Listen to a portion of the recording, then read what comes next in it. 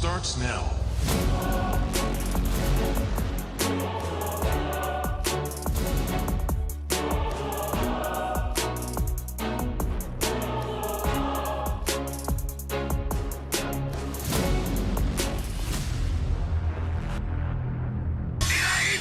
Mobile Legend M6 スイスウォッチ。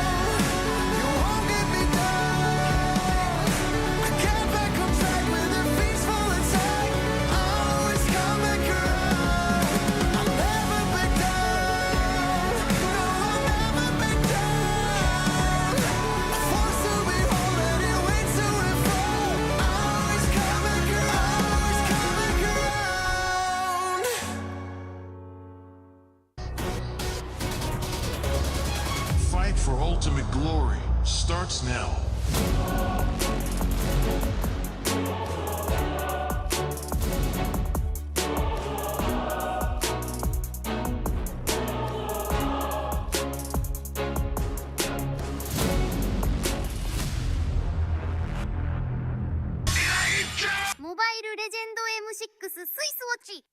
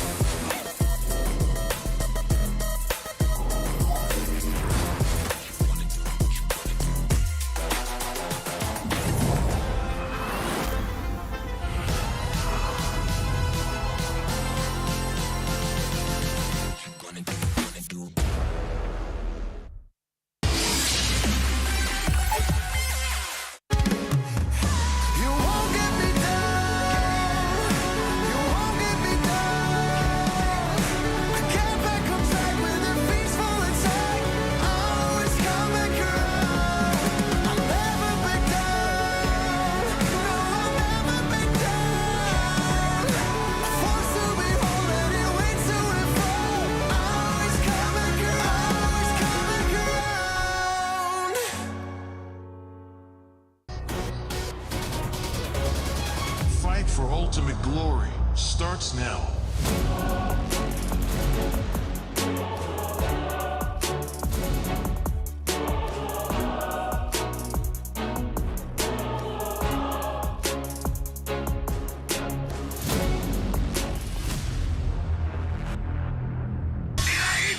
Mobile Legend M6 スイスウォッチ。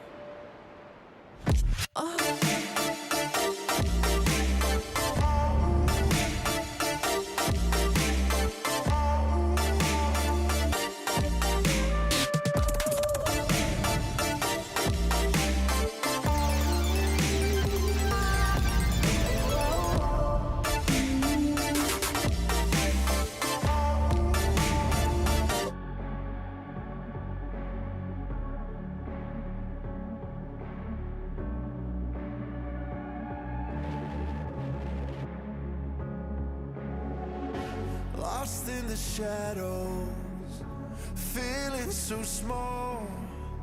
But I've got a fire, won't let myself fall. Every hit taken, every scar earned, lessons in pain from which I've learned. When the world says I'm done, I'm just on in my run. Through the darkest of nights, I will find. You won't get me down.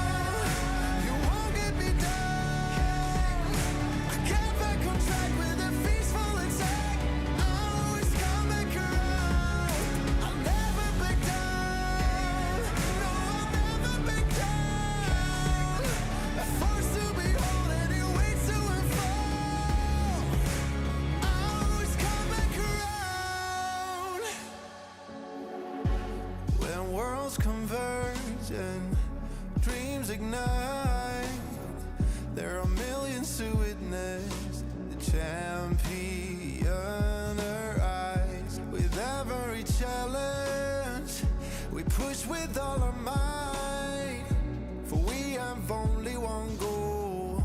The ultimate prize when hope seems so far. I'll reach for the stars in the heart of the storm. I am reborn, I am reborn. You won't get me down, you won't get me down. I get back on track with a peaceful attack. I'll always come back around. I'll never back down, no, I'll never back down. Forced to be whole and it waits to and fall. I'll always come back around. Battle, battle, taking the ride. Make it, break it, hate it, I shine. You won't get me down, no, I'll never back down.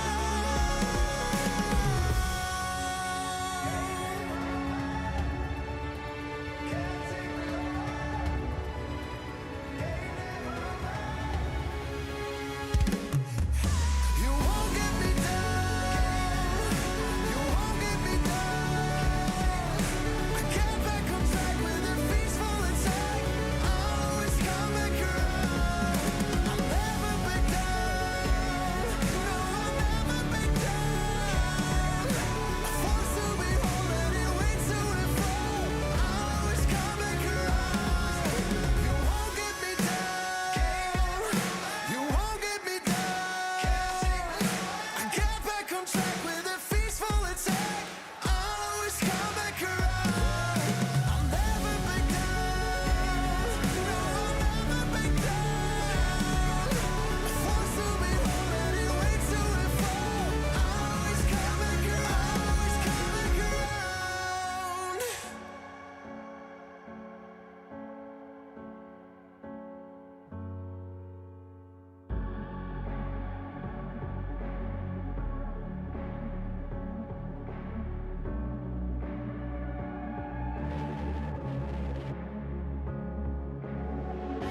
Lost in the shadows, feeling so small. But I've got a fire, won't let myself fall. Every hit taken, every scar earned, lessons in pain from which I've learned. When the world says I'm done, I'm just starting my run. Through the darkest of nights, I will find. You won't get me down, you won't get me down. I get back on track with a peaceful attack. I'll always come back around. I'll never back down, no, I'll never back down. Forced to be whole and it waits to and fall. I'll always come back around. When worlds converge and dreams ignite, there are millions to witness the champion arise. With every challenge, we push with all our might, for we have only one goal. The ultimate prize when hope seems so far. I'll reach for the stars in the heart of the storm. I am reborn, I am reborn. You won't get me down, you won't get me down. I get back on track with a peaceful attack. I'll always come back around. I'll never back down, no, I'll never back down. Forced to be whole and it waits to and fall. I'll always come back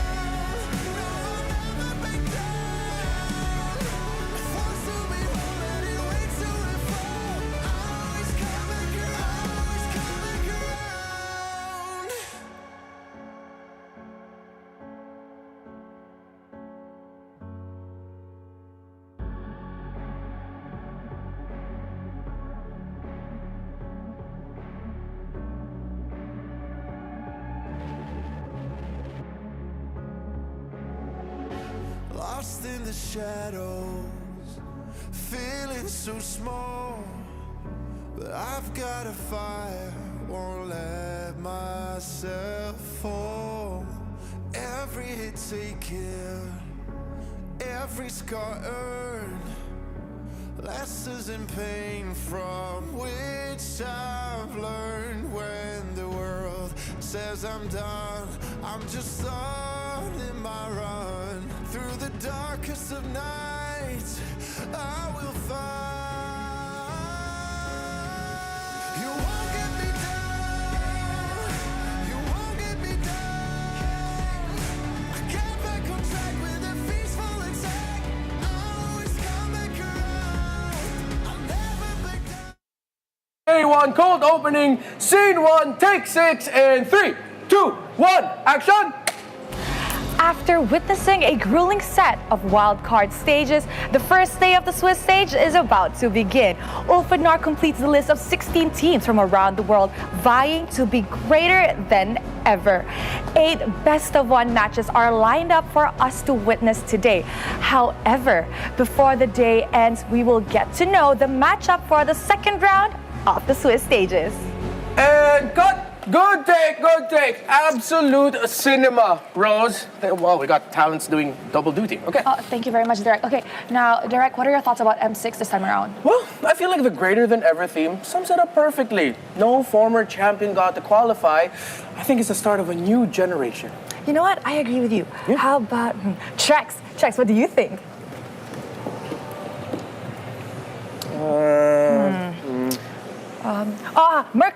Mirko, what do you think, Mirko?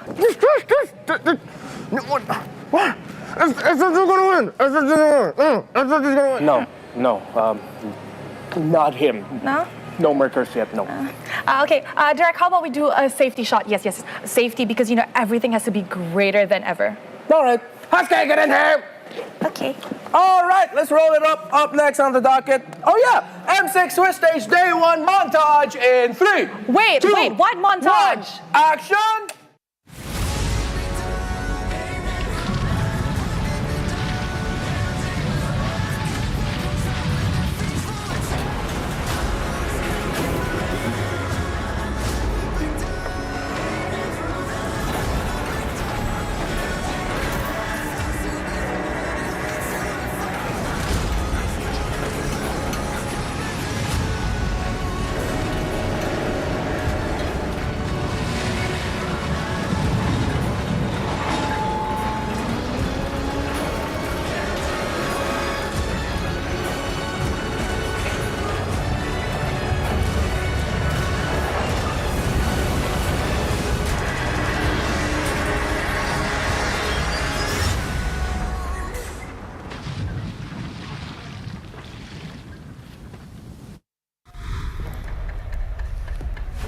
As we strive to be greater than ever, we welcome you back to where it all began for the M Series, beautiful Kuala Lumpur, Malaysia, to make history yet again. As on the road to hailing new MLBB World Champions, we go Swiss for the first time ever. Salamat datang, I'm Renoir Santa Cruz, but you can just call me Renoir, and we are your stellar panel to open up the Swiss stage. I am joined by someone who, after casting for M1, dad left to buy some milk.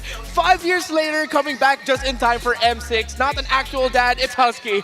Thank you very much. I mean, it's great to be back on the M Series stage once more after, 4 years? I'm telling you, I got some pretty great milk. I'll share it with you guys later. Thank you so much, man, and it's glad to have you back here. Over there at the end is NACT casting GOAT and actual dad Trex, who went on a bit of a crazy adventure to get here to Malaysia. You want to share us what happened to you? I mean, I'm glad. It would take a long time because it took such a long time for me to get here, but we did make it, and it took a long time for these teams to get here as well. And I'm excited to be here on the first day of Swiss. And here we are, finally, for the first time ever, a Swiss stage. The M6 World Championship wouldn't have been possible without our partners and sponsors. So, of course, experience the thrill of gaming in real life. At Qiddiya's Gaming and Esports District, every detail is a celebration of play and entertainment at Qiddiya Gaming. Play and entertainment and lots of drama is what we can expect from the M6 World Championship. Swiss stage, finally, it's been hyped up. We had a whole video hyping up what the Swiss stage means, because in this very first portion, best of ones are the matches we're going to be seeing. 8 of them. You've been in the esports scene for a long time, Husky. Best of one, what does that entail?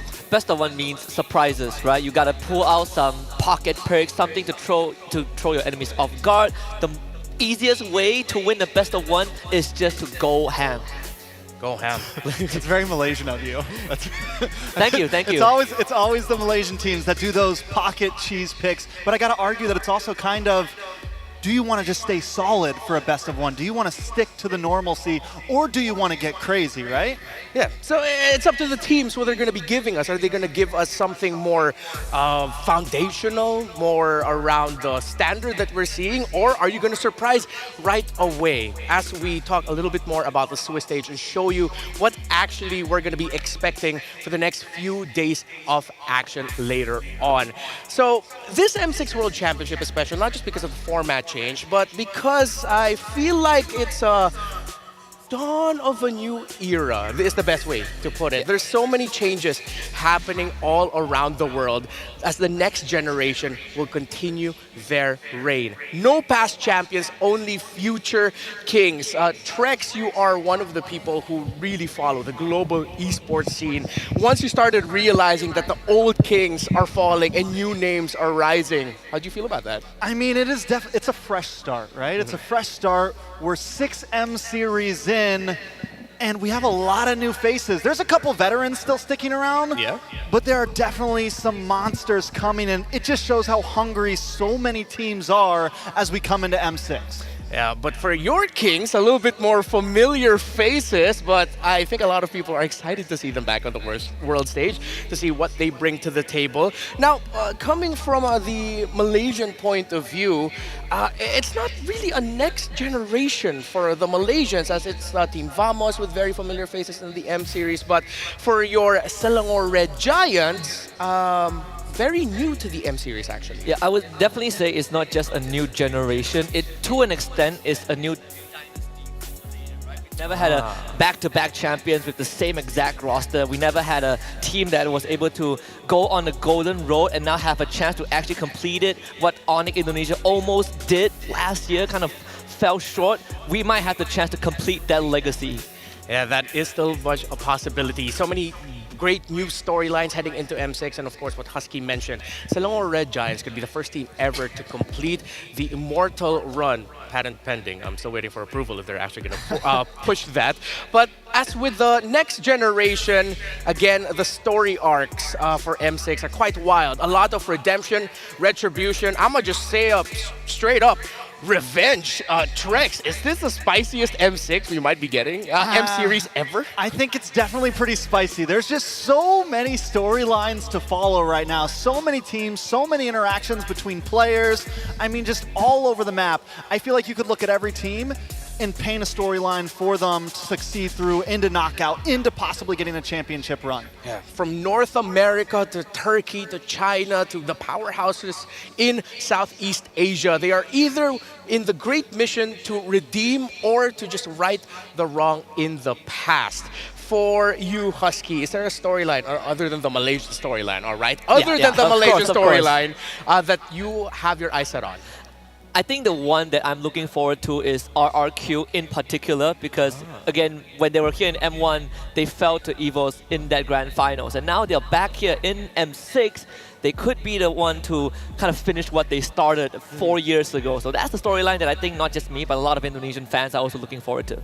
Trex, any other storylines you want to dip your toes in? You know, me not being a Southeast Asia guy, it's definitely Team Spirit, Ulfidnar, BTK for me. These are these are 3 teams that I think a lot of us have our eyes on. Ulfidnar never being able to break a top 8 when they were Fireflux, never being able to break a top 8 when they were Incendio Supremacy, but still making it so close. And then Team Spirit with their insane run last year, and BTK bringing the comeback. So I mean, these are non-C regions that we're hoping maybe we see something great from this year. Yeah, if you are a first-time viewer of MLBB esports, Southeast Asia has dominated for the longest time. But here in M6, we have new regions popping up. Of course, as Trex mentioned, NA, Turkey, EECA, a lot of eyes on them to excel. There's a lot more stories we're going to be sharing with you and learning more about as M6 goes on. There is definitely a lot of star players you have to keep your eyes out on. So make sure you listen in very closely to see all of the links that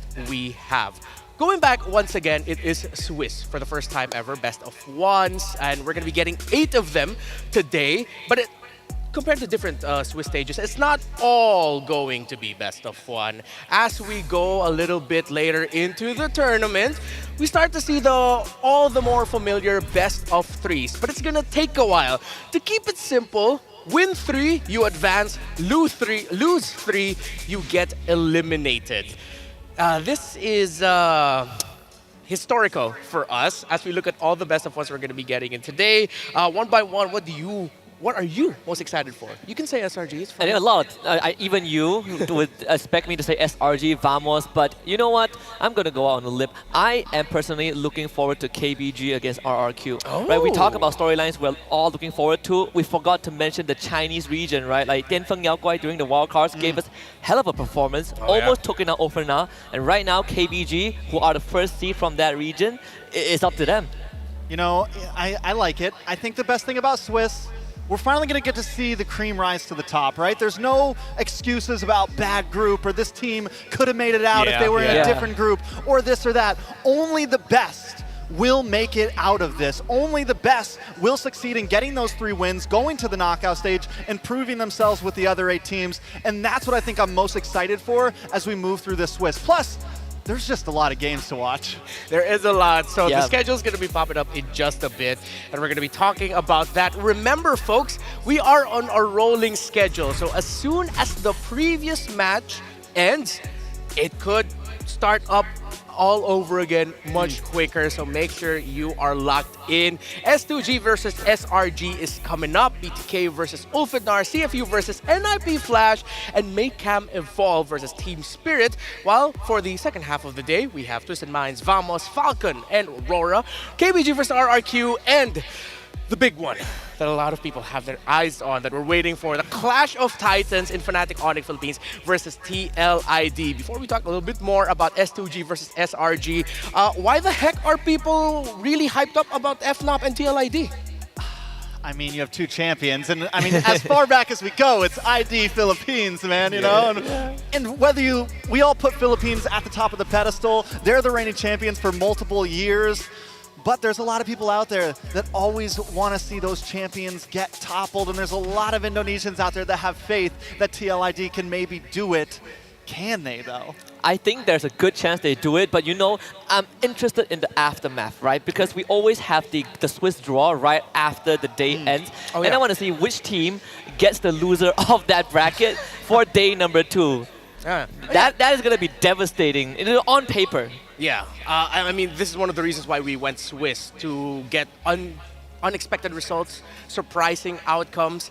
And about the Swiss stage, I believe Coach Ozora Vecchi, the analyst of SRG, mentioned something about this. He says, after winning MSC, the pressure and expectations only grew. MPLMY Season 14 was the first hurdle. We were expected to perform clean sweep and be the grand finalist. The pressure felt really different, but knowing that I'm surrounded by a lot of capable talents, I don't feel alone. It's not just about the Swiss stage, it's actually his feelings heading into M6. Yeah, I think there's even kind of a permutation, right? Like Doctor Strange, 1 in a million chance that SRG wasn't going to make it to M6. A lot of people were looking at Todak. Todak beat SRG in the upper bracket during playoffs. So people were started to cast some doubts onto SRG, but I'm glad that they were able to recover, and I'm glad that they took some losses, because it really lifted the pressure of that perfect run.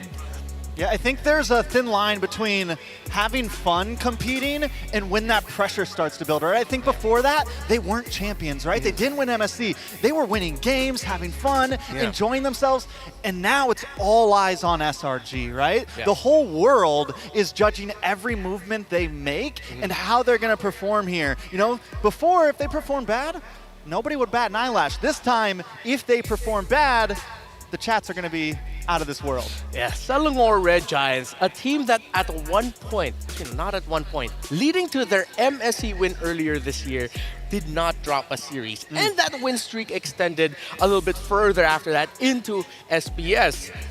More into the continuation of that story later on. As we now into the squad of S2G from Turkey, who have made a new name for themselves as the new Turkish Kings. Anything that you want to share about S2G, folks, that impressed you about the squad? You know, S2G, Turkey coming in the past, it was always Fireflux, right? It was always Ulfidnar. But we do have a little bit of a quote coming from Pio Villain. 1 month before MTC, I joined S2G and was announced during the transfer window as part of the strategy. I brought Filipino and Malaysian gameplay to the team, and I can say that Turkish teams are quick to adapt. In terms of gameplay, they're not far behind Malaysian teams. I'm proud that 2 Turkish teams made it to M6, and that's, I mean, I think my question for S2G is this, is where do they stand right now? Are they really that far ahead of Ulfidnar? They didn't just beat Ulfidnar, they 4-2'd them. It didn't go the distance. Ulfidnar won 2 games and S2G just cleaned things up, which means where do they stand on the pedestal against all of these other teams? Yeah, and I think on top of that, it also comes down, I feel like there's a parallel between the Turkish region and the Chinese region where you have sort of this expectation, right? If your second seeded team is already that good, how much better is the first seeded team? And especially when you have Coach Pao Villain, who has been in multiple regions and now bringing that flavor to the Turkish. Yeah, and in the Filipino perspective, actually, there's a lot of us who hold the Turkish region in high regard, especially Ulfidnar. So any team that gets to beat that, the point that you made, the fact that they 4-2'd then Fireflux, that means something, that it cannot just be that this team got lucky, made it into M6. It's the long-time kings of the Turkish region finally getting felled by familiar faces. 2 members in S2G are actually part of the first Fireflux roster that won MTC Season 1. So there's championship DNA in that too. But based off of what we've seen from S2G leading into this, especially in the Turkey Championship, Husky, you feel like they could scare a lot of Malaysians and SRG today. Could they potentially pull off and open up M6 with a major upset? It's something that I don't hope for to happen, but I would be glad if it does, because I think that would be the best way to kind of set the tone for what Swiss Stage is. And to set the tone, let's welcome in the teams. Of course, we were talking about them, so let's talk about them a little bit more. It's S2G, the new Turkish Kings. All right, so we got Sigibum in the goal lane, Pagu as the roam, Begin in the mid, Kazue as the jungle, and Lunar as the EXP. Now, the players that I really have my eyes on, Sigibum, he's in the gold, but for him to really be able to pop off, we're gonna need to see that mid duo really do their thing, and that's Kazue and Pagu. Now, everyone normally has their eyes on Begin. Everyone normally has their eyes on Sigibum, but I think in this game, we really need Pagu to do his thing, right? We really need Pagu to be able to create those moments that Begin and Sigibum in these team fights can actually capitalize. And because Pagu kind of goes unnoticed sometimes, I need him to shine in these games if they're going to be able to win out in this best of 1. Help out Sigibum go into Sigiboom mode, into that MVP Grand Finals form that he showed in Turkey. And of course, their opponents, I mean, we are in Kuala Lumpur, Malaysia, so make some noise for SRG! Innocent, Yum, Stormy, Sekais, and Cram! Absolutely, you got the half-man, half-beast, Innocent, Season 13 Finals MVP.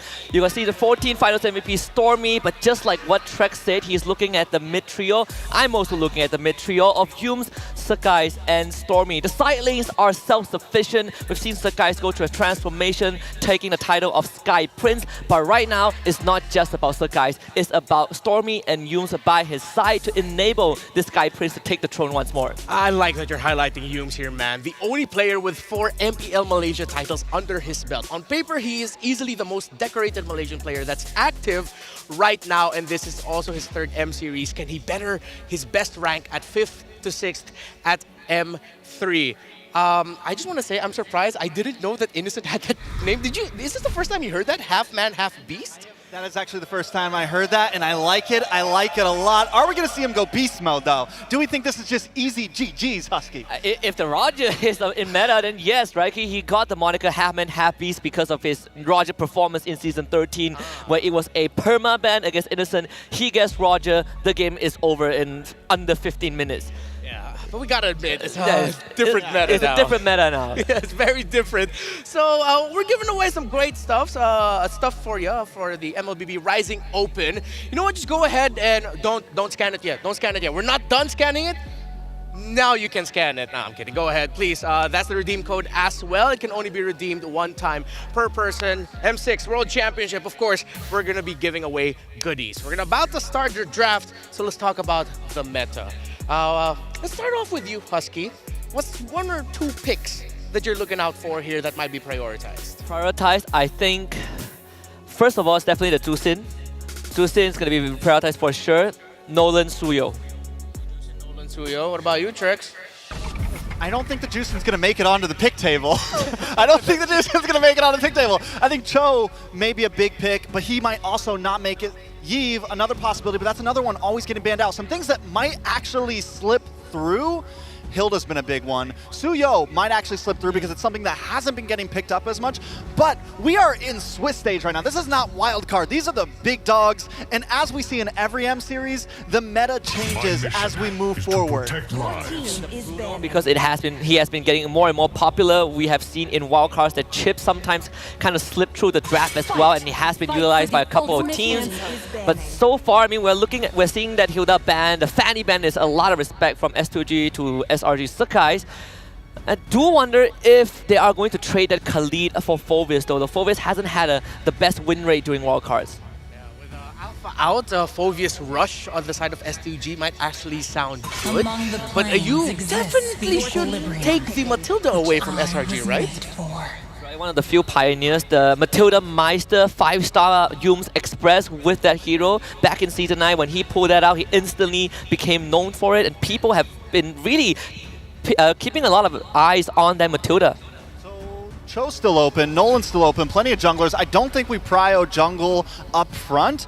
I like the idea of EXP or Roam, Matilda being open, but I feel like S2G maybe, or SRG, want to be a bit more aggressive here. It is a best of one. You want to try to catch them off guard, and that's where I think the Cho could come in clutch. They go for the Suyo though, so they do prio jungle right up front. I feel like that's a rough trade to take against SRG because you're giving away the Cho to Yums. And Suyo has fallen out of the grape, based off of what the grapevine has said, that he's been falling out of priority. But even SRG's going, you know what, we don't need the Cho right away. Let's get a Gatakaja and get Stormy on his signature Valentina. Yeah, signature Valentina. We're going to get a Valentina merch next season as well because he did pick it as his hero to go to. But I do like the Gatotkacha. Very durable against physical damage dealers and at the same time has very reliable crowd control, right? Suyo gets in front of his face, he's going to get crowd control and the follow-up will be there. Okay, so they got to pick up the gold lane here, right? The Bruno's smart, and that forces the side of SRG to possibly pick up a gold lane next as well, or they get banned out, right? You start taking out gold laners in this second phase of bans, but still on the side of S2G, with the Matilda now, with the Suyo, you have speed, you have a movement, you have rotations, you have an aggressive mid game right there, a big power spike around third turtle that can definitely cause some damage. So how does SRG try to counteract that? You know what? Harith is still open. Put it in the hands of Innocent. Get that other gold laner who scales up super freaking fast. Nathan, I believe that's how you call him. We call him Nathan here. Either way, he had that late game insurance. Natan's the right way. Natan's the right way. It's All right. just dumb. It's just the PH casters that say Nathan. So Natan's the right way. He always has Claude as well for Innocent if they really want to play it safe. So they take the Joy. This is, I don't think we've seen Sakai's play Joy ever. Not in recent times, right? Not in recent times, no. Not in the previous season, not during MSC for sure, not during season 13, so it's been a long, long time. So it's something that I don't think we have seen before. Okay, so let's be real. How deep does SRG's gold lane pool go here? Is it even actually worth for S2G to ban, like, maybe the Harith? But what after that? Beatrix, we've seen a little bit of that in the wild card. Could be options. Claude also got the recent buff. We didn't see a lot in wild card, but I still think in the hands of some of the more veteran players, it can definitely show. Phoveus ban on the side of SRG, back over to S2G now. Yeah, good ban there on the Harris, taking it away. So now, little by little, SRG might think about the two marksmen that can handle the map a little bit more, the Moskov and the Claude, considering that, as you mentioned, Trex, it is super aggressive, the lineup of S2G. This is a best of one Swiss stage draft priority. So if SRG decides to go for the more macro slower route, do you think that's going to come back to bite them, Husky? Macro slow, letting the macro route is what SRG is very comfortable with, but I do feel like it's not going to completely come back and bite them in the backside. There are some merits to how SRG can kind of drag the game out, then push them in a comfortable position. I'm more worried about what's going to happen in that goal lane, right? Because SRG with the Phoveus ban and followed by the Vexana, it kind of feels like that this Gatot might go into XP, but because it's a big flex, S2G now have to really decide how do they shut SRG's kind of flex down. The Cho is still open. Cho is still open. I think that's a big pick for SRG. Very possible here. S2G looking for this next ban. And like I said, do we just hammer in? Cho actually could be a really solid ban here. I'm taking it out. Because Beatrix, are you really that worried about? There's the Cho ban. So now first pick for SRG. I think they save gold lane here. They push gold lane into last pick and they go into Roam or EXP lane. A part of me is thinking that maybe SRG might go the other way around, because picking Gatot first phase, you don't actually see the XP matchup yet. As an outsider, yeah, you get time. When I give the word. Oh, but you know what? Nah. Yeah, let's go with what Trex said. You go gold lane into the last, and then you go Khalid now. Well, not a lot can actually Aurora. beat the Khalid. I think we get an Aurora on the side of S2G here. Oh, that would be perfect. I agree. Aurora would help round things out. It's going to be hard, though, to catch some of the fast pacing, to catch a Khalid, to catch the jungler of SRG, but still, it's solid. Yeah, as much as S2G's draft, at least the first 3 picks is about going fast and going into your face. SRG have a good draft to kind of create this vacuum, right? You want to come right in, we can shut you down with a good backline dice, with a very great crowd control. So that's something I think S2G needs to think about as well with this mid pick. Now that Vexana isn't there, I think I agree with Trex. Aurora feels like a solid one. Aurora and anyone who can catch or anyone who can front. A Ruby EXP might not be the best, but I like it. I like it. Oh, we actually called it. I like it. Well, we're on a roll today. Here's the thing with the Ruby, though. We haven't seen it a whole lot in Wildcard, but I think it goes so well against some of the current meta. The Joy, you stop her for just a second. Yeah. The Khalid, you stop it for just a second. These big divey compositions, it can counter the Chow, anything, anything that wants to get in your face. It buys you just that split second of time to counterplay. Yeah, split second crowd control. Yes. The Ruby pick. I have my slight doubts about it because historically in the PH, when you see a Ruby going up against a Valentina is so happy because suddenly you have 3 set of heroes on the side of SRG. That's true. Yeah. I think it has to be a physical damage dealer. Natan doesn't look too good because they already have Joy, right? They need some big physical damage for that lane. And the Granger! First ever Granger pick for Innocent too. I mean, not only the Joy, but the Granger as well. I like it. Big lane bully. Yeah. I like it a lot. It's definitely different. You mentioned cheese picks. You mentioned new picks. Yep. Is this it? Here we go. The very first Swiss stage match. Let's toss it over to the casters. Thank you so much to our amazing panelists. And the much anticipated first round of the Swiss stage is about to commence. To bring you the action, it's me, Brigitte, alongside Mirko. And off the top of your head, how are you feeling? Because we're about to witness all 16 teams play it out as early as day 1. Hey, it's crazy. The Swiss stage, we've been talking about this, we've been hyping it up. And to have a big match like this, to start off the day, to start off Swiss stage, this will set the momentum. It's a best of 1 too. And that's why I feel like we can see the Granger here. We can see a lot of these cheese picks actually pop up. Yep, honestly, this was really on script for SRG at least. We know that S2G, led by Sigiboom, usually really doesn't go that much off meta, and he's sticking with the Bruno. But for Innocent, he's immediately showing us the Granger as early as the first game. So we'll see how this goes for both of these teams. Because if you were to ask me, looking at their draft as early as now, I think SRG were able to plan things out really well. They were able to set up a lot of gap closers in their lineup. And if ever they do be successful enough to overwhelm S2G with all those gap closers, Innocent from afar, he could just do all the free hits and he could just damage the members of S2G from afar. Absolutely, man. So much poke, really, with the Detonata, with the Rhapsody, the new changes here. And as a gold lane, we've actually have had a lot of discussions on the Granger pick itself. You know, does it do better in the jungle? Does it do better in the gold lane? And I think most of us actually agree that it does do better in the gold lane. You get free farm, you get a lot of gold in the start, and it helps with the stacks. But Innocent, he actually goes for Purify. So this is also, I think, something that we can talk about for the Granger. You are pretty elusive with it. You're actually quite slippery with the new Granger. You actually dash quite well. So the Purify is a really good choice for Innocent to just escape from the CC that S2G can provide towards them. Yep, and I'm eager to know and how he decided to go for his emblem builds. We're seeing the Impure Rage as well, and all you know is that if you don't really rely on mana, you get that additional passive returned on your HP instead. So you get to see an additional layer of sustainability perhaps for Innocent by the time he really wants to, or if S2G even attempts to go for him in the early stages of the game. But Selangor Red Giants, it does seem like they're actually preventing this brute force playstyle come out from S2G. We know for a fact that it's one of their specialties. They really want to force things out early on, but it's SRG! Sky's really dashing forward. That's a good Terrify and a talk down onto Begin. Cram walks up with the Terrify as well. Oh, Cram still able to get some damage down, but Begin still escapes with the Flicker. Great setup though for SRG. Stormy dives in the mid lane, gets the first blood under the tier 1, and that should be turtle number 1 for free. Seriously, he didn't let him go. They needed to get that pick off. So S2G, right now, they're absolutely unable to contest for this turtle. And we're expecting that this is more of a rotation we're seeing from their side. It's an XP lane, which is more active in the early stages. But Hagu, he keeps to be the next target. And Stormy, though, he gets traded as well. That's an I'm offended over to Yums too. I don't know about that trade now. Cram's gonna be walking forward. Kazoo dashes forward, gets the kill in. Cram going with the Blaze round, gets frozen up, and gets CC down. SRG overextending after the turtle fight. And I think that's one thing you really need to consider if you are SRG, because early on, I wouldn't doubt that they were already taking hold of the lead. They couldn't even, or S2G couldn't even pay much attention to Innocent or the other lanes. Cram, he could just freely rotate out of the XP lane and actively participate in the first few skirmishes we've seen.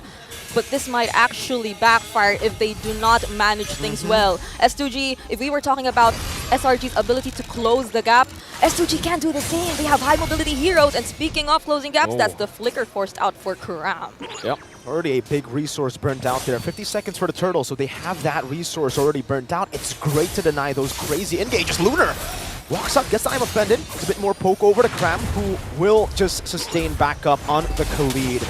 Here though for S2G, it really seems like early on, maybe they didn't have those ultimates to fight with, but turtle number 2 onwards, they should have these big ults that you were talking about. Yep. Frigid Glacier for Begin. There's also a risk that Stormy takes it though. He's in the bush, gets the I'm offended over to Lunar. Now also Raging Sandstorm, great flicker for Lunar. Skies walks in, and Frigid Glacier will be able to stun him up. Skies brought back into the turret, poke down as well by Begin. And both teams will decide to disengage. 18 seconds for the turtle to spawn in the game. There's a team fight that happened once again right before this turtle that we were talking about. And S2G Esports, it seemed like they really were able to adjust on the fly. They're taking things a little bit more slow because they know that either way, the most important aspects of their lineup, it's not really being noticed here by SRG as of now. Really, Sigiboom, he's just able to take his farm, and it might be this time that we see him also take part in the action. Good retreat from Kazoo, good disengage from S2G. They know that SRG have a lot of CC, so they just go for the objective and bounce. Yep. Right now though, this might be the point where S2G gradually focus on the things they want to build up on, which is really Sigiboom, because at this point, if they really want to be more active in terms of the team fights and they really want to be more confident, then it might just be time that they really need to include their damage dealers. Because even though SRG, they've been really aggressive in the first few portions of the game, we saw how S2G is able to deny them of that. They're able to interrupt these aggressive plays coming in from Selangor Giants whenever Lunar is part, whenever Begin uses a beautiful timing of the Frigid Glacier. So they really just need to complement it with enough damage, and they get higher chances of turning things around. There's just so much stakes here, you know, at play in the Land of Dawn currently. SRG playing in their hometown, trying to complete that golden road for S2G, trying to prove the world wrong that they them winning MTC was a fluke. Yep. I think a lot of people still have that in their minds, you know, thinking that Ulfednar is the better team from Turkey. So far, they're going toe-to-toe against probably one of the world's best here, and it's all with, like you said, Siggy Boom, getting the boom in him. Once he gets those item power spikes, it's going to be massive. This Bruno, there's a reason it was so heavily prioed in the in the wildcard, Yes. and all the way, I would say, even in ranked games, right? Yep. So easy to execute, and you can see the SUG at this point, they're really just stopping SRG's way to try to take turrets and snowball. I agree, because this is the usual kind of Bruno gameplay you really witness, right? But wait, before that, speaking of the Bruno, Siggy Boom. Yep, this is all good for Siggy Boom. He wants to go for those fights there. Has the Haas Claws, I believe. That's why he's able to sustain back up. And Turtle is going to be spawning up top. SRG tried to get Prio in the bottom lane, and now they're rotating. Yep, but Pagu, you know, this roamer for S2G, the moment he came in, he really brought a lot of changes to S2G in the way they play their games, in the way they really adjust and explore some new strategies. We know them to only stick for the 4 Protect 1 strategy before, but now we're seeing how they can really just adjust on the fly, but begin! Passive already. Procced in, Begin will be able to flicker out, but again, big resource spent already. Cram will have the flicker too. That's an auto from Innocent, just trying to read out some of the positions from S2G. Cram heals back up. Now Lunar, though, he goes in once more! Right, I'm offended, and that's Raging Sandstorm that catches Begin in the back. Will be caught. Popped in Frigid Glacier earlier. Lunar's still there, and it's going to be free hitting for Siggy Boom into there. Kazoo with the dive. Sky's taken down, and it's still catting away as Kazoo goes in. Yom's isolated from the rest of the team, and Kazoo will double kill his way into a Turtle Prio. Stormy with a Terrify onto the midst of it all. Going for the guiding whip, but gets boomed down by Mr. Siggy Boom. And Pagu, Innocent will be forced back on this Granger, and it's a win for S2G. You would think that would have already worked for the Selangor Red Giants, but S2G, Lunar decided to pick a fight at the exact same time. They also had the resources, they had proper counter engage. Yums was also there, he was able to zone out enough members here from S2G Esports, but they seemed like they were just prepared to take on the fight that sustained. You can actually feel it from S2G, and it's not just that, it seems like they're able to capitalize a lot more on their innate mobility. It's so crazy. We were talking about the range for Innocent too, but what he makes up for in range, I think he lacks damage. Innocent hasn't really been able to put on the damage onto S2G. Maybe this Granger pick was just not that good against healing. I feel like the Mathilda has really been able to help them out in these sticky situations, and we do have a pause, and we get to dissect the game even more. So let's talk about what's been happening here. I think for SRG, they really need to look for a snowball early. They had to. Unfortunately, they didn't get it, and their mid-game power spike, it's kind of already fallen off. Like, this mid-game is getting controlled by S2G. I think there was a clear attempt to do this, to do just that. We felt that there was a slight overextension towards that early game when we saw them really force the fights even when they already got the pick-off against the mid laner, and then before transitioning to the turtle. So it was somewhat of a very expensive mistake that happened, I feel, for SRG. It's really, they need to show a little bit more discipline this time around. I think a lot of teams have to be a lot more mindful of that, since, again, we're only seeing a best of ones happen all throughout the day. And they decided to go for this lineup, which is really, on paper, you see it, you expect it to be more aggressive. You expect them to hit their power spikes early on. This is a Joy that we're talking about. Husky mentioned it's one of the few times we're seeing Sekai's on the Joy, so you would probably expect somewhat of a unique approach from him, but then S2G seems like they're able to read through these plans from S2G or from SRG all along. I agree with you completely. You know, it just feels like S2G have the read on SRG. They have the read on the aggression of SRG too. And maybe this is because, you know, they're scrim partners with Ulfednar. I don't know, but Ulfednar has had many encounters with SRG. MSC, they were knocked out by SRG. ISF, they were knocked out by Malaysia. So it almost seems like, you know, that could be something that they have told S2G, and right now they're capitalizing on all the aggressive movements. Well, maybe not the first one. Stormy got that first blood. Cheeky little Stormy play, as usual, as we expect from Stormy. But after that, the circling Eagle forward, the Raging Sandstorms very aggressively onto Siggy Boom even. I think the targeting has been kind of off too for SRG, you know? Usually we see them very, very clean. I mean, for their engages and their discipline, this is still MSC SRG, I feel. You know, when it comes down to it, they're not a full discipline team. They are a team that is willing to take risks, but their targeting and team fighting is always just crisp clean. I agree. And I don't know if it's because of the pressure of playing in front of the home crowd, or what, but the targeting hasn't been that clean. Yep, we are seeing more of a one-track mind from S2G, I feel, in terms of like the targeting, who they want to prioritize first, heading into the team fights, or even just reacting to the team fights being set up here by SRG. But when for SRG, although maybe it's now that we could probably think about, is this much range still benefiting them? Because it seems like their team fights are slowly becoming all over the map. Like they have access to a lot of areas in the map. They can like jump in from afar, use the Avatar of the Guardian, or perhaps even just use the Death Sonata from afar and even scout the enemies. But then could we see a more coordinated approach from SRG later on, knowing that they're already this behind in terms of like reaching their power spikes? And again, we've also mentioned, this isn't the typical Bruno early playstyle that you would really expect for the most part. Whenever we see the Bruno, you would expect the brute force playstyle come into play. Like they're just really going to force and focus on a particular lane, taking out the energy shields, taking out the turrets, and then eventually transitioning from there. But now they're taking it really slow. They're just so patient. And it doesn't change the fact that Bruno is still a late game hero anyway. So by the time they just consistently be able to do these punishes, they can eventually get the upper hand if SRG doesn't do something. That's why it's a fun topic to talk about here. You know, the Bruno being a mid to late game pick. Early game, you're also kind of a bully, right? That's what makes him such a prio pick right now. But when we're talking about gold lane and late game, Ranger's technically late game too now, right? I mean, he stacks up, he gets way more ways to poke with Rhapsody and the Death Sonata as he stacks up later on, but it does seem like we're just going to get back into the game again. S2G are in the lead. SRG, do they have the late game power to actually play through these team fights? Yep, they have a lot of AoE, if it's just that. But then you really have to see some extra work come in here from Sekais as well as Innocent.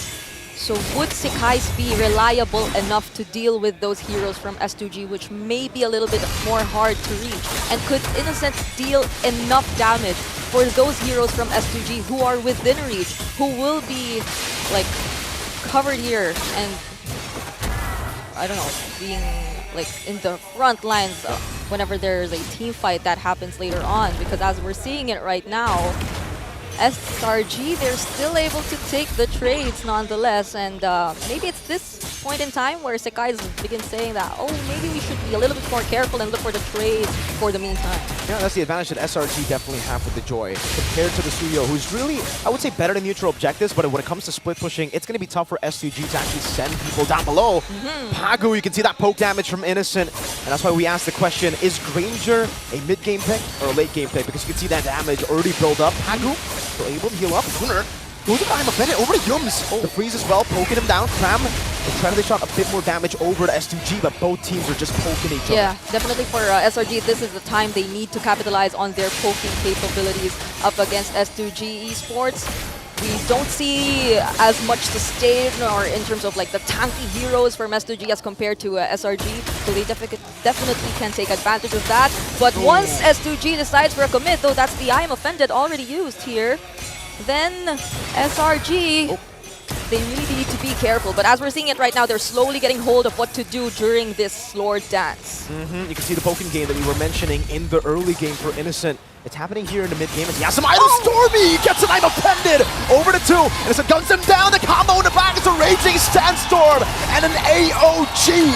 That's a double! And Selangor Red Giants, they are finally online in the 10th minute of the game. They have enough ways to scout for the members of S2G, and it seems like the plan is to take them by surprise. What a play from Stormy there, catching 2 members, 2 crucial members. And once you take out all of the frontliners, then that's easier access for Sekais and for the rest of the members to just take out the remaining members of S2G. Let's check out that instant replay right there. Look at Stormy. Ooh. Look at Stormy. And even when there was a beautiful usage of the Frigid Glacier, it was a bit too late. They had no other resources to prevent the aggression from the other members of SRG. There you go. That's SRG. Or was that the first few minutes? Man, SRG, we were talking about it, the targeting was not it, and then they just had to adapt in on the go, right? They just had to, I would say, yeah, adapt and get used to the pressure they are feeling here in as the hosts. And They're here with it. It's a Lord in the mid lane charging down as a holy defense. Already procced in. SRG utilizing Innocent's range. Wow. Poke them down. Lunar's half HP. The defense is still good. They are able to get rid of it. No Innocent though is cutting them down. He has a Datsunada. One more shot. Lunar low. The photo saves Pagu and Lunar. And they're forced back in their own base. That was so aggressive from Innocent. I mean, they had an idea. There's still no flicker for Lunar, so there won't be any surprise setups just yet. But there's a circling eagle. So Pagu, he's trying to run away. The Datsunada hits, but he still is able to escape with the guiding win. And S2G defend. No base turrets taken down. All right, so S2G, they're still able to defend this in some ways. But SRG, it seems like this was the moment they've been waiting for. Now that S2G might just be gradually trapped in a certain area in the map, SRG, they can play around things a lot more. They have, again, I kept mentioning the Avatar of the Guardians, but they also had the Raging Sandstorm. And as long as they are able to prevent Lunar from doing his job of being the first one to take SRG by surprise, or even preventing and interrupting these attempts from SRG, then there seems to be no problem anymore. They just need to force out the necessary skills that S2G keep on capitalizing for the counter engages, and then there's nothing stopping them from being too aggressive against S2G. And at this point, I think for S2G, the game plan is we're just going to try to out-sustain you in the fights or get a massive combo. But SRG are never, or should never actually commit to a full fight unless Innocent gets some trades, right? Shoots them from afar, gets them really low, or there's a neutral objective to fight for, then they would go in. But here, they're just going to utilize that range that we were talking about, and man, Innocent, Pagu, now he's feeling it. Now he's feeling that damage. Yep, I'm pretty sure SRG, they're just trying to be disciplined at this point, but at the same time, still putting themselves out there, trying to make their dominance felt here against S2G. And even in terms of gold, the gold laners, you can already see just how ahead Innocent is. He's already fulfilled on this Ranger, which explains the damage that Pagu himself cannot even sustain. Now, it gets really concerning for S2G because they do not have catch that can actually go for Innocent. And if you do dive in, you're going to be caught by all the sustain. Lunar's low again. Every single time you walk out of base, that's a circling eagle. This very aggressive Pagu. He goes away, Cram Raging Sandstorm, and the flicker to read him out. Pagu in the skies, doesn't even matter. He was able to set up for an anticipated guiding wind dash towards that area.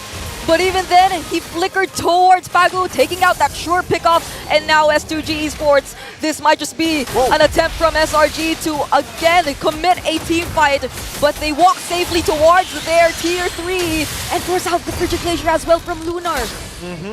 It's a bait, or a trade rather, Innocent with the flicker, or sorry, Purify, baited out by the Frigid Glacier there. Still think for SRG though, they're just going to take it slow, right? There's no reason for them to actually push in, and even though Innocent uses Purify, it's a safety net that you lose out, but when it comes to the siege, you're never really going to be in a position where you should be caught, right? You have so much range, and they're just going to use this with Innocent on it. Let's see how they manipulate these waves. Is it going to be a 3-wave push, or are they going to take it slow? It seems like it will just be a 3-wave push. They're looking for possibly the end. Yep, and this mid lane turret won't last for long. S2G Esports, they might have a difficulty trying to defend this. I don't know if they want to look for a play still, given this much of a gold lead in the hands of SRG. But they're only able to take out one inhibitor turret so far, and there are other waves coming in, but they will have time to defend these incoming waves from SRG. So it seems like even for SRG, they're not trying to force things just yet. They're actually quite scattered around the map, and they're probably waiting for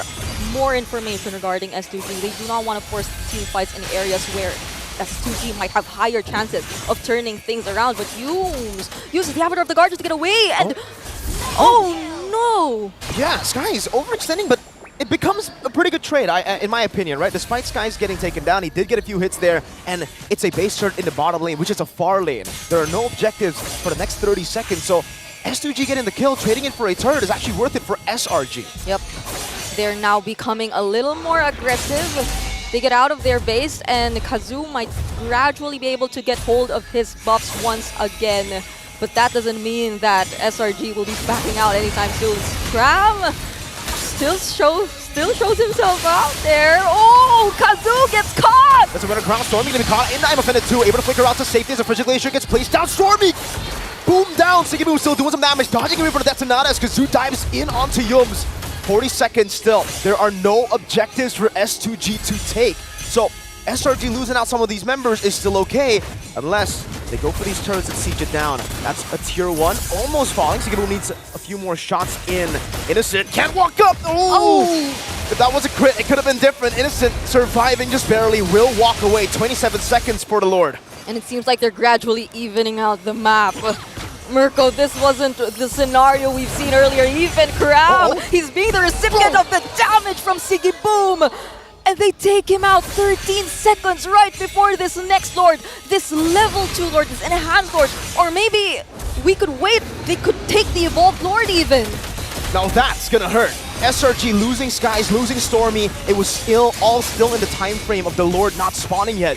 But losing Cram, that's your main initiator. Sky's gonna be stunned up now as Pagu walks up. Skies, no more dashes. Once you get cancelled, it's gonna be tough. It's Skies dying. Pagu gets the final hit as he fade away, takes the kill. And Kazoo dealt with the Lord. Now he's occupying this bush. SRG, good read with Innocent popping into that Sonata. But now it's an enhanced Lord for S2G. Why did it feel like, even though SRG had the range, they really found it difficult to commit the team fights when S2G were being extra careful under their base. And now that they're outside, they're being more aggressive than ever. One another! I'm offended! And a Frigid Glacier too. Good disengage from Yomes. Innocent still in the midst of it all. Popping a Death Sonata. Trying to poke them away, but up top, how low is it? That's a base turret. Taken down. STG still have the Lord, by the way. That siege was only just the minions. They are slowly pushing the wave in the bottom lane, and the reason they can actually slowly build this way. Oh, Lunar goes in for the big play. Doesn't connect. Raging Sandstorm! A flank. Lunar caught in the midst of it all. Kazoo zoning the back line away as Pagu was able to get the circle. Ego to actually peel for Siggyboom, who's so free hitting. Kazoo gets the unstoppable. The Frigid Glacier comes in. Siggyboom going for the crits. Innocent still using that range, dashing away from the arrow. S2G wants to continue the siege. That was a beautiful attempt from Crown, but S2G, they were prepared. Kazoo blocking the other members of SRG from joining the team fight, and now they're still together with their Lord. They will be able to take out all the remaining inhibitor turrets, and could this be it for SRG? No, the snipe down from Kazoo! Innocent forced back into the base! A massive...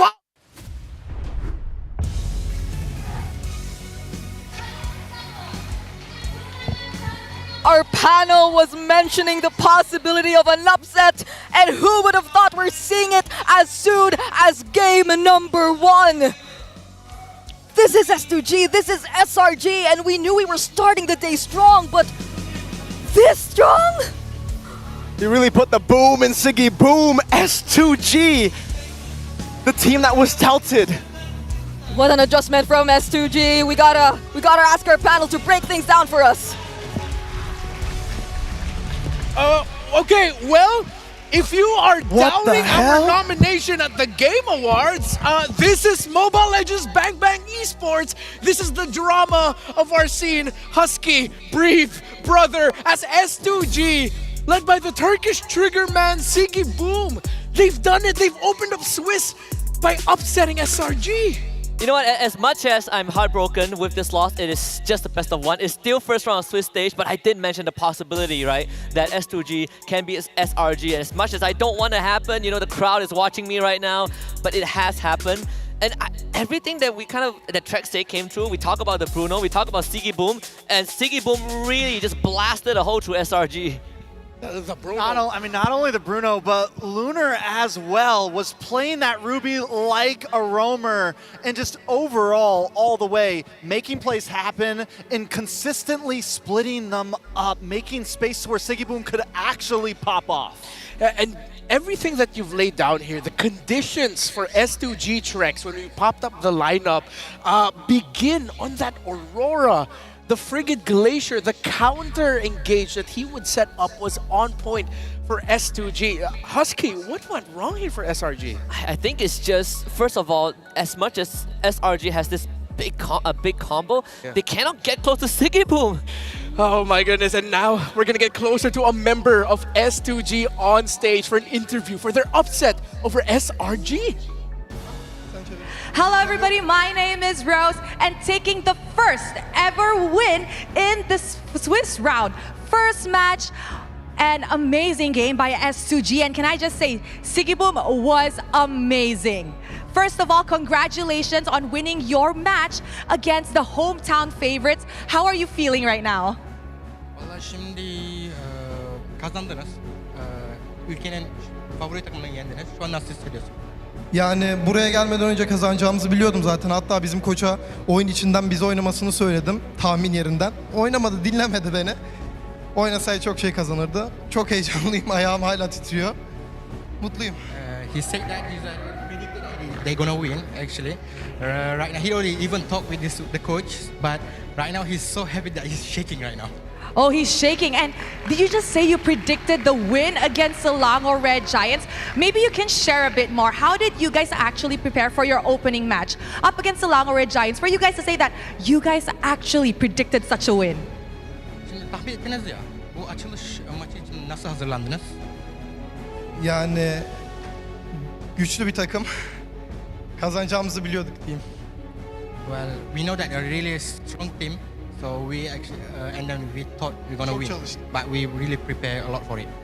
Okay, now I think we could see the fruit of the labor of their preparation for this best of one. Now, I have a question, Siggy Boom. We all know that Selangor Red Giants is actually not only a local fan favorite, but also internationally. A lot of people are putting their bets on Selangor Red Giants. Now that you guys have defeated Selangor Red Giants in the first round of the Swiss stage, which team do you think is going to be your next, like, a rival or someone that's actually very difficult to go up against?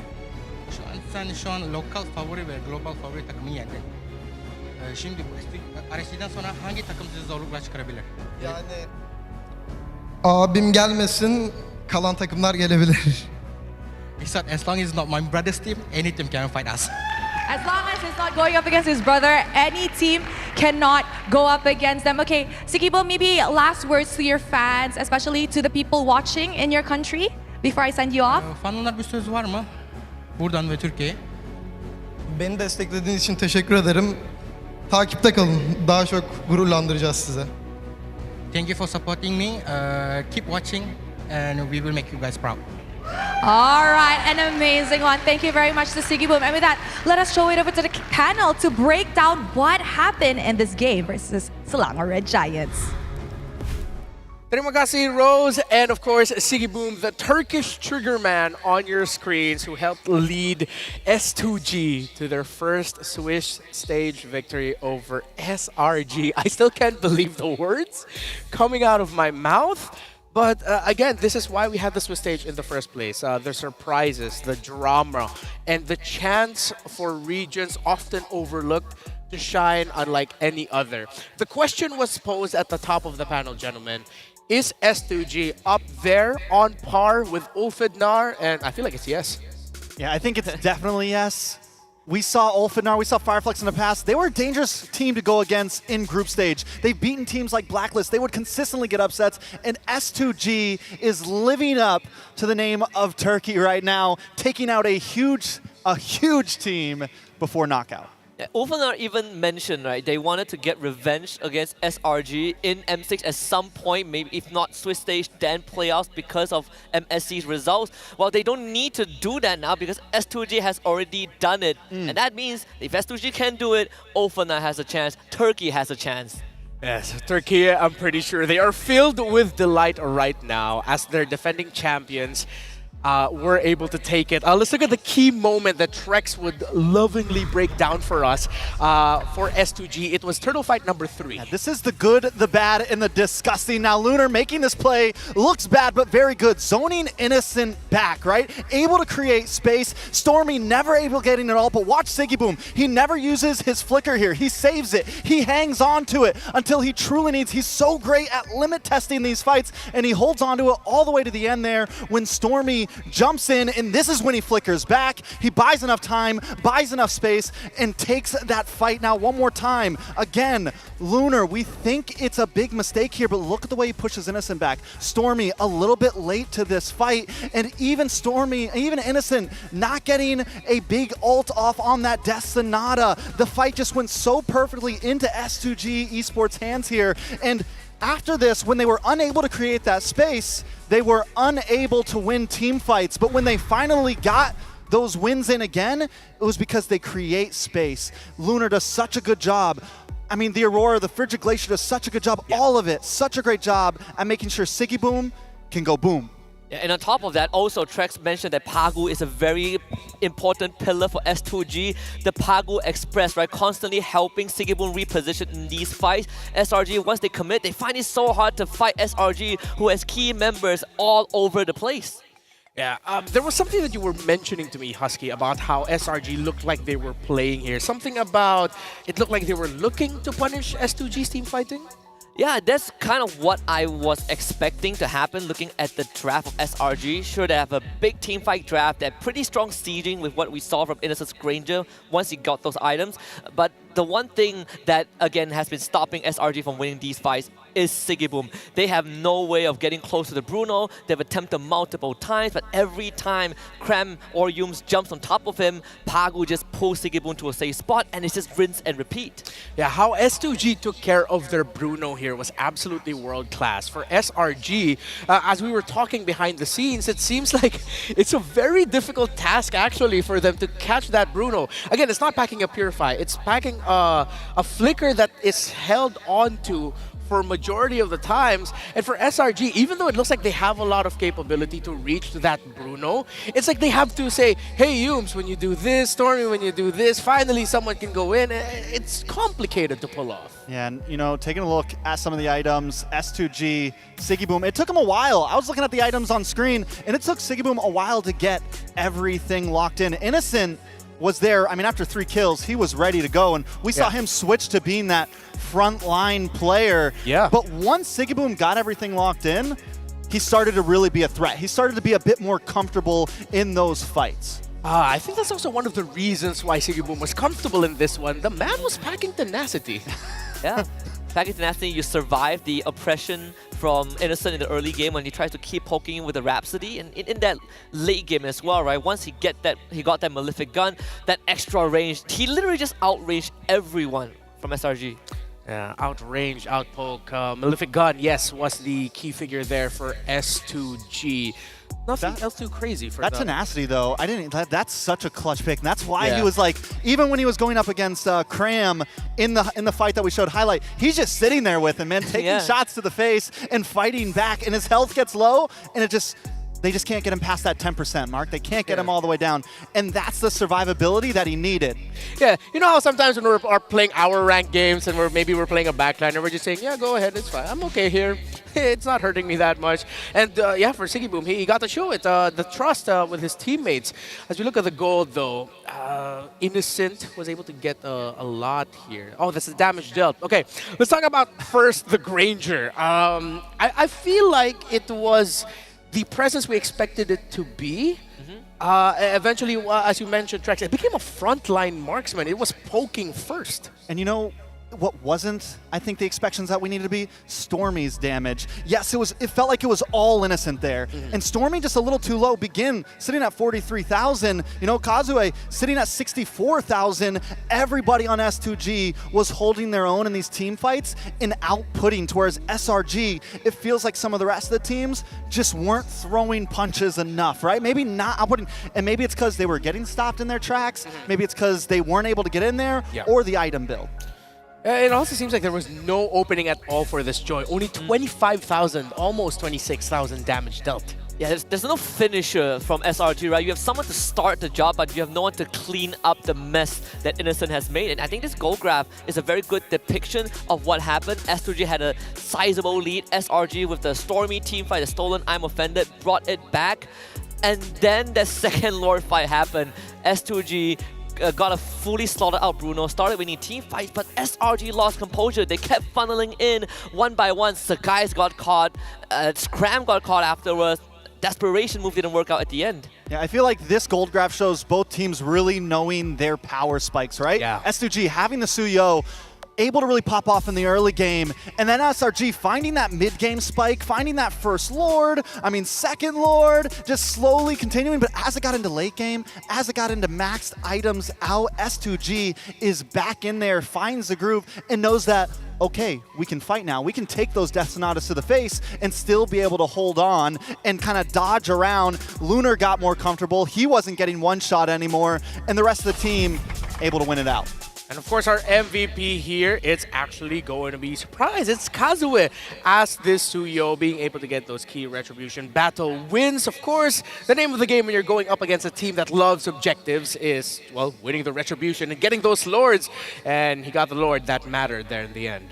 Yeah. Only the last Lord matters, right? Only the last Lord matters. The last Lord matters. Lord 1, Lord 2, forget about it. Whatever Lord you get to help you win, that's the most important. And his team made it a no contest, right? They took out Sakai's Lunar, able to find where Sakai's is and kind of finish the job. And even after that, S2G set up such a good slow push, right? This slow burn from that bottom lane where the Lord was, and when it finally crashed, SRG just couldn't defend. Yeah, and to add to that, I remember there was a moment we were scratching our heads as to like, how did Sakai's get caught up in the top when they were all pushed forward? And I think it was because Kazue was actually able to get a hold 1 stun onto him right under the turret, which meant Sakai's got a few hits, and then I think there was another member of S2G there who was close enough to help finish off Sakai's. That led to eventually S2G getting more space. But other than that, I feel like Kazue going 6-0-5 here just goes to show that, yeah, he well-deserved of the MVP. One of the jobs of the junglers is the simplest job, but hardest to execute. Just don't die. Yeah, and I think, he almost goes as the unsung hero. I'm glad he gets MVP because really without that early game pressure that he supplied, S2G would have never got to the late game, right? Without him kind of controlling, with giving them that small gold lead, giving them enough presence, and being a decent frontliner as well as a damage dealer is huge. The amount of backline dive he brings to the table, right? Yeah. He doesn't necessarily one-shot the backline, but again, just like Lunar, he creates that vacuum in between the damage dealers of SRG and S2G. Yeah, and in that cram gank, that last big team fight, it was actually him diving to the back onto Stormy and Innocent. Yeah. Which is why they were able to eventually set it up for Sigiboom to finish everything up. And crazy way to start off a Swiss stage of the M6 World Championship, gentlemen. Yeah, pure insanity. We wanted some excitement. Literally right before we got on this desk, everyone was wondering, is there going to be any crazy matches? Are these all going to be one-sided? I feel like a lot of people said they were going to be one-sided. Well, we're already starting things off rickety here. We're already getting crazy in the Swiss stage. Remember, in this portion of the Swiss stage is still best of ones. Once it gets to the portion where teams are either 2-0 or 0-2, that's when we'll start seeing the best of threes. Potentially up next for SRG, the defending champions of Malaysia, and of course, the MSE champions, the team, one of the favorite teams to win it all here in M6. They still have a chance to go into the 1-1 bracket, 1 win, 1 loss, but still will be fighting best of ones once they get there.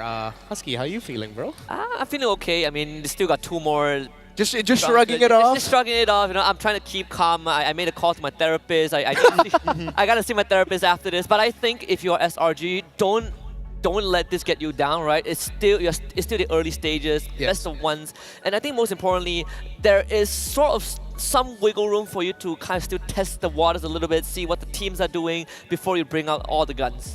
Coming up next, we're gonna bring out the big guns. One of them in our major matchups for today, it's Ulfednar of Turkey versus BTK. Trex, you nervous? Oh, what's happening, man? Listen, it's been a rough year for NA, man. We had a really good year, and then we had a really bad year. Ulfednar, on the other hand, Turkey's just been consistent. They've been probably the most consistent non-SEA region out there over the past 2 or 3 years? Yeah. Since M4, like I said, they've never broken top 8. They always get 8.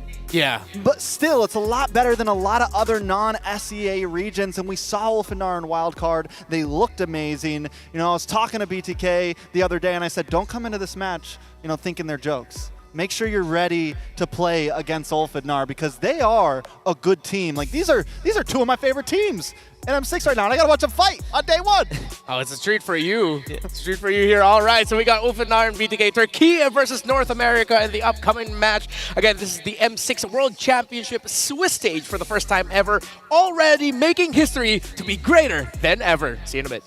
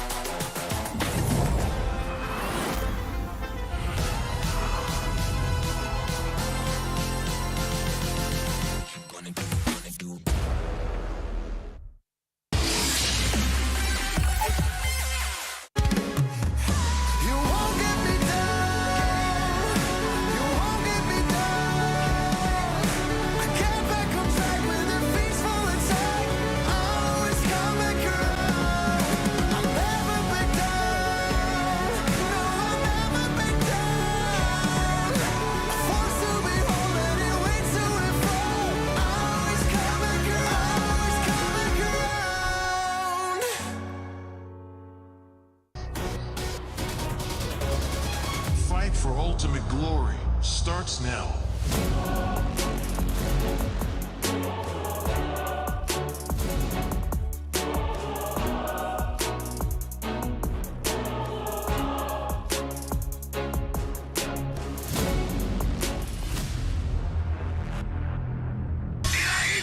Mobile Legend M6 スイスウォッチ。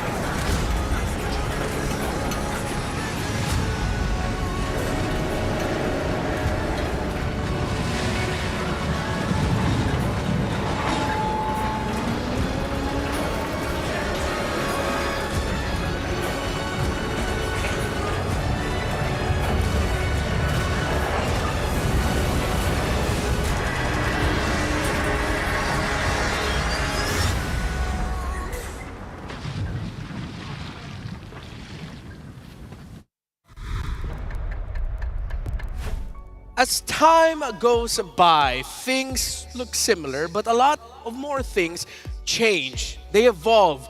Ulfidnar, formerly known as Fireflux Esports, the old kings of Turkey, now will face off against the bloodthirsty kings of NACT.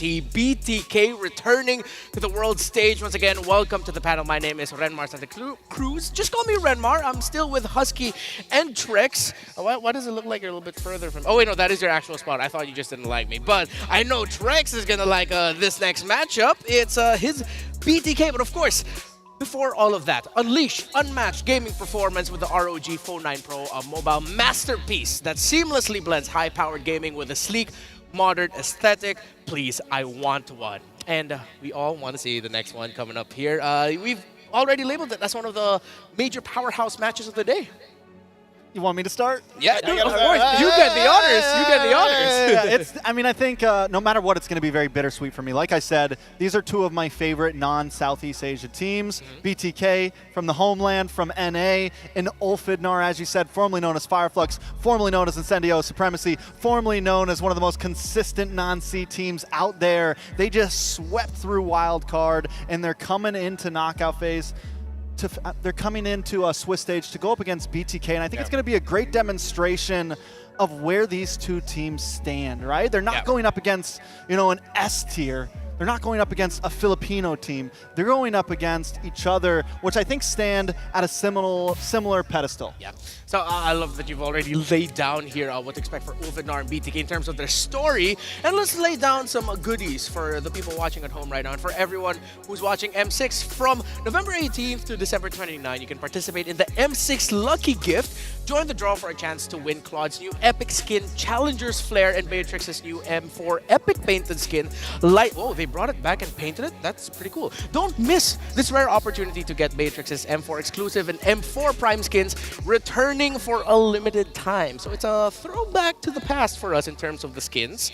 But for Ulfidnar and BTK, I don't know why. There's something about this match that I feel like we might see the return of some old favorite, playstyles. Heroes, something that maybe asks for duelists in the EXP lane when all EXP laners just essentially became roamers. What do you feel, Husky? I'm feeling the BTK. Well, I want to see the BTK flare, right? I watched the NACT finals. It's probably one of the craziest reverse sweep I've ever witnessed. That was kind of a journey in of its own, but also you get to see the individual flavor from the side of NA, right? Again, Mobile Zane has been a big kind of name in that jungle role for NACT. You look at the picks that he brings, you look at the flavors that he demonstrates in the jungle, the aggressiveness. Now I want to see him go up against Ulfidnar. Yeah, I think it's there could be some flair. I have a feeling BTK is going to come into this very solid. Not any big cheese picks. I know everyone's expecting like the Granger jungle or the YSS jungle. Paquito. But I think we are past that. And it is a best of one.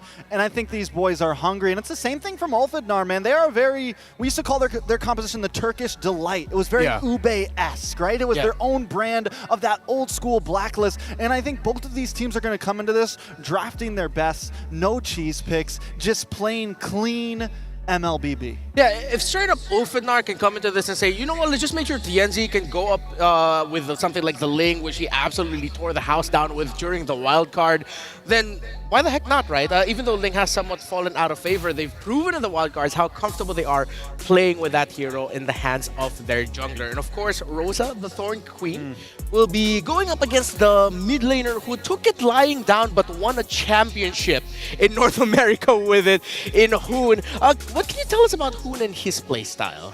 Hoon it feels so back and forth. You go back to M4, he was very aggressive on the Valentina. There's still this play going on in my head, the Grok wild charge to get the knockup. He is an aggressive guy, but then we go into, M5 times, MSC times, and sometimes he gets a little stuck in the mid lane. So he's going up against Rosa here, a very aggressive mid laner. He's got to be able to keep up. So for Mobile Zane, he says it feels great to be under the BTK name again, but our success depends on how well we capitalize on mistakes. This meta is all about team fights. The team that moves as 5, the cleanest, you mentioned clean MLBB here, Trex, with the fewest mistakes will win. There is a quote about with what Hoon said about, of course, a dramatic reverse sweep in NACT as well. I'll give you all the time to read that, but as you casted the wild cards, Husky, How clean is Ulfidnar in your eyes in terms of their gameplay? I think overall, aside from one underwhelming game against the FYG in their decider match for Group A, every single game we've seen from Ulf has been as clean as it can get, right? Again, Tianzi has been a big part of that, Rosa as well, the Thorn Queen. Arguably, if you look at the game that Ulfidnar kind of dropped, Sunshine was sort of like the weakest link, but only for that one game. Everything else looks just squeaky clean. So as Ulfidnar, I've seen the beats of the community about how they speak about this team, how good they are, how much they've been praised. They are not invincible. They're not immortal. There have been some lapses here in terms of their gameplay, even though it's rare. So for a team like BTK, are they known in NACT for punishing mistakes and exposing them right away? I mean, they won 4 games in a row after losing 3. I think that is punishing a lot of mistakes, right? And that comes from draft into game. Somewhere I think they thrive, at least in NACT, is that laning phase, right? They want to put pressure, try to build up an advantage, and just keep it on you. So Ulfidnar, on the other hand, likes to rubber band. They're willing to kind of take things slow sometimes and then punch back in the mid. So I think it's a really interesting matchup we have here and how both teams are going to work through this. This is Coach Osprey, who, by the way, he colored his hair because he said if they make it past wildcards, he'll color his hair into the colors of Ulfidnar. The Swiss stage can be quite dependent on luck. If you're unlucky in the first round, you could meet either Liquid ID or Fnatic Onyx PH, lose another round, and could easily be see you next time. I think the Swiss stage would be more exciting if there were more teams, so that teams are randomized closer to their capabilities. You know what I get from that quote? That's a coach who's going into this with the mindset of every game is probably World Championship match point already. Yeah, you gotta play every game as if it's your last, right? Whether it's Swiss round, whether it's playoffs, and considering the journey that they had to get to this point, a topple by S2G in their own region, having sort of branded kind of a fallen empire, having to go to wild cards, and being the second Turkish team to be in on the M6 main stage in the first time in history. Yeah. There's pressure for sure, but I also understand the sentiment of playing every single game like it's your last. So, one of the main roles in this current metagame right now are the EXP laners. I want to talk to Trex about Fried Chicken and what he's been for BTK in NACT. Is he more of that old school duelist, I win lane, we win game? Or is he, I am the secondary roamer alongside Shark? I think he can play both sides of the coin. He's been around for a very long time. He's been doing this. The hero pool goes deep for sure. I don't think he's going to try to exactly win lane in the sense of like getting kills, but I do want to see him on a more aggressive EXP lane, someone that can make sets. We saw it in NACT Grand Finals.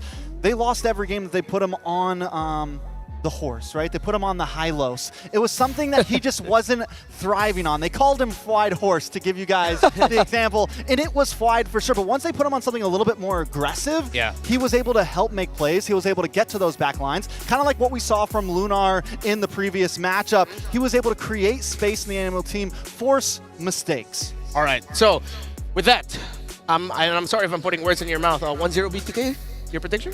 Hold on, let me show you something serious. For the BTK fans, we're taking our glasses off just like Zane does, and we're getting serious. Okay. 1-0 BTK. Let's do what about you, Husky?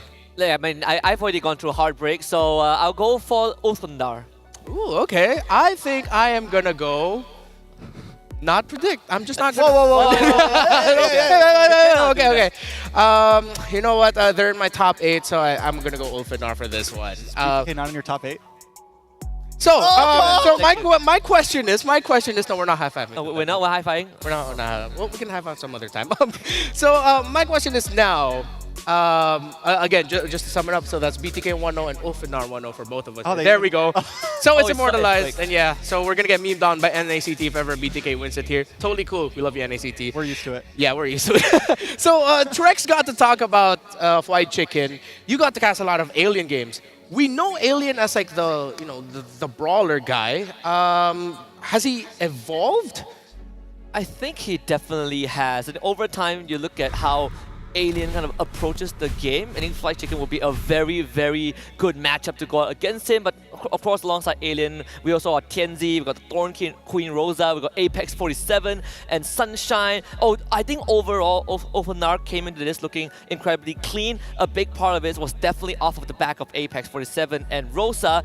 But if we want to talk about Alien into Fried Chicken, I'm looking at Alien to try and put on pressure in the early game, match the tempo of BTK, and try and smash it as hard as he could. Yeah, Alien versus Fried Chicken here is definitely the key matchup. But for Ulfnar with the Thorn Queen in the center, who has proven that he can go one-on-one against a Fanny in the tightest area of a jungle and win, Ulfnar definitely will give BTK a run for their money in terms of trying to catch the Thorn Queen. But of course, their opponents from North America, it's BTK back on the world stage with the old name that put them on the global map. Other than Fried Chicken and Captain America himself, who are you looking at here for BTK? Yeah, these are names and faces. Some of you have grown to love, some of you have grown to hate. We have Zia in the gold lane, Shark as the roam, Hoon in the mid, Mobazane in the jungle, and Fried Chicken in the EXP. Now, I know you guys were talking about EXP, but for me, it is all Shark and Hoon up against Sawo and Apex 47. Apex 47. Sorry. Apex 47. My bad. Up against Apex 47 and Rosa. I mean, Shark, fourth time consecutive in the M stage, but these two need to be fast moving. They need to be aggressive. They have to put the pressure onto Rosa and keep Rosa on Rosa's side of the river. If they lose that control, they can lose control of the game. Control about the center of the map, that is the key gameplay. Apex 47, the roamer, has shown to be the Apex Predator. So here's a little bit of a chat. Hey, I finally get to do one of these. You guys do this a lot in Malaysia. Okay, so I'll do the top, then you do the yellow side. So I'll go, wow, coach, you dyed your hair. Yes, it's Ulfnar's color. You can think. I promised the team that I would dye my hair. If we get into the Swiss stage, smiley emoji. I won't be surprised. We'll work on that. We'll work on Please that. allow us to do those chats again, because I love that we get to see that in Malaysia, and hopefully we have that at the global stage too. So we touched on Shark and Apex 47 in their matchup. Apex 47, is he more of the initiating type or more of the protect my backline type?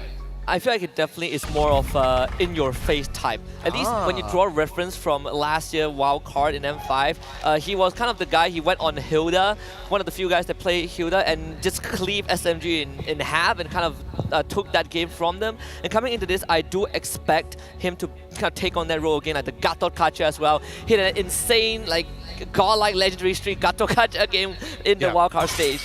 So we mentioned there earlier, there's the Hilda that you brought up, that these two teams would love to control the river. So the bans right now are some of the best picks in terms of controlling the center of the map and the jungle. Yeah, but if Osprey, I mean, if Ulfnar does not pan out this Cho, could be a definite first pick for the side of BTK here. Suyo also open. It's been something that Mobazane has been definitely liking.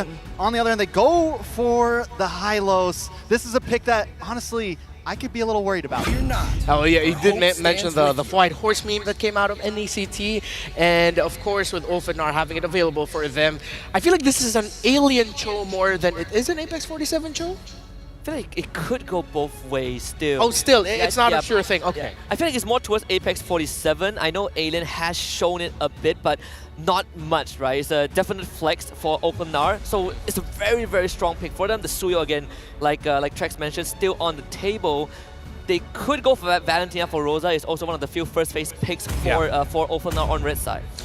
Don't forget though that Ulfnar has shown that they are comfortable with playing with a Pharsa in this current metagame that is filled with assassins. The Bruno is the rush for Ulfnar. He has risen to be the most dependable marksman, it seems, in this current metagame. So two very dependable picks on the side of Ulfnar already, but Hoon's gonna take the Luyi, make sure that Rosa doesn't get it, but not only that, do you see what we're looking at right here? Redmond is back, BTK is back. How do we feel about it? I've been hearing rumors, I've been hearing possibilities, but I don't know. I don't really know I don't really know as well. Like looking at this Joy pick, we've seen how you can deal with Joy, right? She's not invincible in the ultimate. You can't be immune to crowd control anymore. Plenty of ways for BTK to kind of stop Tianzi in his tracks. You got the knockout from Fredrin. You got the Law and Order from the High Laws. You got this Yin Yang reaction. You got a dash right through. It is a bit of a different twist from Openar.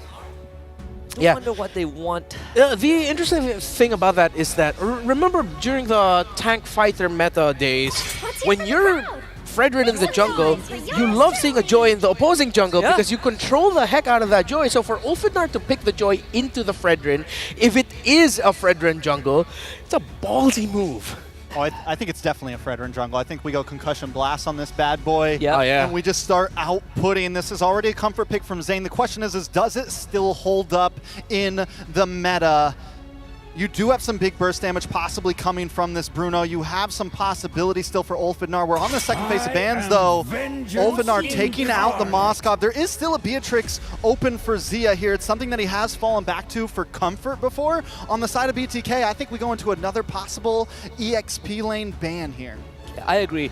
I think the choices for marksman, at least for the side of Ulfidnar, there is still the Natan that Sunshine has shown, and it has been one of the hot commodities during the wildcard stage when you want to go that late game. But again, well, I forgot that Bruno is there, so Natan is out of the question. So there's still Rosa's pick, right? The Vantia doesn't look that good anymore. Lilia. Back to the Lilia? We could go back down that route, right? Jungle, it used to work, and it's a favorite pick for Rosa. I know it's not meta right now, but it might help again because if BTK decides to go into. Definitely Harith is still an option for them. And if there's a Lilia on the other side, the Lilia will give the High Loss, the Fredrin, and the Harith a lot of difficulty. And then that'll force BTK to switch into a different magic damage jungler. The lineup of BTK to me screams like they definitely need magic damage in the jungle. So instead of going for the Lilia, they still go for the control and the still relatively good amount of burst in the Aurora. And that is still good for slow front-to-back style of lineups. And I mean, the Aurora overall, I think, is one of the top tiers right now outside of the Eve and the Jushin. And what it supplies against some of the other fighter junglers, it will still supply against the Fredrin. It will still a supply against enemies that just want to walk up to you, right? So a decent answer. Here comes the Granger. All right, so do we actually think the swap could come? I do not. I think it's going to be Zia Granger, but I know the fans are hoping maybe for something different. Yeah. No, Zia Granger, for sure. There's no way that there's anyone else. There's no other gold laner. Yeah, up against the Bruno. So okay, so we are going to be saying the return of Fredrin in the jungle. 100% on Arlott EXP. Yes. Is it Rome Hylos? I do prefer the Rome Hylos to a certain degree. For sure, you can match the Cho. Well, you can't really match the Cho in terms of mobility, but you definitely have this guaranteed control that stops the Cho from moving, stops the Joy in place. Yeah, look at that. Glue is the last pick. Up against a slow trotting lineup. That's actually great. Can't hear what we think, but Mirko, bring it up. What do you guys think about the draft? Thank you so much to our panelists. And again, we're heading into the second series of the day between the Turkish All-Star and the returning BTK. What do we think about the draft? I mean, we're seeing the Joy for the second time, but we're seeing the Fredrin as well for today. That's a bit surprising for me, if you would ask. I agree, man. Yeah. I mean, to be fair, is it really surprising? If you know MOBA Zane, the biggest criticism from everybody, a lot of his haters, they say he can't play Assassins. And yeah, that might be true. That's why he's called MOBA Fred. So we'll see how good MOBA Fred is here on the Fredrin in the Land of Dawn for a best of one. Yep, definitely they had to force out a response here from Ulfidnar. We're seeing the glue being picked up even as a way to respond to all this. And yeah, it's MOBA Fred coming back here, and he's facing off against Tianzi, both junglers who I think we really need to watch out for because they're very keen on getting that jungle control and advantage in terms of the farming. But how efficient will our XP laners be in the early game, in the early skirmishes? Because if you were to look at the glue up against an Arlo, what are your thoughts about this matchup? I mean, the glue against the Arlet is a matchup where, I think for the Arlet, mainly, you don't really want to go for any trades here. All you want to do is farm up, wait for level 4, and then participate in the fights. Yep. I think most of the fights we're going to see in the mid lane, this is a very aggressive Lo Yi Hylos against a very aggressive Cho and Aurora too. So it's all about the mid lane here, and you can already see that Lethal Ignition and Bargain Hunter. Man, Hoon is going for that snowball for sure. He's doubling down on the early game power of the Lo Yi. Yeah, and how will Hoon create all this space, especially with the Lu Yi, one of the best mages who you could rely on in terms of doing that. So they can really take Ulfenar by surprise every now and then whenever they want to. But then another thing I think we have to really watch out for is Zia once again showing us another Granger Gold.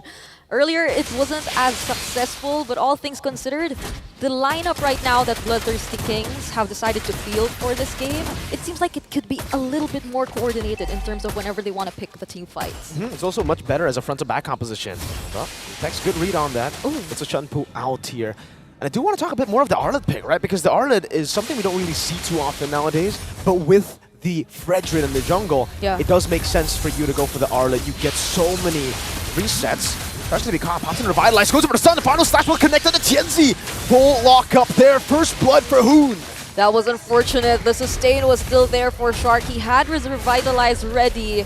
And now Ulfenar, they lost one member just right before this turtle. But it seems like they're still staying aggressive as ever, trying to disrupt Moazine from getting his purple buff, but still he'll be able to get it either way. So we may potentially see that once Tianzi gets hold of his purple buff, will they try to still attempt for this turtle contest?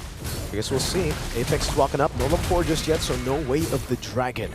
Goes in for a bit of damage. Diversion into the back right now, full flank with the glorious pathway down. Who's going to be able to put up some damage as Alien goes in for Split Split. Zayn still looking for the Red Tree. Tianzi walking up as well. It's a 50-50. Jikundo over Red Tree. Mobazain wins it up. The split onto him, now mounting Mobazain. Shark in the midst of it all, still caught there. Just get away the dragon to bring him back, and that's going to be Tianzi picking up the kill now as Hoon goes in for the Yin reaction. But Apex 47 dives in, and Chicken will be able to flicker out for now. Alien gets the immobilized, forcing Chicken to go for the vengeance, and Apex takes him down. Bloodthirsty Kings, they get hold of the turtle, but I believe Ulfenar, they're really happy with the trades that they got. Bloodthirsty Kings, they were able to create that proper zoning. They were able to look for the members. They were able to zone out Rosa, but they gave Ulfenar enough time to actually regroup and for Tianzi to even catch up to that team fight. He didn't go straight to the turtle right after securing his purple buff. He was also trying to get his orange buff, but even then he left it. He said, all right, I'm just gonna join, and that rewarded Ulfenar a lot. Definitely did. They just played it super slow. They wanted to get the mount before going in. That's the thing, right? When you're up against a Spreadgen on the Joy, you want to come in as the assassin. You need to come in last. If you come in early in the fight, there's so much CC from BTK, and you can already see it over to Apex. Tianzi walking up now over to Hoon. That's a Frigid Glacier to set up for the electrifying beats. Onto Zia now. Apex getting a good kick over, but the Purify gets him out. Zia still kiting away. Apex very low. Shark unable to go and march in forward. Zayn will be able to get some damage down onto Alien, but that's about it.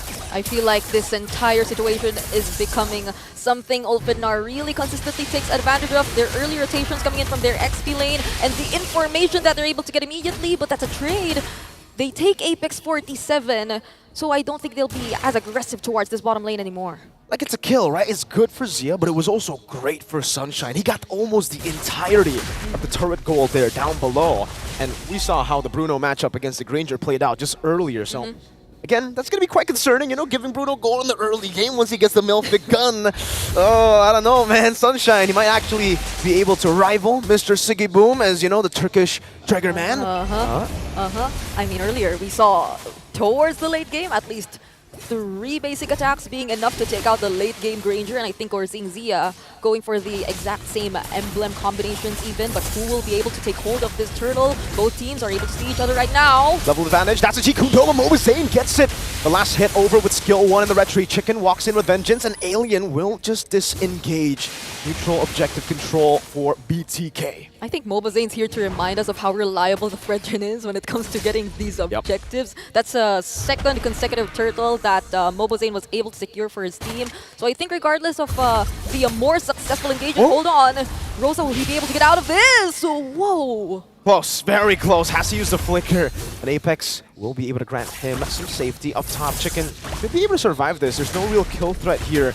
Bottom lane, that's a diversion. Sunshine going to be caught. Hoon missing out the Indian reaction, but Zia gets the last hit. Apex with the way to drag, but Revitalize gets popped in by Shark, and now Apex is forced back. They have essentially already shut down Sunshine. Now they're going to get a shove down, and what are they going to look to group? That was a really quick response from BTK though. Like the moment they knew there were two members trying to actually get some of White Chicken's attention, an immediate diversion towards the bottom lane, and a very great or a rewarding kill that they could secure up against the Sunshine, who earlier we mentioned, he's just getting all the farm. He's going unnoticed, but now Bloodthirsty Kings, they're paying attention as well. So they want to shut down these winning conditions for Ulfidnar. And we also haven't paid much attention to how Bloodthirsty Kings, they're actually showing some slightly better control in terms of taking the conversions and objectives of the turrets. I think they're doing a much better job so far here. Only the turret gold really going to Ulfednar, right? But in the mid game, late game, getting these turrets, that's what's important here. Not just that turret gold. And Zia is already being swapped up top. Let's see how they get this. Zia is getting 3 hits down. Doesn't look like Ulfednar want to walk. And Moba Zane doing a good job on this Fred. That's Moba Fred for you. I can imagine how hyped up those former Fredrin users are right now, or do we really call them former? Because either way, I think we're gradually seeing a increase the number of Fredrin appearances. Who knows? This might not be the first or the last time we'll see the Fredrin here in M6, and this is the third and last turtle that, compared to the first two, Ulfidnar won't be contesting anymore. Perfect turtle for the Bloodthirsty Kings.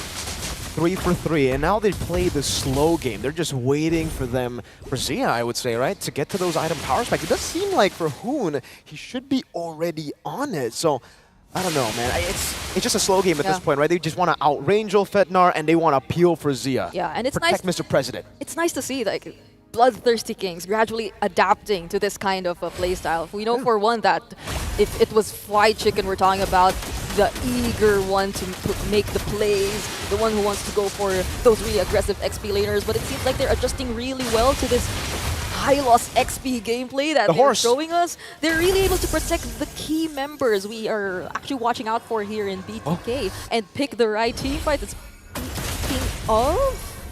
Alright, that's another diversion play they do up top. So right now, the problem for Ulfidnar definitely is how could they expect all these team fights that will come from BTK? And now that they're struggling to get the pickoffs, they're struggling to get the way of the dragon towards towards Zia. But speaking of, that's at the tip though. Great final slash to Flaker. Now Rose is going to be caught. Fried Chicken just staying on him. The way to Dragon appeal, but now the vengeance and the last shot. Rosa is down. Sunshine gets a trade in the bottom lane. That's a tier 1, but still, Bloodthirsty Kings definitely leading here. And I don't know, Brigitte, but BTK, this team finally coming back on stage. The color scheme, the stage. It really, I don't know, this tournament feels a whole lot like M3, man. You can see Chicken walk up again, get in the final slash, baiting out the Purify as well. Hoon can be targeted down by TNZ, but he's still able to get the yin-yang reaction and get some shielding, and he will be able to escape for a bit. Hoon did the shielding again. Oh, the stun coming in. TNZ outplayed by Hoon and Shark with the Revitalize, and now it's a full dive. Appraiser's Rat from Moba Zane. Chicken going for the kill, and that's a stab from Moba Zane. He will be taken down. Chicken gets out though, and it becomes a great trade for BTK. That's a 2 for 1, and they only lose their tank jungler. And they immediately convert and take out some of the remaining resources from Ulfidnar as well. BTK, they're that much ahead that Hoon has the liberty to just throw out all those combos to get those shields and sustain these attempts from TNZ. It's not something you would typically see for a Joy who's able to isolate his key targets. But just with Shark beside Hoon, he was able to sustain everything. And this might be a very difficult situation for Ulfidnar if they do want to go after this Lord. TNZ though, he's 1 level, oh no. He is 1 level ahead of Moba Zane. You still have the clear speed, right? Way better clear speed compared to Fredrin. The only reason Zane is able to actually be just 1 level down is because he got 3 turtles. If we didn't get the 3 turtles, maybe we would see like a 3-level dip for TNZ here. But hey, now he's equal actually to TNZ. He will be on the Lord. They're actually playing with the Moba Zane walking up. Gonna go for a bit of a trade here. The Lord has been taken very low. A quarter of its HP. Zia still holding on to it. The Lord Dance is a bit tricky nowadays. The diversion into the top. Alien's gonna be caught. A full dive into TNZ. Has the damage. Electrifying beast. Zia. That's a bad spot to be in. Zia assassinated. Now Shark mounted on as well. Moba Zane, unfortunately, unable to survive. Sunshine go for the free hits now as he is free hitting the entire fight. Shark will fall as well. Sunshine with a double.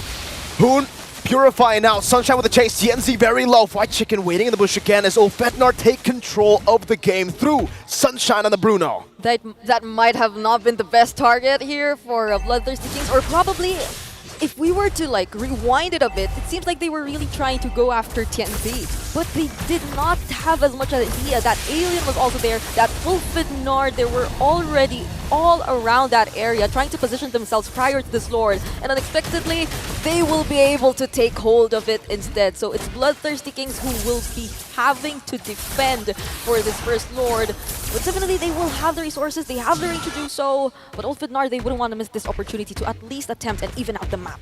Definitely, Ulfednar, you know, the way that they have been able to utilize the Bruno in the wild card. We've seen how brutal Sunshine can be on this Bruno, and so far he's been farming, waiting for that item power spike. I wonder if he has the Melphic gun already. I'm gonna have to check real quick, and he does so. Melphic gun power spike online now for Ulfednar. It's a battle of the front to back, honestly, at this point, right? TNZ will have more ways to actually try to assassinate some of the members from BTK. But Ulfednar's front to back, it's kind of a different version. BTK plays a front to back with a lot of frontliners. Ulfednar played a front to back with a lot of assassin backline threats. Yep. So TNZ essentially becomes kind of a distraction. Yeah. So that Sunshine can free hit like we saw earlier. Yeah, and for Apex 47 to actually find the right targets this time around, I mean, they can be slightly more aggressive compared to earlier, but they decide to go for the diversion towards the purple buff. Rosa gets caught, Apex gets away with the Dragon now, and Sunshine is completely zoned away. Apex with a flicker out, Alien split to escape, and it will just be a 1-for-0. The Lord advantage from Ulfednar, they were able to get some turrets, but BTK fend off the tier 2 in the mid lane. Honestly, those those very decisive diversion plays can either go like really good or really bad for BTK, and that was an example of a really good diversion play. And as much as they probably had an idea that majority of the members of Ulfednar were there, it's also probably Ulfednar not expecting that they'd actually teleport there and pick a fight. It's a tough plan to go for. Like Bloodthirsty, we saw the gold lead immediately just disappear with one wrong diversion. But one good diversion can turn the entire game around. For BTK though, they don't actually need to rely on the diversion that much. They can actually just play the normal front to backs as long as they keep Zia intact and as long as they actually save some of their CC abilities for TNZ. This Joy is going to have a tough time diving into BTK. Yep, and honestly, that's the play that has continuously punished these attempts from Ulfednar. The proper timings of the final slash, but they find Alien! Alien just got disintegrated. Sunshine sniped down. That's another. Oh! Almost threading the needle. Apex 47 able to body block.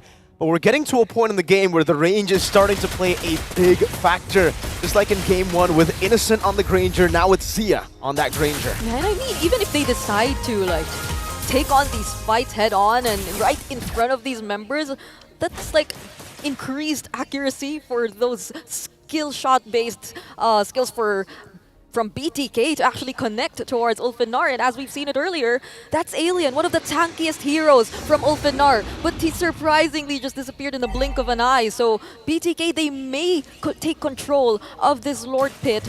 And could this be a much more successful attempt at taking the Lord compared to earlier? They gotta play with the poke. I think, you know, they have all the tools to make it better than before. They just gotta play with Zia and Hoon. They have so many ways to chunk Ulfednar low before the fight even happens. Because for Ulfednar, it's really all about engaging. It's really all about destroying that front to back. If you poke them out of these fights, they might not even be able to do that. And you can see with the advantage they have in the side lane, yeah, Ulfednar will have to deal with the mid lane, will have to constantly rotate into the bottom lane later on as well. BTK have the control. 3 members are just hiding here in the left mid bush, but it seems like they have a different plan in mind. Sunshine! Oh, gonna be caught in the flanks. Hoon with a diversion that might have just won them the game. TNZ in the midst of it all. Tain CC'd. It is the mount on Shark, but you do not mount a horse without getting tapped down by the man who plays the horse. White Chicken takes him off. Alien is down. Apex will be forced to recall, and BTK get the 2-for-1. And that clearly is a win for BTK here. Will they proceed with taking the Lord? Because some members seem to be running after TNZ right over here, but TNZ will still take him on. Great electrifying beats and the winner crown too. Now it's Rosa who walks in forward. TNZ again taken down before he can go for the kill. Now Apex looking for the play, goes over to G Kundo, just buying a bit more time, and BTK will be forced back because of the damage that TNZ has done. And you said it, they bought time. They bought enough time. Sunshine is now back in the game, but that's a quick diversion once again. Will they find Apex 47? They do, but he gets to Jeet Kundo out. So they regain control of this Lord, and now that TNZ's gone, they will clearly take it for themselves. Not unless Ulfenar, they still want to attempt and take on a team fight. No, way too dangerous. Good glorious pathway, and BTK take the enhanced Lord in the 16th minute of the game. That's Boba Fred for you, getting the neutral objective. And now it's back to where they started when they had that gold lead. 2.6k gold lead over the BTK as they build this Lord advantage. We're seeing a very systematic gameplay once again from Bloodthirsty Kings, but in some parts, a slightly experimental approach towards playing the game as well. We're looking at really good gold in the hands of key members of BTK right here. Hoon, you mentioned it, he's already completed all of his items compared to Rosa. Clearly struggling right now and trying to position himself as the Aurora. It seems like he's been a consistent target for BTK ever since the beginning of this game, but Hoon, wow. Wow, that was a crazy diversion take from Hoon. I didn't think he would take it, but you know, he does. He knows that there were a lot of people there to help him out. Oh, TNZ was looking for a flank, gets caught out and spotted out. He will just go to the purple buff. I don't know if BTK will... no, they won't chase TNZ. They're just going to play with the Lord and maybe look for the Lord charge. But no, they're actually taking it super slow. Won't play for the Lord. The Lord gets taken down. Sunshine deals with it. They'll steal the purple buff away. Oh, now Apex is chain CC, but he does have the Shun Poo. So, yeah, it becomes a kind of just... It's an equalizer. Now they are on the same amount of turrets. Yep, honestly, I feel like we're seeing some, or BTK having some second thoughts as to whether or not should they be reacting to the pressure that TNZ is trying to create in this kind of situation against BTK, where they're clearly trying to catch up. But that's one of the strengths that you'd probably consider for this kind of assassin jungler, for the Joy. Like the mobility it has, the ability to close gaps or even just run away from these members of BTK and create or control the macro all by himself. It's one thing that could probably distract BTK from doing whatever they want to do, doing whatever by-the-book attempt they want to proceed with in closing this game. But Apex 47 and even TNC, he comes in from behind. Alien trying to split them up. Zia still kiting away. Moba Zane able to sustain back up, but Alien won't be able to do the same. Oh, it's a battle of the frontliners, and Zane is on that Fredrin. So tanky and sustainable. It seems like those sandwich plays aren't really working for the matches we've seen today, at least. That's a 3-man knockup though, but the immediate burst down! For Chicken with the final slash finding, the Appraiser's Wrath to combo it in. Tenzi's in the midst of it all as a Joy gets the electrifying beats to win a crown and the immortality buy. But now Tenzi able to escape. Mobasane walks back up, trying to go for the kill. And it's Sunshine with a triple to save Ulfednar in game number 1 in this best of 1. And this is no joke. I just want to say, I lost track. We were already 19 minutes into this game, so the death timers, they're actually quite long. They're actually extending the game to this point, and Tienzi with the high electrifying beats, will he be able to catch Shark?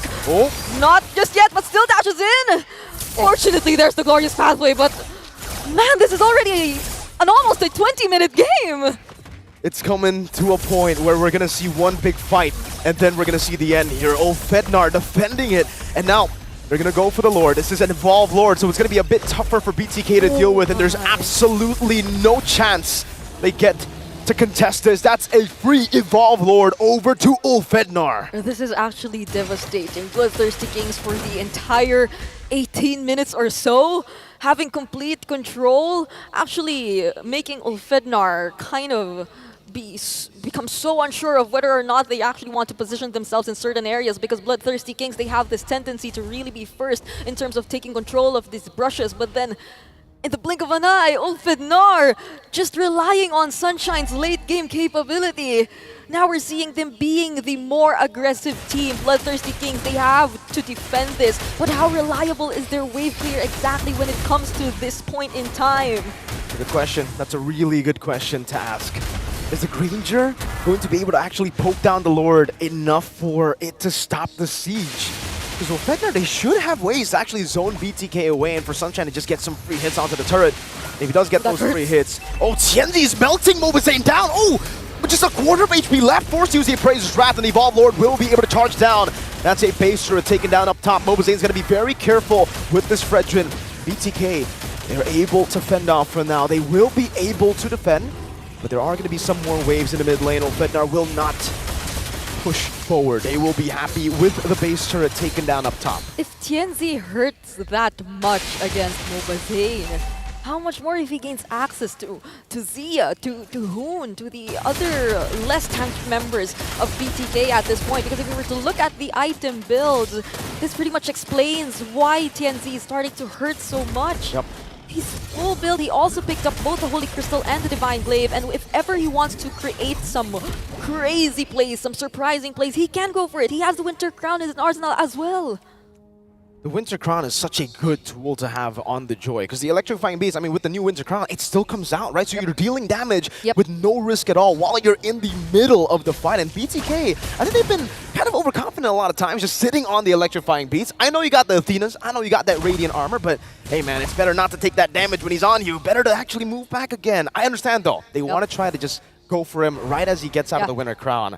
Unfortunately, Sunshine's there too, right? Tienzi's not the only damage dealer. If you stick like that, Sunshine's going to get that worldie down. He's going to be able to get those free hits. And that's why we've seen Sunshine be the assassin, funnily enough, right? He's not the main damage dealer. Tienzi's been the one chunking them low, but Sunshine's been getting the balls down. Yep, I'm really glad you mentioned that, because for the first, or for at least the entire game almost that we've been seeing, it's this teaming up together. It's this 5-man rotations that have been really benefiting Bloodthirsty Kings. But at this point in time where Ulfednar, they can also do the same. They can rely on their team fight capabilities to its fullest. Will it still be the same story for BTK this time around? Because if they decide to stick together, Tienzi, he can just reach more targets. He can just dash through more targets. And Sunshine with a Worldy, he can just look for the free hits indefinitely. But Tienzi waits when... No! BTK get the diversion, and Tienzi evaporates. 22 minutes in, that might be the play to win the game. Apex trying to open up the map now as Rosa goes in for the zone. Lord should be free. Tienzi down for 47 seconds. That's no joke. We're 23 minutes in. The death timers are no joke, but it seems like Ulfednar, they still want to take on this fight. Apex 47 poked very low, but that's a flicker from Alien, and he's isolated. He's alone, and Fight Chicken though. Trying to escape, will be able to flicker out there. Does seem like Ulfednar is doing a great job right now, holding on to it.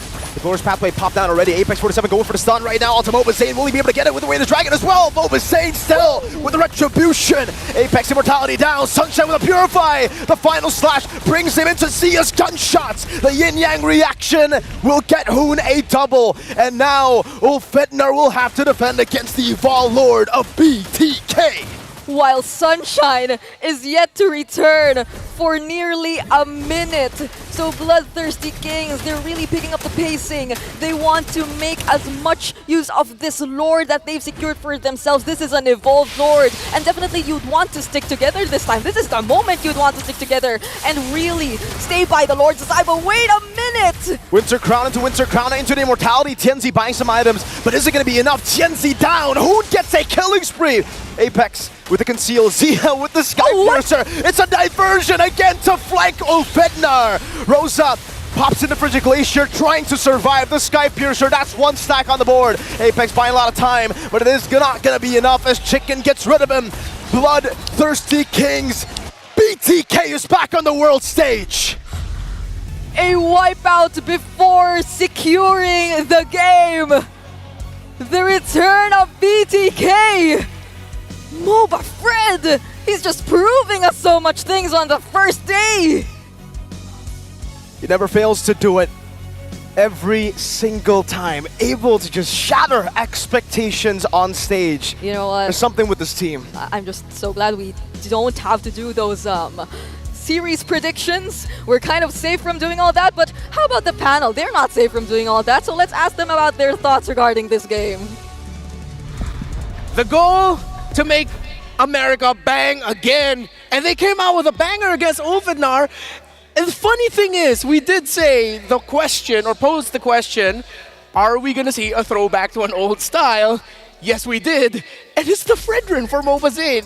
The tank fighter jungler has returned, and that's what BTK is rolling with. Yeah, the concussive Fredrin, MOBA Fred, back at it. I am 100% positive that when he picked that up, the memes were going on in chat. The YouTube chat was, oh, only knows one hero. Well, that one hero just won their game against Ulfadnar, and it was well played. I mean, that was a great game. We won, what, 22 minutes? 25. How much? 25? Close to 25. Minutes. 25 minutes back and forth, edge of my seat. Couldn't ask for anything else. Oh man, I bet NA is going to be very proud of this win, right? We did say that upsets are what makes up Swiss stage. We've seen it in Series 1, and now it happened again. Let's hear now from BTK as they start off the Swiss stage with a victory. An amazing win from BTK. Right now, I am over with Hoon, and when he got the mic, when he got beside me, he was like, I'm still shaking. Okay, now Hoon, why are you shaking? What's happening? Why with the adrenaline rush? It's mostly because the characteristic of the hero that I'm playing. Lou is either hit or miss, right? You're ulting in a bush, you don't know if it's gonna work or it's gonna work, but sometimes we just have to think like, we just gotta do it and then see what happens. That's why the adrenaline rush. All right, now Hoon, let's talk about your M Series run. Now, we know that Hoon has actually played in multiple M Series before. However, it is the first time that you are actually going up against Turkey. Now, Yes. How is this matchup like in your opinion? Do you feel like the region has improved tremendously, and how difficult it is going up against them actually? Turkey has always been performing like consistently, like really good in the international stage. During M4, Rosa was getting a lot of spotlight, so I always wanted to like go up against Rosa. Yeah. Now that you've gone up against Rosa, how do you think he does? Do you think he's amazing still and it was just a luck on your side, or do you think that you guys actually managed to out micro and macro them? Definitely macro played in part, but I think Draft played a lot in the game. All right, Hoon, you mentioned Draft. Now, we know Fredrin is not really a common pick right now, especially in this patch. Now, was your Fredrin pick more of a vitality pick for you guys, or is it just a very BTK specialty to bring an unorthodox jungle to the main stage? I think teams will ban it now. Yeah, they'll start banning Fredrin against us, for sure. So it's very viable in this patch, actually. Okay, now, Hoon, maybe a final question. Okay, going up, probably you guys have, we will have a draw tonight, right? Who do you want to meet tomorrow, potentially, after this win? S2G. S2G! Oh, the casters are hyped. So you want to go up against the brothers. You just went up against Apex 47. You want to go up against Siggy Boom. Yeah, it's Thanksgiving. We need some turkey. All right. All right. Thank you very much, Hoon. Let us throw it back to the panel to break down what happened in this game. Well, BTK is back. It's nice to hear from the second greatest Korean modern-day athlete, second only to Hyungmin's son. That is Hoon on the stage, hearing from him. And I gotta agree with the man. By the way, my name is NACT Meme 1. I'm joined by NACT Meme 2 and, of course, Trex. The draft really played a big part into it, even though it really looked like they would lack the damage. They didn't need it. They had all the tankiness and time in the world. We were talking about it at one point that for the most part of the game, Mobazane was doing a lot more damage than Sunshine, right? And Sunshine, at that point of time, has already started popping off, defended the base. But special mention to Hoon, shout out the Loi play, right? Like he had early game, the Trex was saying that he was a bit stingy with that diversion, but that late game diversion, he made some big brain plays that really allowed BTK to take the lead. Yeah, I think there's two major things, right? Hoon didn't just stay in the mid lane. He was all over the place. He was being aggressive. Yeah. And Fried Chicken being very aggressive. And that's what gave that that tanky lineup the viability. And even though Zia didn't really have the chance to pop off, Hoon had enough space that he could output an insane amount of damage. And Mobazane as well. Almost every objective he was able to get in those 50-50 retries. He was winning it. TNZ had a difficult time. And again, I will die on the hill of, if you see a Fred on the other side, Joy is a pick that you can go for when you're going up against the Fredrin. And it's unfortunate also for Ulfidnar that their priority in the Bruno ended up coming back to bite them, because one of the reasons why Bruno fell out in the tank meta is because everyone was way too tanky. At the end of this game, he pulled off 53,240 damage. Mobazane did 500 points worth of damage more. That's a full-built Bruno, and his damage came in just like the last 7 minutes.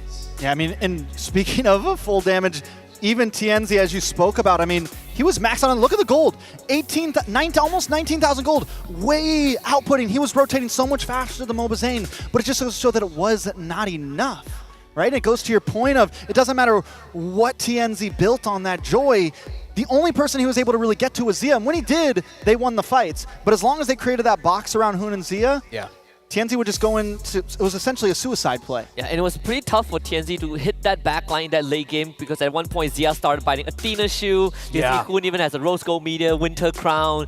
You go through your rotation of Electrifying Beast, you just run out of gas instantly, right? After that, it's easy for BTK to take him down.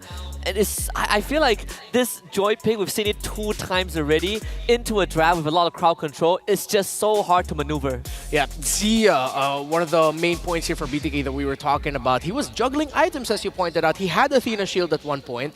Sky Piercer was sold to get into the Athena Shield, and then eventually he bought it back there near the end, even getting the War Axe. And this is a Granger that went Fighter instead of Assassin Emblem. So in terms of what BTK wanted to do, it's very safe. Yeah, and another big emblem point here. You know, a lot of mid laners would go the Wilderness Blessing, right? You get the movement. Hoon goes for the bargain, goes for damage, just full damage, because I already have the macro. I can already get around the map. I don't need to be a little bit faster. And with that, I think that's what gave him that advantage in the early game. Really outputting. We saw him pushing back Apex 47 in the river. So I think a nice emblem play by the side of Hoon here. Yeah. And they also had a lot of ways to kind of stall out the game to gain advantage, right? Like there were certain moments where Ulfidnar started making a comeback, they got the Lord and they were pushing down lanes, but every single time BTK, they recompose, and Hoon, he did mention in a post-game interview that when you use Diversion, you don't really know who's in that bush, you just have to go for it, and so many of these individual catches stall out the game for them to kind of get back into shape. Yeah, and that ended up turning around in favor of BTK in the sense that now it was Ulfidnar doesn't know how many members of BTK is going to come through. At one point, there was a play around the lower portion of the map. I was wondering, why did Alien not leave? He saw there were members of BTK coming in through the portal. He didn't expect the entire city council to come in and just take him down. And normally 5 people don't show up through that portal, but literally the whole crew was there ready to take him out. Yeah, and I think that's one of the reasons why Ulfidnar eventually lost the game. Surprise was the major theme here, from the draft and to how BTK executed in the game. Yeah, I mean, it is Thanksgiving, all right? So he brought the whole North America to feast on Alien. I mean, when you see your tank, your glue front line get blown up in 3 seconds, you know you're in a bit of a trouble. Yeah. You know what I do have to give up to Rosa, though? Rosa was way behind in items, way behind in gold, but still matching Hoon in terms of damage. And I think you're right. One thing about Rosa, though, is Rosa likes to be an aggressive mid laner, and I think taking away that Lu Yi, Rosa, you know, the Aurora is good, but it's not an in-your-face mid laner, right? It's not a Valentina, it's not a Louis, it's not a Lilia, right? It's not something that we normally like to see Rosa on, and that could be a reason to, you know, like Hoon said, the draft. Yeah. BTK just kind of had advantage in certain points. Yeah, to put it into even more simpler terms for the newer viewers of the M6 or the MLBB esports scene there, BTK went into this, it seems like, with the idea of, let's pick a lineup that is difficult to pick off one by one, because who are you going to pick off? And with Hoon raising his fist with pride and being the centerpiece of the lineup alongside the very tanky front line, Ulfidnar couldn't play the style that they showed and shined within Wildcard. I think you brought up a pretty good point, right? Who is Ulfidnar going to pick off? Especially you are running this show, you have this Joy, but most of the times these kills come through either BTK overextends or TNZ somehow gets to dive Zia and Hoon without any protection, right? This Apex 47, every time he walks up, gets stunned up by Law and Order, gets taunted by Mobazane, gets stunned by Fight Chicken. This Cho didn't really get to kind of play the way that he wants to do. Man, but look at Fried Chicken there. In the very beginning, we saw some great moments of getting that final slash off, and it does continue to make plays happen. BTK loved playing in this box, and there's that play you were talking about. All 5 man on the boss side. They were looking for those picks, those small hits. As long as they could get one here and there, it turns everything into their favor. And I mean, literally, almost every fight, all 5 of them are in this small little circle, like, let's just brawl this out. Let's just do this. And Olvidnar is trying to send shots from the outside, but it's just not enough. These are some of the last plays of the match, Husky. Yeah, absolutely. And this one was where they found Alien. And Alien just has such a tough job because he gets blown up so fast. And even until the very end, this was when they made that sort of a backdoor diversion. They took out TNZ for almost a minute, which allowed a very simple Lord take. And Olvidnar just couldn't really fight back. Showing up like the Spanish Inquisition, just out of nowhere, Olvidnar was overwhelmed. BTK, is this now the new BTK playstyle? It's in your face, as similar to what they showed us in M3, because again, that was the thing that we were saying. Will either of these two teams call back to an older style of playing the game? They did. This was a very different game from S2G versus SRG. But we were just reminded as to why the tanks and the fighters in the jungle dominated for so long. Yeah, and I have been asking this question like way before wildcards, right? I asked all the Malaysian casters, I'm like, so we saw Susujin from RQ use that Fredrin in their local league, but why hasn't anyone done it just yet, right? Is Fredrin not good enough? I think maybe Momazen is going to start a new movement, bring that Fredrin back, you know, bring us back to the old classics that we all love. Did everyone love them? I love the tank jungle. Yeah, I love it. But I know there's a lot of people in Discord channels right now crying, complaining, worried about the future of the meta right now. But I do have to say, we started off today talking about meta, and I think we are definitely going to see it change a lot. Over Swiss stage and then into bracket. We go through this whole evolution of it as we move through M series. Yeah, there's a lot of evolution and adaptation when it comes to the MLBB esports scene. And coming up next are 2 teams that have shown how to evolve, how to adapt, and in the case of NIP Flash, how to just completely go and grow as a different species on its own. As the champions of Singapore, 3-peat now, will face off against the squad from Cambodia, who for the longest time missed out on the championship. Up until recently, they finally got to call themselves the Kings of Cambodia. It's NIP Flash versus CFU Gaming. Real quick, let's toss it up right away. Are we going to see a weird pick for Curtizi in the mid? 100%, right? You want to talk about weird pick? NIP Flash is the team that brings out weird picks. Are there any weird picks that you're looking out for here? I don't know. I think, like we said, I think the Fredrin could be something that comes back. I think there's a lot of possibilities. The Granger looks like it's being more popular. Fredrin, I mean, we're all over the place right now, and we're not going to know until it really happens. All right. So, can you pass me that Hello Pan? I'm kind of... No, these are mine. I need something. That's yours? Yeah. Am I allowed go ahead. to eat Just go ahead. Eat these? All right. Yeah, you go ahead. My victory. This is my victory snack. Go for it. Go for it. They're red like BTK. You deserve it. You deserve it. I was gonna cry and eat them, or I was gonna be happy and eat them. But no matter what, I was eating them, guys. All right. Show us a Happy Tracks eating Hello Panda. You think I can do the? Go for it. Go for it. Try it. No. No. I can't. One more time. One more time, then we'll throw it to break. There we go. Congratulations to BTK and of course Tracks, and thank you, Hello Panda. Please give us a few more boxes. We'd love some here. More M6 World Championship Swiss stage action coming up. We're going to go hunt for Hello Panda. You, make sure don't go away too far because we just got 5 minutes.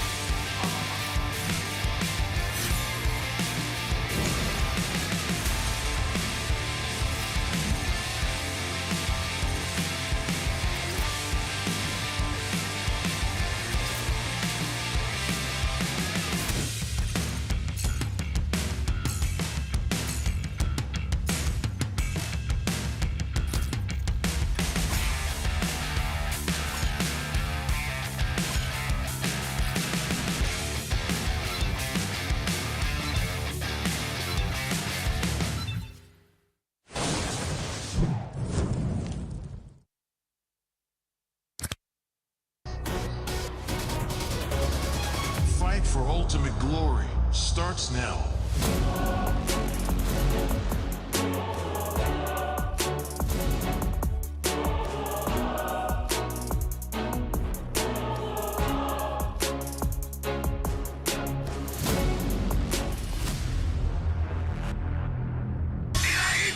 Mobile Legend M6 スイスウォッチ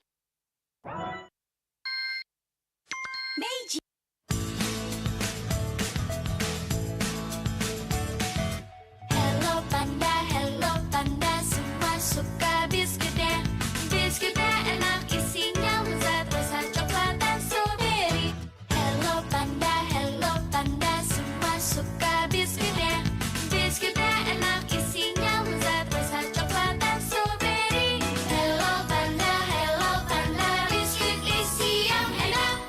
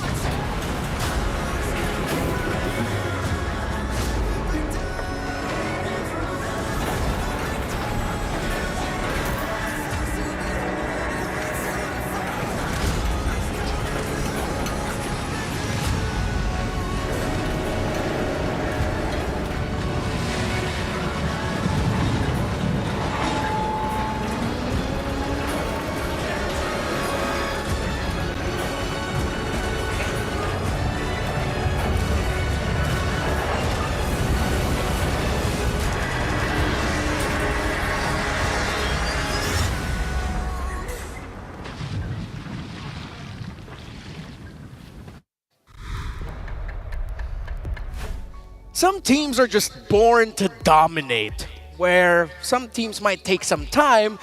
There are a few who just take a flash and suddenly they're three-peat champs. While for some teams, they really have to work for it to make it to the top. Which one of these two Apex Predators are going to walk away with the victory? NIP Flash of Singapore versus CFU Gaming of Cambodia. Again, welcome back to the panel. My name is Renmar Santa Cruz. Just call me Renmar. Still here with Husky and Trex. Pretty much we're going to be your panel for all day long. So, you know, if you're already tired of us, we're not sorry. But we'll do our best to make you happy. Hello Panda is one of our partners here, and we love them. We love getting fueled by Hello Panda. Trex, let's do the thing. Ow.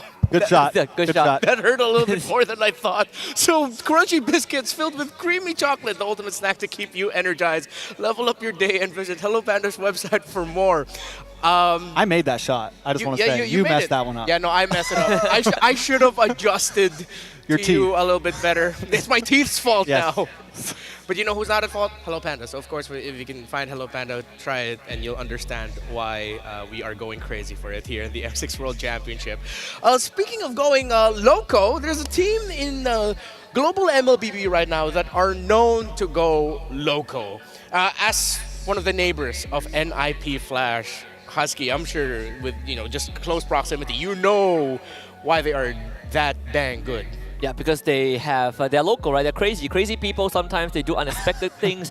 You know what they say? The old saying of, if you don't know what you're doing, your enemies would not know what you're doing. But for NIP Flash, they know what they're doing. Just everyone else is always confused by what they pull out, especially Curtizi in that mid lane. Yeah, mid lane picks from, usually we're used to seeing mages in the middle of the map. There's this one guy, his name's Curtiz, you probably know him, who would show up Martis in the mid lane, a fighter assassin type, a Fanny, a hardcore assassin type, all in the mid. My question is, are they actually going to bring that to the table here to take on the Sharks on the rise from Cambodia? Because if you're going up against a Cambodian team that finally, after so long, made it to the top, I feel like the best way to just get into their heads in a best of one, just go cheese right away. I mean, we mentioned that we could be up for a lot of cheese games, or a lot of cheese picks, a lot of possibilities to kind of throw your opponent off. And I think if there is a chance for that to happen, this was the match I was looking at. This was the match where we might get a little catching off guard. Yeah. And I don't really know if I even want to try to guess the draft. Yeah, for sure, especially with the more flexible options in the map. But when you're looking at stability, you look at Detective in CFU and you look at Hades in NIP Flash, the junglers of the two teams, the Singaporean overlords versus the Cambodian debutants. And when it comes to a matchup such as this, when you're new to the world stage and after struggling, even though you're top at of the regular season, and then taking so long to finally get that championship, that shows you're resilient. That shows you've got the mental game on your side. And this is what the Detective said. This season, we improved mentally, and the addition of OP has been a huge help. That's the roamer, by the way. In the past, we struggled to secure the championship, mainly due to our mental state. Husky, you've had your fair share of international tournaments as well, in and out of the MLBB space. How often do you hear just how important mental fortitude is for esports pros? I think it's the cornerstone of what makes up an esports pro, right? You could be the best player in the whole world, but if you're not in a good headspace, you start making mistakes. You start, overextending. You stop listening to what your team is trying to tell you. And I think in this case, it applies to CFU as well. You could have the best lead. You make one slip up, everyone goes into panic mode, desperation sets in, you're gonna lose everything. Yeah, and just one thing we gotta point out about Cambodian MLBB, it is one of the most mentally demanding leagues. The fans are loud, the players even louder, in-game, outside of the game. Just watching MPL Cambodia would make you go, how do the pros adapt to all of that, everything getting thrown their way? So for CFU, I feel like we can no longer question the mentality. They themselves have said that they've worked on it. But now if you're NIP Flash, they come from a region where they're comfortable. They're coming into this like, hey, we know how to dominate. Cool, what are you going to throw away? No, we got every tool possible here. So do you think, Trex, that if you're NIP Flash, still go in with that mentality? Because that's what made them win.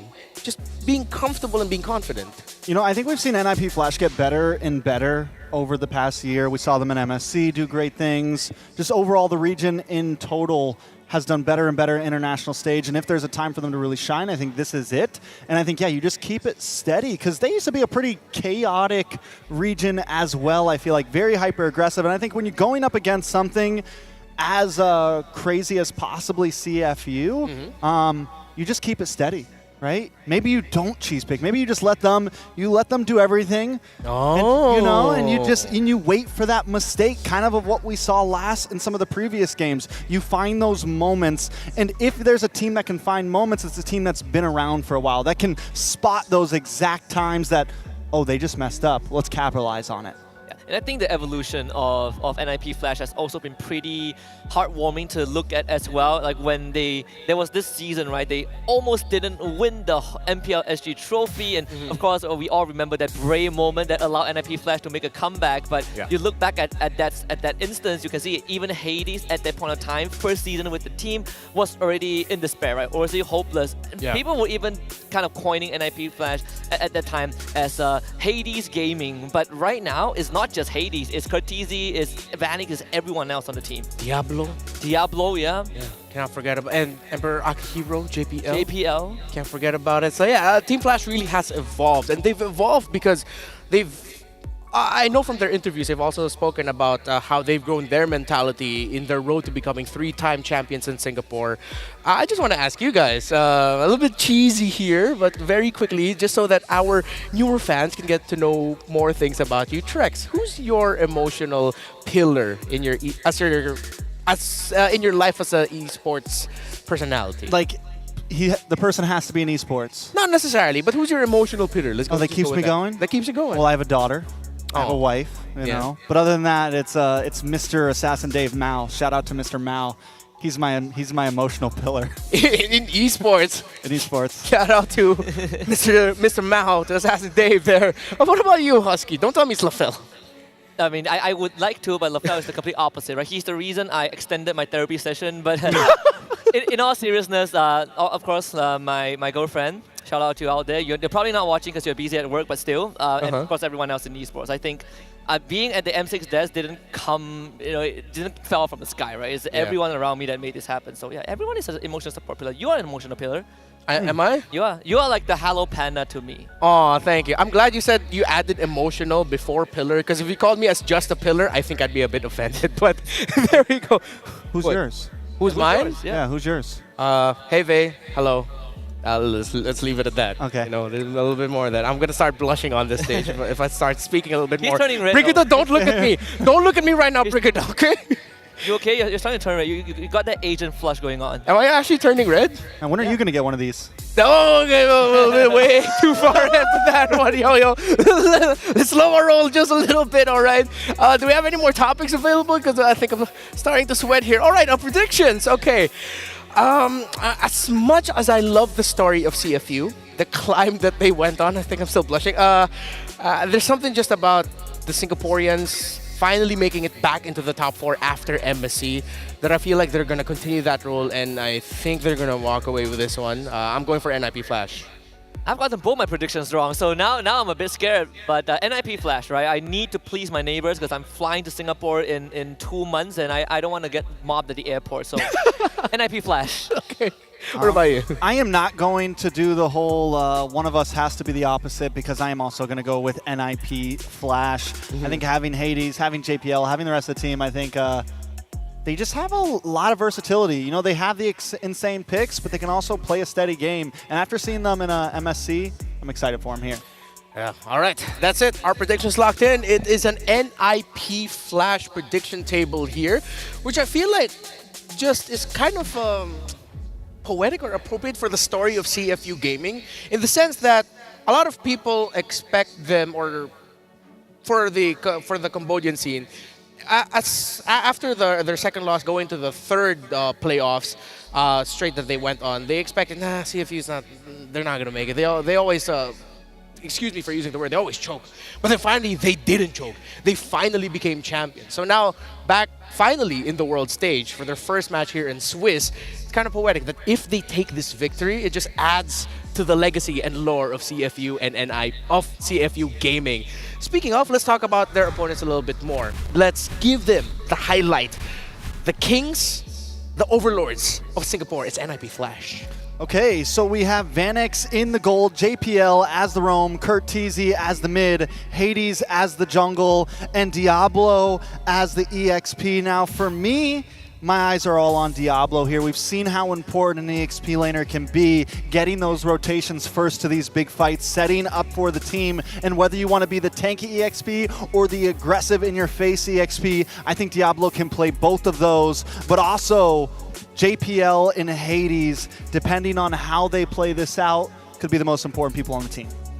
Oh, definitely. So, Vanex, let's see you step up, because we've known the other members of NIP Flash to go for absolutely flashy playstyles. But going up against them, again, of course, it's CFU Gaming, the newly crowned, finally, as they would say, Kings of Cambodia. Absolutely, and of course in the starting lineup we got Xing as the gold lane, Alpi in the roam, Z in the mid lane, Detective in the jungle, and Wadu as the XP laner.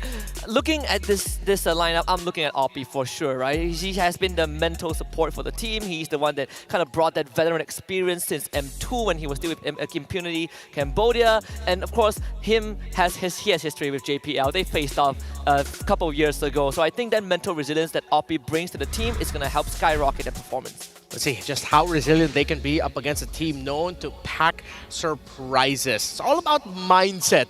By the way, we got to talk a little bit with Diablo and OP, talking about their buffs. All right, I think, guys, we get a second chance to actually get this right. Okay, all right. So, the question was posed, between OP and Diablo, whose girlfriend buff is stronger? Of course mine. We've been together for 3 years. Nah, fam. My girlfriend buff got me 4th place at MSC. Let's see if yours can do the same. Hey. Okay. So, of course, emotional pillars. That was one of the questions we posed earlier. And a lot of professional MLBB players have been vocal about their significant others playing major roles in their lives. So, CFU Gaming. Now, as we head into this draft, you know, they've always been a team that during the height of the tanky meta, Detective was definitely Detective Fredrin. The dude really knew how to rotate and play with that hero. I wonder if you're going up against a team that's known to go loco, what if you pull a BTK and just pull the safest guy in the jungle as your pick? I would definitely consider that. But then again, remember the whole Fredrin Martis thing? Cortese does play Martis mid lane. We've seen that come up before.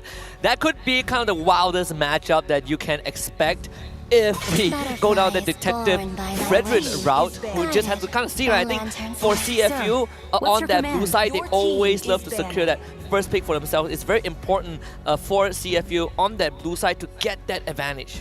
Speaking of blue side, so far the past 2 games, blue side has won. Yes. S2G was blue side, BTK was blue side. I wonder if we're going to start seeing a trend as these games move forward. If there is an advantage to it, whether you say it's 55% or so, that could be huge for CFU. Yeah, I think for NIP Flash here, and one thing I've learned is that the first 2 picks on the red side now aren't as assured of win anymore. Oh yeah. That if you rush big time winning picks in the red side as your first 2, the next 2 picks in the blue side to round out the first phase could actually beat those already. So I think maybe that's why we're starting to see blue side starting to rise yet again. Yeah, and even for CFU, they always love to get that flex pick for first pick on blue side. It is sort of the trend right now for every other team out there, but for CFU, it has been their identity. Yeah, I think to back up that statement, Renmars, it's the fact that the meta is just so wide right now. Yeah. There's no, I mean, there's what we're seeing on the ban table, like the Jushin, the Yves, some of those things. Yes, those are kind of pick or ban, but everything else is still kind of up in the air as we see the alpha coming in this time. The Lu Yi getting played, a pick that we only saw from a few teams in wildcard, and we saw for a while just completely drop off the map. Yeah, and now it's actually getting prioritized by NIP Flash in the very first phase of red side. By the way, at M2, OP of Impunity back then battled JPL of EVOS SG in a play-in match where EVOS won 2-0 and secured a playoff spot. So a little bit of a revenge storyline for OP up against the roamer of NIP Flash in JPL. Yeah, I mean, some vendetta carry through generations, and the fact that Oppie, when he joined CFU, kind of brought him to that trophy after so long, and being able to face up against JPL makes up a storyline on its own. But like, I think we kind of went through how CFU might want to just go for the safest approach. This Valentina is also one of the few picks that you can just take the diversion and play the Loi into the Loi. Yeah, not to mention they also have to worry about what they're going to pick in response as well and give over the Valentina. Nip Flash, on the other hand, do we take the, do we pick up a marksman here? Do we save it for later? A lot of teams have been willing. We saw it in some of the previous games. They'll let the marksman fall back into the second phase. Once the Bruno's gone, there's still plenty of options, and it's not an easy role to just completely ban out and make them useless. That's true. Loey Harith is a usual combo alongside an alpha for really quick snowballing if they want to match that. But yeah, I could also see them not going into the second phase with a gold laner. They show up a Granger, which... No way. No way he goes jungle, yeah. No way it goes jungle or anything. Who knows? Who knows with NIP Flash? But as maybe it'll go mid and they'll put Lu Yi in the gold or something. Who knows? No way. Diablo Granger, right? Who knows? Or Diablo Granger? EXP? Granger? Yeah, why not? They can play whatever they want. Yeah, okay. But let's go into it with a mindset of Alpha Jungle, mid Low Yi, gold Granger. So EXP and Roamer is what they're going to be needing. I think on that red side, high chance NIP Flash just keeps Diablo pick for last, right? He is kind of that X factor. You still have the tank Nadeda if NIP Flash wants to go for that. They're going to start banning out the junglers to just give Hades a better time, but at the same time, you also don't want that backline dive to threaten Wizard banning. So I think CFU, ban out EXP, maybe ban out the Cho here. I like the Benedetta, especially, it makes me think that they want to put this Hylos into EXP, so maybe slow down anything that can really out-rotate that EXP laner. But still, CFU with options, able to flex here on the side of NIP Flash. Do we keep on going into the jungle? They take out the Joy. CFU last ban. Do we take out the Cho here? Cho or Gatot Gacha, I think. Right? Yeah, I agree.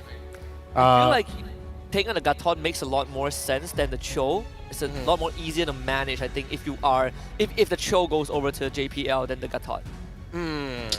I don't think Diablo plays the Cho XP either.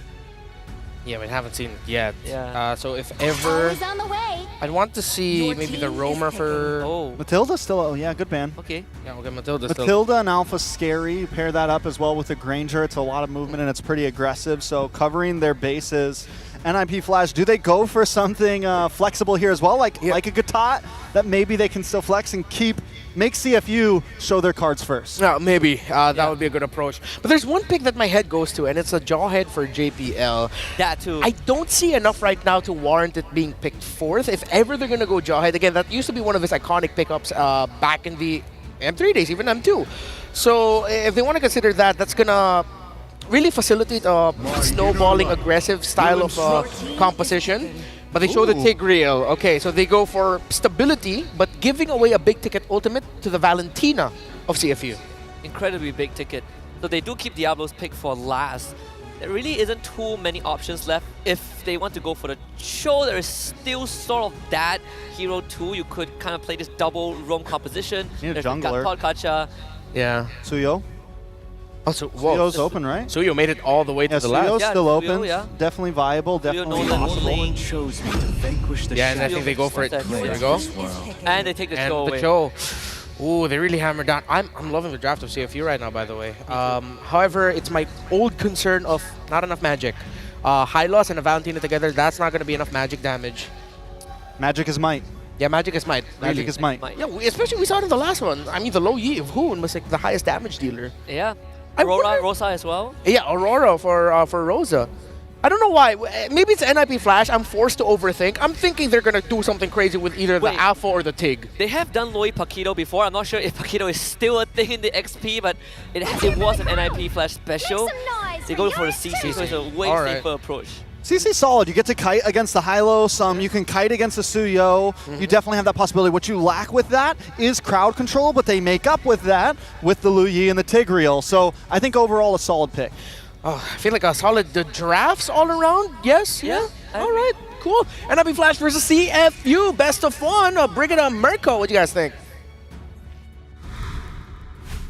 Welcome back to the caster's desk. I think NIP Flash. I think they're still NIP Flash at the end of the day, so they're sticking with at least bringing in one surprise before we end the draft. I agree. You know, NIP Flash are amazing. Yeah, I mean, you can use or say anything you want. I think. Hey, at I this met their owner Okay. at MSC. He said it's okay. He said if Mirko says it's okay. Just so once though. He has a pass. I don't think I have that, and I do not want to use that. So I'm going with NIP Flash as we head into the third series of the day. The day has been filled with surprises, upsets even, and for this match, we've seen our three panelists go for NIP Flash. So let's see how this goes because CFU, it seems like they're going to stick with that really early game snowball reliant and objective conversion mindset when it comes to playing, especially with the Bruno in their hands for this game. Oh yeah, I really like CFU Gaming's draft here. I personally would actually go for CFU Gaming's draft here in the way that they actually can control neutral objectives with the Cho, right? Going up against the Alpha, Cho is such a massive pick, and honestly, the Valentina, we didn't expect the Tigreal to come out for NIP Flash with the Valentina already picked up by CFU, but it does seem like here, Lethal's going to go towards CFU. Emblem-wise, it's the weapon mastery for the Bruno. Full tankiness for Wadu here. Just wants to be the main frontliner up against NIP Flash. And I'm only thinking about, like, how will NIP Flash even approach what we already all are expecting from CFU in terms of how they're going to play the early stages of the game? Are they still going to stick with those unexpected rotations and whatnot, because we also know that at the helm, or with JPL and Curtizia at the helm, they typically really go for the more aggressive rotations, but this is a Cho and a Valentina that we're talking about. You mentioned it earlier, this is a really great mid-duo if you're talking about controlling the mid lane. You can see Detective rotating all over again. This is how impressive the Loi is. This is why it's always usually actually contested a lot in the first phase. Didn't really expect CFU to let this go, knowing that CFU really likes to teleport. Back in the day of the chip, the Loi, they actually doubled down on that in their own meta before. In Season 13 of MPLs, we saw the whole chip Loi combo. Yeah. Now OP, he shoved back. Great Shunpu to escape from that shove. Yep. So now NIP Flash, they'll be able to set up for this Lord, and this is something we probably really expect from them. They're going to play around Hades. really allow him to lead the early stages of the game. But now that Curtizi, he got poked low. Still, they get the turtle though, but then... Yep, Hades gonna be caught. Detective finds first blood. JPL locked in with the curtain call. Still able to flicker out for now, but OP goes in. Great yin yang reaction. OP with the body block. Diablo walking forward, finding the kill. That's a double for Detective. It's a 2-for-1 trade for now, but remember, NIP Flash did get that turtle. Yes, they did get that turtle, and they were able to go for what they wanted to go after.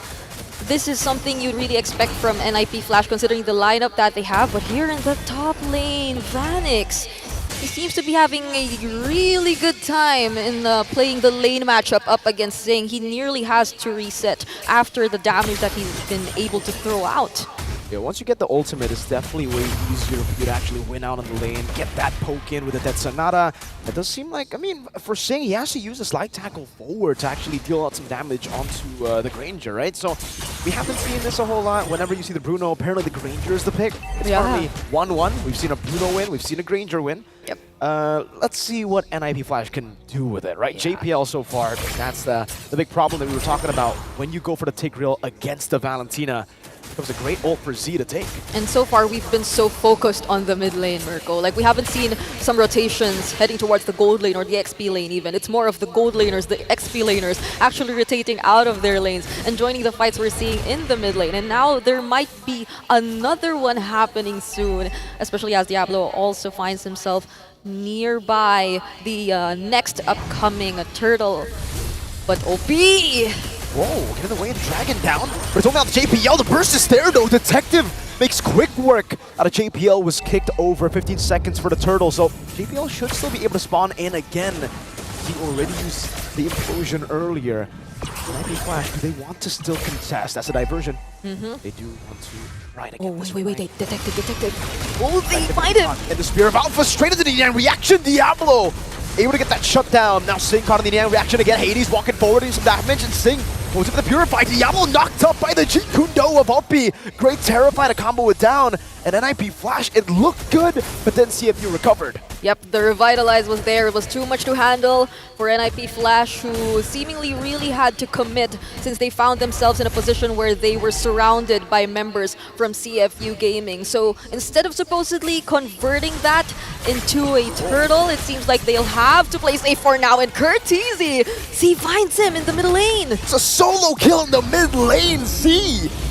Getting that kill over, even with the Purify, Curtizi unable to escape, and with the turtle, this puts CFU in a great position. Let's see, they walk up, Vanix will be able to clear out the wave, Z. They stole the implosion, they know Vanix doesn't have the Purify, let's see, way to drag it over to JPL, the implosion catches him, and that's gonna be Z looking for it, Vanix, body blocked by Sing, the bullets won't go through, Z's able to escape Hades, now the Spear of Alpha trying to gap close, Wadu will be the sacrificial lamb, but they keep their carries alive. The body block, you mentioned it! The way CFU Gaming constantly is able to protect their crucial members. They might have to give up this first tier turret in the top lane, but still there's a great trade provided to us here by Detective. That's the mid lane turret we're talking about. And CFU, they'll gain better access towards the map of NIP Flash. They could potentially scout the members a lot more better. And in terms of scouting, that's something you definitely could rely OP on for. He could just get the information as much as he wants. Then Shunpu's out, Way the Dragon, and so far, I have to give it to OP, man. He's been able to play the Cho really well. We saw the combo almost to get Hades away from the first turtle. Unfortunately, they didn't time it as well, but it's still, I mean, it was a great idea, great execution. Hades is just crazy on the retribution, but then Turtle 2 onwards, you saw the change of prio. OP started to just go on to JPL so that there were no sets available for NIP Flash to look for onto CFU, and that has created kind of a safe haven, or a safety net rather, for Z and Sing, and yeah, Z always on that implosion. OP. Okay. Again goes into the back, finds a way to Dragon. Purify baited out. Now C has it. It's gonna be implosion over to two members. Spear of Alpha to actually peel out. C will be able to get the implosion down, but it's only on to JPL. Caught in the midst of it all, will be taken down by Curtizi. Diablo with vengeance, baiting him into the yin yang reaction. Vanix unable to get the Death Sonata down, and now JPL goes able to shove the diversion into the back line. And Sing goes in with a slide tackle, but now gets caught by the yin yang reaction again. Diablo hiding away. That's the gun down from Vanix as Hades just slashes through them, but Detective walks forward. Now has to dodge away. They gotta play it clean. OP, can he run away? No, Vanix chases him down. Tetsunada, one last shot. Detective walks away. We saw the sustain from CFU one time, but in terms of these really tricky positions and in moments where they're not exactly at an advantage, it might not be the best idea to pursue these team fights. NIP Flash, they were able to somewhat kite them towards their farm and their jungle, and they were just able to buy enough time. They were the ones who were able to sustain that team fight and surround CFU Gaming, even using the diversion last minute to actually continue that team fight, which was clearly a win for NIP Flash. Now they're ahead in terms of gold against CFU Gaming, and they'll probably start to try and engage in more team fights from this point onwards so that they too could actually get some conversions, they could get some objectives, and they definitely want to secure this first Lord for themselves. I just want to say, you know, for NIP Flash, for Vanix, it just feels like the Granger revamp fits him so well. This pick fits him so well. The old reliable Vanix in the lane who just wants to play safe as well. In this composition, it's so hard to get to Vanix. You bait out the Purify, sure, but you bait out your own Flicker for OP. Yep. And then at that time, Z doesn't really have a gap closer to get in. Usually we see maybe a Flicker for the Valentina, but Z has gone for Purify, which is safer, but you can't make those plays. You can't actually dive onto Vanix that easily. Yep. There's so much peel for NIP Flash, and you can see the items building up. Hades just walks in, will be able to Spear of Alpha out of there, knows that there is the reaction and the Death Sonata, the poke that we've seen just last game too. Loyi Granger seems to be the combination. Diversion, let's see if we catch him. He's still up top. For the siege onto the turret. They will be able to get the turret. That's 4 members though. Still CZ. Good spot out. The Yin Yang reaction catches them. The Spear of Alpha punishes them, and now Hades is caught in the midst of an all-implosion from JPL. Finds 2. OP can only just run away. Vanix needs one last shot. OP, 1 HP, gets away. The sole member of CFU who survived the onslaught of NIP Flash. Nearly a wipeout there for CFU Gaming. And as you mentioned, this is the moment where NIP Flash, instead of playing around Hades, they'll start to make some setups for Vanix, and that's exactly what we've seen. A beautiful rotation dispersion combo followed up by a precise Spear of Alpha. Let's check it out in this instant replay. Catching 2 members immediately. So in as much as Wadu and the rest of the members of NIP Flash tried to go for a counter engage up against CFU Gaming, that was just too much for CFU. They were able to allow Vanix to just really throw all those bullets towards key targets, and they now are actually taking control of this game with the Lord. It's so much of an advantage with the Lord. The siege potential. You can see the range technically already for Vanix. Another diversion. Another diversion. Catch. Sing, you gotta be real careful here, buddy. Spear of Alpha from Hades. Oh, he gets the Purify out of time. JPL finds the implosion, and Sing will fall. A Yin Yang reaction brings them back. Now without Sing, without Wadu, no frontliner, no main damage dealer, Hades is free to do whatever he wants. Z goes for an implosion, finds Curtizi, but now gets slashed down by Hades. Diablo and Hades, the double D combo is online. Could this potentially be the fastest game we're about to see this day? They still have 1 minion wave, but Detective and OP, they might still be able to defend this. So they prolong the game a little longer. But this is a difficult spot for CFU Gaming. We know them to be a team who could really hold on to their advantages, but eventually get some slip-ups or some mistakes towards the late game whenever they already have the advantage in their hands. But this is a different scenario. They're actually behind. They weren't able to capitalize as much on their early game. They were able to for a moment, but NIP Flash just immediately turned things around. It's the fastest level 15, apparently. There you go. We got some fun facts for you guys. Hades gets it.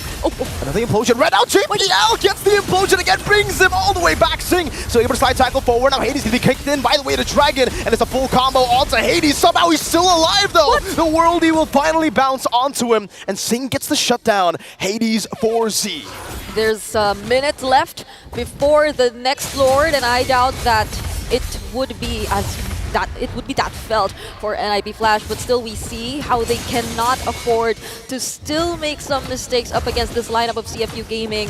At that moment, Wadu was well prepared to actually block the members of NIP Flash, and he saw the attempt coming in from NIP Flash. So we've seen consistent diversion plays here for Curtizi. Majority of them were really successful, but at this point in time where you're this much ahead, you really cannot afford to make those mistakes, which would give those opportunities to CFU Gaming. CFU are just trying to look for trades at this point of the game, right? And NIP Flash, any sort of trade, whenever they want to walk off their base, they got to think of diversions. Right. Where is the diversion going to go? Where's Cortese going to go? Oh, it's just so tough at this point. They have frontliners who can engage. They have Diablo as a secondary damage dealer who is very tanky. Yeah. Anti-Chris Winter Crown. Yeah, actually earlier I was thinking there were so many sources of engage for NIP Flash. Like there are a lot of members who could go in first, but now that they were able to take hold of some Winter Crowns, I'm expecting a lot more playmaking here for NIP Flash. But who will be the ones to make the play? Because CFU, they take control of the Lord pit. Oh, Z went for the implosion, but Hades goes in for the fight. They get the Lord, but now they're going to lose out. JPL, that's an implosion. Not able to connect now, but it's going to be Wadu caught in the bad spot. Vanix almost taken out by Sing. He wants to go back in. Sing, you mad lad! Oh my goodness! Slide tackles forward, gets the kill! Almost kites away! Detective, he needs one last shot. Vanix and Diablo are so low, but they managed to get away. Okay, that was a series of unexpected events for both sides. The implosion did not necessarily connect onto Sing, or at least he was able to purify out of it, so he was able to reposition himself and find key targets from NIP Flash. And that very brave play we saw from him potentially could have been a really huge game changer if not for that evil queller from Detective, which really did not connect to those members of NIP Flash who were really low on HP. So now they'll have at least a complete 5-man lineup to defend this incoming Lord, and CFU Gaming may not be able to take an inhibitor turret out of this. It was a greedy play, man. It was a gamble to play. Sing wanted to go for the slide tackle, perhaps. If he got one last shot onto Vanix, or if Detective got that arrow shot, it would have changed a lot of things, but the gamble so far hasn't paid off. And NIP Flash, they're forced back again. The Lord Advantage will get them a few turrets here and there. It'll be a tier 2 in the bottom lane, so at least the gold lead won't be as big, right? We're getting into that equilibrium point for both these teams. I think it's back to what we saw in game 1. Yeah. It's a scaling battle, and then in that case, who actually scales better? I'm confused, right? The Bruno and the Granger. Technically, you have more bullets with the Granger, but you do a bit more damage with the crits.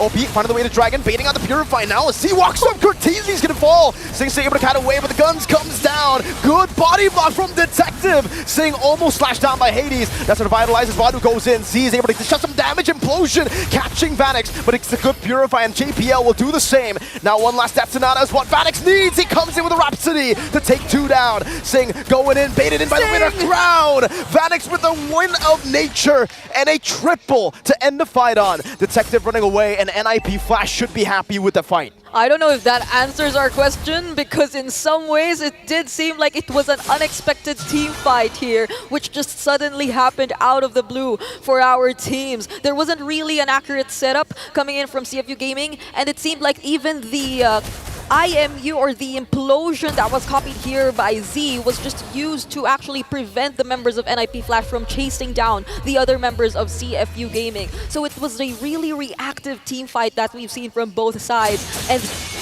could this be a question that we really have to ask ourselves? Like, who will be, or who should be more careful at this point? Because there has been a lot of little mistakes that both teams have been able to really capitalize on from each other. It's all about the punishments, and this time NIP Flash read into that, right? We saw CFU Gaming, they were able to sneak out a Lord earlier by just having more control around the Lord pit. NIP Flash got a bit too comfortable with the diversion. Now though, Water's walking up with the glorious pathway. JPL catches 2. The Spear of Alpha gets them out. OP though. In the back it's going to be Detective doing a lot of damage onto the back line. JPL low. Vanix able to get the godlike down. Detective with a dive. Gets caught by the in-air reaction, and Sing takes him down. It's a big shutdown. That was an 8-kill bounty. JPL Z is hunting for JPL. That's a shove, that's a conceal, and an escape, but they will concede the Lord to CFU. It seems like we've been asking who could actually take advantage of these really close team fights, these 5-on-5 team fights a lot more. And you would think immediately, probably Cortese, probably all those yin-yang reactions, but CFU Gaming at that moment, even though they also lost Detective, even though they lost Wadu, they were able to force NIP Flash out of that Lord pit. They now have the Lord in their hands, and they just have to be really extra careful this time, because CFU Gaming, they cannot afford to make mistakes. This is the second opportunity that they've had to actually crack NIP Flash's base open. And now we question the siege, or maybe the defense even from NIP Flash. They have what it takes to actually defend this.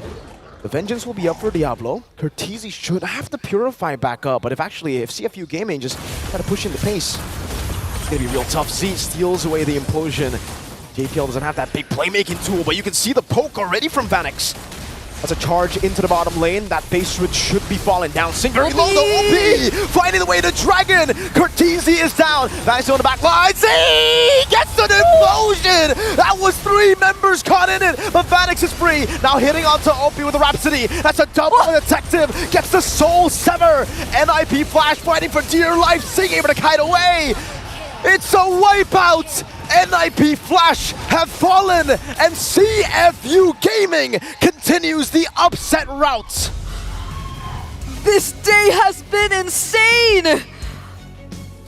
Surprises, upsets here and there, and CFU Gaming, they've shown us their growth, just how prepared they are coming into this match against a team who you could not really know how to prepare against, who you would supposedly expect endless surprises from, but they just take them out and take the series.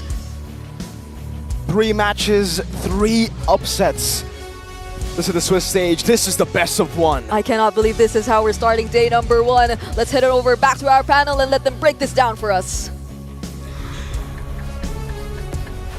Like we told you, it's a much better story, isn't it? With a lot of us predicting that NIP Flash would take the win here. Here comes CFU of Cambodia, showing that they deserve to be in this spot and getting that victory. Husky, you mentioned something to me.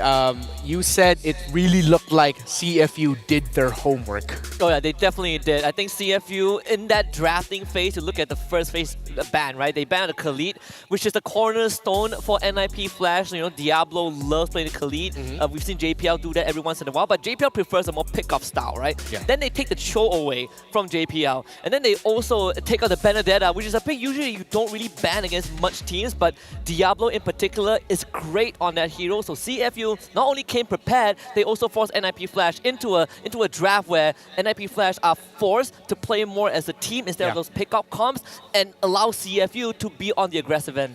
Real quick reaction from you, Trex. Surprised? How do you feel? I mean, I've learned my lesson. Whatever you guys vote for, don't vote for. Come on. Rule number 1 of casting with these 2. And you've now tarnished my record. But hey, we're still here.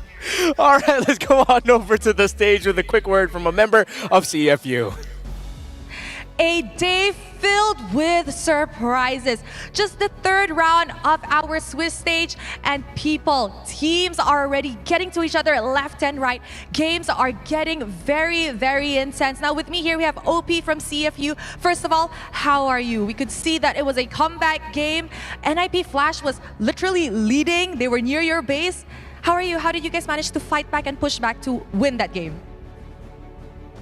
I'm good. I'm confident with my goal laner.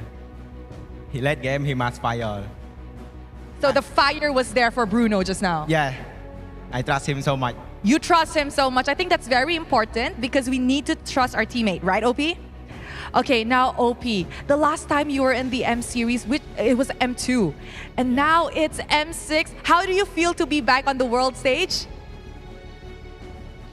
I'm thinking feel good because M2 I never win. I think in M2 I got 0 point. Oh, in M2 you got 0 points. Yeah. Okay. Now that you're back, what do you have to say to the Cambodian fans? Maybe a promise on how CFU will be doing this time around in this M series? ជាដំបូងមកបើខ្ញុំអរគុណទៅដល់ fan នៅខ្មែរទាំងអស់ខ្ញុំអរគុណខ្លាំងមែនតើអ្នកទស្សនាតាមការ live stream ហើយអ្នកមកមើលផ្ទាល់អរគុណច្រើនមែនតើហើយខ្ញុំសង្ឃឹមថាអ្នកនរគ្នានឹងគ្រប់គ្រងពួកខ្ញុំបន្តទៀតពួកខ្ញុំនឹងខំប្រឹងអស់ពីសមត្ថភាពអ្វីដែលពួកខ្ញុំធ្វើបានខ្ញុំនឹងធ្វើជូនខ្មែរទាំងអស់ So he said that he thankful for all the fans that keep supporting him or watching live or watching over here, and also yes, he will keep doing their best and try the hardest for the national. All right, thank you very much to OP. An amazing, amazing game. I think we could see how intense it was. It is now time to throw it back to the panel to break down what happened in this game. Can a panel take it away? Thank you, Rose, and of course, congratulations again to CFU. A lot to break down here because it was a big back and forth. It looked like it was gonna be on the road to being a little bit more one-sided with CFU having a better early game, but then suddenly here comes NIP Flash, and then it just became a big back and forth of. I think the word that we use here is brawl, and that's not me undermining their performance. It was just a very fight-heavy game. And I think the lineups actually called for it because of the drafts that we had with, especially in the roams and the jungles that we have, fights are expected generally, yeah?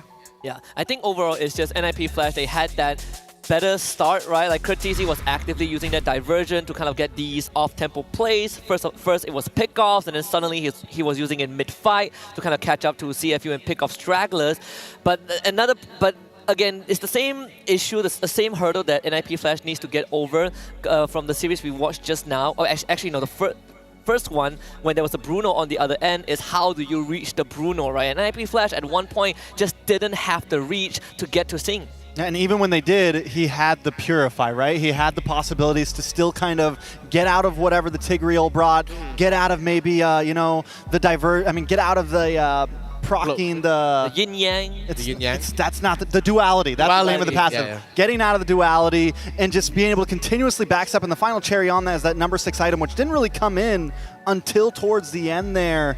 He gets the Wind of Nature. He's able to juggle it along with the Immortality, which gives him even more sustainability in these team fights where he can actually pop off.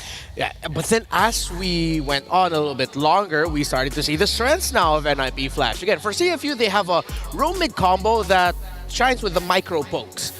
But then for the side of NIP Flash is for the big wombo combos, and that's where they were able to get their victories. Although for better or for worse, let's focus on the combination of Curtisi and Hades with the low E diversion and the Spear of Alpha from Hades. Yeah, and it's the Spear of Alpha is always a very good tool, if not for damage, it's for crowd control. But we also kind of talk about the emblem setup a little bit, where Hades decided to go for Assassin, so more of a glass cannon build, but he was still able to make it work in that early to mid phase when Curtisi is just bringing him around, getting these pickoffs on the key targets like the Bruno and the Suyo. But in that, when that late game started coming into play, it also, what we mentioned early on also came true, where this Valentina has a big ticket out like the Tigre Implosion. Yeah, and we started to see the Valentina take that a little bit more. Trish, do you agree with me here with what the Husky pointed out, the Assassin emblem of that Alpha? A little bit too greedy considering that he already did true damage? I mean, I don't know, it worked out in the beginning, right? It's like the game was kind of in their hands for a while. I know you said it was back and forth, but for me, it felt like NIP Flash had that in the bag, but then it just got a little bit too far into it. And see if you found that moment, man. They found that moment. As we look at the stats now, let's compare the damage of the, what we call the carries or the cores, the Granger on Phoenix. Yeah. I think Granger and Bruno, I feel like this is going to be the main marksman matchup we're going to be seeing for the entirety of M6? I feel like there's a high possibility because no teams really go out of their way to ban the Granger, but everyone looks at the Bruno. But we are also seeing the minor limitations of the Granger, right? Without the Death Sonata, your range is slightly shorter than a Bruno with the Malefic Gun. At the same time, you always would hope that there's someone to finish the job that you started. So sure, Vanix did almost 130,000 in damage, but a lot of them were chip damage that didn't have anyone to clean it up. Yeah. And then eventually it would have to be Hades or maybe even Curtisi to clean things up. Again, it's very surprising that to see if you got the victory here, because if you look at the numbers alone, when you look at the damage distribution of NIP Flash, that looks like a team that won the game. If you expose now, then suddenly the objectives, you realize why CFU was actually able to win it. It seems like with NIP Flash and all of the wombo combo, the rotations that they went for across the map, at the end of the day, it looks like they couldn't convert it into big, major objective pushes. Yeah. I mean, when you have something like a high-low on your XP, you have a slower EXP laner, you have 2 tanks essentially on your team, you have Bruno who needs a few items to get there, you're going to play a slower pace game, especially when you're up against Hades on an alpha who wants to push the limit. You're up against this diversion that wants to push the limit. So I think CFU, I don't know if it went exactly as planned, but in the end, it went as planned. As we now look at the 2 junglers, Detective and Hades, Trexler, was something that you were pointing out to us behind as the game was going on, just how important the role of the Suyo and Alpha was to bridge for the marksman? Yeah, I mean, both teams really needed a bridge. Hades bridged perfectly, I think, in the early game, creating space, giving his team. I mean, we saw Vanix really popping off in the mid game, 0 deaths for a while there. But Detective as well held his own. And as you said, when you look at certain stats, it looks like NIP won out. But when we look at CFU, when we look at Detective here, his kill assist is on point. He's able to keep his team in the game. His jungle, his minion, his turtle, and Lord overall. I mean, even though Detective maybe didn't look as flashy, he was holding his own throughout that game. Yeah, and the times where CFU's Detective looked flashy, it was the times where it seemed like it was the perfect time for him to do that. It was, hey man, we need just a little bit more of a kill power to finish us off, and then here comes Detective with a Soul Sever to change the tides, to finally give a 100% sure win for CFU. And because of what he did as the jungler, his gold laner got to shine. GG is the MVP. Yeah, really got to shine. Plenty of close shave for Singh. A lot of times he was kind of just walking away with like 1% health, but he made it out alive.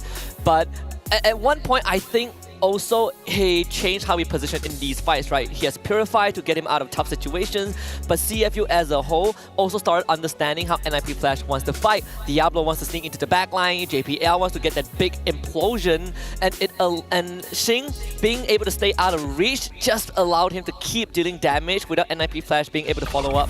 Yeah, I mean, the Malefic Gun, the Purify, and then the Quantum Charge just to give yourself even more movement in these fights just seems so disgusting on a Bruno. It just covers everything that Bruno is normally weak in, range, all those things. Now, taking a look at some of these replays at this time, this is what NIP had in the bag. Look, so many of their towers are still up. They bring down an inhibitor. They are in control of this. Zing, though, there, we're already starting to see the damage start to stack up, and now it's more. He's getting more aggressive. He's dashing in instead of away, but even that was not enough because NIP, look at Vanix in this play. I mean, like I said, it just felt like they had control of so much of this game until this fatal end. Yeah, and OP also showing up right at the perfect time to get that kick, to get the knockups, the crowd control with the Cho, to make sure that NIP Flash's defense would struggle. It really looked like NIP Flash would be able to pull off a miracle here, but in the end, it's what we talked about. Detective setting things up for ShinGG and vice versa. They worked very well together. Bruno, Granger, that's what we're going to be looking out for here. And maybe it's because of the presence of these two. Despite the fall off of Suyo, teams are saying, no, he still definitely has a spot in the current meta with what he brings to the table. And I think it's because of what he does to supplement Bruno's and Granger's. So a lot more now that we got to watch out for in terms of the picks. Any last other things that maybe you'd want to mention, Husky, about that previous game? I think that previous game is a good demonstration of the diversity of Luoyi. Even though NIP Flash didn't win that game, but there's a lot more options, a lot more avenues that you could kind of utilize with that diversion, right? Again, what BTK did was use it as a means of engage, but what NIP Flash did was not just to engage and pick up people, but also to kind of speed up the tempo mid-team fight, right? Something that I think it's a more advanced skill for Luoyi that not many teams can master in a short while. But overall, you gotta watch out for Bruno, because I feel like right now he's probably the marksman, the prime marksman that could confidently go for Malefic Gun every single game and get the most out of it. Trex, you think we're going to see an answer to this Bruno anytime soon? I mean, it's not undefeated, but it's clearly by far the standout pick with every game we've had. You know, I think there's two options. I think so far what we saw was Bruno wins out in that late game. The past two games that we've seen him win, it's always been more in the later ends. So it's either you stomp early, or once you start getting to some of the big dog marksmen, I'm not going to drop any names, but you know, some of the people that people would say are the legendary marksmen of MLBB right now, I think we might start seeing those get banned in the first phase. I think the hero pool is going to have to start growing deeper for a lot of them because at some point in M6, those might get taken out. Wow. The M6 Swiss stage really is filled with surprises. It is living up to the promise that we mentioned with introducing this new format for our World Championship. Coming up next, Team Spirit of EECA versus the new young kings of LATAM. What was once a region dominated by Brazil, now Argentina will tango with the rest of the world as they take on Team Spirit. I am low-key, now that I've talked about that little intro I did for them, great. I'm expecting a lot of action for this one. I feel like it's going to be another one of those brawl-heavy matchups. I mean, it is the last of a LATAM, right? And again, it's in the hands of Argentina rather than Brazil, so make him evolve. I feel like this could be another upset story that we've seen just like the past 3 games. But I'm looking at Team Spirit. I'm looking at the Bomba energy, right? I want the Bomba. I don't know, there's something big to say about Argentina taking this. In the past, it was MPL Brazil, and over their past season, it has been combined to now MPL LATAM, and because of that, now Argentina comes out on top. What does this mean for the region as a total, and what does it mean for Maycom Evolve? It's definitely going to be high. It's the stronghold of EECA versus the new evolution of Latin American MLBB, Maycam Evolve. I am excited for this upcoming match. Hopefully you are too. The M6 World Championship will be right back for the Swiss stage that has filled the MLBB esports scene with lots of surprises. And I'm pretty sure more are coming your way. See you in a bit.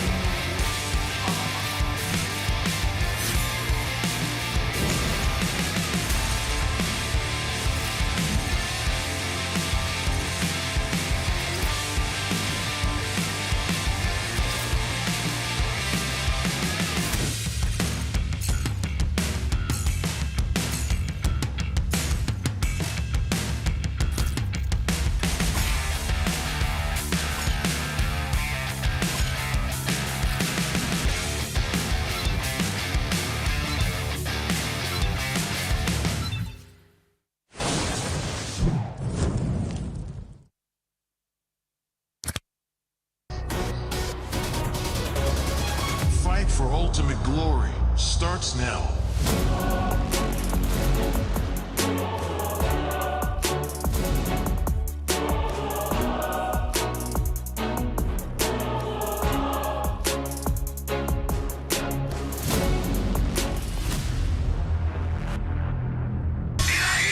Mobile Legend M6 スイスウォッチ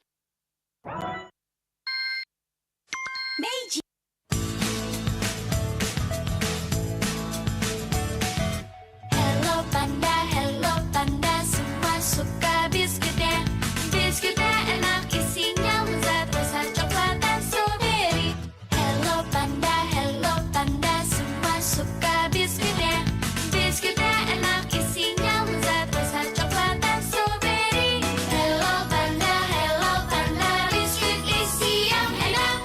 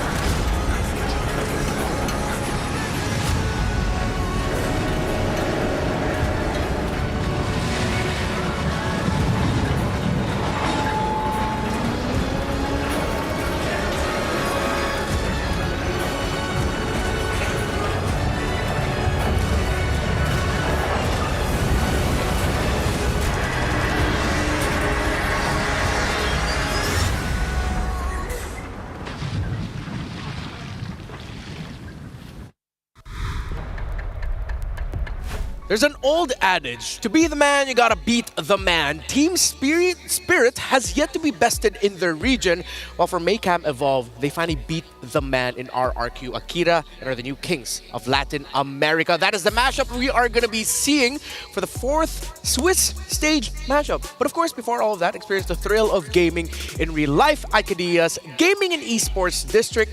Every detail is a celebration of play and entertainment at Icadia Gaming. There are many partners and sponsors here for M6 World Championship for making all of this possible. And to make analysis possible, of course, it's still us. We're not going anywhere. My name is Renmar Santa Cruz. Just call me Renmar. It's Husky and Trex. And we got into a very, not heated, but excited discussion with our fellow casters that this one, at this point, you're a Maycam believer now, Trex. I am. You know, it's been a whole lot of upsets today. The possibilities are endless, and this is best of one Swiss stage for you. So, yeah, unless you guys vote for Maycam, then I won't. Then you're going to go for Team Spirit. So Yes. are you really going to go on that hill of whatever we predict, you're going to go against it? I'll die on that hill. All right, then. I completely understand. I completely understand his sentiment because I've been 0-3 so far. All my predictions have gone out the window. But this one, I'm going to piggyback off of what Mirko said to us behind the scenes. He says that there is no way Spirit loses this. So I'm going to go with Spirit. And if Spirit does lose this, at least it's not me, it's the Merkers. All right. So you're already starting to deflect a little bit of the potential happenings here. So again, in EECA, the region where Team Spirit are from, they have been on a tear. They've won 2 consecutive titles of the Continental Championship as Team Spirit, while Sawa and Sunset Lover, their longtime roam and mid duo, basically won all of it with 4. 2 of them coming from Deus Volt. So if you're just following MLBB Esports for the World Championships, Team Spirit are what Deus Volt were now. But on the other side, again, they just overthrew RRQ Akira's 2.5-year domination in Latin America. I'm talking about Maycam Evolve. The stage is set for them to shine, also for Team Spirit to take it to the next level. Husky, if you are Team Spirit, there's a young hotshot right in front of you.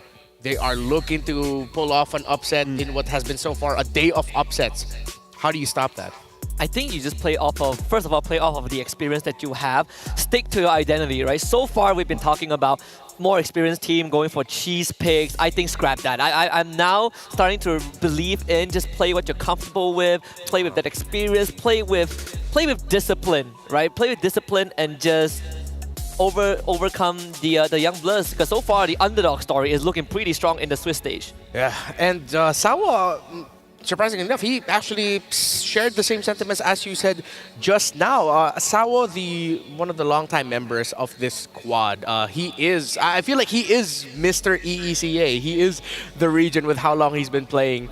And he does admit that it's not a big thing for him, that this is his 5th M Series appearance already. He thinks his roster right now, this Team Spirit squad, is the best in the region. Now, this is time for them to prove that they can tangle with the rest of the world, because Deus Volt, after M5, put the region on the map. You feel like, Trex, that this Team Spirit roster might actually be able to go on an even deeper run. That means top 3, because Deus Volt finished M5 top 4. They did finish M5 top 4, but then throughout the year, they had some rough standings in other international events. So we need them. If you're a TS fan, you want them to be back in that form. A little bit of a quote, though. Yeah, he said here, Sawa, we can showcase our strengths and secure a good placement this M Series. Based on what I've been hearing, Team Spirit are carrying that idea on their shoulders, that they finished M5 top 4 best teams, one of the top 4 best teams in the world. But now for M6, that means if they want to go past that, they have to make it into the top 3, maybe even be a grand finalist team. It is currently the best version of an EECA roster. That is what's coming out of Team Spirit. Now for Maycam Evolve, I feel like there's no pressure at all. You're in the world stage. You're the new kings of LATAM. I feel like Latin America are looking at them. It's like, you know what, guys? Just do your best. We're not expecting you to make it top 5, top 4.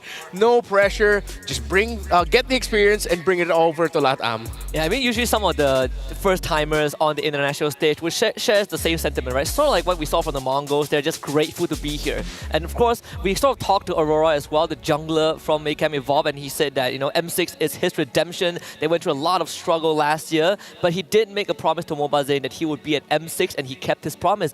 This time he's here representing Argentina, and he wants the best placement for them.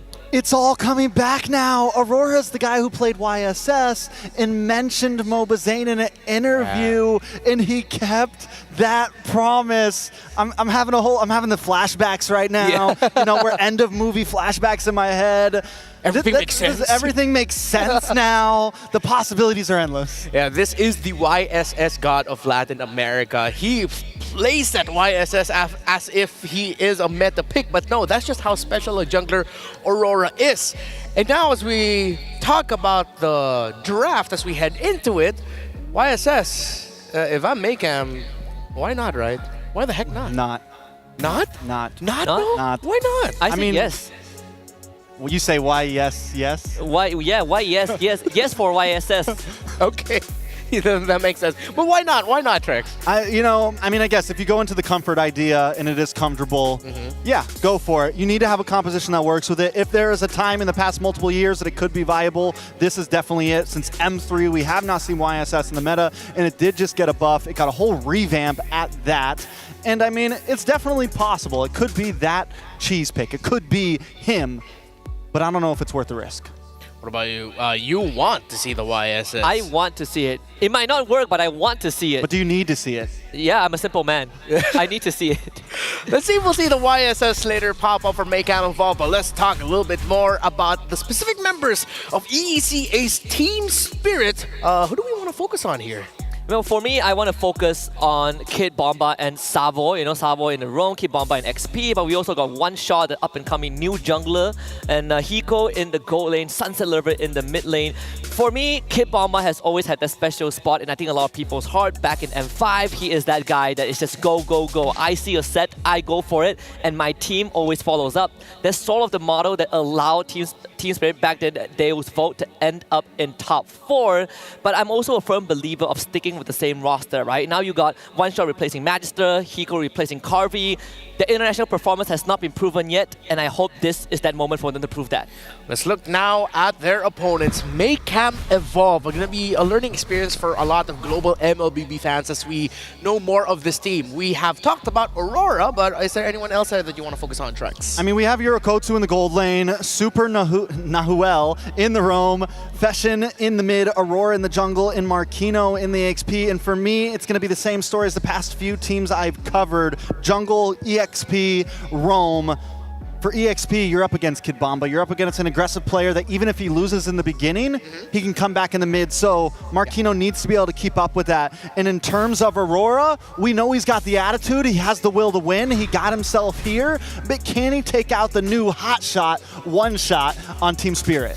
Control the Bomba and try to simmer down the hot shot in One Shot for Team Spirit in Maycam Evolve. As we look at a new M-Chat, could you describe the players on the team? That was a question posed to Argentina's Max. Yeah, and Max said Marquino is pretty funny, always stands out, though he loves sleeping. Who doesn't? Who doesn't? Yer has grown a lot in the past year, becoming more focused. Yep. Fashion likes to tease others, but is shy at first. Oh. Yeah, and once Fashion warms up, he makes everyone laugh. And Super Nahuel vibe is between Yer and Marquino, so somewhere in the middle of that. Oh. Well-balanced, a well-balanced team. Well-balanced team. Well-balanced. I feel like that speaks a little bit more of a wild card, you know? I don't see balance. I see what kind are we going to be getting today. Ooh, are we it's like a box of chocolate, right? Right. Yeah, exactly. It's like a box of chocolates. You never know what you're going to get. Are you going to get the wild card, a Spitfire, that kind of thing? Or are you going to get someone like quiet and calm? Maybe we'll see it in the game, in the draft. We will. We will definitely. Will you get YSS or just the game? The meta junglers? Yeah. Will you get YSS or yes? Yes for YSS or no. Shout out to everyone watching right now. Of course, this is the 4th series of the day. This is one team very familiar to not just MLBB esports, but of course the global esports scene. A very well-known name in Team Spirit, but for Maycam Evolve, very new there. So for our Latin American fans, or maybe fans of Argentina and Maycam Evolve, share with the people in the comment section what you know about the team, so that everyone else around the world gets to know them better. Because yes, they were the Imperio Esports lineup from Wildcard that popped up, and they also at one point they didn't go through the NTT7 route. But yeah, there's also a few members there who has an international experience. I believe Marquino. So Maycam Evolve, I feel like they have a good amount of experience internationally. Nothing compared to like Team Spirit, of course. But they might have enough to just cross them on over to the next stage of their evolution as competitors in the global scene. It's the draft now. Let's see. Again, the biggest question is the YSS of Maycam Evolve actually going to come through? We'll see. We will see. I mean, we're still halfway through unboxing this box of meta that we're in. We're pulling out the styrofoam peanuts right now. We'll see what else is in there. I don't know if the YSS is, but for Husky's sake, I hope so. Into the bans, though. Zuyo is going to get banned out first here. Louis as well. It's been a staple in that mid lane. 2 out of 3 games picked. But I do also want to see a bit of diversity in that gold lane. If Bruno makes it through, it's going to be a first phase pick for sure. It has been the same matchup in Go, in fact, for all past 3 games. Bruno into Granger. Yeah. Real quick, we also have to mention that Maycam Evolve, they are used to playing under a Swiss format, as the MPL LATAM Season 2 was under that format. So this is nothing new for Maycam Evolve. That they just have to think of it as, just imagine we're playing at home, but against the world's best. Another thing to mention about LATAM is, it is essentially the whole country playing. It is multiple different, or the whole continent playing with multiple countries. Yes. So it's essentially a small international. They're Yeah. very comfortable on big stages. They're very comfortable against multiple different regions. And yeah, so they should be ready for this. Yeah. And they decide to go with comfort, a very stable first pick, nothing too crazy right now. They got the Gata Kacha. Again, the flex option is always available for that one. You'll just adjust it based on the matchup that you see. Yeah, usually the Khalid Cho or a Valentina +1 would be a response on the red side. We've seen, I think, Ofenar went for the Bruno as well in the first phase on red. See if that's going to be the case. So, Hylos Alpha.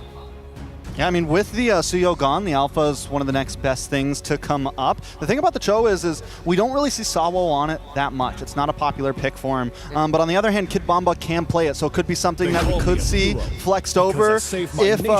Whoa! We get it. We get Bow it. down to Husky. Chris, Bow down to Husky. Bow down to Thank Husky. you, Aurora.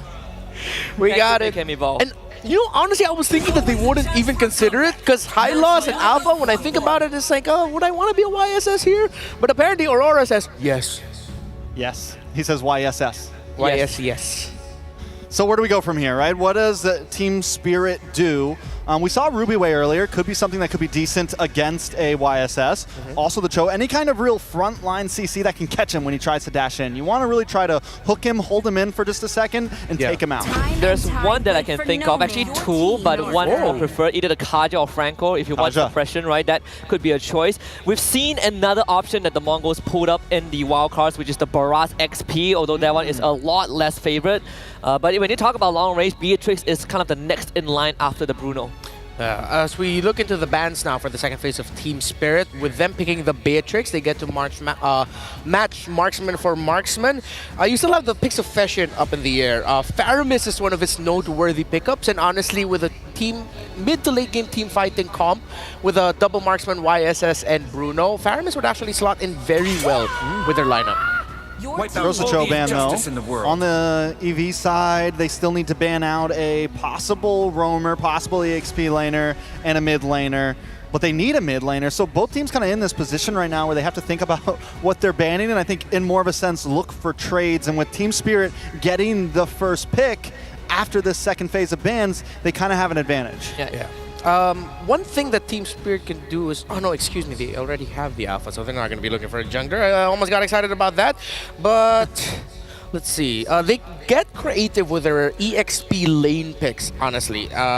They've shown that they are willing to consider heroes such as Akai in the EXP, even Belleric in the EXP lane, something that they showed up.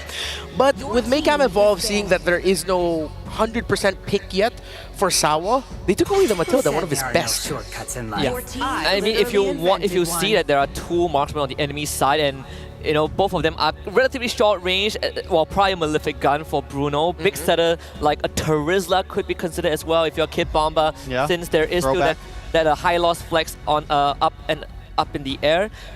Though a wild one would be the Savo Diggy. I know I'm asking for too much. You know, we've already got YSS, but I think since Team Spirit is banning out roamers right now and willing to go head-to-head with all the roam bans, I think they're showing that this Hylos is most likely staying roam. I think at this point it's EXP lane for both sides, but I think they hold that EXP lane until last pick to try to maybe get some counterplay in there. So mid laner coming up is my guess, and they go for the Valentina.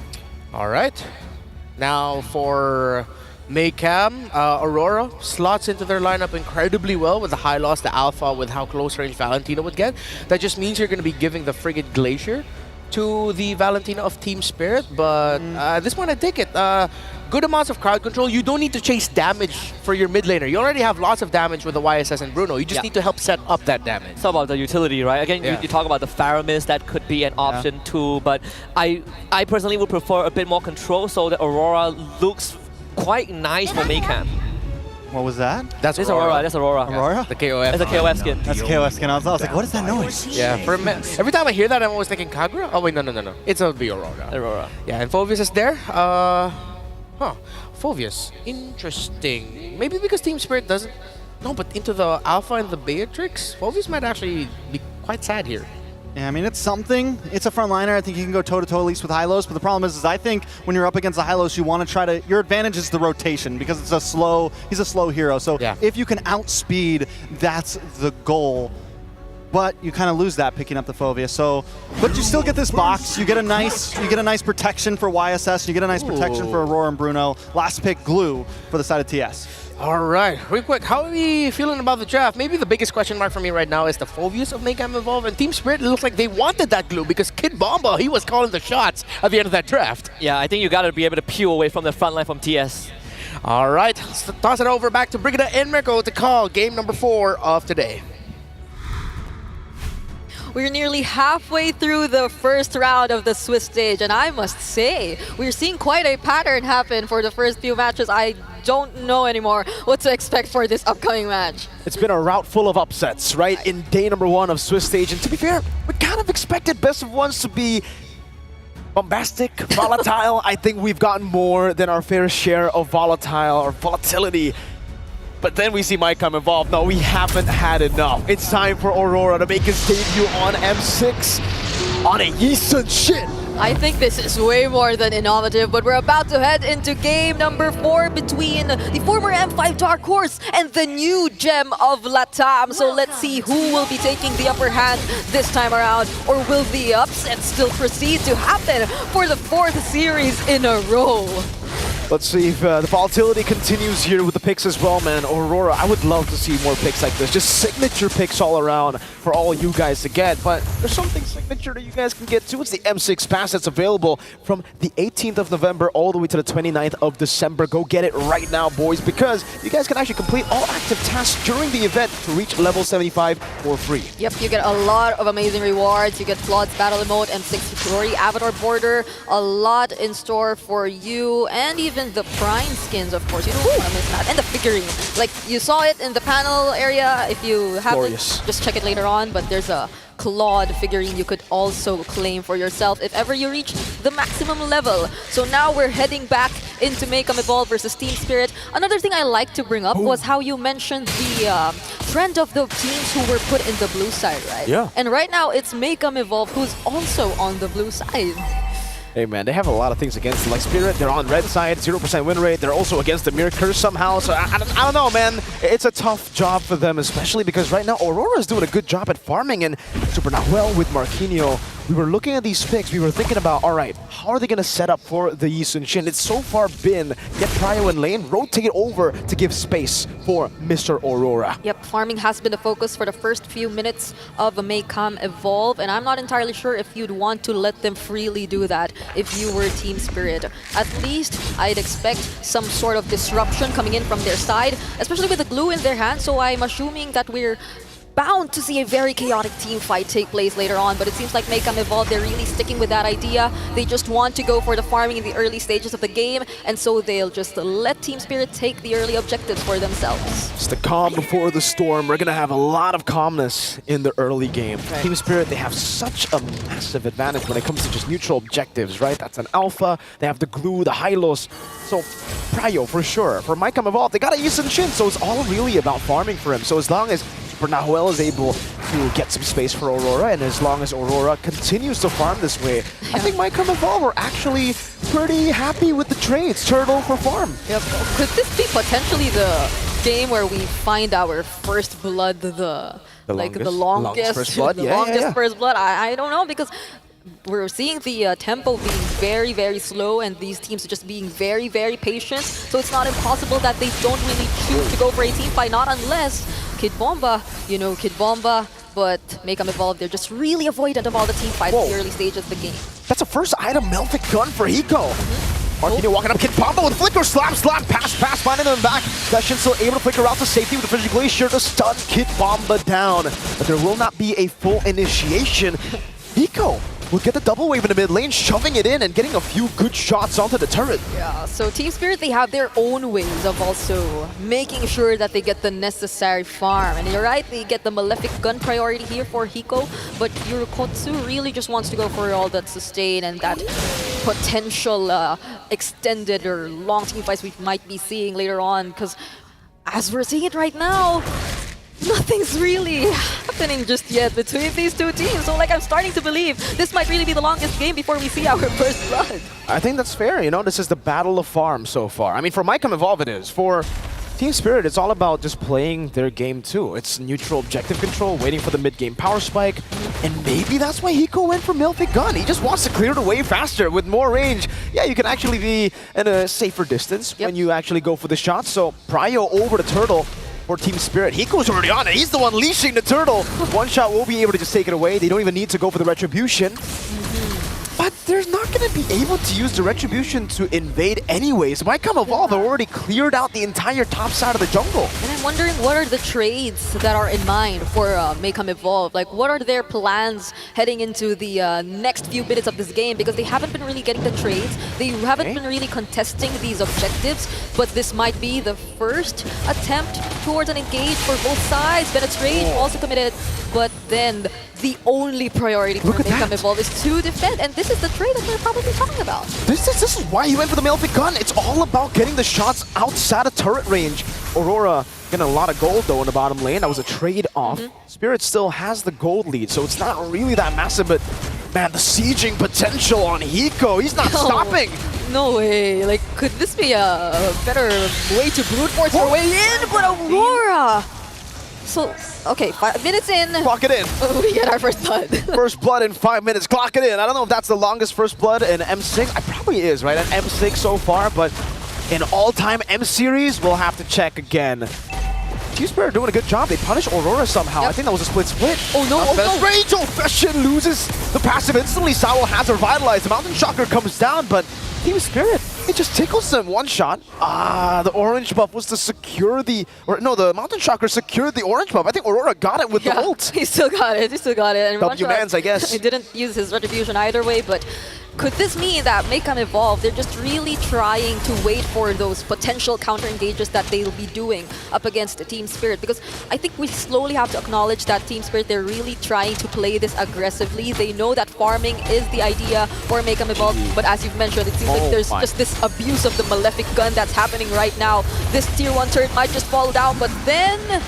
Okay, the damage is also there. Forces out the Revitalize. We saw the Granger versus Bruno. Now we're seeing Hiko on the Beatrix just go for turrets. Go for turrets, man, with the Melfic Gun. Turtle number 3 will spawn in the game. 3,000 gold lead in 1 kill. Yep, that's a super fast wave clear we're seeing also. And they might just continuously transition from one lane to another. The double snipe landing. Fashion will fall. And Sunset Lover is the one who picks up the kill as he steals away the Frigid Glacier. And all in that time, Spirit was able to get one shot over to the Turtle to solo it. Now it's a 1-level lead for one shot, and we can finally see the goal difference. 1.7k on Hiko. No way. That's the range advantage. And if Team Spirit just continue with this, they're gradually going to decrease the areas where MLBB Evolve can look for their farm, and that's not going to be a good sign. Definitely not going to be a good sign if that's the entire idea, or if they just really want to hold everything out until the moment they know they're capable of fighting. Because Team Spirit, it seems like they're also very disciplined with whichever kinds of team fights they try to look after in terms of this point of the game. So they seem like they really want to force this mid lane turret. Will they attempt? Okay, that's still the defense from MLBB Evolve. Literally a pure siege. Spirit they're playing with their catapult. Hiko is the catapult to their siege. Everybody else is just posturing up. They're letting Hiko throw those catapults down and slowly but surely tear down the castle of MLBB Evolve. And so far, the king of MLBB Evolve in this metaphor, Aurora, I don't think he's at a point of is this a power spike? War Axe? I don't think so. I don't think it's enough just yet to go for fights. Yep, and he's 2 levels behind of one shot. Yeah. So there's a lot of things to consider for MLBB Evolve. Clearly, trades might be the way to go for them, but Team Spirit, they really want this mid lane control. Fashions already going to be cut off there. AOG, great usage of the split, and Bamba just flickers out. Hiko, the catapult keeps on catapulting. Look at that. A lot of the boulders coming down. Ooh, Yurakatsu toned away. And it's all about hitting it right now. Hitting the turret slowly but surely. Hiko, you're going to get it one day. 1, 2, 3. There you go. I mean, shouldn't be such an easy task for like Team Spirit. I mean, there have been adjustments to turrets recently. They really increased like the turret defense whenever there aren't any enemy minions within range. But then Team Spirit, they just constantly force these objectives. I don't think it's even considered as converting objectives because they're just forcing the objectives. They're just sieging it out. Now it's another neutral objective. it's a clean game for Team Spirit. 2-0, full control around the map. One Shot might actually live up to his name here. He's 3 levels ahead. He might be able to one-shot Aurora by the end of the game. It's a crazy lead, and Yurokotsu, I don't think he can actually melt down anyone right now, right? He still has to wait for a few more items. Not even Berserker's Fury yet, so they're getting suffocated really hard right now, just from the siege potential. Yeah, and they might no longer be able to take hold of these buffs, not unless they really try and help Aurora, but there's the Avatar of the Garden. Sunset Lover got caught there by the stun of the Eastern Shin. That's going to be a trade 1-for-1. Marquinhos falling. Super Nahuel, though. You already used the AOG earlier. Kid Bamba able to zone them away. What was that? Hiko just shot him down with a Bennett. Crazy range. It's a sniper at this point. And it feels like it just goes out so fast. Like all of those bullets from Hiko, he was just spamming it onto the necessary targets, onto the turrets, onto the members who are just even slowed down a bit. And I think it works well, right? If Saul just uses the Glorious Pathway in such a way where it slows down the members of Make 'em Evolve, that's just a lot more easier for Hiko to target them down, even using the Bennett. That's not usually the way you see the Beatrix trying to take on the targets. You want the more secure Nibiru or like even super close range. No. Yurokotsu almost got 3-shotted. Hiko, you should have got Sky Piercer, man. That would have been a kill. That's 1 stack down.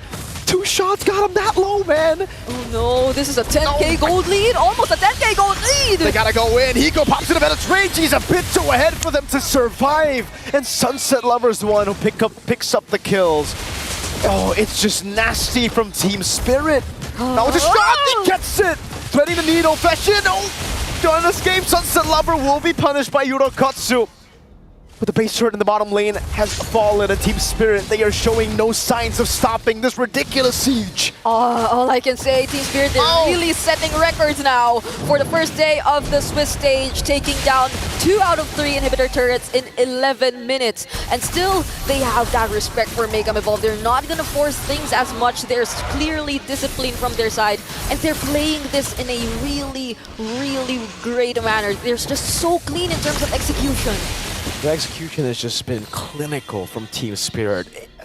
They have... This is literally a siege. You just starve your opponents to death, man. They can't even walk out their base. Finally, they get to. By the way, like, thank goodness they do, Aurora. Oh, no. Oh, no. That's the Glorious Pathway to slow him down. Oh, it's the Fear of Alpha. It's not a one-shot, but, hey, it's Aurora down. That's a win for them.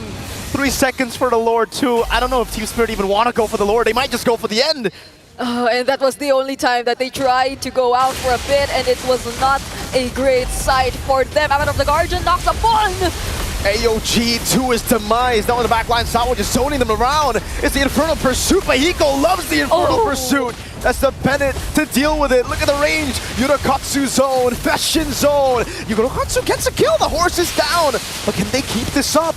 Fashion, does he have it? Now Hiko's walking up. He doesn't have the win of nature. The Spirit of Alpha comes down and Fashion just gets deleted. Aurora will be next. One Shot is doing it in the back line, zoning the 2 marksmen away. And look at Hiko. He's just going for the damage onto the base without the minions even. The Bennett's rage will be able to catch Yurokotsu. He walks into it. A quick game for Team Spirit as they just suffocated Make 'em Evolve. Ended the game in less than 13 minutes and set records for this day. It seems like Team Spirit really came into the series well prepared, and they're gonna celebrate that victory. They're gonna switch things up a bit for the first day of the Swiss stage. Finally, we get a red side victory. Finally, we get a favorite victory. It's all been about the underdogs. But Team Spirit from EECA, they got it done. It was up against 2 Auroras, technically, you know? Yeah. Like the double Aurora setup. Aurora the hero, Aurora the player with the Yi and Shin. I thought it could work. I thought the volatility could work, you know, could maybe curveball their way to a win. Unfortunately, Spirit were so calm, so composed. We're yet to see more from the new Gem of the Town. For now, let's break things down together with our panel.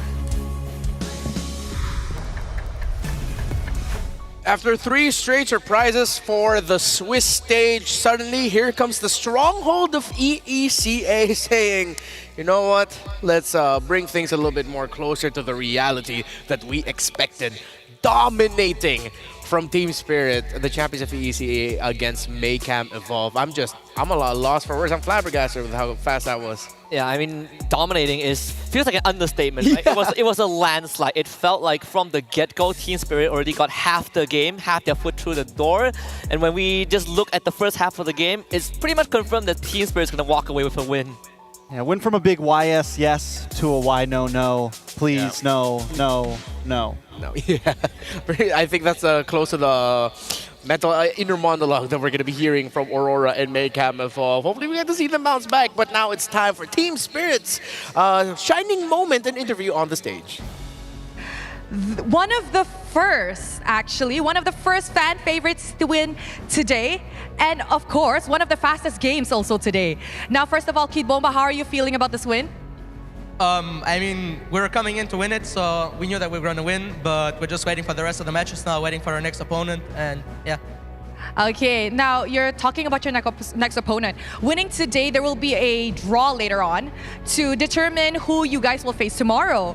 If you could choose, based on the winners just now, who would you choose to meet tomorrow? Only based on the winners? Maybe BTK or S2G.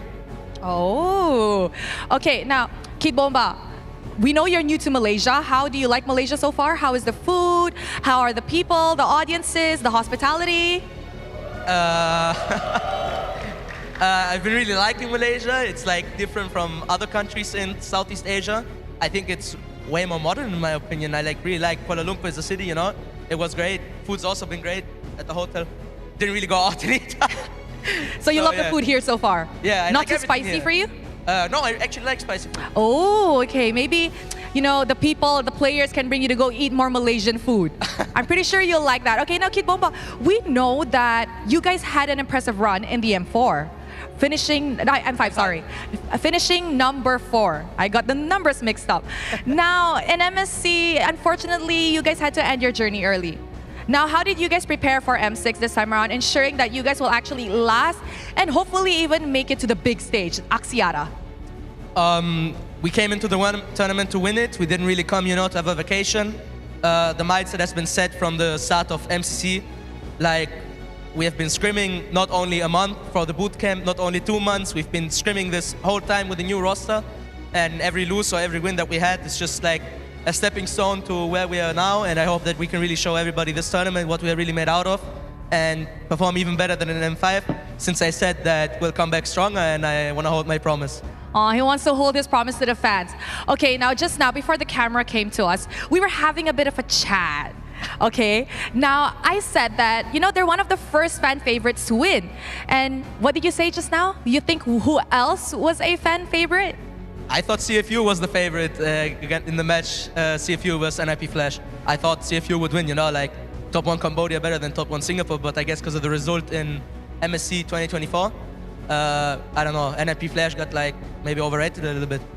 Oh, okay. Kid Bomba is spitting bars. Now, Kid Bomba, before we wrap up this interview, would you like to say anything to the fans? Because you are pretty a favorite in Malaysia. Thank you for the support. I hope that in the next matches we'll keep playing better and better. This was just the first match, so just keep waiting for the rest. Trying to go 3-0. 4-0. All right. Thank you very much to Kid Bomba. And with that, let us show it over to the panel to break down what happened in this game. So, panel.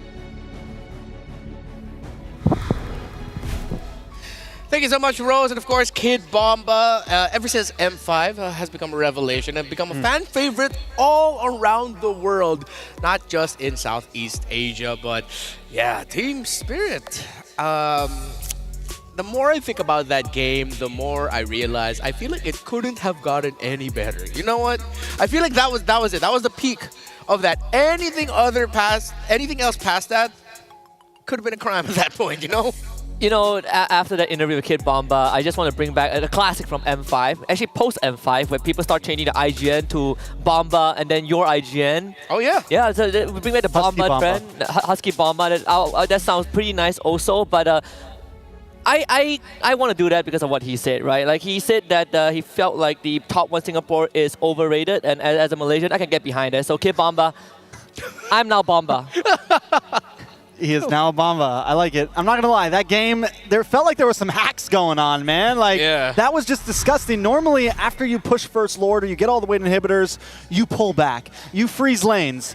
TS said, no, we're not freezing lanes. We have a Beatrix with a Malefic gun that can just take down your towers. So they just stood at their front door nonstop, chipping away at everything, and it was disgusting the way that when Renmar, you asked what the counter to the Bruno might be, and we might have just found it. It's like Beatrix became a Bruno, but instead of kicking a football around, it's guns straight up, and 4 of them different. And yeah, the Malefic gun rush really changed everything. And even both marksmen decided to go for the roam boost at around 8 minutes. And I felt like that just made the scaling of Hiko even a bit more faster because he kept getting assists, he kept getting kills, he kept adding more abilities to get gold for himself. It was that was tough. That was very, very tough for Maycam Evolve. It was really tough if you are, a supporter of Maycam Evolve in general, right? I think that first item Malefic Gun allow Hiko to essentially just shave off the entire co-plating of their first turret. And not to mention, from the draft onwards, the side lanes felt like it been won by Team Spirit, right? Glue into Phobius favors Kid Bomba any time of the day. For Hiko, he had to get the Malefic Gun first, and he went for that first item, and from that point onwards, Eurocoaster really couldn't do anything. Yeah, that's a Master Assassin Beatrix first item Malefic Gun. That was Hiko going into this saying, yeah, I'm gonna destroy this Bruno in lane. And fun fact about Hiko, a lot of the coaches and players I've talked to who are a bit more familiar with this young man's game,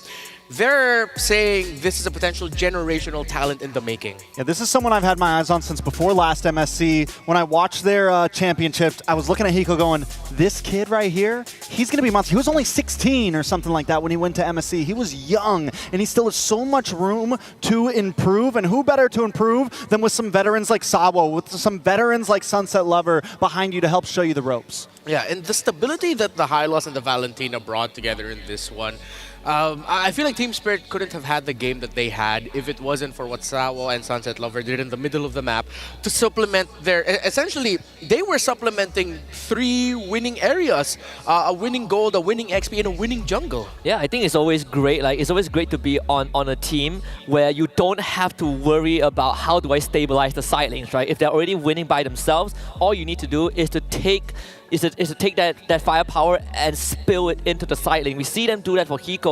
He breaks the top tier 1, and now it's Kid Bomba's turn, right? He starts moving out of his lane while Makino was trying to deal with the wave. Kid Bomba was joining fights. You know, not only Kid Bomba, but Sunset Lover as well. I feel like he goes under the radar so much, but he had some great IMU steals with that Frigid Glacier, helping get some big plays off. Not only that, but in the beginning, he was first blood, he was second kill. Yep. He was able to really create space, use those Terrifies to make moments for the rest of the team. So I got to give it up to him because he is really kind of the backbone of this team at times. Yes, Sunset Lover really 4 M-Series appears? 3? Yes. A good amount. That man is an international legend, I feel like, at this point from EECA. And of course, the MVP is none other than Hiko. Again, we've talked about this. A young generational talent in the making. That is the words of coaches and players who are very familiar with how well this young man can play. Earlier this year, I even got to speak to Kid Bomba or hear a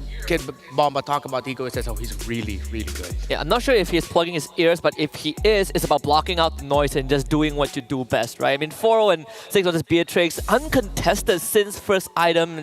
There really was no way that Maycam Evolve could get close to Hiko. They tried once, but with a 10k gold deficit during a base defense, they just don't have the resources to beat Team Spirit and kind of repel that siege.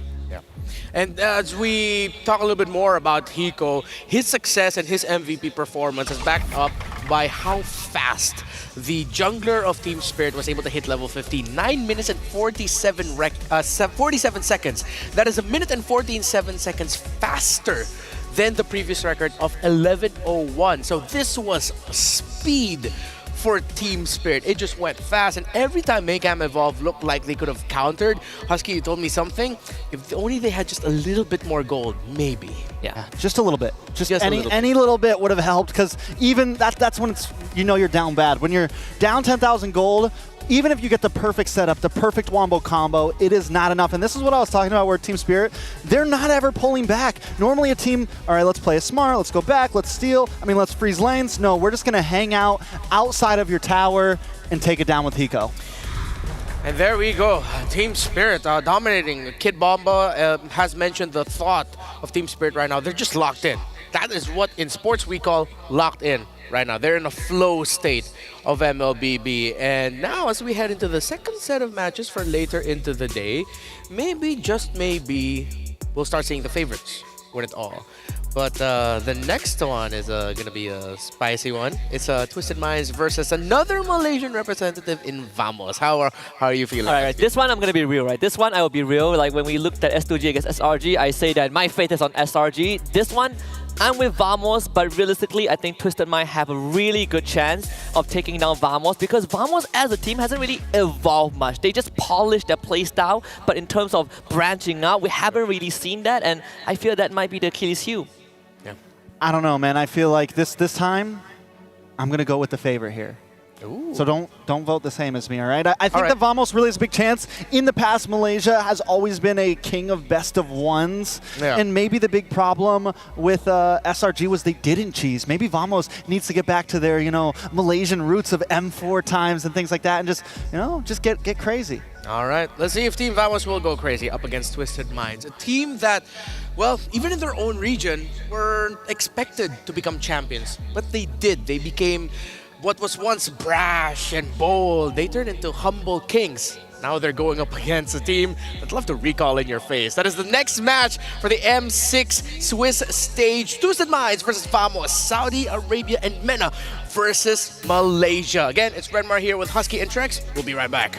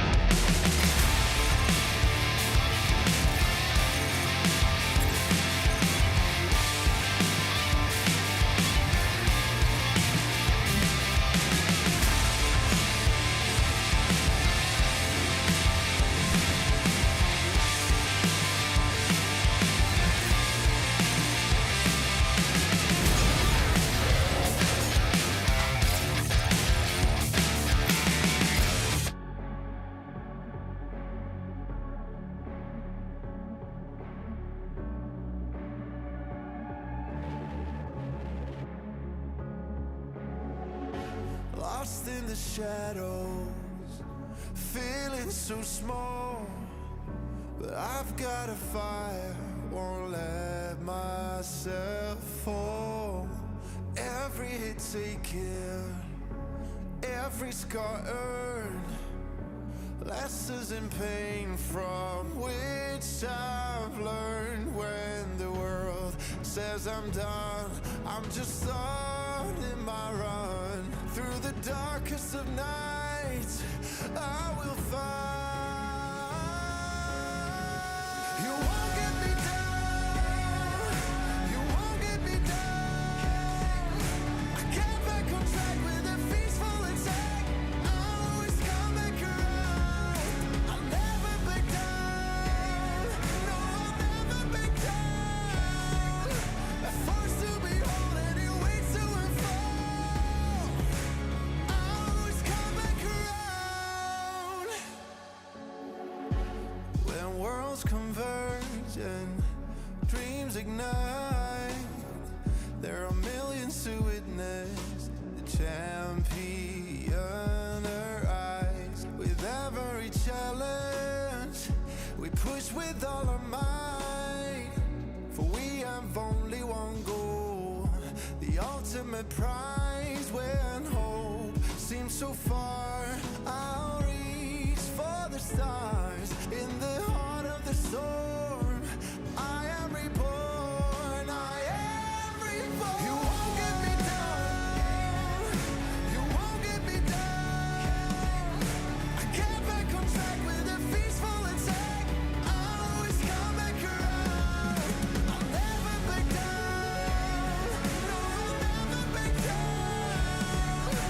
Forced to be whole and it waits to unfold. I always come back around. Battle, battle, taking the ride, make it, break it, hit it, I shine. You won't get me down, no, I'll never back down.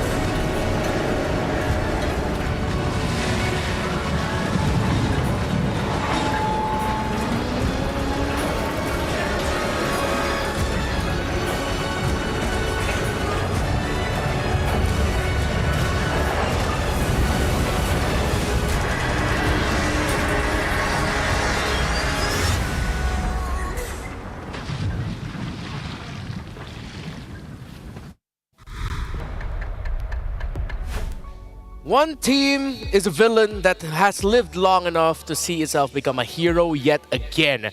The other team is a team that thrives and shines and enjoys being the anti-hero and the bad guy. It is Twisted Minds versus Vamos. Saudi Arabia versus Malaysia are the regions we're going to be seeing for this one. My name is Renmar Santa Cruz. Just call me Renmar. Still here with Husky and Trex. And gentlemen, you know what? I'm feeling it's panda time. I think it's panda time. Do we still have a panda on us? I ate them all. No, You ate. he ate them all. You know what? Since you ate them all, tell them about Hello Panda and why you ate them all. Well, you know, I've been really hungry. I've been really hungry because I've been carrying these two in Mobile Legends games for the past 2 weeks, or for the past 2 days. No. And I've been carrying them. My legs have been sore. So how do you stay fueled? You fuel your game with Hello Panda crunchy biscuits filled with creamy chocolate. The ultimate snack to keep you energized, level up your day. Visit Hello Panda's website for more. Please, Husky, I think LaFell asked you to do this during wildcards. Can you do it again? I'm pretty sure you know what we're talking about here. Go for it.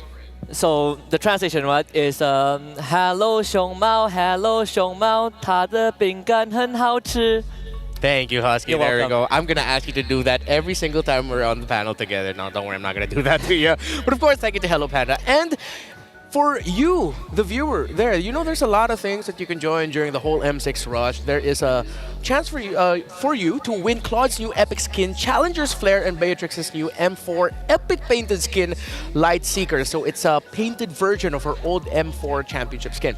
Don't miss this rare opportunity to get Beatrix's M4 exclusive and M4 Prime skins returning for a limited time. So if you missed that 2 years ago, now is your time to come back to that. It's from November 18 to December 29, so you have a lot of time. Just play the game a lot and join in the draws.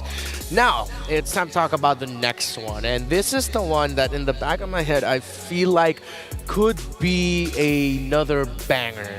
Twisted Minds and the region of MENA has improved. Although the last time these two teams saw each other, it was MSC 2024. Vamos were under a different name. It was Homeboys. And they were able to defeat Twisted Minds 2-0 in the group stages of that tournament. So is it going to be revenge or repeat? I hope it's not revenge, because then we would have a 0-2 record for Malaysia on day one. I think, Vamos coming into this, they're pretty much the fan favorites, right? Like on hindsight, Vamos should be able to take this, but since that it is a new era in the MENA region, I wouldn't put it past Twisted Minds to come up with some surprises. Yeah, for Twisted Minds though, something about this roster, I feel like this might be their best shot at going deeper in internationals. They are made up of the members of Triple Esports, which, throwback to M5 World Championship, it looked like they were going to take a game away from Prime Onyx Indonesia. That's how competitive a good amount of these members are. But we'll get more into their story later on. All I'm going to say is, they are a team of surprises, and they have a Medjai in their midst, a protector, an Egyptian one at that, in the jungle. So for you, Trex, heading up into M6, well, what are you willing to share about what you know about Twisted Minds and what to watch out for? I mean, MENA in general has been a region, in all honesty, that has always come up a little bit short, right? They almost got the game. They almost got past top 8. They almost did this. They need to turn that almost into some actual wins, right? And this is their time. It's Swiss format, as we said in the beginning. This is a time for teams to show that it's no longer a group's fault. If you are good enough, you will make it to the top 8. Twisted Minds, we know Soda, Hoda, they moved him into the jungle position there during playoffs bracket of their championship, and it worked very well for them. It's what essentially won them their championship to get to this place that they are now. So I think they're in their best form right now, and if there's a time to win, it's definitely now. Let's hear now from Coach Lyric, who has slowly become the GOAT coach in MENA, one of the greatest coach in MPL MENA history, with the championships and success that he's had in MPL MENA. So this is what he says. He did admit that MENA isn't exactly at the same level yet as Asia. And the challenge in MENA is that they don't have the opportunity to test their meta against Southeast Asian teams. They need to learn how to adapt quickly to how the meta works. Every season, he reminds his players that their goal is to prove themselves on the international stage. And this goes on with the theme that you've been saying, Trex, that they've always somewhat fallen short. Now, Twisted Minds are a different team. For those of you who don't know, in the season 5 of MPL MENA, before MSC, they were loud. They were beating everyone. They were called the Twisted Express with how fast they were winning games. And they said, yeah, we're going to win the championship. And then they didn't. They got humbled. Then in season 6, they were suddenly saying, no, I don't think we're going to win, but we're pretty good. And then suddenly they won. They went on that lower bracket run that you mentioned, Trex. So now that we know that about Twisted Minds, are there any similarities you feel like between them and Vamos? I mean, what Twisted Minds were in Season 5 has been what Vamos is during Homeboys era and during Vamos era, right? Like loud and proud and just all about going fast and ending the game in the most dominant way as possible. And a big part of that is also because of their coach, Coach Pops, and he also has his own fair share of challenge. The biggest challenge for Vamos on the way to M6 is determining their strategic approach, whether to employ complex gameplay or stick to something similar. In his past team, he wasn't able to fully gauge the strengths and weaknesses of certain heroes, but now with thorough testing and analysis, they've identified their focus, and the challenge ahead is M6. This is the testing ground. Yeah, their personalities may be a bit different, but right now, based off of the quotes from the coaches, I feel like there might be a little bit sense of finding their identity again, or evolving their identity even. So now we can get a little bit more deeper into the, how do we say this, deeper analysis. Considering that how we know Vamos to be, the one-dimensional aggression, that's not me taking something away from them. That's me acknowledging just how good they are with that aggression. If you're Twisted Minds, what do you do to counter that? I think you have to do the same thing, right? Find your identity, because we're in a place in the meta right now where aggression can beat aggression. Passive, more rubber band playstyle can also beat aggression. We're in a place right now where the hero pools are very deep in all of the lanes, except maybe gold. That seems to be the tightest of picks right now. Yeah. But there's just a lot of opportunity to counter. You can actually pick something that maybe all of us thought wasn't super meta and still win with it. So I think Twisted Minds, they need to have their identity ready, because Vamos seems to be comfortable with what they want to play with. Yeah, so let's dig a little bit deeper in terms of identity and share with you some stats about these two teams. So for Team Vamos, their average game time in MPL Malaysia Season 14 was 14 minutes and 22 seconds, while for Twisted Minds, 15 minutes and 35 seconds. It's a minute or so less, but I feel like these are two teams with the capability to end the game in less than 15 minutes. Yeah, I think for Vamos, they've held records for multiple things, right? Fastest game, the most first bloods, the most Lord secures, the most 50-50 retribution wins, the highest global GPM, or right now second highest to Chibi with Nolan back in Season 13.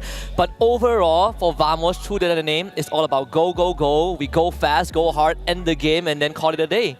Yeah. While for Twisted Minds are a little bit more methodical, and I agree with what you mentioned there earlier there, Trex, that they really have to go with this with a clear identity, with a clear idea of what they want to do. So, if you are Twisted Minds, then do you challenge heroes such as the Cho and the Matilda, the things that go fast, you take it for themselves? Do you ban it? Well, what should be the play here? I mean, seeing as they also play some pretty fast games, right? I think they want to kind of move fast as well. Even though maybe they've cooled their egos, they can still be an aggressive team at that. Yeah. And I think that could definitely be the strategy coming in. Play for some of those fast-moving heroes, Matildas, Chos. We've seen it work very well, but also we've seen other picks work well too. So as long as they know what they're coming into this with, and they're comfortable with that, they could definitely pull off the dub. But it's not going to be an easy one. I definitely think Vamos are the favorites here. All right, let's go into the specifics now and look at the members of each team. For the side of Twisted Minds, it's Sano, Troll, Coffin, Sanji, and the Medjai, Hidden Pharaoh, Hoda. All right, now taking a look at this, my eyes are all on Hoda here. Sanji as well, Troll, these are all names that we've gotten to know for a while now. They've had international experience multiple times, but for me, Hoda, him switching into this jungle spot, I'm ready to see what he has in tail, right? Is this really comfortable with him? I didn't get to catch their championship, so I'm wondering, like, what was the real reason behind it? Yeah. Was it meta? Was it because assassins were popular? Was it that the team just worked better around him? Yeah. I'm excited to see what he really brings to the table in this. Yeah, and that is the biggest question we're going to be looking at. The guy who was labeled as the Twisted Savior because of his assassin playstyle, they were able to win the championship. But all right, come on, Malaysia, Kuala Lumpur, make some noise for Team Vamos! And on Team Vamos' side, we got Nets in the gold lane, Zorn as the roamer, Warlord the mid lane, Chibi jungle, and Smooth as the XP laner. 4 out of 5 of them have won well, actually 3 out of 5 if you exclude Smooth, and Nets have won a championship together back in season 12, in fact. So I think this lineup has been very, very comfortable with one another, especially when Smooth came in and the meta wasn't really his meta. He took some time to adjust to it. But eyes on Chibi, Zorn, and Warlord. They want to play as fast as possible. They want to disrespect their opponents. And the moment you waver is the moment Team Vamos wins. Little fun fact that I want to share with this, and I just learned about this today. So apparently Zorn has a nickname, Raja Emote. Yeah, Raja Emote, the Emote King. The Emote King. So if you are Twisted Minds, Trex, you want to match that? Like, you mentioned earlier that they're more humbled, but they can be aggressive. Do you want to try to get into Zorn's head and, out-emote the Emote King?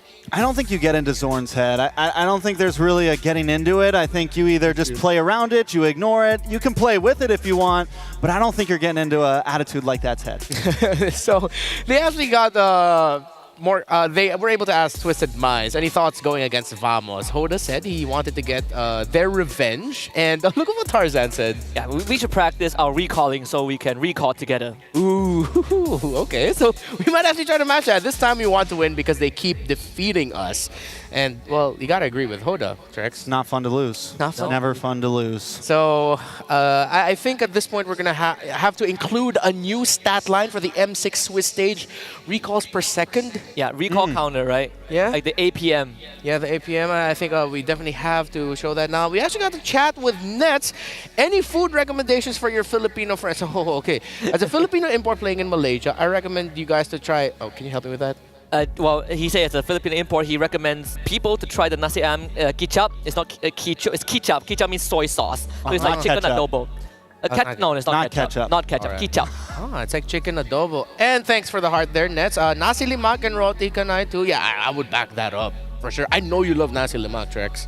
I do like nasi lemak. That was the first thing I had when I ate here. Very good. As for the beverage, though, they should try iced lemon tea or teh limau ice, teh o limau ice, teh limau ice, depending on if you want sugar in it or not. Oh, that's how you pronounce AIS, ice. Ice, yeah, ice. Like the ice, like ice cubes. Like ice cubes.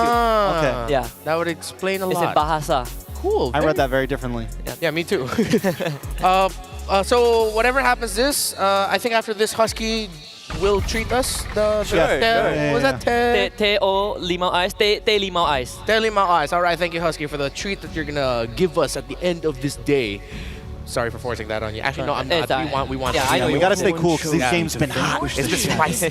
So Vamos versus Twisted Minds. Look, Vamos respecting the Matilda, and I know we still have room in the meta to actually rush Cho blue side. Oh yeah. Yeah. Very few teams have done it, but it is doable. Vamos actually did flex the Cho before back in MPL MY. It didn't go their way though. Smooth was uncomfortable at that point of time.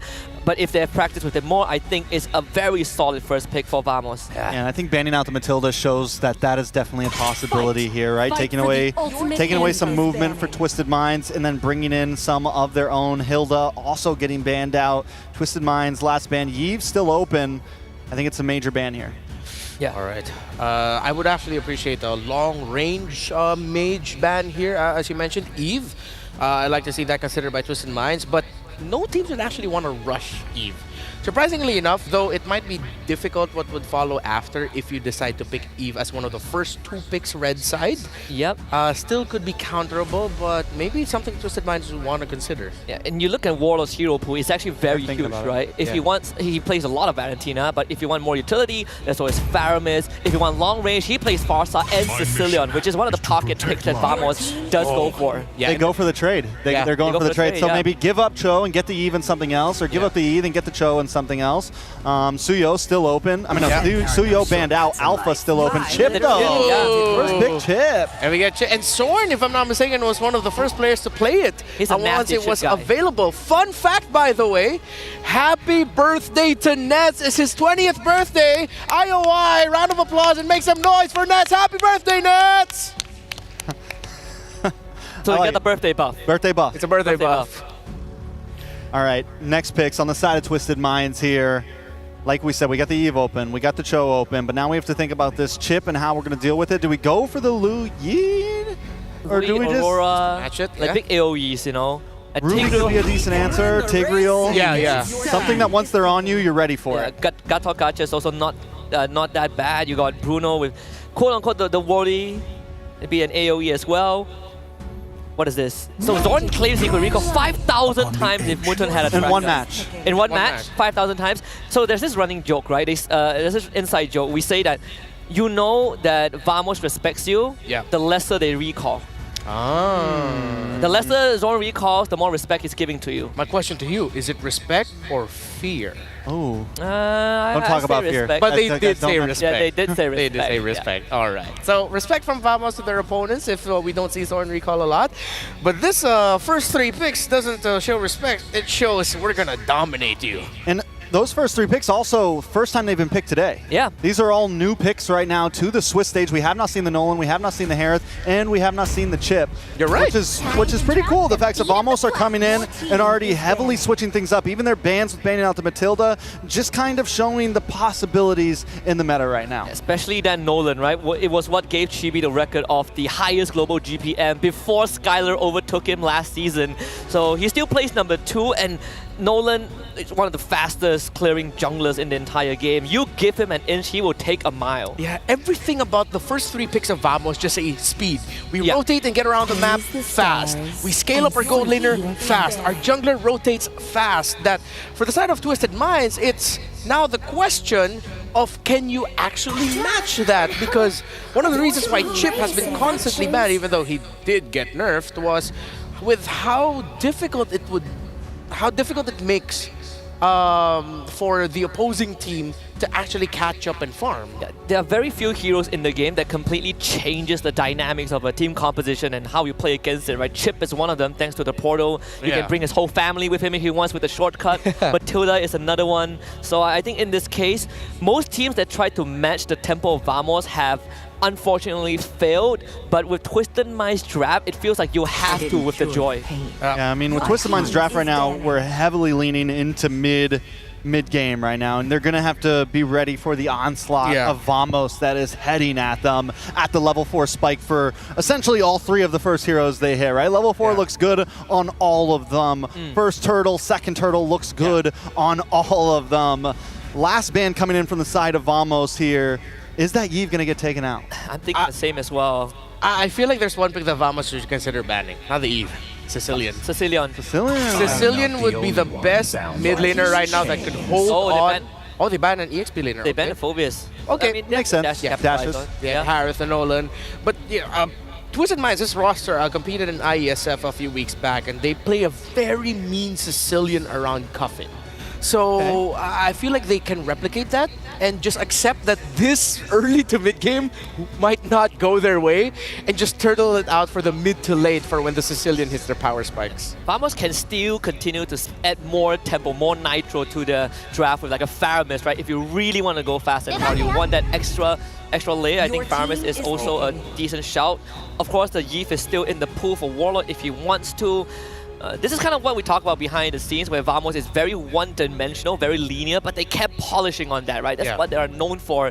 And right now, it doesn't help that base HP at level 1 has been reduced, so all these big ticket damage from Vamos can easily allow them to snowball. Yeah, Trek, they need something tankier here in the EXP lane, right? Yeah, I mean, we saw the glue earlier. We saw some possibilities. They could just go full in aggressive and pick up something like the Benedetta instead, you know? Instead of going tanky, they could just get crazy. I'm not completely against it. They go for the Khalid and the Edith, which is both solid. And there's those tanky heroes. Is it Edith mid? Is it? Yeah. Oh, yeah, wait. It has been Harith. Oh, the Harith mid. I know Warlord has played Edith mid before back in season 12. Interesting. He has done it before, so this could be that. It could be a throwback. It could be the same idea of why glue mid became a thing at one point. Fast clear mid in the first wave, then invade right away with a Khalid mid. Yeah, it could be Khalid mid, really. Khalid mid. And that's why, I like the last pick for the roam for Twisted Minds, because if ever they go full aggro, it's Warlord in the mid with a Khalid. The Tigreal and the Aurora might be able to stop that. Yeah, I mean, you also have to remember, Khalid, one of the biggest damage dealers on level 1. If they throw that in the mid, it is dangerous. Okay, what a draft between these two teams. Pure aggro by Vamos, but it seems like Twisted Minds might be able to counter. Bring it up, Mirko. Let's go.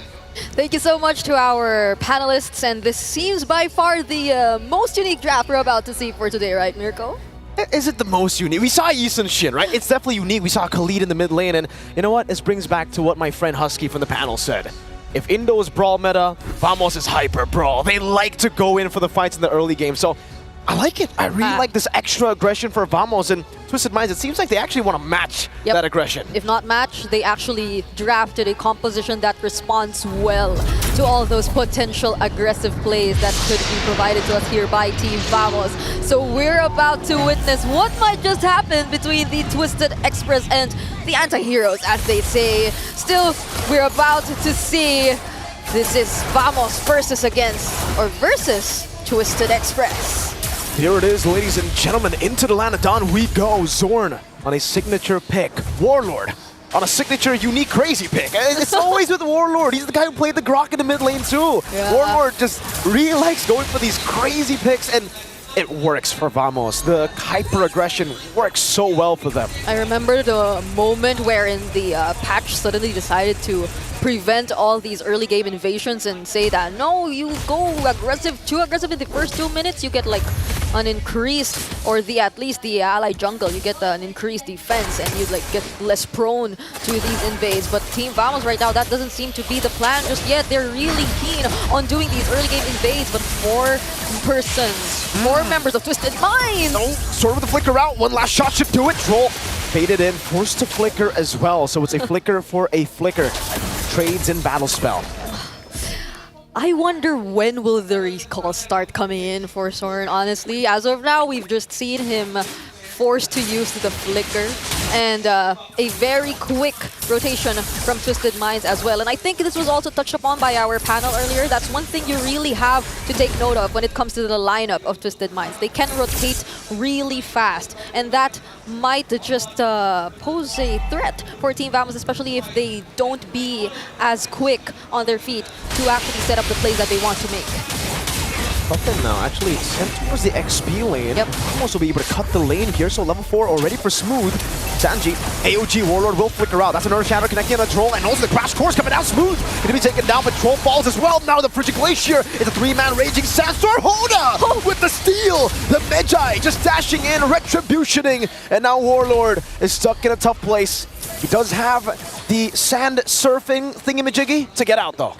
I mean, you would have thought, like Warlord did such a great job in zoning the members of Twisted Minds, but like the most important member, he got through, he got past all that zoning, and he was just able to steal away the turtle from Team Vamos. So things are starting to look quite good for Twisted Minds, even though we're expecting a greater level of aggression from Team Vamos. I mean, they still have that presence of mind even to send Cuffin towards the XP lane just to get that level 4 and that precise early game rotations, so they don't feel as reactive just yet, even though they really drafted in a way to respond to Team Vamos. For those of you who don't know, this is why Hoda was given the nickname of Hold Up Troll, coming down, that implosion and the electrifying beats. He does get the shortcut down, but it's not in time. But back to the point, Hoda, he was called the Twisted Savior after coming in middle of the season, actually into the playoffs, and getting Twisted Minds from barely making it to playoffs to winning the entire thing. Yeah, this is the storyline that you really have to pay attention to for Twisted Minds. They have such a great storyline, but Warlord, I don't think oh wait, will he? Sandstorm, Sanji's chasing the 3 melee heroes are chasing Warlord, and he gets away, just barely. Oh man, Warlord, you're a miracle worker. I didn't think he would still survive all that. Those are 3 members, if I'm not mistaken, from Twisted Minds. But still, we're not seeing the successful plays coming just yet from Team Vamos, not unless... I don't know if you want to be going in onto Hoda. Zorn caught on the electrifying beats, can go in again, but Cuffin provides excellent peel there just by throwing out some ice, yo. Yeah, I'm starting to wonder, honestly. Wait, okay, we know Team Vamos to be a team who typically in the early game really plays around Zorn. The aggression that he does, the plays that he creates for his team, but we haven't seen successful plays just yet coming in from Zorn or led by Zorn. But wait, Raging Sandstorm. Raging Sandstorm only onto Sanji though, still able to sustain back up. GB wins the retry battle. Now as Hoda goes over the electrifying beats, but will be chased down by Nets, who dives in. Smooth shatters the earth, gets a kill, and Cuffin, his passive has been procced, and now it's a triple kill for Smooth. Troll in a 1v3 on a Tigreal. Not too sure he can survive this one, buddy. It's Warlord with a kill back, and Vamos with the momentum shift back towards them. Oh, I think that was the wrong base. Troll and Cuffin taken out here by Team Vamos. And finally, they find their way into the game. Things were completely different when Nets was finally able to join in. Like, they had a lot more damage on their side, and Smooth getting a triple kill. That's a really great sign right now for Team Vamos. Very. Thorn gets the Crash Course down. Hoda's actually going in here. Whoa, there you go. That's a respect. That's a respect, right? How many respects was that? How many recall did he go for? We'll get a counter. 4 and counting. 5, 4 and 6. counting. 5 because he already recalled before Warlord. Waiting Sandstorm. Oh, Troll gets the implosion. That was the combo. Bridging Glacier, Avatar of the Guardian. Chibi is down. Warlord might be next to the chopping block as he tries to run away as Sanji continues the chase but will not be able to. From the Crash Course, Hoda clearing out the mid lane. Yeah. It's not just the shortcut, the portals. Oh, wait. That's a solo kill in the bottom lane. What is happening? Nets. He's been performing really well so far. The only moment we saw him join the team fight, that was a huge advantage for Team Vamos. And now, in the laning, 1v1. Ridiculous stuff from Nets, man. This guy in the lane on a Harith. It's just Nets, man. Sanji even here. That's playing with angles. Poking him down. Popping his on force. He wants all the smoke. Waiting out the revitalize from Sanji. Happy birthday, I guess. Happy birthday. It's a great birthday gift to win in front of the home crowd, right? And I mean, like, he's playing very aggressively, but wait. Uh-oh, Chibi on the other hand, though, gets caught by the implosion of Troll. The timing could not have been worse for Vamos. 18 seconds he's down for, and the turtle is up. Yep. They might just go for the trade instead towards the top lane, but Team Vamos, they're still not letting go of this turtle pit. They are trying to engage Twisted Mind, but oh no, wait, Hoda is here. Okay, pops into Electrifying Beats. The shortcut comes down as well. The Earth Shadow will be able to get Troll and Sanji knocked up. That's a conceal backwards, smooth with the onward, and now the Primal Rat Troll. So able to survive. Meanwhile, on the back line, Sanji dealt with by the rest of Vamos. Even with Chibi down, the shortcut is there to provide help for the rest of the team. Great timing and usage of the concealed Troll survives that, but still they lose Sanji in the process. And I think that was a very efficient game plan from Team Vamos. Smooth was able to shove the lanes or the waves high enough to be able to secure a tier 1 turret down on the top lane and eventually transition to this turtle fight. So they were still at an advantage, even though we thought that death which happened onto Chibi would have costed them at least an objective. They were still able to get the upper hand.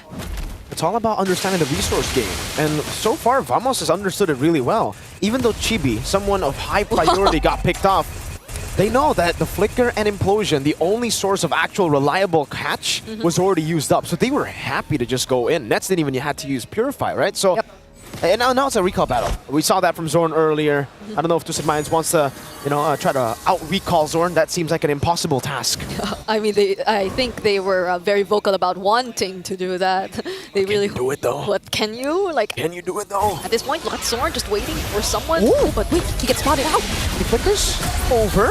Everything used up. The onward actually catching Cuffin. Oh no, he flickers out. The AOG coming down. Nets is going to be caught in the electrifying beats. And he will fall. Hoda in the midst of it all. Caught again. Chibi trading him back now as Troll goes in for the fight. Sano still free hitting. Smooth doing the same thing. Troll caught on the Crash Course. And now it's Chibi walking up the implosion. Finds two. Sanji with a ton. And now the freeze. Gets Chibi down. Sanji with another. And the Bruno is still free hitting. That might just be Warlord falling down as well. But he's a bit too fast. The Target though will take him down. And Sanji's the one who picks up a double. Sano just went unnoticed during that entire team fight, and Troll able to preserve that implosion just at that moment when Chibi tried to go for an attempt to still proceed with the team fight. They were able to get the advantage and win that. So now clearly they're chasing, they're catching up towards the lead that Team Vamos has in their hands. They're gradually gaining access to these objectives, which earlier seemed inaccessible for them because Team Vamos, they were taking complete control of the map. And again, it's something you would expect. They have the chip in their hands and they're really quick to respond. So now we may potentially see like a closer team fight or a much more intense team fight towards this upcoming Lord. Definitely, because for Twisted Minds, now we can finally see those power spike items being bought. It's a holy crystal done for Hoda. Right. If you were already respecting the damage from Hoda the last few fights, you gotta extra respect it now. The electrifying beats is going to burst you down.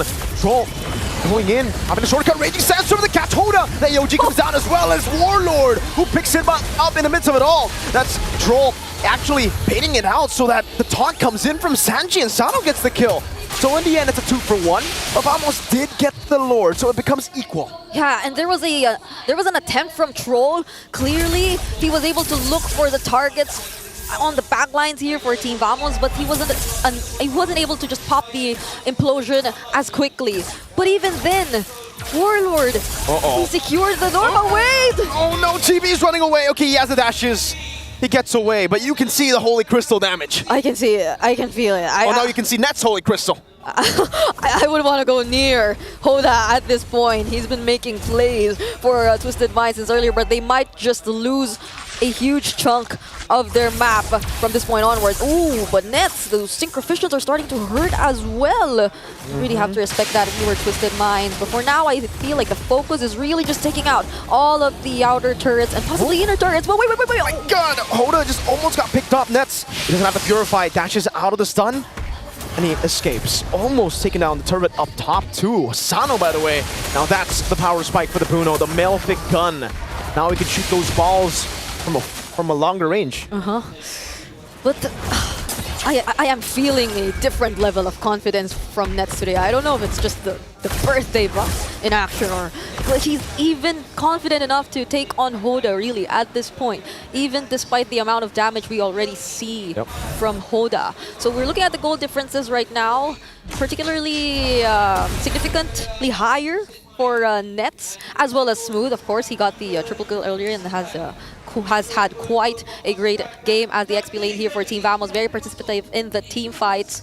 So we're waiting, or we're looking at Twisted Minds just holding on to their defense. I think it's something possible. We've seen these kinds of compositions with the Joy as the jungle, really just look for the cross-map plays and then just relying on the Bruno to work on the defense. Their counter-engage potential is really up high as well. They have both the Avatar of the Guardian and the Implosion. So I think a lot of possibilities are out there for Twisted Minds. Yeah, and I think you raise a good point. Twisted Minds, to add on to the point, they might actually do better as a reactive team. Like, they're pretty good as a proactive team, as an initiator, because obviously the combos are ridiculous.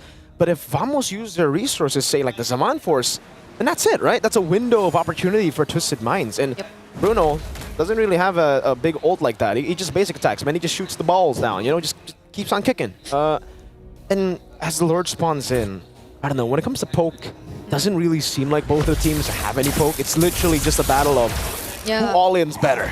It feels like it's just waiting for whoever commits first and gets out more successful from it.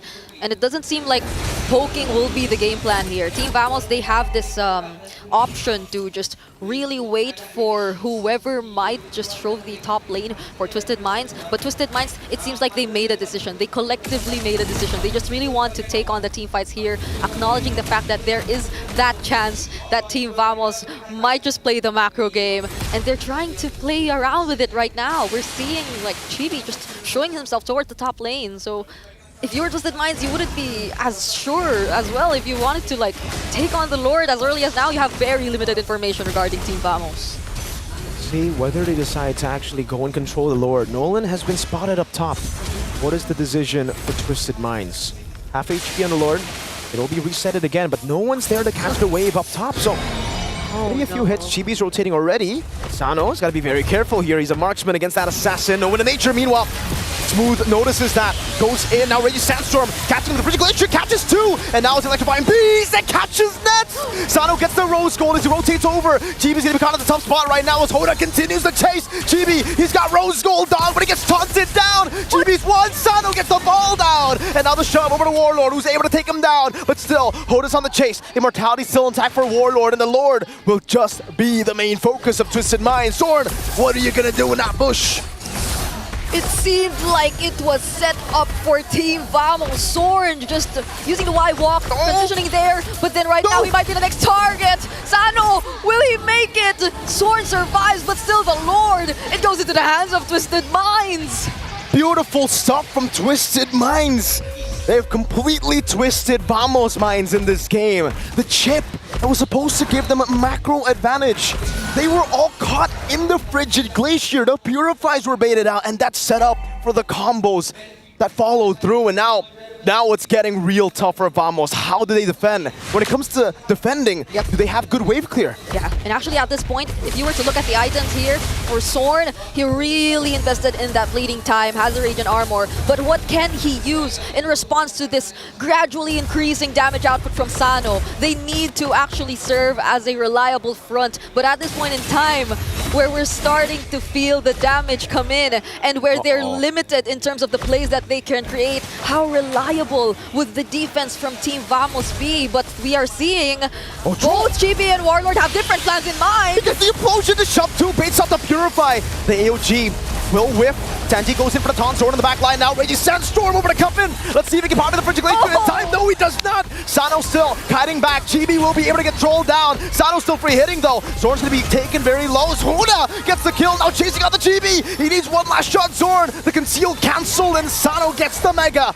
Now it is the mid lane that Twisted Minds set their sights to.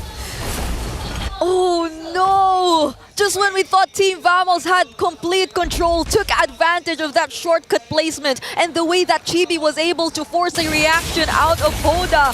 Hoda just the same, uses the shortcut to quickly catch up to the team fight. And when we thought Team Vamos already had the advantage because again Hoda wasn't there, he just suddenly showed up and he shows up again! That's Hoda! That's the Magi! With a solo kill as the AOG comes to aid him.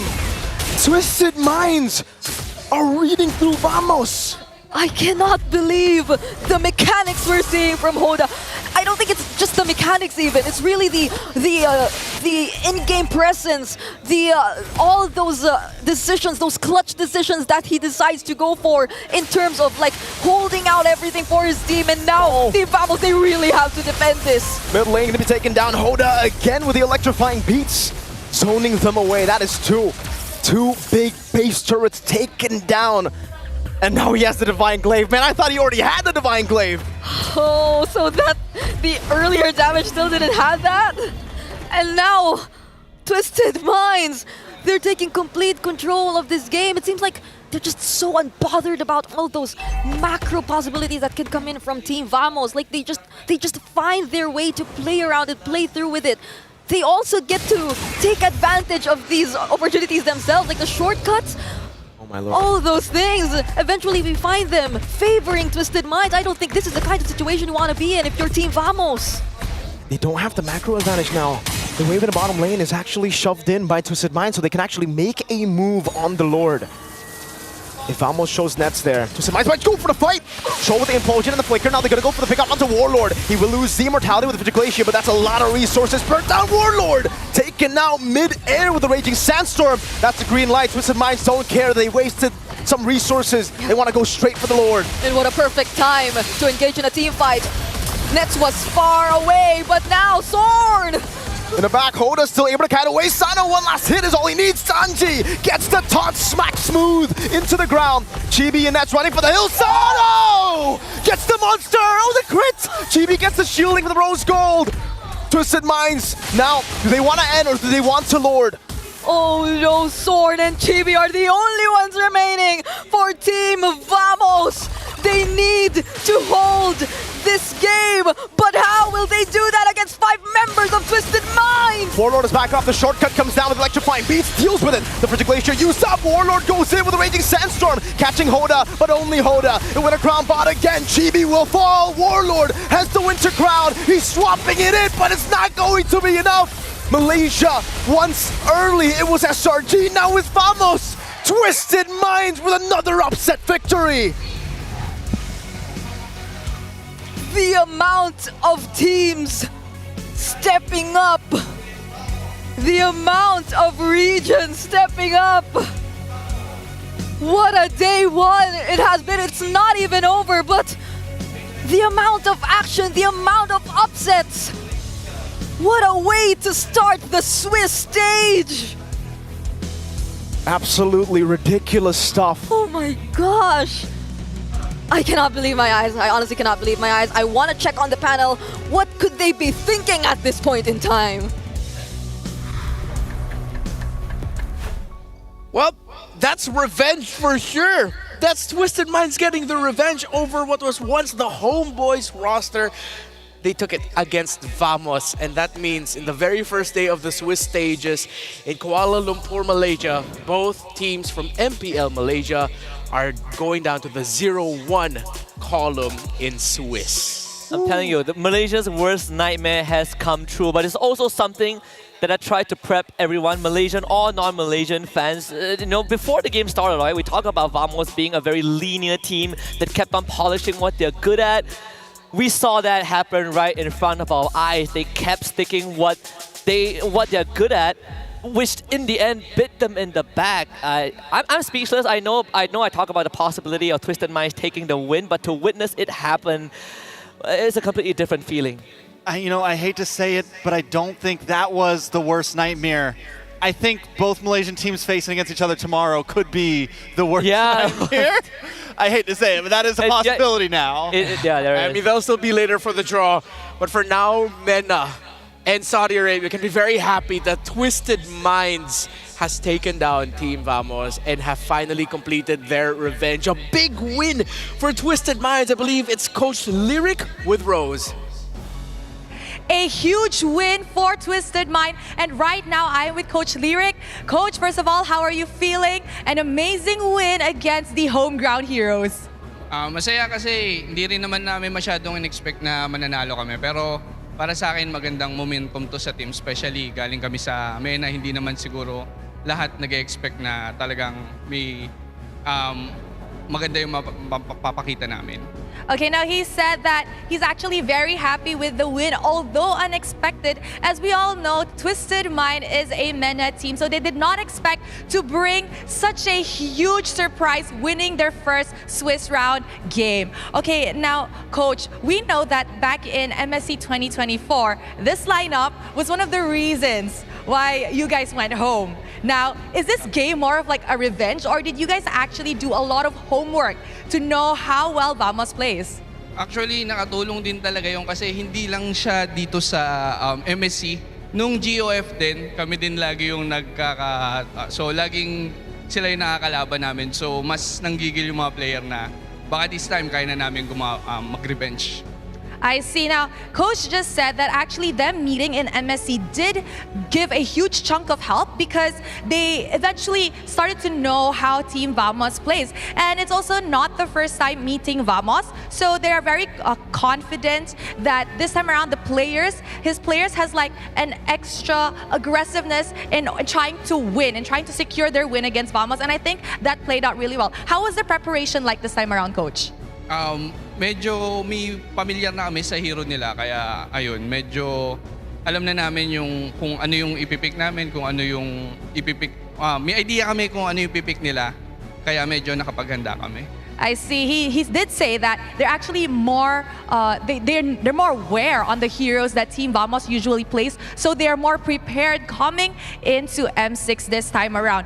Okay, now Coach, you just said just now that it is like a prize for you guys that MENA won. Now, as a coach, what are your opinions on MENA as a developing region in the MLBB scene? Oo, tingin ko nasa process pa talaga kami ng development, especially malaking tulong din yung ibang team nag-i-import ng mga PH. So, kahit hindi kami nakaka-scream sa mga C-server, yung mga imports, nagdadala sila ng additional quality para mas mapaganda yung training environment sa MENA. Okay, now he did say that MENA is still an up-and-coming region in the MLBB scene. However, with the help of imports, it does bring more quality over to MENA as they don't really scream with Southeast Asian teams. I'm pretty sure due to the server and whatnot, right? Okay, now Coach, tomorrow another round of Swiss round. Who are you guys excited to face if you could pick who you want to meet? Siguro yung Team Spirit kasi nakalaban din namin sila sa MSC, tapos sana makakuha kami ng revenge din namin. All right. Now you guys heard it from the man himself. If he could pick who he wants to meet tomorrow, it's going to be Team Spirit, as they also want to get their revenge after what happened in MSC 2024. Congratulations, Coach. Thank you very much. And with that, let us throw it back to the panel to break down what happened in this game against Team Vamos. A lot to break down, and surprisingly enough, the pick that we focused on, the chip, turned out to become one of the biggest reasons as to why Twisted Minds actually won here. Again, congratulations to Coach Lyric and the squad. even they themselves admitted they were really looking into this for revenge. You know, they really wanted to get back at this squad that they faced off against multiple times in different internationals. We got your reaction to it, Trex.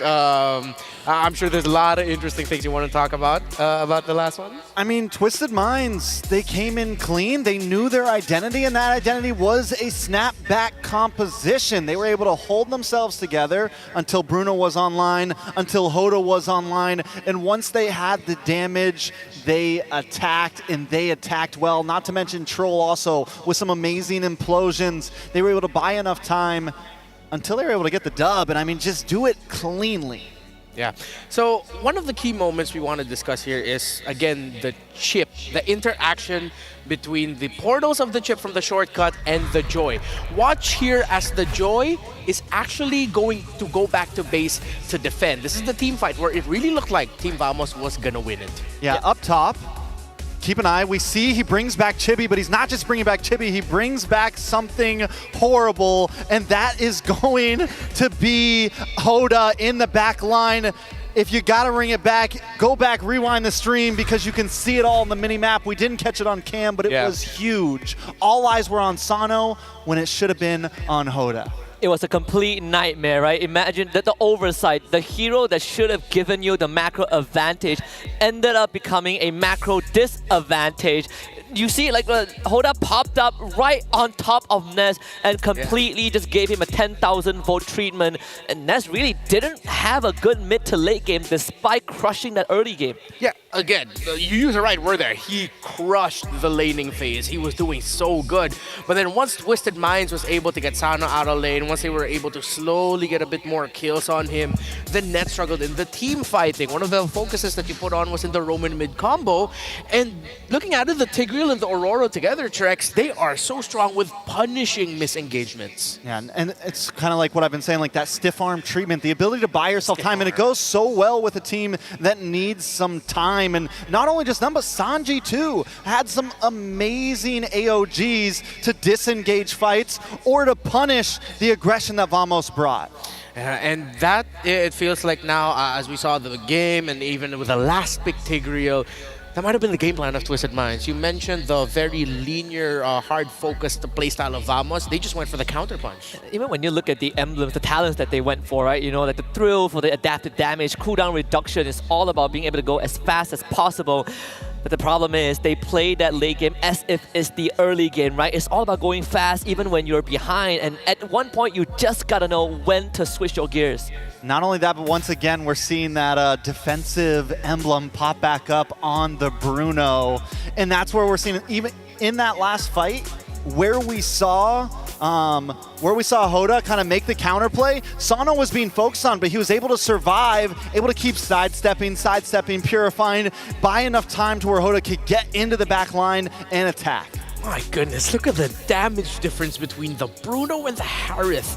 Almost 50,000, 40,000. Math not my strongest suit, but yeah, 102,000 for the Bruno.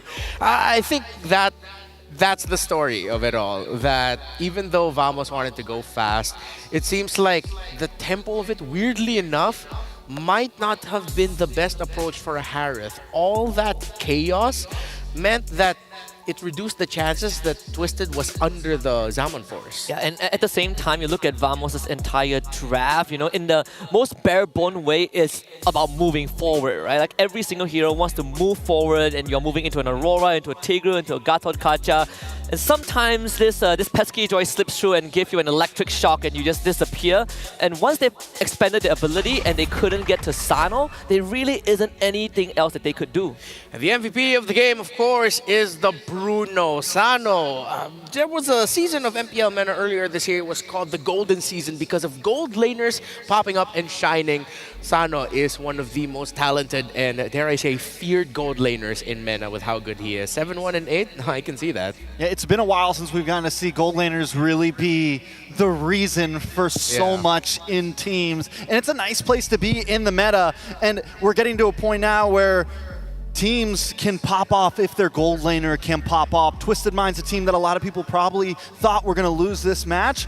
were able to come out on top due to this Bruno, due to Hoda, due to Sano, and being able to just capitalize on that damage. Yeah, honestly, as someone who spent a good amount of time in Saudi Arabia for this year, I'm very happy, honestly, to see this result because of the grind that the MENA region has to go through. Again, it's so difficult for them to improve because, as mentioned before, the scrims for them, it's tough. They're scrimming against each other, and it's imports that are helping raise the level there. But here comes a local hero in Sano saying, all right, thanks for the setup. Let me finish the job here. And this was dare I say, it was a fun game, though. It was a fun game to watch. It was a fun game to cast because of just how chaotic it was in the best way possible. Yeah, and you get to see kind of the polarizing, the contrast of both teams, right? Where Vamos is all about attacking, and Twisted Minds, they are just like Trex mentioned, giving them the stiff arm treatment, just peeling back and waiting for the right time. And so many opportunities that Hoda was able to find to hit that backline and supplement Sano once he got those items. Sano's spacing was amazing even before he got the Malefic gun. And then once he got that, it got even better. As we look at all these fights, we always see him kind of weaving back and forth, always getting those last hits on. Even this one, able to get that shot onto nets, able to clean things up and just playing the distance so well on that Bruno. Even though with all the chaos and at some point Team Vamos held a 2 to 3K gold lead, I don't think Vamos got the game that they wanted. With the chip, with the Khalid in the mid lane, even in the first rotation, we are already talking amongst ourselves and saying, wait, that's not what they wanted to go for. No. I think the worst case scenario literally happened in front of our eyes, right? We've seen this version of Vamos before when they were homeboys, they played like Edith mid, they've even tried Tarisla mid to go fast, but if you can't get the ball rolling, it will never roll when the game goes later, and we kind of saw the impact of that. Aurora wasn't able to do too much because now he's not the backline mage that's providing utility and damage. He just becomes this guy that's riding on a magic carpet. If he gets a good Raging Sandstorm, that's great, but even if he gets it, he needs his team to follow up. Well, Trex, what's the verdict now? Husky got to talk about Team Vamos' performance, but be the Twisted Minds advocate. What did you like about their performance there? I mean, I think that, like I said, they found some identity in themselves for the first time. MENA is kind of pulling up and showing that maybe Swiss is for them. I think a lot of teams are going to like this format, the way they're able to move through, and getting these wins on day one is going to be huge in your momentum as you move forward. Twisted Minds showing that they have the potential to take down big regions, take down SEA regions, and we've been seeing that a lot today, it feels like. Yeah. So it's the rise of possibly Western regions right now. Non-SEA teams. But of course, for the next matchup, we will return to Southeast Asia. It is Falcon Esports of Myanmar against a rival region in the Philippines of Aurora MLBB. After the performance of Burmese schools in the M2 World Championship, there have always been eyes on Myanmar as a region to pop off. Falcons has said they want to surpass the legacy of what Burmese schools did in M2. While for Aurora MLBB, a slightly newer team with a lot of familiar veteran faces. More on that coming up next as the M6 World Championship Swiss stage is now heading into its 6th match. Anything that you're excited for, gentlemen? SEA has gone 0-3 so far. Just gonna put it out there, right? NIP Flash lost, SRG lost, Vamos lost. You're right. So we are not having a good day so far. Hopefully it changes with Aurora, but at this point, all my predictions are gone. They tied out Merkel, but they let me lose, so maybe I'm the problem. You're the true curse, apparently. It's the Huskers. The Huskers. The Huskers. Huskers. Yeah. It's not a good day for me either. Yeah. I'm Not a sorry good day for me. It's a good day for you. BTK won. And he's happy. And he's happy, yeah. Sorry, SCA. That's all right. So we'll give Husky a little bit more time to recover right now. So again, Renmar Santa Cruz here with Husky and Trex. We will be back, and when we do come back, it's Falcon of Myanmar versus Aurora MLBB of the Philippines.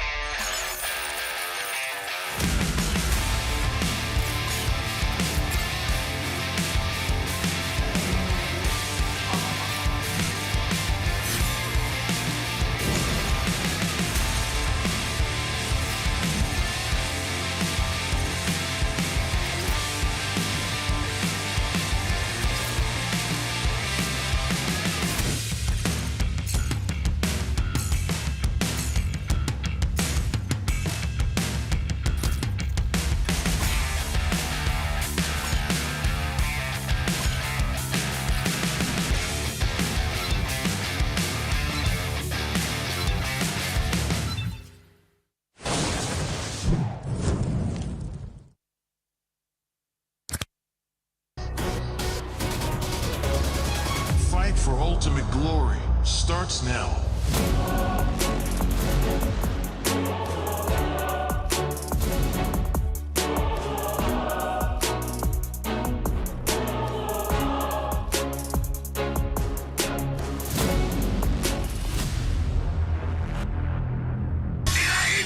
Mobile Legend M6 スイスウォッチ Meiji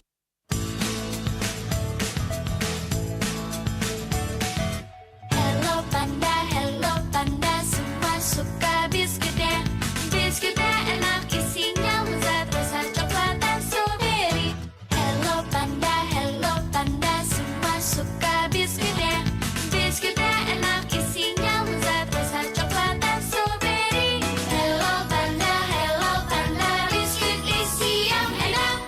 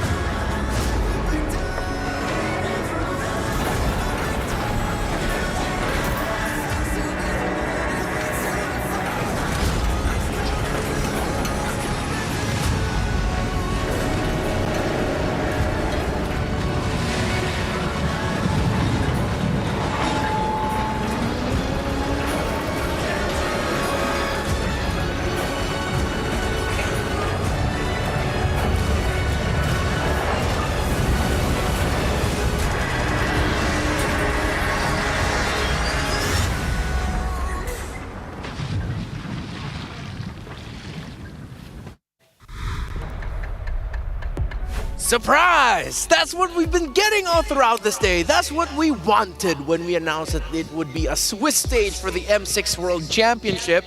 And it has been insane. I cannot believe the results that we've had. S2G, BTK, CFU, Team Spirit, and Twisted Minds recently just defeating Vamos. Those are the winners we've had so far. Welcome back to the M6 World Championship. I'm Renmar Santa Cruz. Just call me Renmar. That's Husky.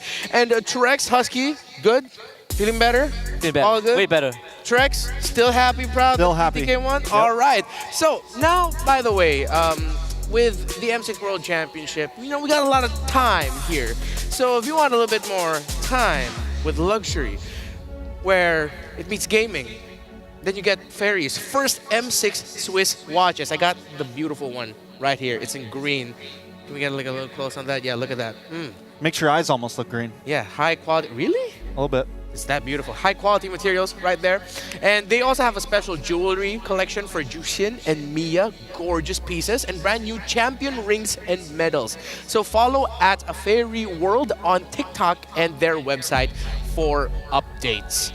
So now, here we are in the next set of matches for the M6 Swiss stage. We go back to Southeast Asia, as we mentioned. It's Falcon of Myanmar, Falcon Esports, and Aurora MLBB. Now, I want to ask you first, between these two, with PH versus Myanmar, what's the first team that pops into your head that you really want to look at? I want to look at Falcons, right? Yeah. We've seen so much of Aurora, even though this is sort of their first season as an organization, but they've proven more than enough from the MPRPA circuit. But for Falcons, we've seen them here and there. We've seen some of the players, right? Some of the veterans, but now they get a chance to prove and test their mettle against Aurora. So for me, I want to see how far Myanmar has come and if this is their best chance to restore or surpass the legacy set by Burmese Ghouls. Again, it's a rivalry that's been there since M2, the Philippines versus Myanmar. And in the past 2 to 3 years, Myanmar teams were actually unable to get the better of the Filipino teams. Falcon was defeated by both Falcon's AP Bren and Liquid Echo in MSC. Edward also even technically fought Falcon Esports during M4 group stage, albeit they were a different roster. Trex, again, this has been a day of surprises. I mean, just looking at it from a storytelling point, as much as it hurts the Filipino in me to say, since it's the Swiss stage and we've seen the results that we've seen, this might actually be the best time for Myanmar to get their revenge. I mean, there seems to be this ongoing trend right now of teams that have kind of fallen off over the past year or two, coming back and winning some big games today. We haven't seen Falcons. We haven't seen Myanmar really do well since M4. They secured top 5 and 6. They tied with the Valley with top 5 and 6. And since then, it's been kind of a downhill slope. But this could be the chance. We just saw Twisted Minds win. We just saw BTK win. We've seen a lot of things. But they're going up against Aurora, right? They're going up against Edward. They're going up against legends of MLBB here. And if there's any of these teams that are going to have the toughest battle ahead of them, it is probably Falcon here. Yeah, this might actually be a very closely and hotly contested series, or, well, again, best of one game. The good thing for Aurora MLBB is they actually see themselves as rookies. That's what they said heading into MPL Philippines Season 14. We are rookies. We may have MSC and World Champions and contenders there, but we are rookies. As we look at Aurora MLBB and Falcon Esports during their ping test, brought to you by ROG. I want one. I want one too, right? You gotta rock on with ROG, the Republic of Gamers. Yeah. Thank you so much to ROG. Of course, the ROG Phone 9 is a beast of a machine. So, as a Burmese representative, I will give my all to represent my country. That's not me speaking, I'm quoting what Dax said. We will also try to make Falcon Esports more famous than the legacy of Burmese ghouls. Now, I feel like it's a good time to ask you, Trex, like, considering what BTK did back in M3, up until M6 with M4 and M5, you know those teams and organizations that you had flying for internationals. They wanted to surpass the legacy of what BTK did back in M3. How difficult is it actually to do? I mean, I'm sure you've gotten to talk to the boys over the years. Does that put so much pressure on your shoulders? I think there's definitely some pressure, but it's also, depending on the type of player you are, drive and pressure can be good, right? Are you a player that has that dog in you, right? Does that pressure, do you feed off of that? Because that's what the best players do, I think. I think they're the ones that thrive under the pressure. They're the ones that when they hear the crowd yell, they don't shake, they get hyped, right? They get ready to go. So I think if Falcon Esports wants to do that, that's what they got to be ready to do today. They got to be able to bite down, dig down, and get real. And that's what Dax said. So this is his first M series, and he said he's ready to face Aurora.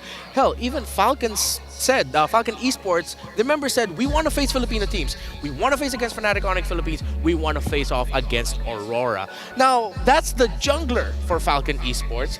But I had a fun fact here that is shocking to me. Demon Kite is a legend in the global MLBB space, a local legend even here in Malaysia. Is this surprising to you that Demon Kite actually has never been in an M series, Husky?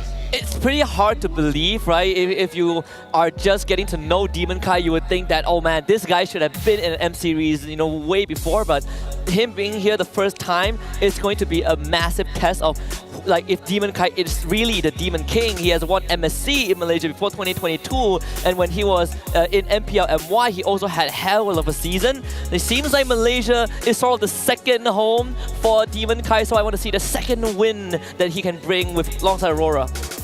Wait, you mentioned that Season 12 run. He was a regular season MVP, if I'm not mistaken. Yeah, right? he was. Like, one of the best junglers at that time. Him and Chibi had a rivalry going on, but everyone, even Chibi had the famous line of Demon Kai, separate Demon Kai. Who is Demon Kai?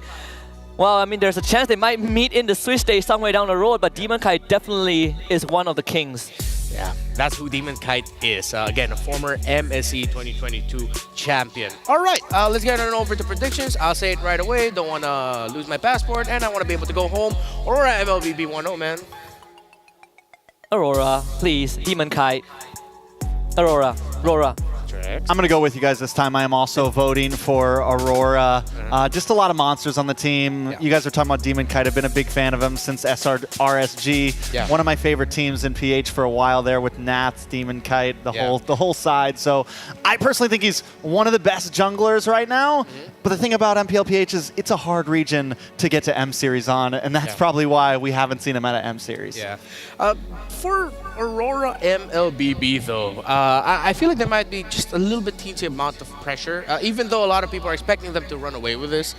Falcon Esports, I'm not going to deny the possibility that they might actually pull off a shocker here. So we have this thing in SPS, in between the MPL seasons, Myanmar and especially Falcon are one of the teams that we watch out for because they historically make us struggle, or at least if we're not going to lose to them, every game is like, oh no, don't tell me Philippines are going to lose to Myanmar here. That's going to be tough, man.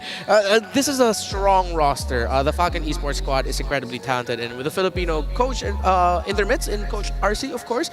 But this young squad, so good. So let's get to meet them right now on your screens as we introduce to you to Falcon Esports of Myanmar.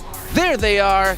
Here they are. It is Benny, KidX, BX7, Dax, and Royal Milk. Yeah, we've seen them during SPS. You know, Benny, it is the same exact roster back in SPS. We talk about Dax a lot as in the jungler. But for me, I'm looking at Benny and KidX, kind of the roam gold lane duo. Benny has huge carry potential, and KidX likes to get the gears rolling as early as possible. You give Benny a good game, we might get that premier gold laner experience once more, where he just ends up carrying the game and becomes the MVP. And I think that's what Falcon Esports is built off of, right? Like this aggressive approach, and wanting to surpass Burmese Gold's legacy isn't easy considering that they finished second in M2. Yeah, they solidified themselves as the new young kings of Myanmar by defeating Mythic Seal to qualify for M6, made up of the previous generation of Falcon Esports players. But now here are their opponents, it's Aurora MLBB. Yes, Aurora MLBB. Domeng in the gold lane, Renny J as the roam, Yue in the mid, Demon Kite as the jungle, and Edward in the EXP. Now here's the real question, who do you not focus on this lineup? You know, if I have to pick a favorite, it is tough. Demon Kite in the jungle. For me, Edward in the EXP, one of the most proactive EXP laners I think the world has ever seen. But my eyes really have to be on Domeng because we know everyone on this team can play. And if there really is a quote-unquote rookie here, it's got to be Domeng. He is probably the only one that I think hasn't been to an international stage overall, MSC or M Series. So he's the one that really has to show up and prove himself today. All right, we got to chat with Demon Kite saying, welcome back to Malaysia. You want to read what Demon Kite replied, Husky? Yeah, I feel great to be back in Malaysia. It feels very welcoming to be here, even though I'm not from here. And it feels like I've lived here for many, many years. Second home. So you're right, second home here for Demon Kite. Fun fact about Aurora. If Falcon was the team that solidified themselves as the new young kings of Myanmar by defeating the previous kings, Aurora, they eliminated the rosters and organizations of the past 4 M-Series champions in the MPLPH Season 14 playoffs. Echo/Team Liquid, Blacklist International, and Falcon's AP Bren. That's who Aurora is. They're Kingslayers. They are Kingslayers indeed. I mean, Aurora, MLBB in general, the moment we saw that logo come up, the moment we heard the rumors of roster changes, of new teams coming in, there was hype. There was hype about this team in first season. Yes, these players, I mean, I don't care what they say, they're not rookies. We know these faces very well, but I like the attitude coming in. We're coming in fresh. We're coming in new. We're coming in with this nice, bright paint job ready to go. I mean, you have Domeng, first international appearance, Demon Kite, first M Series, Edward, 4th M Series, right? You got the whole base coverage, the whole spectrum. I remember when I first got early info about the potential Aurora roster, I was like, this team is going to show up on M Series and make a blast, and I can't wait to see them get into the thick of it. Who said there are no shortcuts in life? I literally invented one. Tournament goes on as a series goes on, but this is a best of 1. And Falcon, this Falcon squad has played together for a considerable amount of time, longer compared to Aurora. And they have done their homework. They're respecting the Eve on the hands of Yue, and they're respecting the Hitman, the Matilda, the Heel Man, and of course, his signature Cho for Renny J. Yeah, I think that's a smart play, right? We know how aggressive Renny J can be. We know what he can bring to the table, especially on the Matilda. We saw it back in M5 when he was on Blacklist, and even though they didn't win it all, he played amazingly on it. On the other hand, Master the Basics, making sure that they ban out this chip, ban out this Fanny, keeping things pretty simple overall, but look what's open. That's going to be Jushin open, first pick for Falcon if they want it. All right, Jushin would be great, and they go ahead and pick it up, taking it away from the hands of Yue. First 2 picks for Aurora, what looks good here? What looks good, I feel like for Aurora, there's always the I was thinking of EP, forgot ban. I think Valentina. I mean, you always the KLID, Gatot. Yeah. A lot of flex picks open for Aurora. I like the Valentina. And the Valentina, yeah. I think the Valentina would be a very UA Valentina is a classic. Yeah, Cold classic right there. Cold classic. Paired up with like the Suyo or anything. Yeah. A nice Yeah. EXP laner. Hylo's still open as well. Lots of possibilities there. And remember, they can be very flexible for Demon Kite. If it's not gonna be fighters, it can also be assassins. Yeah, they go ahead for the Suyo, and instead of the Valentina, they go ahead and pick up the Gatot Kacha for Renegade. Again, becoming a staple roam pick in the rest of the world and in the Philippines. While Falcon, they go for a power pick first 3 with Hylos and Bruno. Now they're in a tight spot, right? Because they either lock in their mid and they get like the Valentina, or they lock in a gold now to deal with the Bruno. But if they don't pick, I mean, no matter what, they can't pick one of them, which means Falcon starts banning out some of those power plays here. And because, you know, the drafts aren't identical, like mirrored in a sense of laneage, it just kind of switches things up here. Aurora, what do you think? Do we think mid or do we think gold right here? Or maybe even... I just want reach.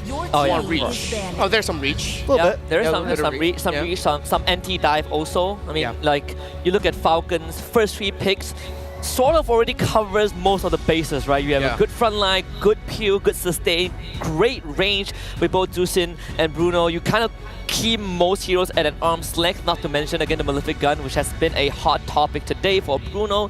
So either way, Falcons have this solid foundation already with the first 3 picks. For the gold laners here, Trex, there's 2 that I'm looking at for the hands of Domeng. It is either the Beatrix, again, we dub him as the next standard, as of course, as a little shout out to Keldor as well, and how Domeng plays. But at the same time, he's actually proven to be a very reliable Clint player. Oh yeah? I think I've seen that. And Clint has had this weird place where, especially with a team that knows how to play the box like Aurora, is able to kind of hold around. Yeah. A Clint can just sit there and play safe, be protected by his team, and we already see the Suyo, we see the Gatot, we see an Aurora who can kind of stiff arm very well. It could definitely work here. There's one thing that Falcon needs to consider banning, and it's... Oh, okay, they banned the Beatrix. They also have to take away the Edith of Edward. That has risen to be his most iconic pick, especially in the last season of MPL Philippines. Yeah. Depending on where this Hylos goes as well, I think Edith overall is a very safe pick for the XP lane. I feel like Falcons might not focus on that too much. At least I don't see the need just yet. The Joy Band from Aurora, again, trying to stop Dax. There's still Nolan, Hayabusa, Ling. Probably not Ling, but Nolan, Hayabusa still up in the pool for the Falcon. Yeah, I mean, Alpha also still open for Falcon if they just want to go something. Oh, Alpha's banned out? By Aurora. By Aurora. Never mind. Correction. My bad. On the side of Falcon, though, I don't know if you ban out the Edith. I don't know if you ban out the EXP, because the thing is Edward's pool is deep enough that it's like... Might be too tough. You know, it's like why do you even just let him have the Edith? Because he's going to pick up something else and still play amazing on it, right? And that's the thing about a best of 1 is you can't really adapt, right? It's not like we come into game 2, okay, yes, that hero was too much. We need to ban it out now. You kind of just have to ban what you ban, but they do. There it is. There it is. There it is. Yeah. You got to respect it. So up next at the docket with the Phovius gone as well. Huh. Well, I mean, they can still go KLID. KLID got all together. It provides a space that we mentioned, and if ever they go for the protect the marksman style of lineup, it would be okay. So Domain Moskov comes out. There's also the tank Benedetta that we saw. Like Edward can play that hero. Oh yes. First time Moskov today. First time Moskov, yeah. We've seen the Tamus also. It was picked in a wild card, I believe, once. So at this point, Falcon needing to wrap up their draft. They still need a jungler. They still need a EXP laner or roamer. Can definitely flex either way here. For jungle, you mentioned some assassin picks. Ling, Hayabusa. The Joy is gone, but it's definitely down. The Bane! And a Hilda. Yeah, got let through. Great pickup. The aggression that Falcon is showing, the team fighting, they want to control Aurora in multiple aspects, whether it's in the center of the map or in the team fight itself. The Aurora need to time their entries here. I think another frontliner is warranted. It cannot just be the Gatot. The Tigreal, I mean, there is still the Renegade Tigreal. It is open. Oh, that's true. You could put Edward on the Gatot. Okay, this might not be an Edward pick. That might actually be a Renegade pick that they're picking last. Definitely a possibility. Overall, Falcon, I mean, you want to try to do something that can stop the forward pressing of Falcon here with the Hilda, with the Bane. At this point, they have a very, get in your face and just keep pressing in. And they are going to wrap it up with the Gwyn. Here's the question. Is it Rome? It is going over to Renegade. Rome, Gwyn. Now, we saw this a little bit in NACT. Shark actually picked this up, and it worked well. It was a nice cheese pick. Do you think it'll work well here? I like it. I like it too. Yeah, good amount of control, good amount of combo. Let's see, this might be a much closer battle than we expected. Here's Miracom Brigada. Thank you so much, panelists. I feel like in as early as the draft, it was already a very close fight which happened between two of these teams. It was a surprising pick on the Jushin, but the response shown to us by Aurora for their last pick, a Guinevere debuting on the first day of the M6. That's new. So we get confirmation here. It is going to be Renegade on this Guinevere. We'll see how he's going to make this work. This is a pick that we've never seen before in M6, so it's another debut pick. We've just been rolling the volatility of the drafts. Here it is. Honestly, I want to throw all of my expectations out of the window after all that has happened today. But how bright will the Northern Lights shine for tonight? They're going up against the Burmese Falcons. And we're down to the last 3 series for the first round of the Swiss stage. Let's see what happens between Aurora MLBB and Falcon Esports. We're going to get straight into this jungle matchup. The Bane is something we actually haven't seen as well. I think we saw a lot of it in our playoffs, but unfortunately in M6, wildcard, and the last 4 matches, we haven't been able to actually see the Bane a lot. So Dax, it's already something new here from Falcon Esports.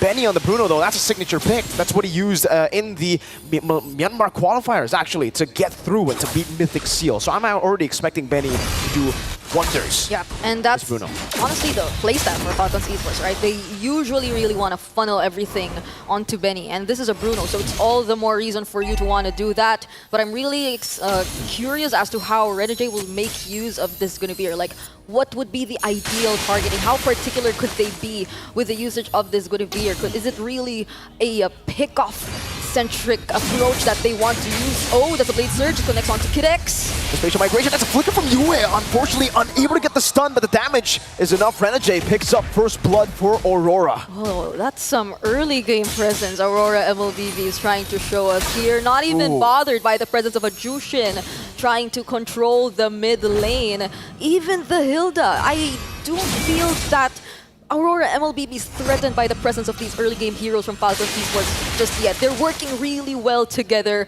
and we're seeing a 4-man rotation as early as less than 2 minutes into this game.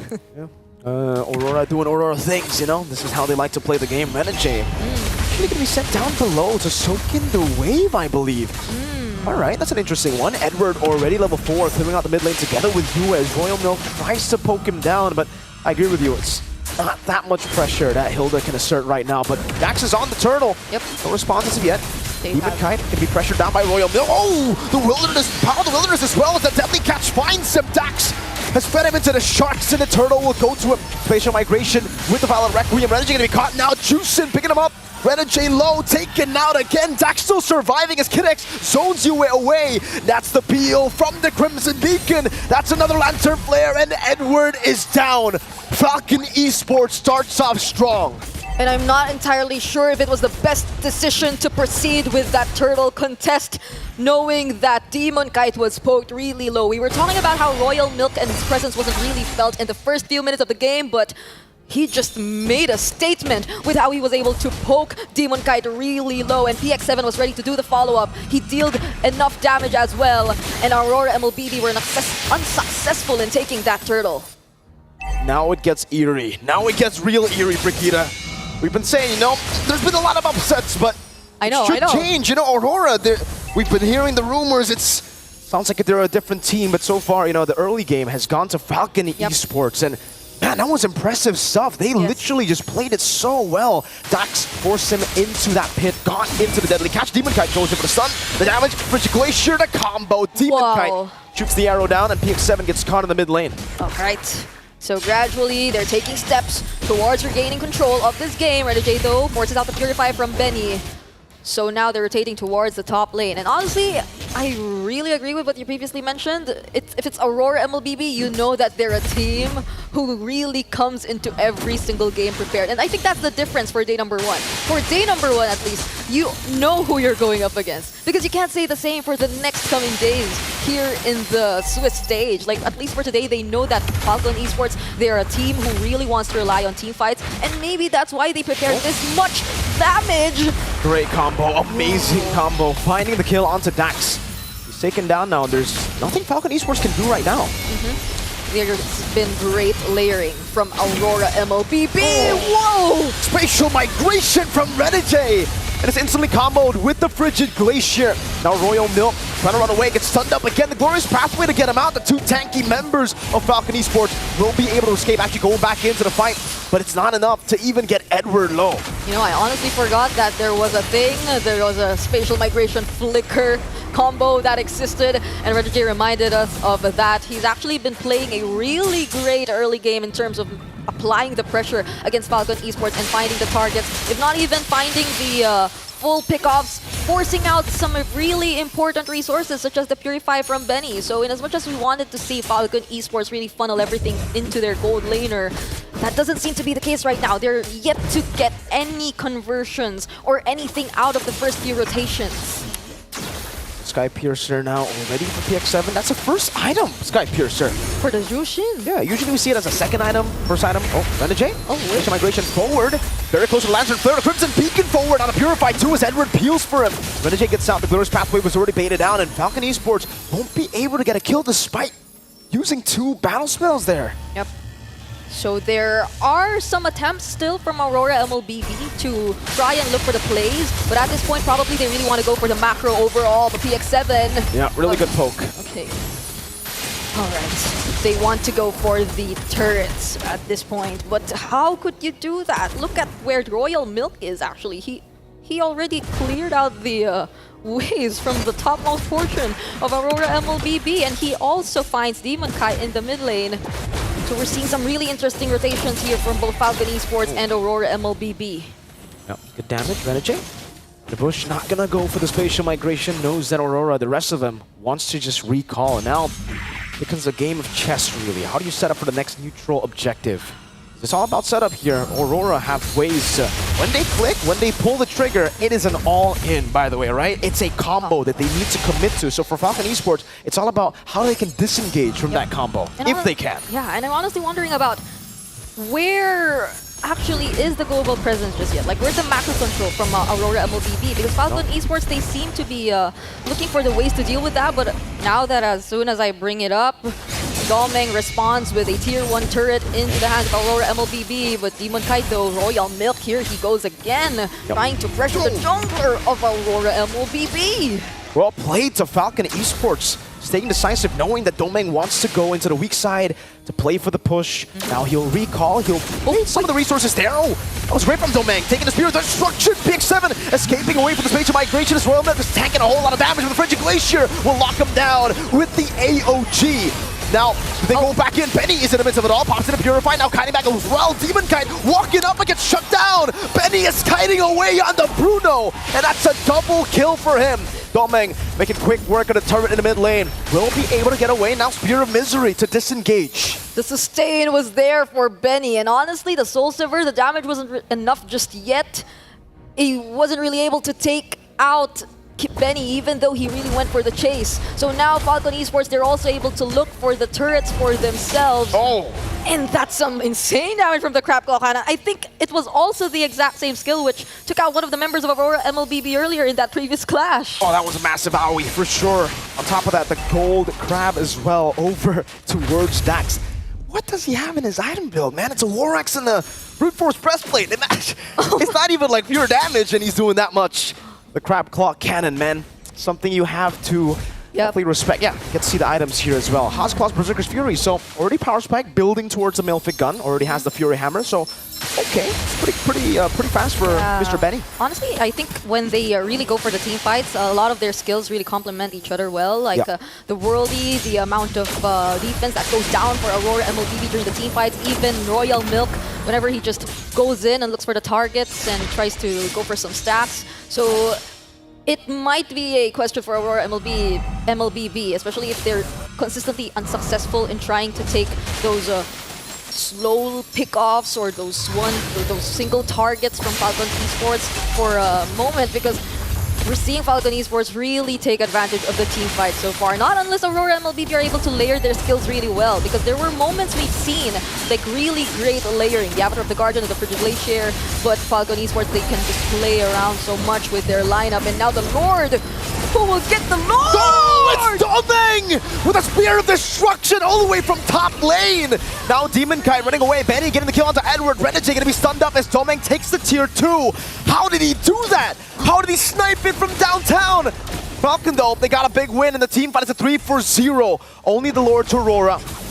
It really seems like my macro is the plan for Aurora MLBB. Falcon Esports, they're going for the micro though. It's the complete opposite that we're seeing from their side. But Aurora MLBB, they're fortunate enough to get that Lord using the Spear of Destruction. What a well-timed Spear of Destruction. I mean, I couldn't even recall if they had enough vision or information regarding the Lord at the time, or it was just randomly thrown out there by Doming. Let's check it out here in the instant replay. I think they had some sort of idea. Edward was close enough to that Lord. Oh Doming my goodness. timed it so well. Both of the junglers went for the prediction, right? They both of them just went in. So Demon Kite tapped it, Dax tapped it. It was a gamble at that point, and Doming won the gamble. The guy with, I mean, that was what are the odds on that, man? Doming shot it from so far, and the damage definitely doesn't, compare to the retribution, yet he got it. Yep. This man, now with the Lord, it's only the first Lord, so Falcon should still be able to defend this one. Cadex can be taunted up, the combo there as well. They're not going to commit fully onto that. The Holy Defense will be procced as well. And it will be Edward taken low. Great spatial migration on the PX7. The Spear of Destruction to the backline as PX7 goes in with the Crimson Beacon, and Royal Milk baits out the Frigid Glacier. No more fights. But PX7, he was so careful. He didn't use the Purify at that moment. Not while he knew that he had all of his teammates around him and that the other damage dealers from Aurora MLBB weren't as close. So Red J, he's been doing a great job in finding these targets, but then Falcon Esports, with this much pressure with their front lines, they're able to actually separate the members of Aurora MLBB really well. Like, they're trying to disrupt so much of their positioning, which I don't even know if Aurora MLBB wants to take on the team fights at this point. They've been working for the macro for the first few minutes, but could it be time that we see them actually engage in a 5v5 team fight? I mean, Doming is also here, but we're still 40 seconds away from the next Lord, and they seem really careful about the succeeding decisions that they're about to make. So now it's a battle of scale, right? It's a scaling battle. So if we take a look at the item builds again, the Melvin Gun's done. Falcon Esports have that power spike, and we know the Bruno. Yep. This has been pretty good, man, that Bruno. 300 power spike though for Doming too, so should be all right from Doming. He should actually be the one for Aurora to actually, he's the X factor at this point, right? He's the main carry. Aurora, they need to utilize Doming, and Doming really needs to pop off here in the team fights, but also in the split pushes. Yeah, he also has the Wind of Nature ready, just in case Falcon Esports finds a way to deal with him. But they're setting up for this upcoming Lord. They know where the members of Falcon Esports are coming from, but they're gradually making their way to the Lord pit. Who will be able to get this time? Spatial migration already used up earlier. Revival as well. SOD did not connect now. BX7 gets the kill in the backline. Kidex is zoning them away. Dax wins the retry battle. Benny's going crazy. Doming able to escape. Benny frozen. But that's just Benny ice cold on the Bruno. And Edward wasn't even able to cast his Avatar of the Guardian. Now it's Falcon Esports just making their way to Aurora MLBB and their base. They take down the mid lane inhibitor turret, and that's without the Lord. They still have the Lord. It's about to spawn, and Aurora MLBB, they have to defend. What? Ladies and gentlemen, welcome to the Swiss stage of the M6 World Championships. I thought the upsets, they would end sometime, but Dax, Falcon Esports, Benny, they want to continue the train. They want to have a 1-0 bracket of full underdogs of the tournament. 4.3k gold lead, an enhanced Lord in the mid lane. They're going to go for it with the Glorious Pathway, the Deadly Catch as well. Aurora will have to respect this. Doming is pulling the Lord over to the turret up top, but that will mean the base turret will be taken down below. And Aurora, will be able to defend it. Honestly, I just thought of it now, like the entire Bruno Bane connection or the Bruno Bane concept of the lineup of Falcon Esports here. They're just really so focused on taking the objectives with the right amount of micro, even though Aurora MLBB were consistently making attempts to deal with it with the macro as well.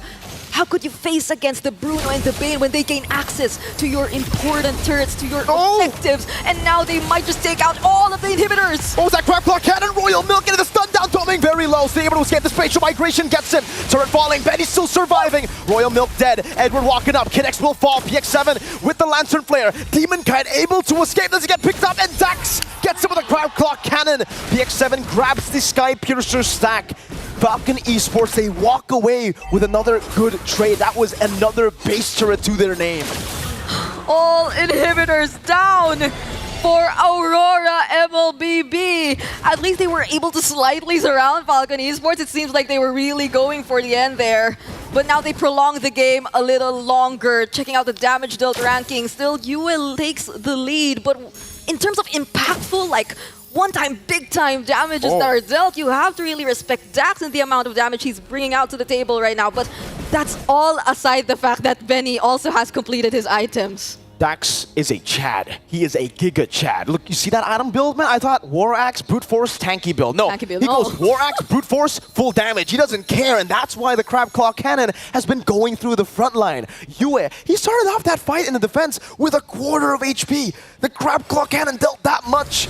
And now Falcon are just pressuring them, not letting them breathe. Domeng is caught off. Oh, good dodge from Royal Milk there for the SOD, but they won't be able to push forward anyways here. The Lord will be spawning in the bottom lane, and Falcon have 3 base turrets down, so they're going to have super minions pushing and shoving towards Aurora at every given moment. Yep. How would Aurora MLBB deal with all this pressure? Benny and Kinex slowly are about to make their way to the Lord, and definitely Aurora would want to contest this. This doesn't look like an ideal situation if you were Aurora MLBB, if you're left to defend with literally no inhibitor turrets left in your base. But how could they gain access towards the Lord? How will they engage this? There's this path by a Domeng! Oh! PX7 gets the Sky Piercer! The execute comes down! That might be the way for the end angle. Dex got the Lord earlier. Edward jumps in to peel for Yue, but PX7 gets another. And now it's Royal Milk who wants to push forward. Aurora, 2 members left standing. It's a Smiling Demon and Renegade. Falcon Esports don't care. They want to go straight for it. It's another Sky Piercer stack for Renegade. PX7 got the monster kill, and the day of upset continues. Falcon Esports!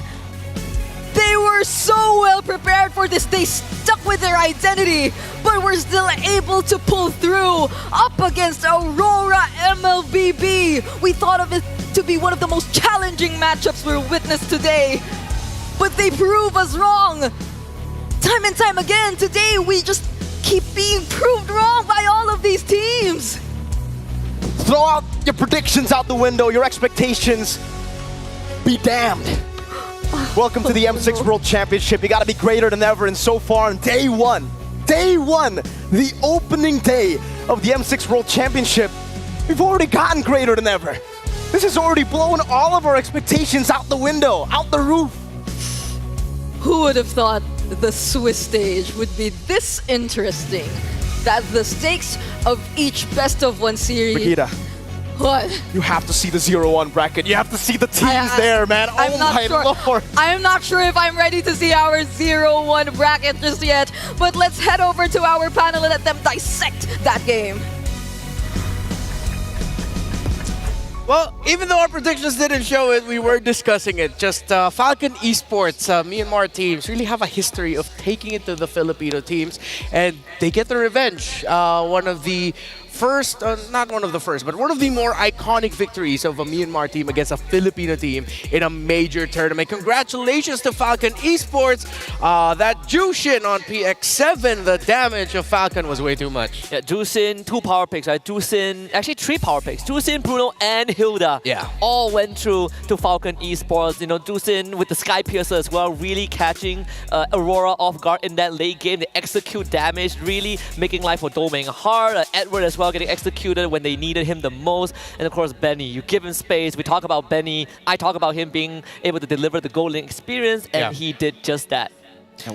We just dropped into Earth 2024, a whole different multiverse where anything can happen right now. I mean, it's looking like insanity, and I couldn't say it any better than the casters because that lower bracket right now, that lower group, is looking scary. Yeah, the 0-1 column. Again, Falcon Esports, congratulations yet again for their victory against Aurora MLBB. Let's hear from Falcon on the stage with Rose. The first day of the Swiss round, back to back, jam-packed with surprises. And this is Falcon taking the win against Aurora, Philippines. Now, I'm here with Dex. First of all, Dex, how are you? I'm fine. You're fine. How does it feel like winning the matchup against Aurora?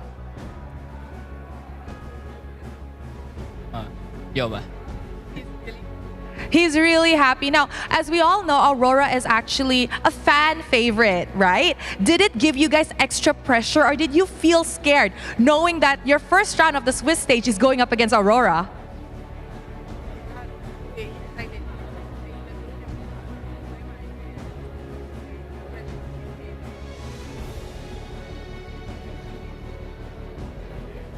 Aurora တင်းကြီးရဲမှာအဲ့လိုမျိုးကောင်းနေတဲ့အတင်းတွေကတတင်းမို့လို့ပေါ့နော်ကျွန်တော်တို့နေနဲ့ဟိုပထမပုံပွဲမှာတည်းကစတွေ့ရဆိုလေစောရမယ်ဆိုတော့ထိတ်လို့ရှာပါ It's the so seeing Aurora is one of the really good teams out of all. So to be meeting them for the very first time, they were excited. Okay, now I agree with that. Aurora is a powerhouse, especially coming from the Philippines. But since you said you're excited meeting up Aurora, how did you guys actually prepare? What preparations did you guys go through?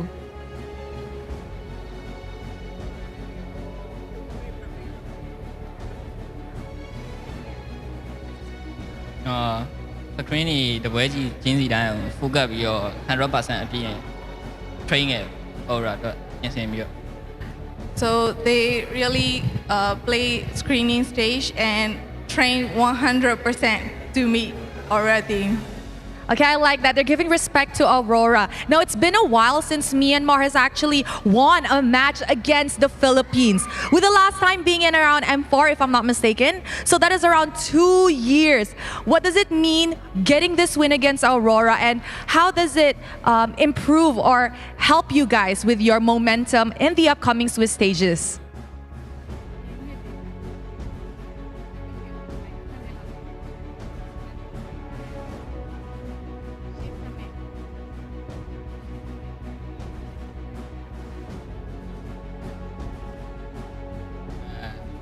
She said me ပြိုင်ပွဲတွေအတွက်ပေါ့နော်ဒီ tournament တစ်ခုလုံးကျွန်တော်တို့မြန်မာကုစားပြုအနေနဲ့အကောင်းဆုံးနဲ့အကောင်းဆုံးကြိုးစားတော့ပါမယ်ပြောချင်ပါတယ်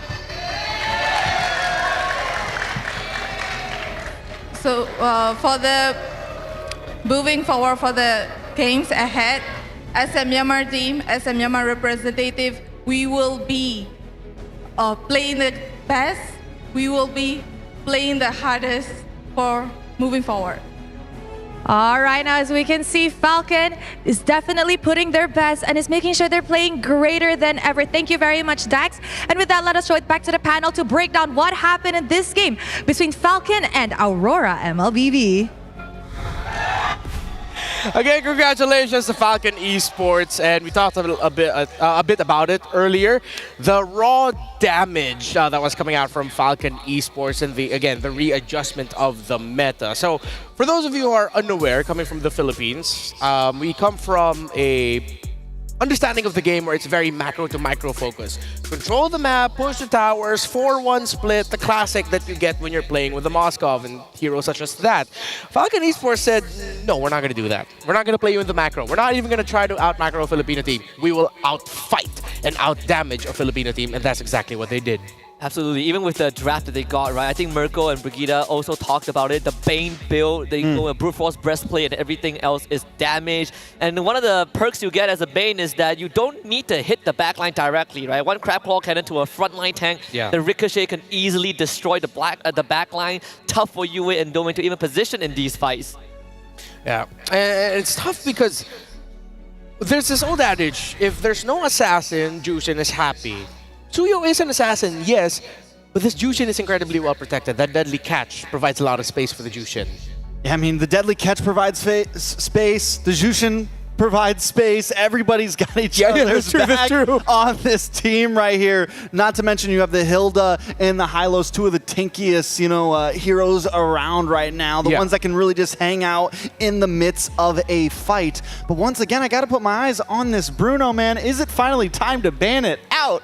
At what point? I mean, at this point, it's won every game except for one. Won every single game in Swiss stage so far except for one, and I'm wondering when are we finally going to see it on that ban list? Yeah, and the time that we saw the Bruno lost, it was up against an old school lineup of just the pure tanky fighters, hard front line. You don't have the best damage in the world, but you have enough to deal with it. Actually, he lost 2 games, right? One was against the tanky, the classic lineup that BTK brought up, but another one was against a first item Malefic Gun Beatrix. Oh yeah. The Beatrix.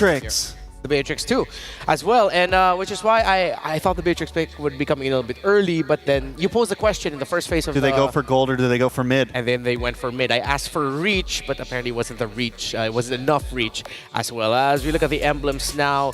For Benny went Assassin as well for this Bane, going for the attack speed, of course, as expected, and.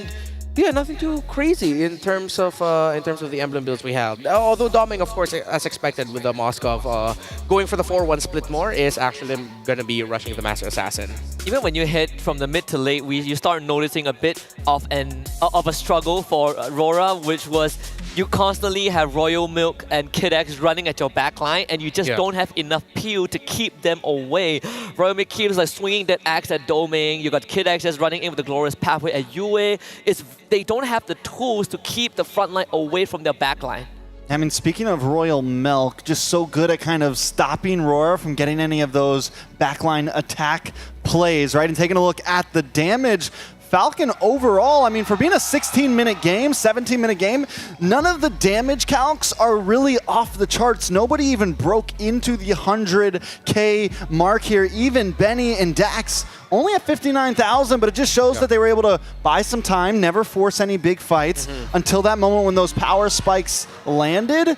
And then they really just had control at that point. She didn't deal a lot of damage, but she sure did deal a lot of kills on the side of our MLBB. PX7 and his Jushin with the rush on the Skypiercer second item. That's confidence. That's Falcon's understanding that, yeah, it's going to be tough. We liked the Guinevere pick, but a part of me also disliked it because it is easily punishable by the Jushin. Yeah, one of the few one-dimensional picks, right? You kind of miss that crowd control. You have to wait for your cooldowns, and we saw Renegade getting punished. But MVP for this game, the Jushin by PX7, 7, 2, and 8. You reach a point where you just cannot touch him. Yeah. But also the Skypiercer was a little risky because in the early game we saw PX7 get picked off by the Gwenny. We saw PX7 not exactly thriving amid completely, but then once the team got into the groove, once PX7 knew how to space, got comfortable with it, then it was like, okay, now we're getting value off this. This is very much worth it. But it was a risky pick for sure, getting that Skypiercer. Well, but at the end of the day, I feel like the Jushin eventually became the centerpiece of a strong 4-man or 5 versus 4 team fight. I say that because, again, it is the Moskov on the side of Aurora MLBB. I've been vocal about this in the past. I am not the biggest fan of Moskov in this current metagame. Aurora MLBB definitely played it to its strengths. Domeng got that absolutely killer Lord Steel, but outside of that, they just lack the firepower and the presence in fights to deal with what Falcon Esports drafted. Yeah, you can even see in the highlights, right? Not only that PX7 is lifting up key targets and they're getting blasted by Dex, but the fact that the Hilda and the Hylos are just massive zoning tools. There's just no way for Aurora MLBB to contest any objectives. And Falcon Esports, they can just keep on going and just full team ahead. They don't need to stop. Yeah, it feels like we've entered a world where ranged, heavy-hitting crit damage is key, and those close-up shredders like Claude, like Moskov, heroes like that just aren't really working anymore because there's no space for that Malefic gun, right? You want to be a shredder, you have to get the Trinity first, and by then, you're already getting outranged by this Bruno and just getting two-shot anyone on the field, so it's definitely a very different gold lane meta than what we've seen in the past. Yeah, it's the marksman meta for sure, and puts a lot of pressure into teams to making sure that they draft compositions that really make sure that their marksman is well complemented by the picks that they have. And maybe it's time to move away from the old meta of having the marksman being just a heavy macro presence. It definitely needs to be there in the micro, and Falcon Esports understands that. Again, congratulations to Falcon Esports and what they drafted here and played up against Aurora MLBB. But with that, we are now down to the last two matches. And this one, if the trend continues, could be one of the most shocking results in M6 so far, as the China region, their representatives, KBG, will go up against the kingdom of RRQ Hoshi. I'm not gonna make any predictions anymore. At this point, I'm just here for a good time. I'm just here for good MLBB games, right? We've seen what the second seed of the Chinese region could do. The FYG put up a pretty good fight in a wild card. So if anything, this sets the bar high for KBG. A lot more expectation. Saw like Ukundar and S2G, which also took down heavy hitters. I mean, this next one's going to be interesting. I'll give a prediction on this one, but not right now. I'll make you guys wait on that one. Super excited for this one. I think both teams want to be here, and I think we're definitely in for some great games, these last two. All right, don't forget, last two matches of the day. It is KBG of China versus RRQ Hoshi of Indonesia. We will be right back, and when we do another best of one in what has been a surprising Swiss stage here in the M6 World Championship.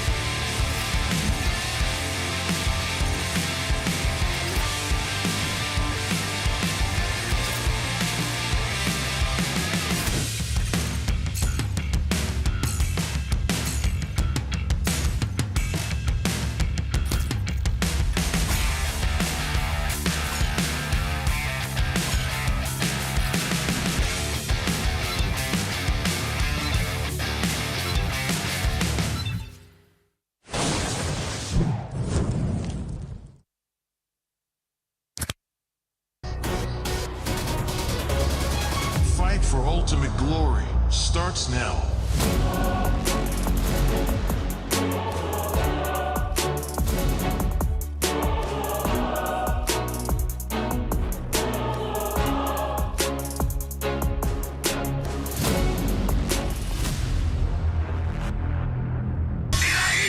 Mobile Legend M6 スイスウォッチ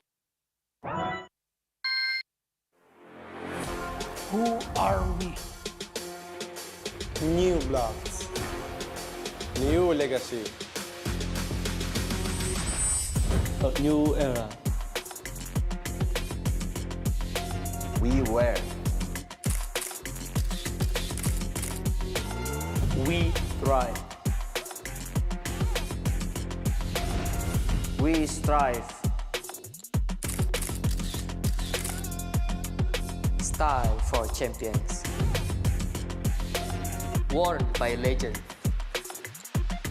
We are greater than ever.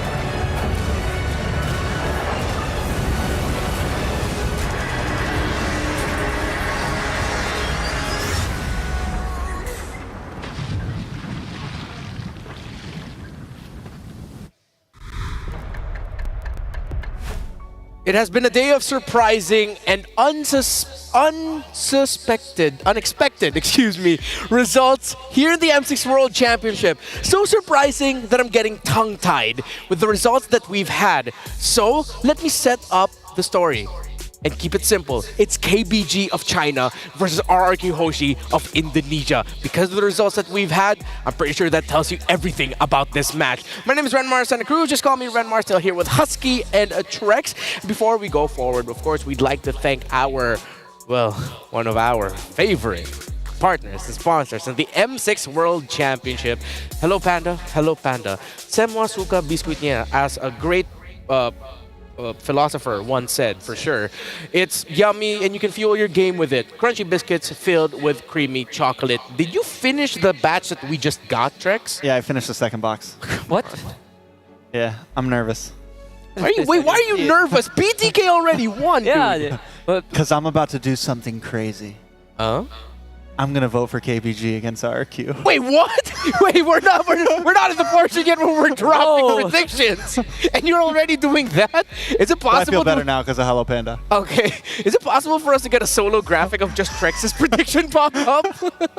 I feel like we need that right now. Again, that's the matchup that we're getting. Trex excited for it, but again, it's been a day of surprises, and I think it's apt that we talk about first KBG, Keep Best Gaming, the representatives from China.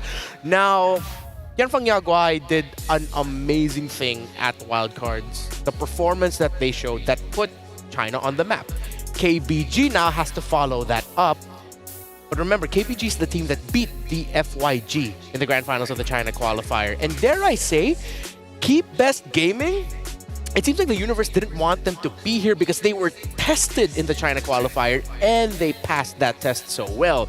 But now RRQ Hoshi, after missing M4, after missing M5, returns to the world stage here in M6 and they have to face China's best. There's something about this tells me this could be the start of what could be a very long-term story between these two. Yeah, I agree. I think that the Chinese region overall has really improved tremendously within this year. Even in the recently concluded AEG, the Asian Esports Games, for the women's MLBB, the Chinese team finished third place, right, top three, and they took a game off with the Philippine squad before they got eliminated. So overall, I think that region has grown. They've gotten time to play on the international server for quite a while as well. And Tianfeng Yaoguai delivered China's first series win on an international stage, so setting history on its own. I wouldn't be surprised if now all the pressure is going to be on KBG shoulders. Yeah. And speaking of pressure on shoulders, it must be a little bit different now because for RQ Hoshi, there's one man there who's been there through the highest of highs and the lowest of lows of RQ Hoshi's recent history for the past 2.5 years. Skylar must now lead a young squad. The first time we saw him in the world stage, he was the youngin being led by his coach. Now he has to be the co to Sutsujin, Dairen, Idok, and Rins. And they have to show they are ready to rule once more. How pressuring could it be for one man? I mean, if there's any player in all of MLBB that can probably handle pressure the most, it is probably Skylar, because being on the team of RQ is a pressuring hold, right? I mean, you have one of the largest fan bases out there, so many eyes on you, and Skylar's handled it forever. And now here's a quote from, well, Skylar. There we go. M3 was my first international tournament, and at that time, I was still young and new to the scene. I had to adjust a lot. By M4, I had grown and started thinking more strategically. Now in M6, I'm guiding young players who've never experienced M-Series. My focus is on educating them, and as long as we play as a team, the result, win or lose, doesn't really matter. And I agree with you, if anyone can handle that pressure, it has to be Skylar with everything that he's gone through in his career. And there's an important note in my head. Oh, right. This man, he's the face of Indonesian MLBB today. Yeah, he definitely is, right? Like a homestay name as well. But at the same time, not only is he needing to guide a squad of young rookies, we also kind of talked about the mentality, right? Are you coming into the M Series as the hungry dog that you are? You want every win, or are you coming in with a team that wants to focus on the experience and not really care too much about the wins and losses? I think that for RRQ is very important as well. Seeing that they are the kingdom and they are now back on the M Series stage in Malaysia, where they came so close so many years ago. Now, that's RQ Hoshi and the history that they have. We'll dwell more on that as the match goes on and, of course, as the M6 World Championship goes on. But now let's talk more about names unfamiliar to many of us, but names who are hungry to prove their position in global MLBB esports. Of course, that is KBG, Keep S Gaming from China.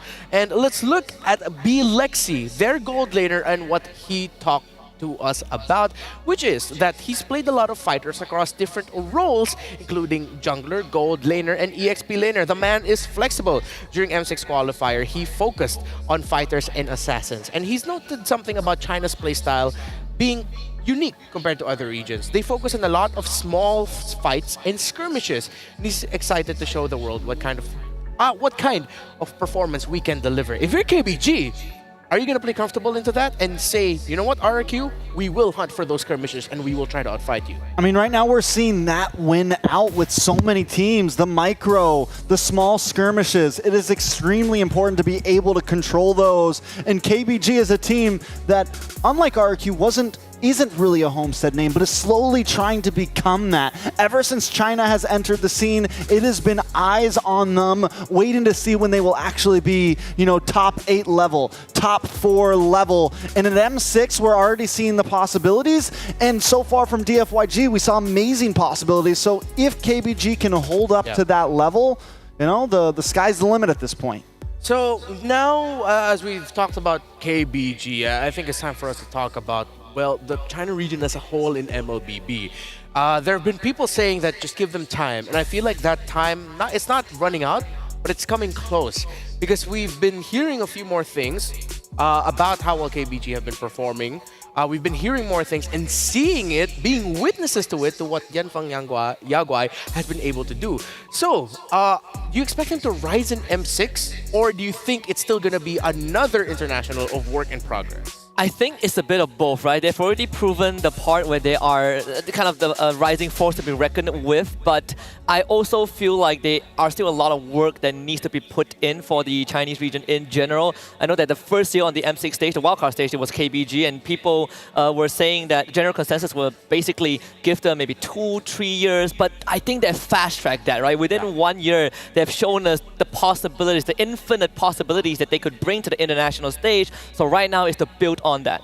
Yeah, for me, China team stonks are up right now, and they are on a rise, and I definitely think if there's a time for them to really pop off, the meta works because of how it's not as single-minded as it used to be. There's just a lot of variety, and I think it gives teams that maybe have trouble, adapting to a singular way to play, it gives them room to play. And right now there's a chance for China to do something, especially if you've been watching all the games that have already been happening. It's got to give some of these teams that are coming into this as underdogs hope, like, oh man, if they can do it, we can do it too.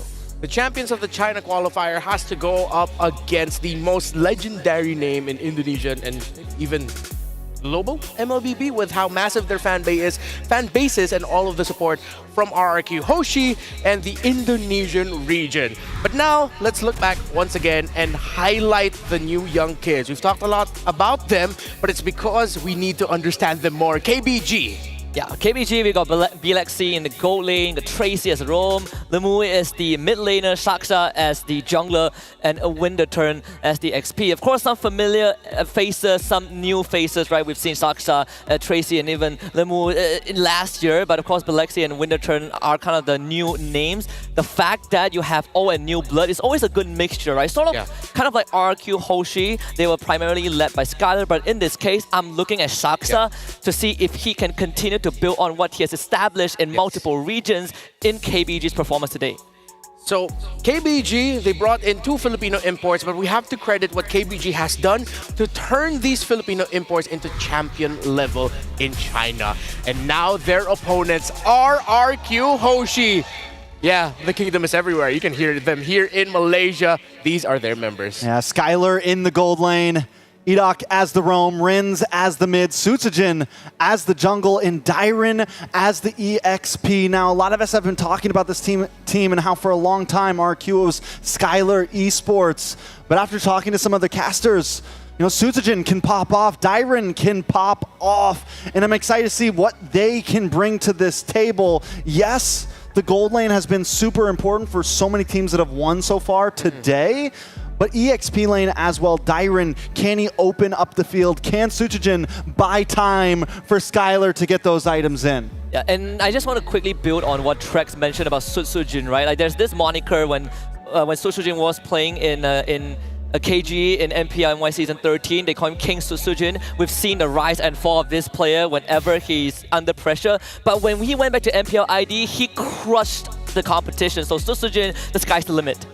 Day one. Speaking of sky's the limit, this is day one. Thank you so much as we've hit a PCU milestone. 1.129 million viewers already for the M6 World Championship. To our global MLBB esports community, thank you. To those who have doubted our presence in the global stage as a video game to watch out for and as a sport to watch out for, keep doubting. We'll keep breaking records. So please scan the QR code on your screen right now and redeem the codes as we've achieved a milestone. Let's be greater than ever together. Yeah, I mean, and that's such a great point to make. For anyone that thinks that this esports scene is not one of the hypest out there, if not the hypest out there, we are here to show you that it definitely is. And I'm excited for this next game. KBG, RRQ. What do we got to really look out for? Do we think the Bruno is going to be the most important pick here with KBG, I think, being on the blue side? Yeah. It's going to be huge. So we actually got the chance to talk to the M6 coaches, and we asked them, who do you think is going to be the dark horse of M6? Bren says it's Ulfidnar because they learned a lot coming in and their punch will be warmer. Yeah, and for Coach Lyrics, he says that the Chinese teams are the dark horses because they scrimmed against them at MSC and they have interesting heroes. And for Kez Cutie, same. We scrimmed one game against the Chinese team, and they used a different meta. Of course, Coach Wynot said probably Ulfidnar can be Team Spirit too with Kid Bomba's return. So Coach Lyric and Coach Kez Cute, who is here right now, did mention that KBG, the teams from China, are teams to watch out for here. And yeah, we really got to acknowledge the rapid climb that they've had, the performances that they've been showing. Again, even back in MSC 2024, when it was still, before they were DFYG, they were XYG. and they made Falcon's AP Bren work for a win during the group stages. It was pretty crazy, right? Because XYG, the evolution to DFYG is essentially small monsters becoming big kings. And even the bans are pretty interesting because we talk about fighter heroes, interesting picks from the Chinese region. The Freya gets banned out by RRQ. Yeah, very good respect. That's one of the top picks in China and one of the top picks of KBG in the gold. But they actually flex that sometimes into the EXP, sometimes even more or less in the jungle. Hey man, we got a team that plays Freya Gold as well in NACT. All right. Sometimes it works, sometimes it doesn't. I will say it can be scary about 15, 20 minutes in. Yeah. But still, the possibilities are there and RQ is paying their dues. But once again, the Jushin is open. Jushin, the Bruno is open as well. Like DFYG's pocket marksman pick, it has always been the Bruno. I wouldn't be surprised if that is also KBG's main choice, considering how strong he is right now. But I do prefer the Jushin as that first pick a lot more than the Bruno. Having RQ plays it so well by putting that trade out there. It's like we ban out the Freya, but we leave some options and they pick up the Suyo with KBG. That means Bruno and Jushin? Yeah. And there he is. Yeah. The Bruno, again, gotta acknowledge, he is the marksman of the M6 World Championship, and RRQ get the Jushin as well. Mirko is already happy about the first two picks on the side of RRQ Hoshi, and this gives them a quick scaling marksman that can dominate lane, and a mid laner that might actually stop KBG rotations. They might have to take the Hilda now because we saw what happened when Hilda, Jushin, and Bruno are on the same team. Oh, yeah. Literally the previous game, power picks, early, mid to late, incredible pressure, insane late game scaling. So if you're KBG right now, you gotta select these next two picks very, very carefully. Yeah. Yeah, that's just scary, man. Just seeing those two picks alone on RQ's side. I was already questioning if Bruno should start getting banned. Jushin definitely needs to stay banned. And right now they're both in the hands of RRQ. KBG, what do they pick up here? Do they go for EXP Roam maybe? Mid and Roam. They get the Valentina, they get the Hilda. Of course, they gotta get the Hilda at this point, but with KBG's first three picks, they are lacking range. They need a little bit more of that into the second phase. Something just crossed my mind, right? Remember we talked, I mentioned a bit about Fredrin, and Susujin was sort of like the first guy that played Fredrin in a long time in MPL ID. Yeah. Looking at what KBG has right now is not necessarily the worst of options as well. It definitely can be something that I think RQ can consider moving forward. Oh, you called it! That's the King Susujin. Fredrin is out again. Okay, but how will it, so it worked very well against the Joy earlier today. Yeah. How is it going to work against a slightly harder hitting hero in the early game? You know, going up against the Suyo, like, will it still be able to just completely outpace the Joy like it did? Or is it going to have a little bit more trouble in the early game? This Fredrin, I feel like with what it's paired with Jushin, and then at this point, the last possible best pick for KBG, if they want to be aggressive and match that, it's either going to be the Alpha or, well, they're actually quite comfortable with the Lunox.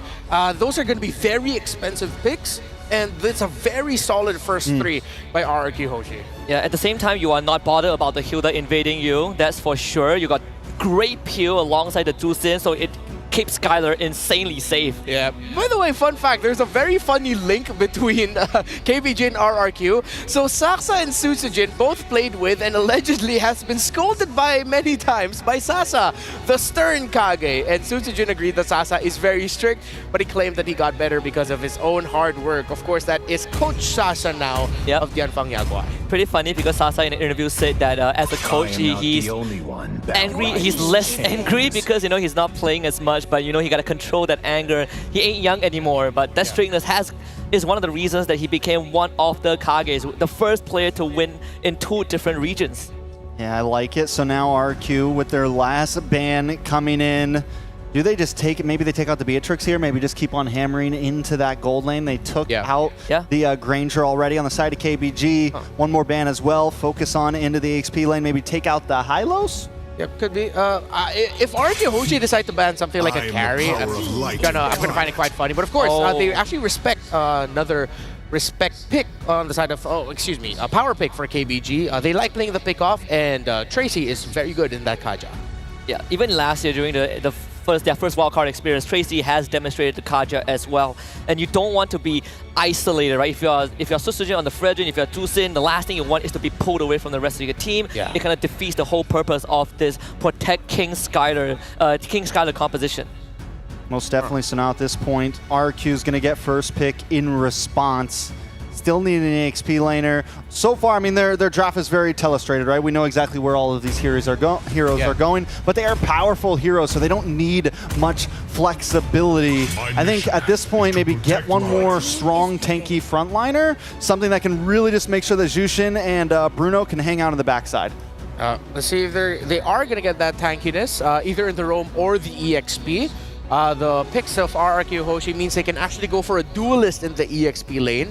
Nothing too soft, but something that might actually be able to punish in the lane. They go ahead and pick up a Cho, still flexible, but this is probably going to go into the hands of IDOC. One of the reasons why we actually don't have a lot of data on IDOC's Cho is because the times he's shown it, well, it did really good in Indonesia, and teams would rather take it away from him.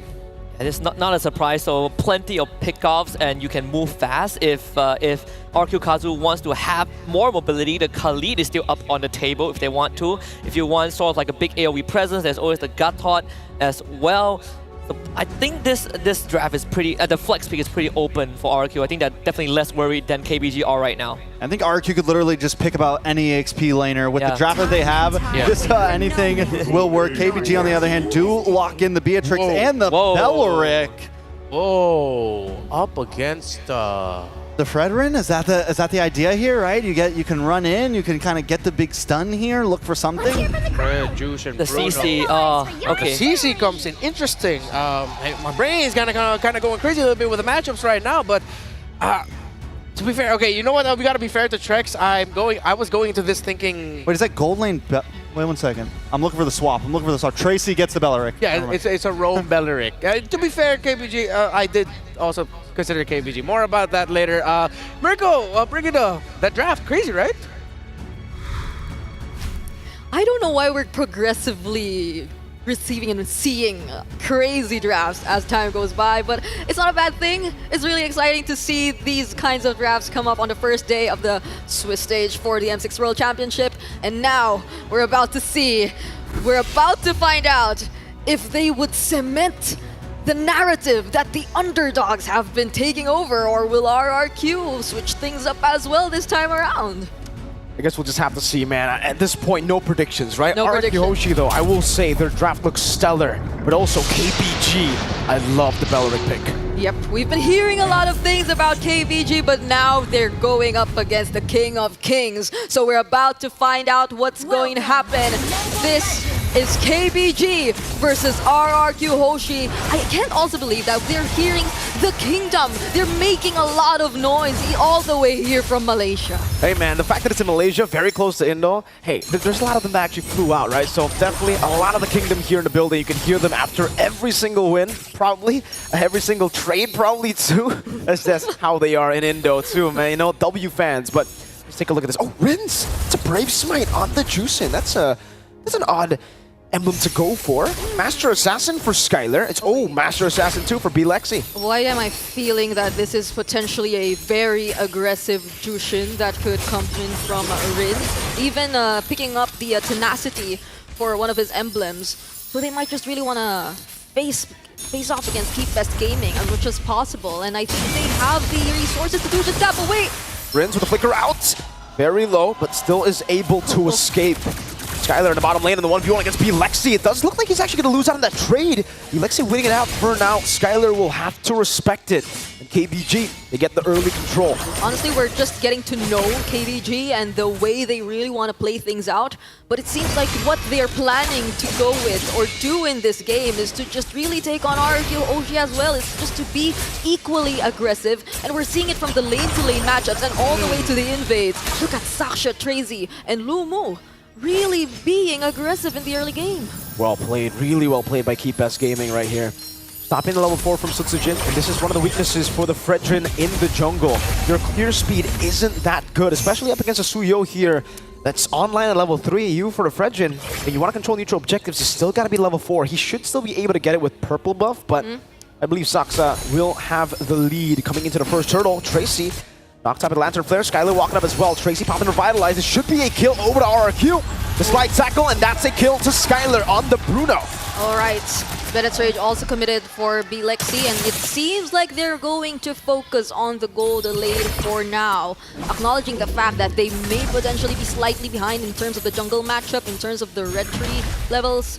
The Daksha, I think he's already, one level ahead up against Sutsujin, but they're yet to start the turtle. So we'll see what RRQ Hoshi will plan to do from now, because Dyron is still holding it and they're getting information bit by bit regarding Keep Best Gaming. But both teams, they have full resources. You can see the Rapid Dryad already online too for Tracy. Win return going to be chunked quite low. Edok also chunked by Luo Mu. Stolen the curtain call. Lantern Flare again to Tracy. Win return going in as well. Rapid Dryad plays down the curtain call. Two Appraiser's Wrath coming down. Tracy's going to be very low. Pops into Rapid Dryad as Edok goes in from the back. Sutsujin winning out the red tree battle, by the way. Edok with the Jikundo. Luomu going to be caught. That's a Crimson Beacon from Rins aggressively. Luomu taken down. Win return getting a trade over to Edok, but it will be Win return also taking down the trade in favor of RQ. Rins flickering forward, now the pull back, Lexi, ball down by Skylar. Now I believe you, they're reacting to every kill, to every trade that's happening across the map. And honestly, this is an all-out aggressive gameplay we're seeing for both of these teams. With RRQ Hoshi, they're managing it better so far, the way we're seeing it. They're ahead 5-1 in terms of kill score, and this might just be an attempt to convert it gradually. But then Keep Us Gaming, I must say, I'd also like to commend the way they're holding on to these objectives and to these potential pickups for RRQ Hoshi and Saksha. That's a Rapid Dryad to catch Skylar. Edok unable to help him. Good kill back from Keep Best Gaming as they look to play for Lexi. Yeah, that was a very decisive rotation towards the gold lane. They knew they had to shut down at least or prevent Skylar from just getting all that farm. He's got 2 kills already. But I think another thing we have to really take note of is the way Rins and Edok have been rotating so far. I can feel the mid control coming in from this mid duo, and there's 100% kill participation in the hands of Rins. So it's proving to be quite effective. Like the way you pointed out, the Brave Smite and all that tenacity, even in the first attempt of Keep Us Gaming to take him out, if it weren't for those two, I doubt he would have survived up to that point. Rins is the type of guy in Indo, right? We call him just crazy Rins also, you know? It's kind of like the Sans thing, Gila Sans, but Gila Rins, because sometimes he actually does go Gila mode. Crimson Beacon forward, Flicker forward. We've seen it twice now, Crimson Beacon and Flicker forward from Rins. So maybe that's why they went for the Brave Smite. He knows that he's going to be in a vulnerable spot a lot of times, and he will probably be punished if he doesn't have the Brave Smite. So this time he's like, yeah, if I'm going to go crazy, might as well have some safety lingers. Yeah, he needed something to complement all those crazy plays that we could potentially see from him. And now RRQ Hoshi might just take control once again of this turtle pit. Oh no, will there be a Wrath of Dryad once again? Edok gonna go for the way of the dragon, but it's gonna be cancelled by Saxo. Pops in the blink, Sutsujin with the red tree, wins it out. Meanwhile, Tyron gets rid of Tracy. Win return might be next on the chopping block, but RRQ will just be happy with the turtle. They'll play around the mid lane with Rins and Skylar. Skylar's here. They're definitely going to attempt to take this down, but there goes Win return once again. Oh, Sutsujin. Flicker for Win return, but they're forcing the mid lane turret. Oh, Win return might be picked up again. Sutsujin pops him up, but Rins, unfortunately, what happened up top? It's a solo kill. Tyron with the vengeance gets it done against Saksa. I can't believe it. Like, is this the most kills we've seen so far? Like, is this the most action-packed game we've seen so far? We're only 6 minutes, but once again! Tyron with another solo kill! In Indo, there was a line from Ghani. The guy made a deal with a devil to make a defense happen. He might have made another deal with a devil to get 2 solo kills. Tracy kicked back with the way of the dragon. Now over to Skylar. Is it Wrath of the Dryad bringing him back as Rins goes into the back with the Crimson Beacon, getting the Lantern Flare as well. Lexi zoned completely. Tracy gonna be knocked up and now zoned away. Skylar gets another 2.2k gold lead for the Kings. They're managing it well. All that sustained from Keep Best Gaming.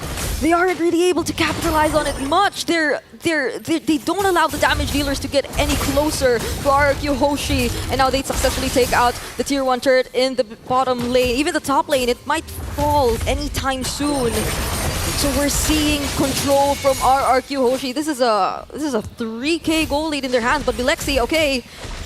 We've seen this earlier. We've seen this earlier. The Malefic gun in the Beatrix. But how effective would it be this time if you can't even gain access towards the turrets of RQ Hoshi? I think it should still be good as a way to defend, right? It's great at sieging. It should automatically be good at defending too, because you have that range extra for the Bennett to hit these waves and to poke it down before, you know, RQ could siege.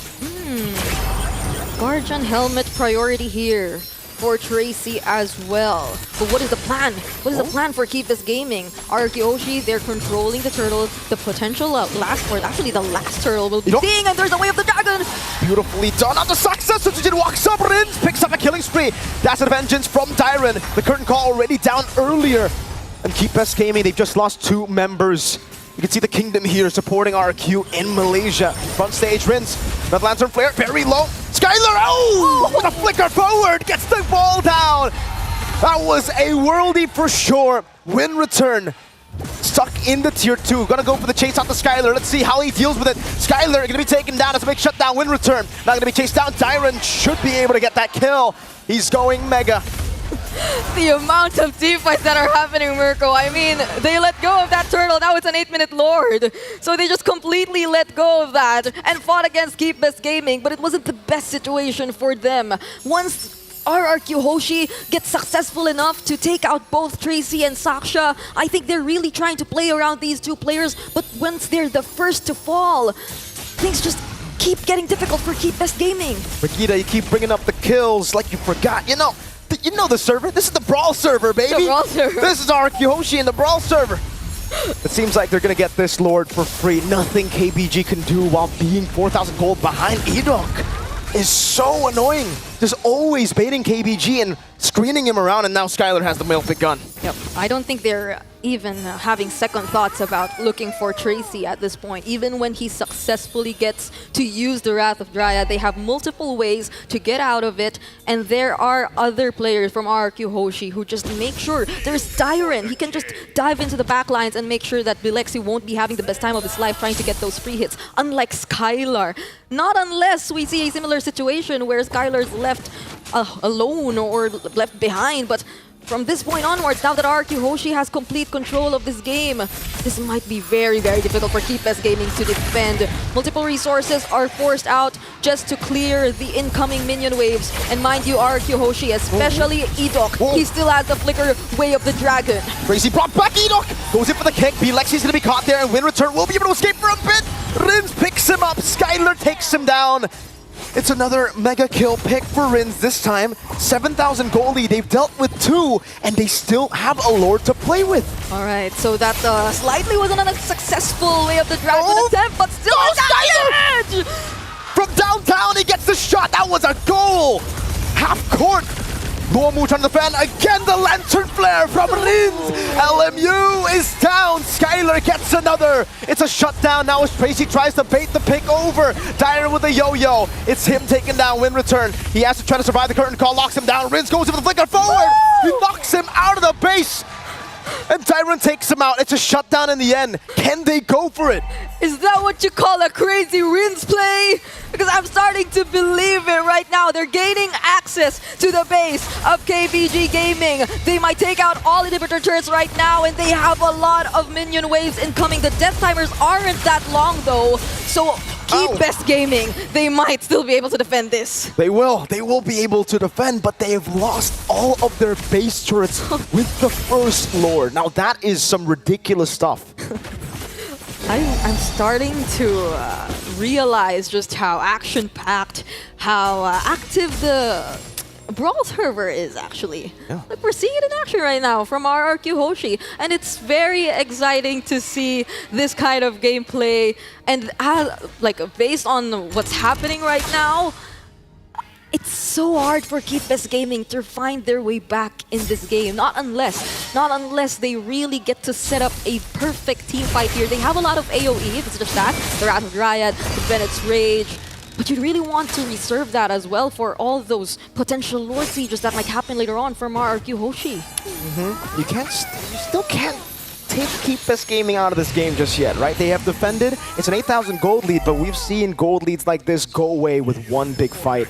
It seemed like RQ, though, they're playing the discipline game really, really well, and that's SRQ for you. They play the brawl server really well, but then they have the discipline to actually slow things down. Yep, actually, this has been such a great game for Dairen even. Like, he hasn't died not even once in this entire game. And to think that he's actually the person from RRQ Hoshi who really dives toward the backlines. But speaking of diving, speaking of looking at the targets from the back, Edok, he's positioned himself really well, and that's the Crimson Beacon in once again from Rins. Okay, Edok goes in, kicks Lexi back. Edok, you're a mad lad. The worldie comes around, and the AoE's there. Skylar's gonna be able to free hit all around. That's a double kill for Skylar. Slide tackle to win return. One last shot to take him down. Will he be able to get the triple? Now RRQ going in. Skylar gets the triple.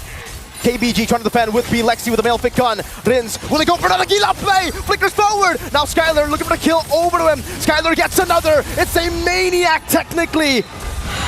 The Savage gets taken away from him, but RRQ stay in form as they win in a day full of upsets. I thought KBG would have still had a chance. The tactical reposition saving Bilexi, but it wasn't long before another crazy play was shown to us here by Rins and the rest of RRQ Hoshi, dominating this game and putting an end to all those, or actually, they don't plan to continue all these underdog stories, not at least for today. And also, they avoid hell. That 0-1 bracket is literally hell. I cannot imagine what everyone is feeling right now, but let's break down this game for you and head over back to our panel. RRQ Hoshi just transcends trends in what has been a day of surprises. RRQ Hoshi came in and said, nah, it stops right there. Let's get this W and let's get the expected result. As the crowd here in Kuala Lumpur, Malaysia thunders RRQ, dominant is the performance of the Kingdom. Honestly, I thought one of my favorite animes, Bleach, has a Hell arc, but apparently at the M6 Swiss stage, we also have a Hell arc coming up as well. KBG joins the unfortunate pool of decked out teams in that 0-1 bracket, but this was just a dominant win. I think we can sort of agree that the draft itself made the life of RRQ Hoshi so much easier. Yeah, KBG just gave up way too much there. Too many pricey picks given over to the hands of RRQ. And, you know, whether we had hoped for KBG or not, RRQ definitely came in as the favorite. And to just give them the Jushin, give them the Cho, give them so much comfort and power, it was too much to stand against. Tremendous draft by Coach Kezcute and RRQ Hoshi as we head now to the stage for the winner's interview with Rose. RRQ Hoshi, one of the very few teams today defying the odds, winning their first Swiss stage game. First of all, Skylar, congratulations. Thank you. Okay, now Skylar, how does it feel to be back in the M Series stage? Merasa lebih baik aja. You feel good? Yeah. He feels good being back in the M Series stage. Do you miss playing in the international stage? Yes. Wow, all right. He said I can speak to him in English, don't worry. Okay, now Skylar, we know that RRQ Hoshi is the only franchise with the most M Series appearance, but you guys haven't won yet. How confident are you, Skylar, that RRQ Hoshi can bring back the championship to Indonesia this time around? 18%. 80%. 80%, yeah. Kenapa? Why? We still try hard. Because this is the new game. So you're still trying? Yeah. Belum bisa lagi? Not yet used to it? All right. Okay, now we know that you used to play back then. You were in M3 if I'm not mistaken, right? Yeah. Okay, now since you have experience as an international player, how do you cheer up your teammates when they're down, or how do you make sure they're not nervous for the games? I just ask my friend, just confident, we can do it. Wow! Do you trust your team? Yeah. You trust them? I trust my team and then my team trusts me. Aw, that's so cute. They trust each other. Okay, now we already have 6 teams with a 1-0. There is S2G, BTK, CFU, Team Spirit, Twisted Minds, and Falcon. Who do you want to meet tomorrow?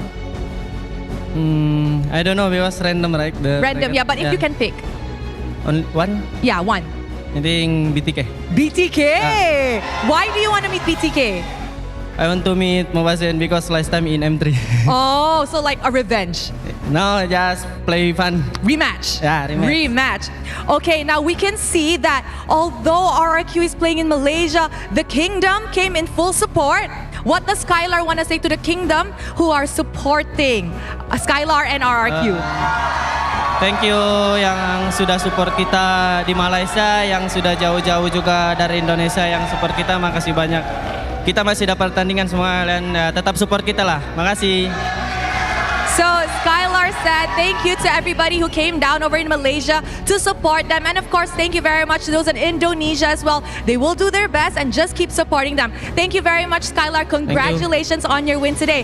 And with that, let us throw it back to the panel to break down what happened in this game against KBG. 2 kills a minute. That's the average for RRQ Hoshi. At that game, it was 13 minutes and it was a 26 total kills for the Kingdom. Welcome back to the panel again. Thank you, Skylar, Rose, and congratulations to the Kingdom and RRQ Hoshi. My goodness, RRQ, Trex, I think you said it best. They got a lot in the draft, but I really want to appreciate what Coach Kesgyud and RRQ Hoshi pulled off here with a surprise Fredrin third pick.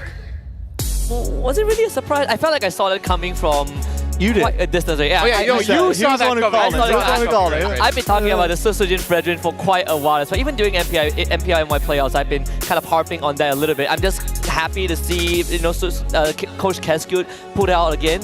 But yeah, when they got the Jusin and Bruno, because KBG decided to first pick Suyo, me and Trex just looked at each other and we went like, yeah, I feel like they got everything they wanted. They got the whole deal. Yeah. They got the box offer, right? They got Christmas Day on day one right here. You got the Cho. You got. I mean, it's rough. That was hard to see happen right there. Yeah. And RQ. I mean, I don't even think you come in. I thought they were gonna trade. I think RQ thought they were gonna trade. Yeah. But they got it all. Yep, they got everything, and Valentina with the IMU could not get much. Looking up the lineup of RRQ Hoshi, it's tough for a Valentina. It's a great individual pick, but when you end up with not much to get, like, you diminish the value of the Valentina. So a great draft by RRQ Hoshi. And something that we got to point out here for KBG. Again, they mentioned and admitted that they are a team that love to take small team fights and skirmish. They're doing that against the Brawl server? They're doing that against RRQ Hoshi? That is not the right call. They tried to take trades. They got a few of them. But at the end of the day, RRQ showed just how much better they are with the small fights. Yeah, absolutely. I mean, we are seeing KBG try to speed it up. I think the mid trio, right? They were moving as a unit pretty early prior to the first turtle. But unfortunately, like you said, Remar, this Valentina didn't able to use that IMU too much because she is in fact not him this game. There's really not much that the Valentina could steal and utilize.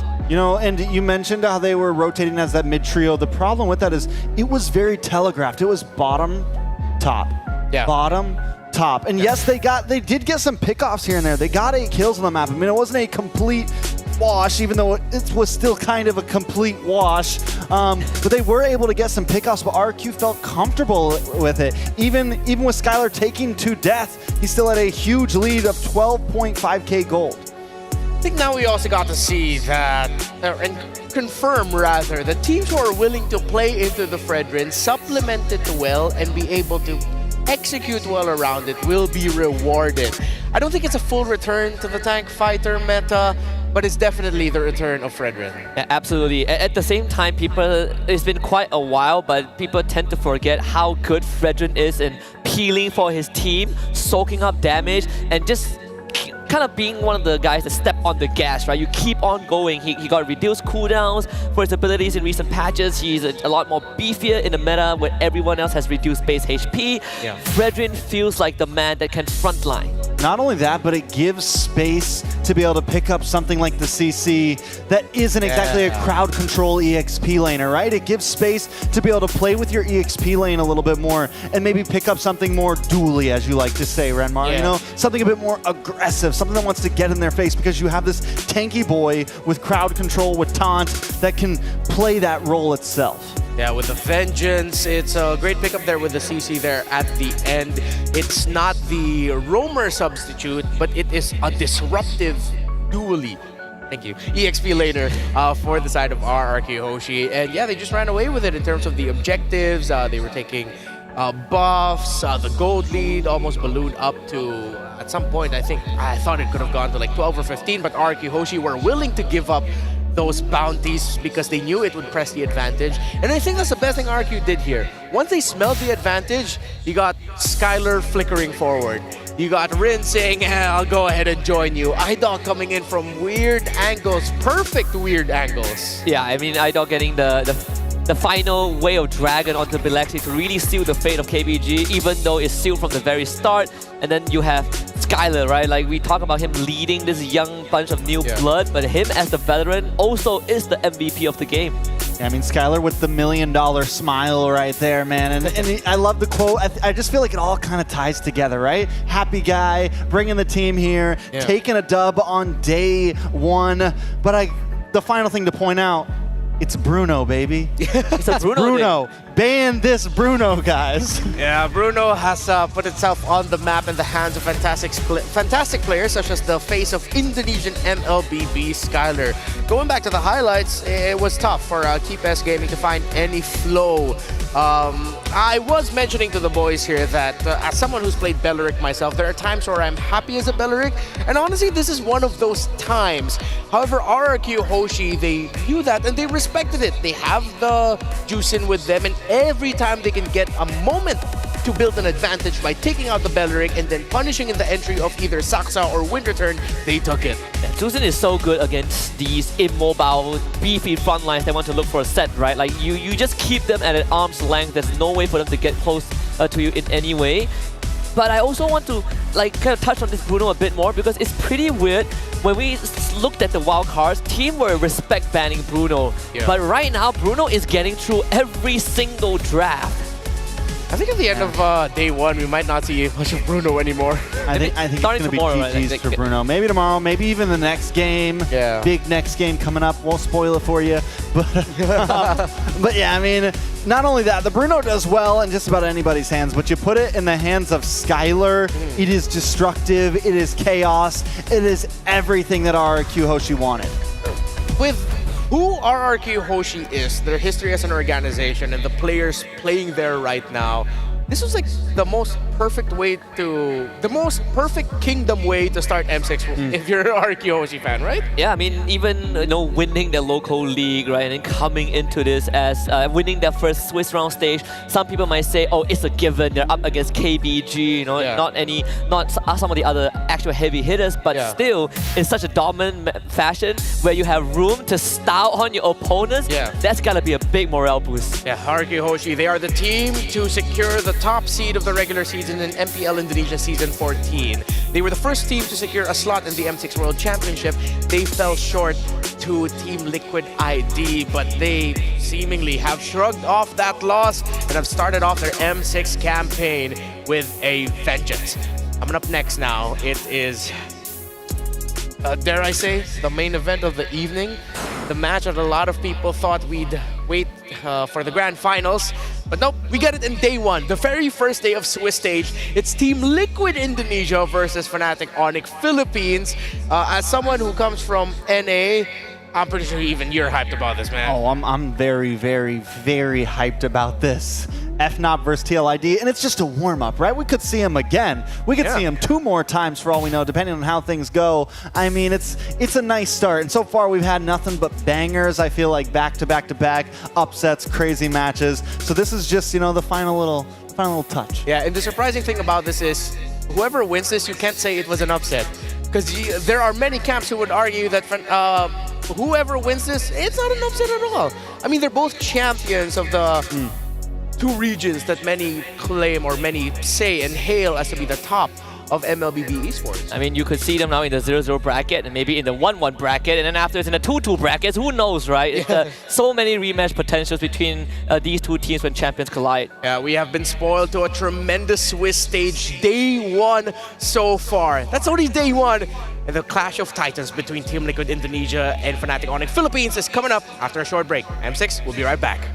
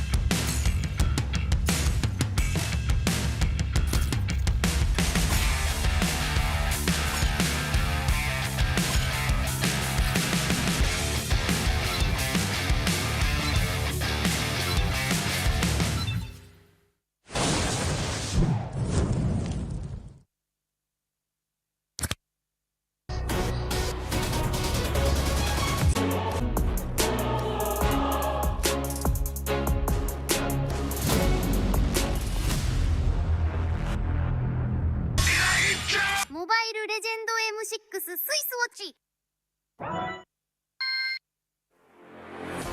Who are we? New blocks. New legacy. A new era.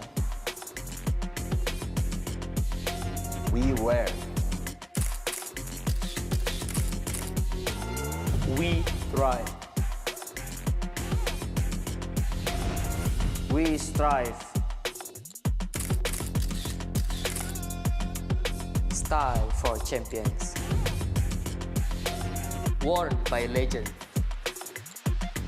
We are Greater than ever.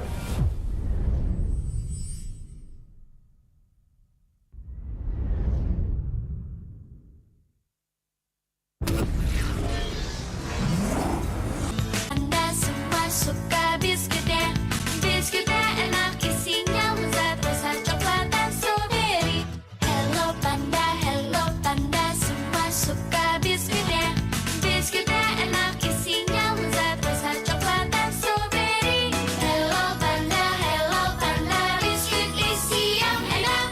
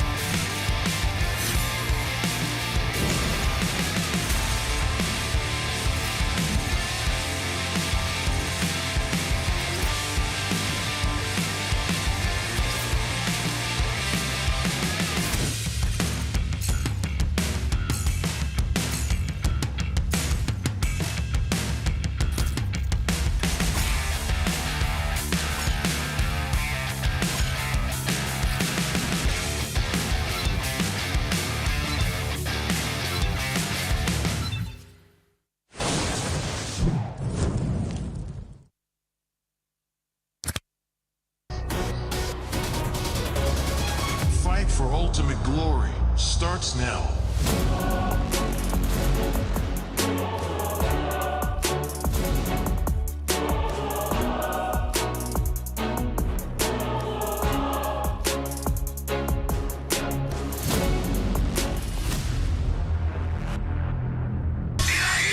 Mobile Legend M6 スイスウォッチ Who are we? New bloods. New legacy. A new era. We wear. We thrive. We strive. Style for champions.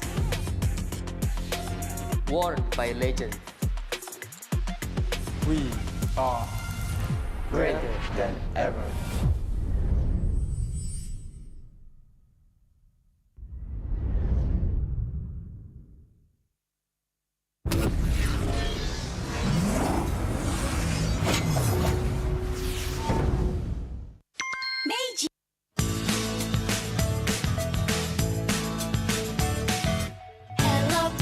Hello panda, semua suka biskuitnya.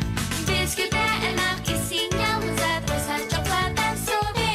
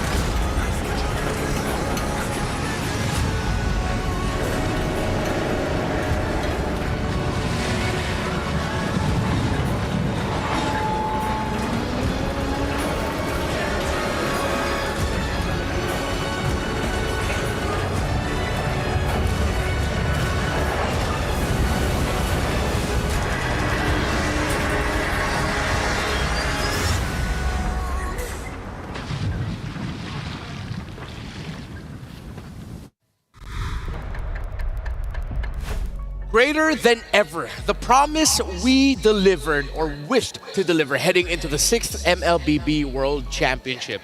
To be greater than ever, that is what these two teams have achieved in their local leagues. They struggled for so long at a certain spot. Finally, they made it to the top in Indonesia and in the Philippines, respectively. Team Liquid and Fnatic Onyx Philippines face off in the final match of the Swiss stage. Welcome once again. My name is Renmar Santa Cruz. Just call me Renmar. Still here with Husky and Trex. Pumped for this clash of titans. FNOP, TLID.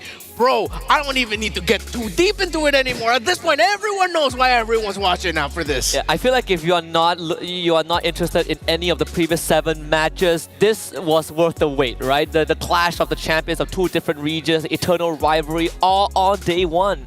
And we're going into this with some stakes. Again, it's been a day of surprises. So if you've just been waiting for this match alone, I wish you'd take the time after the broadcast to watch all of the action that you've missed. Because here's the kicker.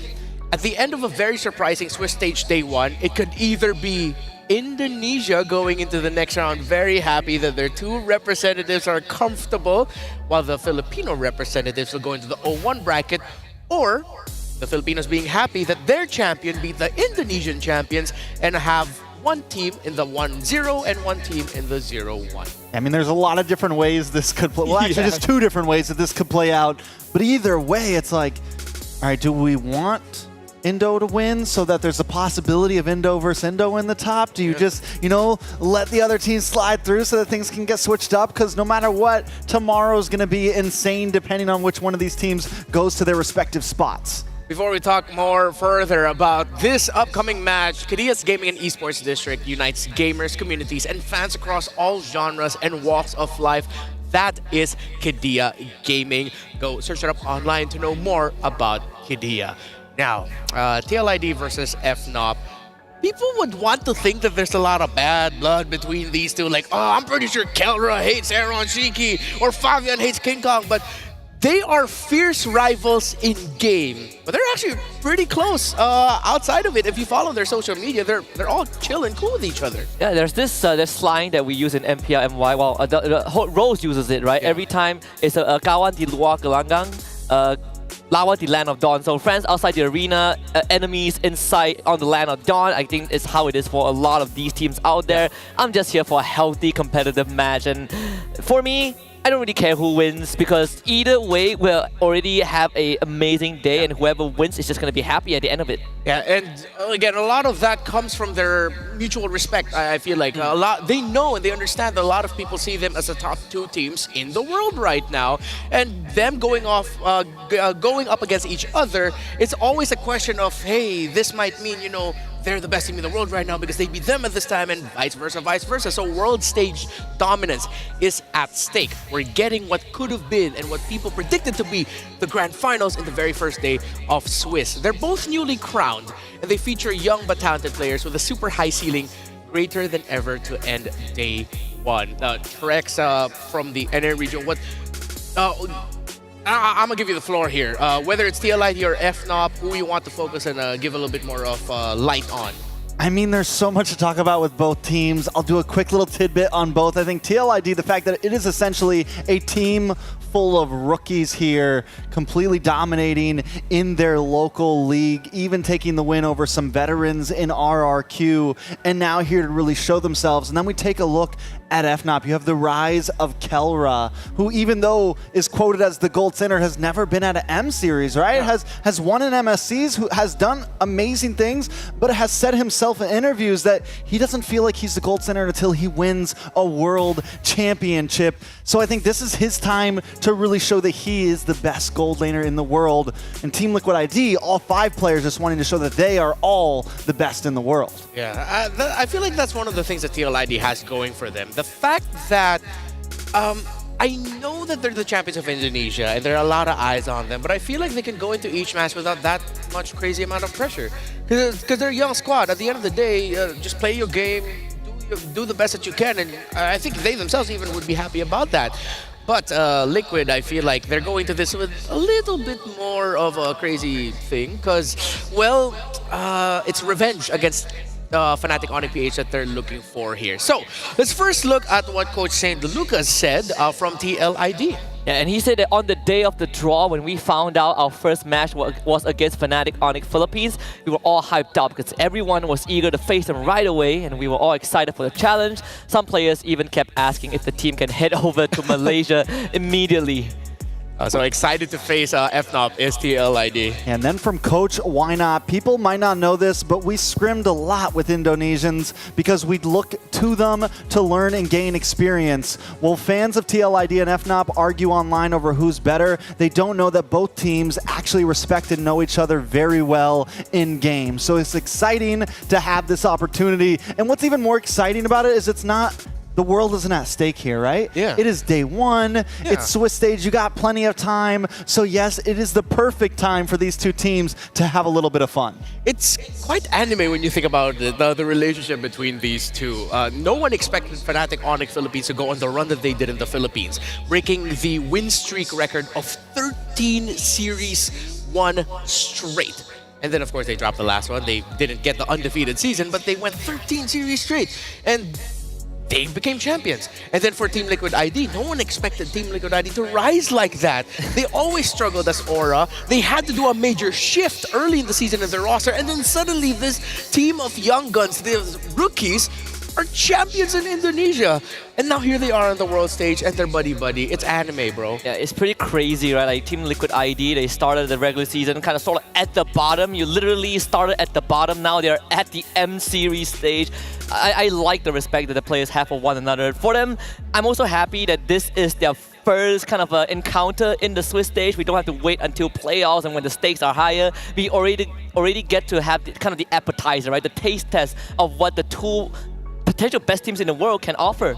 You know, and I want to pull back. You talked about TLID being those young guns, right? And when you're a young kid like that, to pull back even farther what I said earlier today, you have that dog in you, right? You're hungry. The world is your oyster. You have lots of opportunity. And that's sometimes what you're looking for. We've seen teams like this before. These rookie young players that come in and they just shake the world up a little bit. And that's what I think a lot of us are looking at when we look at TLID. We've told you just bits of the story between TLID versus FNOP. Let's show you now the story of the TLID versus FNOP. King Kong as #1, very dominating in the MPLPH right now. Tapi Fnatic Onyx kuat, so strong. Semua player yang mechanical gifted. King Kong, Prince, Kirk, Kelra, big contender dalam M6. I think Liquid ID is strong, can beat Onyx if using Angela and Link. Who will follow the mercenary with a stampede brings Repo kill for Fabian.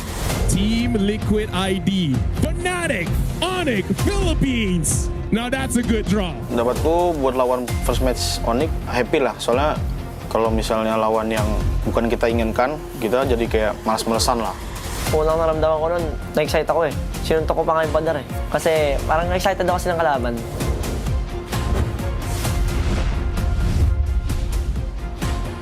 Mereka pengen ngelihat champion versus champion kan, jadi kita orang bisa kasih game yang terbaik lah. For me, I got excited because I'm gonna have to face Fabian. Fabian, you should watch yourself when we get into the match. Enak solo kill 5 kali lah lawan dia. Don't talk too much lah, just prove in game. Kelra, lucu lu. Jangan kaget aja nanti kalau misalnya gue bantai dari early mid late game nggak ada nafas sama sekali. Please make Aaron Shiki tilt. Okay. Aaron Shiki ba 7 deaths in my lane. Papatunayan ko sa yung mga sinasabi ko. The revolution is complete. The road to glory denied. Team Liquid Fnatic Onyx Philippines. Kelra, gue bakal ketemu lo nanti dan gue bakal usahain buat ngalahin lo dan gue mau lo kasih yang terbaik. Siguro magiging queen siya, hindi na siya magiging king. Ooh. There it is. I mean, we talked about these two as friends. Now, it's time to talk about them as fierce competitors. Team Liquid ID versus Fnatic Onyx Philippines. We've set up a good amount of the baseline. I think it's time to go into a little bit of a deeper analysis. So let's go off something that Skylar said. Angeling. You know the weird thing is, my memory might be serving me right. So I think we actually got to see Angeline given to TLID when they went off against each other in SPS. But in case I'm misremembering, let's just put it as, do you think it would be wise for TLID to go Angeline? Would it be wise? I mean, I personally want to see it, but looking at kind of the trend, the patterns of the draft, it feels like it takes a bit too long for the Angeline to really come into effect. I would much rather we stay back with the Suyo, Nola, maybe the Fredrin even, because of kind of Bruno, Dusin, picks Hilda as well. So no, not really. I don't want to see it, not now. Yeah. So one of the reasons why I brought up the Angeline is because when you think about it, based on the ordering of the draft, if they get Angeline, there's a high chance they might actually also have a Bruno on their side. So that might actually also be an Angelo Bruno that might end up in the hands of TLID. Now for Fnatic Onyx Philippines, do you ensure that Brusco, again, going up against Indonesians that I think he's faced off against before, if I'm not mistaken? Actually, no, only just one of them. Or rather, do you think that they should end up with a pick that, is can mean Brusco can be aggressive in the game? I mean, I think keep Brusco on something steady. I think don't get too crazy. And looking at Fnatic, I mean, knowing PH, they're known to kind of just be solid, right? They don't. Yeah. Every once in a while they'll throw in a cheese pick. They'll get a little outside the meta. But I think day one, you keep things simple. You hold down that front line. You be the roamer that everyone needs you to be. All right, Team Liquid ID, here they are. Yeah, so Aaron Shiki in the gold lane, Witty as the roamer, Yehizikel as the mid, Fabian as the jungler, and Aaron as the EXP lane. Now I think everything we're looking at right now is going to be Aaron Shiki. How is he going to be able to handle up against the gold standard Kelra? Can he pop off? They will be on blue side, so if they can slot him something up very early, he's going to be able to pull through just like we've seen so many gold laners already do today. And it seems like that has been the role that has really mattered with so many winning teams. So he needs to step up to the plate. Yeah, this Team Liquid ID squad, Widdy, what he's done as the roamer, they call him Widdy the Wise. He's definitely going to have to show off some crazy approaches and strategies to how to break Fnatic Onyx Philippines' formation. As Trek said, when it comes to Philippine teams, they are solid, and this is as solid as you can get with our champions in the home of champions. Literally the new generation of Filipino young bloods. We got Kelra, the gold standard in the gold lane. We got Brusco as the roamer, Super Prince in the mid lane, King Kong as in the jungle, and of course Kirk in that XP lane. Doesn't get any better than this. For me, I'm looking at King Kong, man. We have Kelra as the gold standard for gold lane. King Kong feels like the king of the jungle right now. Unparalleled performance, super fast with the tempo, but also the macro knowledge that he brings to the game really elevates Fnatic Onyx Philippines when the game goes late. Well, alongside King Kong, I think one of the reasons why King Kong can shine the way he does, with the efforts of Brusco and everyone else, it has to be the Monster Mage in the mid. Super Friends, when they saw each other in SPS, of course, Fnatic Onyx Philippines defeated Team Liquid ID. That's because Super Friends actually popped off in that series and proved why he's called the Monster Mage. We got a chat with Fabian, and we asked him, any message to FNOP? Trex, could you care to read what he replied to us? Hey, yo, King Kong. I'm gonna kill you in solo lane. Ooh. But be honest, we are low-key friendly to each other. When they said we'll destroy you, he was just kidding. No cap. I feel like that's an English translation of what Fabian might actually sound like, and it looks like we got the Fabian approval of, yeah, that's what he said. Yeah, that was the Fabian thumbs up. I mean, even for Fnatic Onyx Philippines, right? I believe there was an interview with King Kong and Kirk's mom regarding their journey and the support of the family. And Kirk said, I'll show you one day where this will lead me. Well, that was King Kong. It was King Kong, right? So it led them to the international stage, which in of itself, right, comes full circle. But now the draft, it's gonna be underway. Got Liquid ID on blue side, the Hayabusa ban in the first phase. Okay, big switch up. I don't think we've seen a Hayabusa ban all day. First phase, first showing and last today. Immediate respects. And you were asking if assassins are going to be, would we see the Ling? Are assassins going to come into play, at least with these two teams? well, we're already seeing some respect, so definitely the possibilities are endless. Also, Phobius getting banned out by TLID. It's a very different ban game right now than what we have seen from so many games today. Joy getting banned out. I mean, just overall, and that just leaves so much open behind it. Yeah, that's based off of their previous matchup when they faced each other in SPS. It was there where King Kong himself was starting to show Joy in the jungle, and I guess the LID is respecting the heck out of that because of what Joy can do once it gets to access the backline, the instant damage that you get once you get her items. Fnatic Onyx Philippines reading into it, and they're respecting the Jushin. The Bruno is open for them to first 2 picks on the red side. Yeah, it definitely is. I mean, we have seen teams go for the Bruno first pick, albeit incredibly rare, but with so many options, like the Suyo is still on the table for Fabian if he wants to go for that as well. There can be a trade. The Alpha is also available for TLID if you want to go for Flex. There's always Todd gotta go Khalid. for Bruno. You got to, bro. Just rush it? It has won most games today, right? You have to. Yeah. You cannot give that to Kelleher right now. Yeah, 5 out of 2 wins today. They don't. Hold on. Mr. Renmar. Of course they're going to be rushing that Angela, and again, that opens up the potential of the Angeling, meaning Fnatic Onyx Philippines.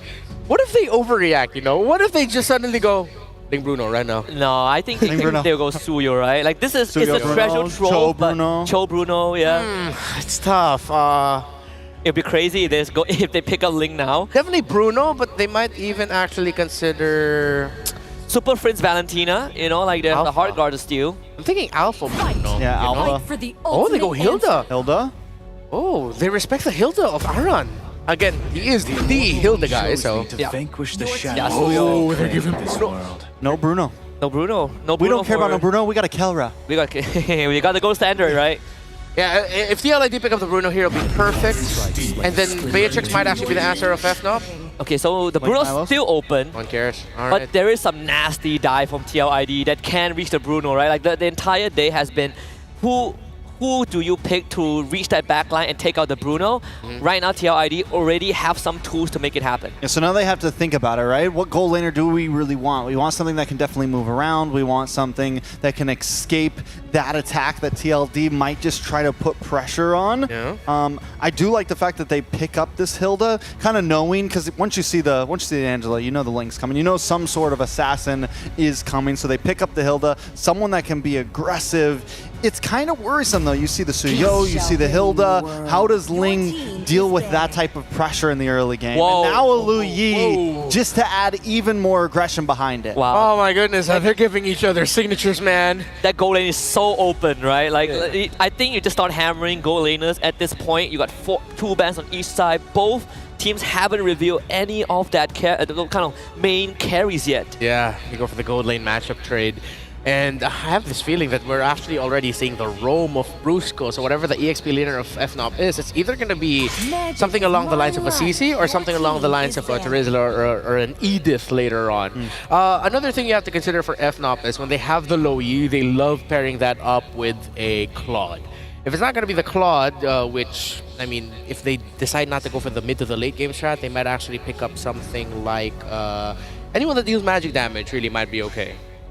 Yeah, I think just about. I mean, there's plenty of options when it comes to gold. And at this point, it's like, at this point, knowing that they're willing to put Bruno so far back where so many teams have priored it up front, we know that either of these gold laners are very comfortable with whatever they end up with. Whatever ends up in their hands, it's like, listen, we'll make it work. Let's prio everyone else instead. Let's make sure our mid is ready to go. Let's make sure our mid trio is ready to go, because that's essentially what we're seeing from both teams here. I do agree the Hilda, most likely in her own position. It works well to maybe invade, put pressure onto this Ling. It's a nice answer to it. Yeah, and that's why they banned out the Gata Kacha. It would have been the perfect partner alongside the Hilda, who might need the help with another tanky frontliner. And that is why this is one of the most anticipated match, right? Even the drafting, the flavor that they give us is very different from what we've seen in the first 7 best of ones. For now, they have that priority pick in the second phase, so they are gonna go for the CC ban. Right? You guys kind of called it. It can be an option. All right, so they're the ones to take out the CC, and now it's great that you actually see these two teams saying that, you know what, we want to win the gold lane. We'll save the last picks for our gold laners as much as possible. there is still Cho for Brusco if not wants to go for it, right? Like, you ban the CC. We've seen how CC deals into the hill down once that War X comes online. We've seen that vengeance from the side of RQ Hoshi earlier on as well. This might actually be a tell by FNOP though. If they ban CC going to the second phase, there's a chance that they're actually going to just roll with the Beatrix already. Again, CC is one of the best picks that you can pick up to give Beatrix a difficult time. And that's why they ban it. There goes the Beatrix ban. 10 steps ahead. But that's a decent counter to the Bruno. So if FNOP does end up locking that in here, we're losing some possible options there. TLID may be working against themselves possibly with that ban. FNOP, fourth pick, coming in. They pick up the Cho. There it is. That's the Brusco TLID, Cho. how do they answer back? They're saving the Keldra pick for last. They are. That's how comfortable they are with literally the only team that I think has pushed Gold Lane all the way back into their number 5 choice. The only team that is willing to take that risk right there. You know, Granger has a good amount of dashes, and I feel like having a lot of dashes would be good against a Hyla, Sling, Angela. You know. I like the Claude. Like the Claude, you get that BMI, you get that, you get the Purify with him because you always want to pick it. But also, we haven't seen him much. Where does he really fit? They do have the Hylos. A Shredder could work. But it kind of depends on what TLID picks up here. I suppose if the Bruno doesn't get picked up, then we would have a more classic gold lane matchup, right? Than a ton for TLID, which means that there is a chance we go back to an era where there's just no Malefic gun purchase. Yep. A very TLID lineup, and a strong one at that. Fighting, controlling the map all around for the young squad. It now falls into the hands of Coach Why Not to set up his gold standard for success. What is the gold? With a Nathan on the other side, TLID might balloon this. They have to match it. They might actually just need to go for the Bruno. Yeah, I mean, we'll definitely see the Natan pick does come in for TLID, and I love how you said this whole draft is very TLID. Yeah. I mean, it's very reminiscent of the things they were picking up in their grand finals. The Natan was pivotal in so many of their strategies, the poke, everything that goes along with it. FNOP, though, final pick comes in. It is the Bruno.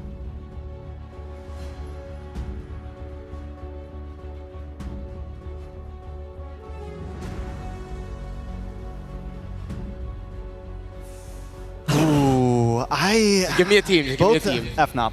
FNOP. All right. FNOP. Husky. I'm feeling FNOP.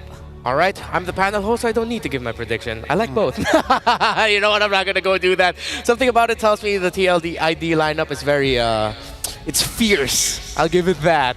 So, Mirko, bring it up. Why don't you give us your picks? Who won the draft? Thank you so much to our panelists. We're down to the last match for round 1 of the Swiss stage. Give us our choices according to MR. What do you think? I'm gonna have to go for FNOP. Wow, that's surprising. What about you? I will also say FNOP. Oh, that's surprising. No. Oh. Yes, sir. No. If you know, you know. Well, I mean, again, this still is the battle of the champions, the much anticipated game for today. So we'll see how it goes because the panel has already mentioned it. They seem very comfortable with the picks that they have, Mirko. Here it is, ladies and gentlemen. Into the land of Dawn we go. Fabian on a signature link, King Kong on the Suyo that got him the championship in MPLPH. Oh, it's so crazy that both these teams are like, you know, the meta? Let's go with our comfort. Yeah, and don't forget complete. Witty. Oh, wait. Brusco, wait, goes for the flicker. Also going in right now, looking for the Jikundo. Witty's gonna try to get level 2. Aaron Shiki will get level 2. Now trying to cut away Brusco. Shunfu forward, last hit, first blood to Brusco. I should have prepared myself for all these action. I mean, look at RRQ earlier with the way they were able to play the game, but Fnatic Onyx Philippines, they get the first blood. And we were cut off when we were supposed to mention, but don't forget to also check out the entrance pass. Guys, complete all the active tasks during the event to claim all these amazing rewards that you could get, including the statue, the figure. Yeah, but then, all right, going back to the game. Fnatic Onyx Philippines, they were able to draw first blood against Team Liquid ID. Very decisive from Brusco there, burning the flicker. Really solid stuff here, starting things off for FNOP. This looks like for the emblems here, that's the Master Assassin, so Keldra really wants to get the lane going. Also, the Bargain Hunter for Aaron Shiki to get those items a bit earlier, but it's a weakness finder. So Aaron's very confident in this laning of his as well. You know, usually we see a bit of a safer choice, especially up against a boy like no. For Aaron, it's all about that witty. Very good respect there. It just flickers out, you know? I mean, if we, or if a lot of fans had a choice, I mean, I think they'd really want a solo camera just focused on the laning for the gold laners here, for both Aaron Shiki and Kellra. I mean, calling all the things they've said prior to this matchup before meeting each other here, the Fnatic Onyx Philippines might just get hold of this turtle uncontested from Team Liquid ID. It seems like they just let it happen. No trades whatsoever even coming in for TLID so far. It looks weird, but this is actually how TLID play. Just like their draft, you know, not really the super meta draft right now, it's super unorthodox. And that's the way they actually won MPL Indonesia. For FNOP, they're doing what they did to win MPL Philippines, right? They're controlling the neutral objectives, controlling the early game, and getting tempo around the map. For Team Liquid ID, it's all about waiting for the power spike of Aaron Shiki and Fabian. Once they have that, they will decide to fight. But before that, they will not fight. They will give away, concede all the neutral objectives that they have to wait for that. Patience is the key. And this could be an impatient play from Fnatic Onyx Philippines, though. They go for Witty. And that's 2 kills now for Fnatic Onyx Philippines. And that's what's dangerous when you're up against FNOP and you play the style. Kellra pushing out a lot of damage. Brusco walking up. The Jikundo will lock him down there. It's actually going to be an entropy forward there. King Kong trying to go for the stun. Will be able to get it. But Fabian now against 4. Goes in for the blades. Will be able to pick it up. And now escapes as well. That's the Usurper in action. And that was Fabian deciding that he wanted to fight. Surfrin's diversion play, but Kirk! Power Wilderness, Kirk will be able to get the kill, gets out as well. Now he has kill and Witty against Super Prince. It's gonna be the healing coming down, stunned up as well. Witty desperately trying to stay alive, gets out with the flicker as Aran on the horse comes into the mid lane. I cannot believe all those clutch kills coming in here for both Fnatic Onyx Philippines and Team Liquid ID. Imagine transitioning all the way from the gold lane to the mid lane and still seeing the action take place. But could this be another potential turtle that'll go into the hand of Fnatic Onyx Philippines? Or has Fabian already decided that he really wants to go and fight from this point onwards? I think they should be able to actually fight it out, right? It really depends on the position that they have here. Fabian's obviously going to be more concerned about the camps and getting that level lead. But I just noticed the Super Friends Brave Smite on the Lo Yi, by the way. That's something new. So far, Lo Yi, we've seen what? Impure Rage, mostly Lethal Ignition. So he's going for more sustain on this. Oh, it seems like it. I think we were able to see this from Rins earlier, but that's the true shit. Yep. So you could like play around it a lot more. But this is a Lo Yi though. Securing the Talisman as well. So I'm starting to believe that that might just be the game plan here. But Kirk able to sustain everything. Diversion behind Aran. What? Okay. He gets away. So now they know which resources are down for Fnatic Onyx Philippines.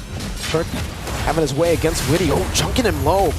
But that's the Khalid right there. Just can heal back up very, very easily. Both teams, it does seem like for FNOP too, they are aware of Liquid ID's game plan. They are aware that Liquid ID might have actually hit their power spike, and they might be comfortable enough to go and take the battle. So FNOP are playing the long game too. Fabian decides to go in for the Defiant Blades onto Kirk. The Yang reaction will hit onto Aran. Both teams just hovering around the turtle.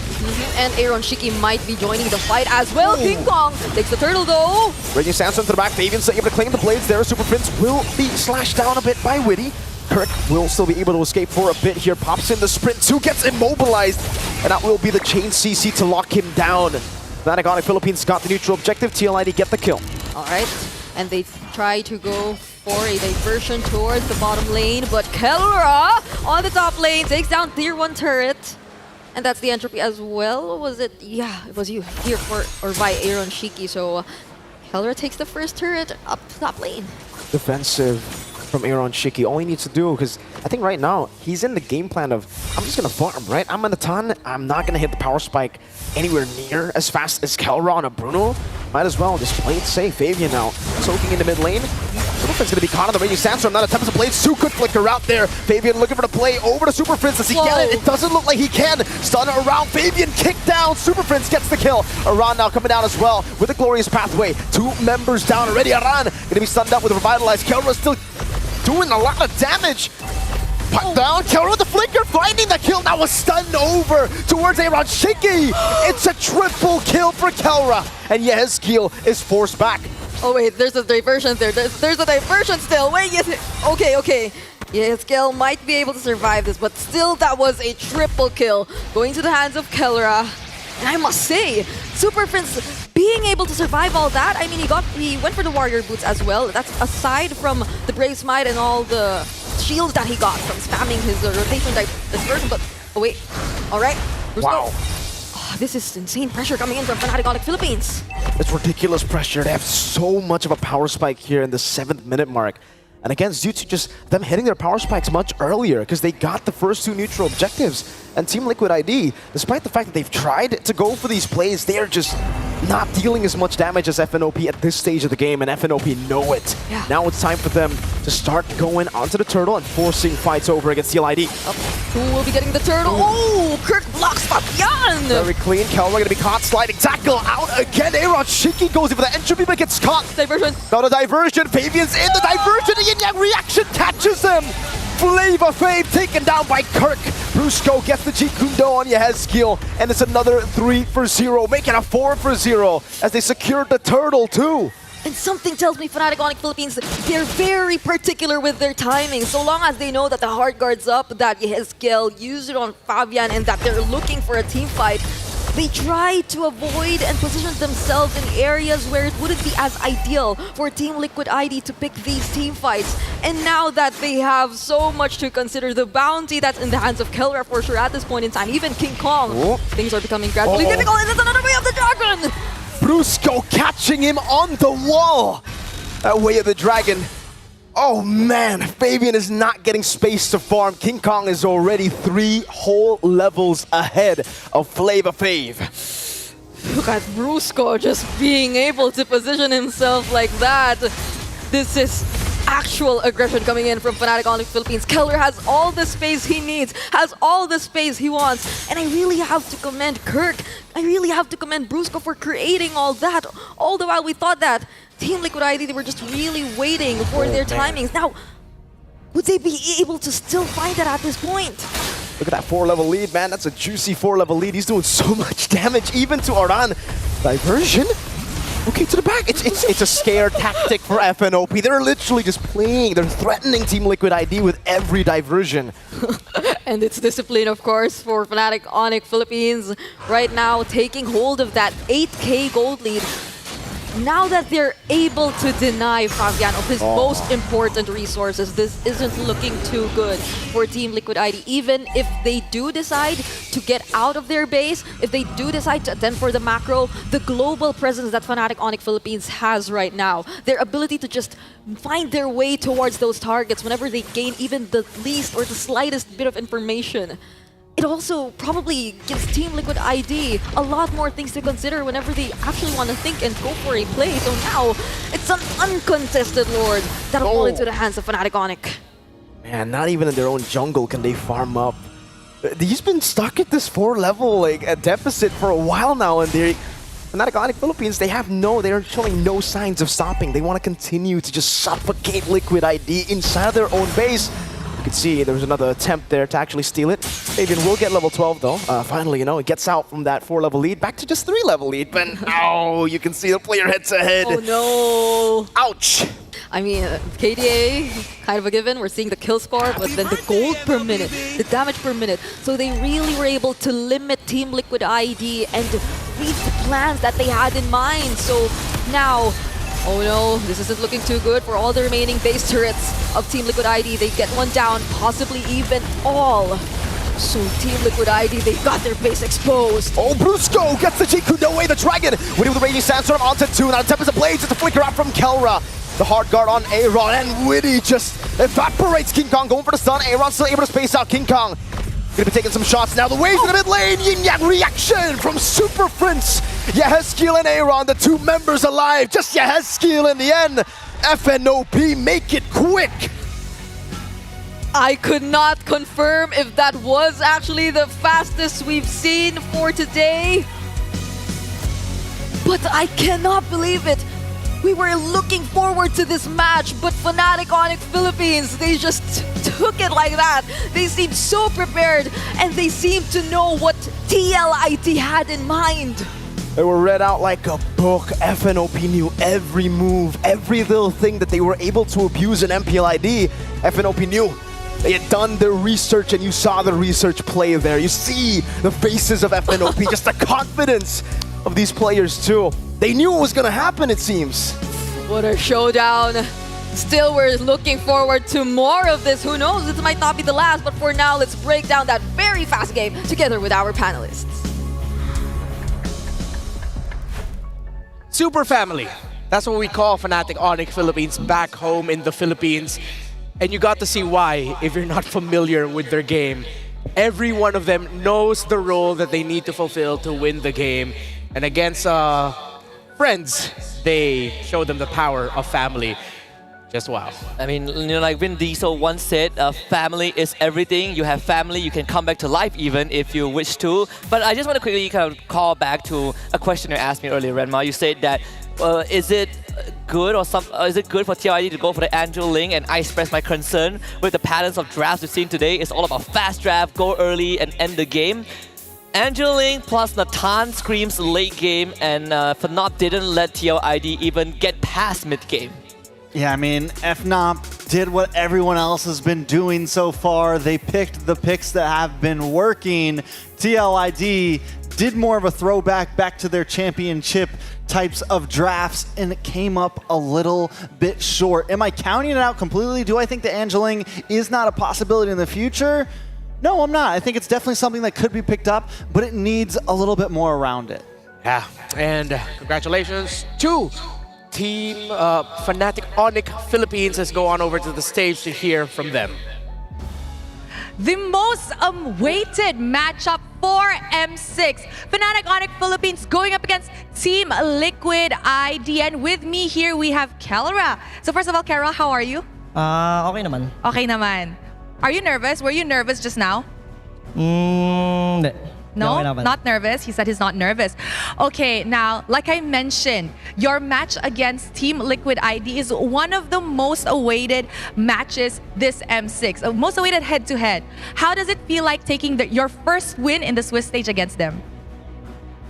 Alam natin lahat na isa to sa laban na pinapaka-antay or anticipated ng mga tao. So anong pakiramdam mo na ang una nyong laban is against Team Liquid ID tapos nanalo pa kayo? Pakiramdam ko, nung kanina medyo mainit, pero ngayon kalmado na. Okay, he said just now when the game was about to begin, it was a bit hot, but now he's calm. Everything has calmed down. Okay, now, we know that prior to the matchup, you and Aaron Shiki has a lot of heat. That one is mainit. That one is a hot. So now that you've won against him in a best of one, what do you have to say to Aaron Shiki? Masabi ko lang sa kanya, hindi ko pa napapatunayan sinasabi ko, pero alam mo na kung sino ako. Alright. Okay, so he said that he hasn't really proven his words yet, but it is time that Aaron Shiki knows who Kelra is in the international stage. I like that. It's pretty nice, pretty subtle, pretty humble. Okay, now Kelra, we know that there's a lot of upsets today. Okay, a lot of the favorites lost, right? Who do you want to meet tomorrow? Those that won, who are you looking forward to meet? Because the draw will be happening after this. Yes, sinong gusto mong... Specific lang? Yes. Gusto ko makalaban niya, Sino ba yung mga nanalo? S2G, BTK, CFU, Team Spirit, Twisted Minds, Falcon, and RRQ. RRQ. Why? Gusto ko makalaban kasi tropa rin namin yung RRQ. Oh, he wants to go up against RRQ because RRQ is also their friends. So they want to have like friendly rivalry on stage, those kind of things. Okay, now last question. Are you surprised to actually take this win against Team Liquid ID, or do you think it was an easy game and you thought you could have actually won easily? Siguro hindi naman ako nabigla, pero maganda rin naman pinakita nila. Siguro mas na-execute lang namin na maayos yung laro. Now, he said that actually they weren't so surprised that they won, but TLID did put up a good fight, and he thinks that Fnatic Onyx Philippines just executed the game better. All right, thank you very much, Kelra. Congratulations on your win. And with that, let us throw it back to the panel to break down what happened in this game against Team Liquid Indonesia. Congratulations to Fnatic Onyx Philippines. That is the player that we label as the gold standard back home. His name is Kelra. Now you know who he is. Now, interesting draft. Of course, we touched on the Angeling, but I think the world got an introduction to the fierceness of Super Princess Loyi. What do you think about those diversions, Trex? The diversions were monstrous. Super Prince overall, I just feel like gets shadowed a lot by, you know, names like Kelra, by King Kong. But every time I watch FNOP's game, Super Prince he's an unsung hero on the team, I feel like, that makes these huge plays and these huge moments happen. Yep, that's why I call him the Monster Mage, and that's why we touched on his impact for Fnatic Onyx Philippines. As we talk more about the victors, anyone else that you want to point out, Husky? I mean, for me, it's Super Prince definitely one of it. Trice covered it. For me, it's King Kong as well. We looked at the macro play that he brought on the Suyo, which I've already kind of touched on a bit. Kirk, though, I think Kirk deserves special mention. He ran that Hilda instead of, you know, revitalize the usual ones that you see. He ran for Hilda Sprint, completely outpaced the high loss. And not only that, you see how active he is, how proactive he is looking for Fabian, being able to work together with Brusco to shut down this link, and willing to make those early rotations just to ensure that the rest of FNOP gets a hit. The more we talk about Fnatic Onyx Philippines, the more we realize that really from positions, from each position, they know what to do. They know their job. And not to say the Team Liquid ID doesn't know how to do that. It's just that you go back to what Keller said. They just executed it better. There is definitely a universe in here where TLID could have won. So let's look at one of the key moments that may have turned things around and turned the story in favor of Fnatic Onyx Philippines. Trex, break it down. Okay, so keep our eyes on Super Prince. He gets stunned. He hangs out. He holds on to the flicker when the Raging Sandstorm comes and saves it just in case Fabian wants to make the play that Fabian does, and Fabian pays for it. Now at this point, Team Liquid ID kind of could have pulled back. They kind of could have hanged out, but they stay there just a little bit too long, not knowing that Fnatic Onyx PH is relentless. And this is the moment where that 2-point K gold lead goes on to turn into possibly even more. Now, rewind it back one more time. Like I said, Super Prince, man, you just have to know your limits in a moment like this, because he sits there, he waits till that last second and still survives. Also, I'm so glad that you pointed out Super Prince, because that's what this replay was really about. And then he goes on after this fight right here to pull a diversion off. He doesn't get the kill, but still it just shows what's about to come. Once this gold lead starts stacking more and more and more, those diversions become more and more pressuring. It's literally a magician, right? Like here, now you see him, now you don't, and again we saw how Kirk and Brusco kind of supplements FNOP in these team fights. Fabian didn't even get to play the game much, because it's either getting cleaved in half by a Hilda running at him, or he's getting kicked off the wall by this Cho, that roundhouse that secures his death every single time. But yeah, Super Prince, he really is just putting all these tricks on TLID, and they got blindsided most of the time. Fnatic Onyx Philippines broke a lot of records in MPLPH. They broke more records in this very first game. The fastest first blood in M6 is now at 54 seconds, set by Brusco against Aaron Shiki. By Rome. By a roamer of all that. Before that, it was Joe, a jungler for Legion Esports, and he did that in 58. And of course, the fastest level 15 in M6 is now at 8 minutes and 48 seconds, set by King Kong. That's insanity right there. Yeah. Level 15 in 8 minutes. That's a good game. I gotta go ask for some pointers later. Yeah. It's like 1 minute faster than the previous record that was set earlier today. Yeah, that record was set earlier today, so definitely, Trex, please ask for pointers, because when you play jungle, I'm gonna need you to carry me in our next ranked game. I mean, I've already been carrying you as an EXP laner. Oh yeah, that's true. Yeah, that's true. I'm not gonna doubt that. Your Khalid is mean, bro. As we go into the emblems, you see Aaron Shiki decided to go for the mystery, but then he just really couldn't get to that timing. I want to point out something. Kelra, so many Bruno players today have been picking up the tenacity, but Kelra just full damage here. Aggressive, in-your-face type of play, and it just goes to show the type of gold laner he is compared to the rest of the guys out there. Yeah. He doesn't need a little bit of extra tankiness. Yeah. I got the moves, I got the grooves. You're not going to touch me before I take you out. And not to mention that early, that kind of pre-1 minute exchange where they try to go for Kara. Kara survives, and Brusco comes in and takes out Aaron Shiki. That already kind of gave Kara a minor lead. Not to mention, in this matchup, Bruno just feels so much more oppressive after that Hasclaw timing. You even asked me, Remar, why did Fnatic kind of take the divergent to the bottom lane instead of help snowball Kara? Because Kara was already winning so hard that Fnatic didn't really need to support him much. He comes in that mid game within that key moment that we saw and gets a triple kill out of it. So, I mean, Kara just had a fantastic game. Yeah, and it was maximized. 2 rotations by FNOP into the top side, only 2.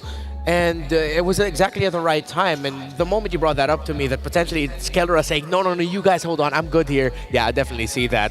Look at the damage dealt by Super Friends in King Kong. And look at the damage taken by Widdy the Wise. I feel like instead of discrediting him, I really want to put it as FNOP looked at Widdy and said, we've seen what you've been doing to teams in Indonesia. We're not going to let you do that to us. Yeah, I mean, I think in the laning phase, he played the TLID right, like getting in their face. But at some point, you got to start backing off. And we saw him get cut off by Brusco some point, mid-game there. And that's, again, when things started to fall. But taking a look at the MVP, it's King Kong.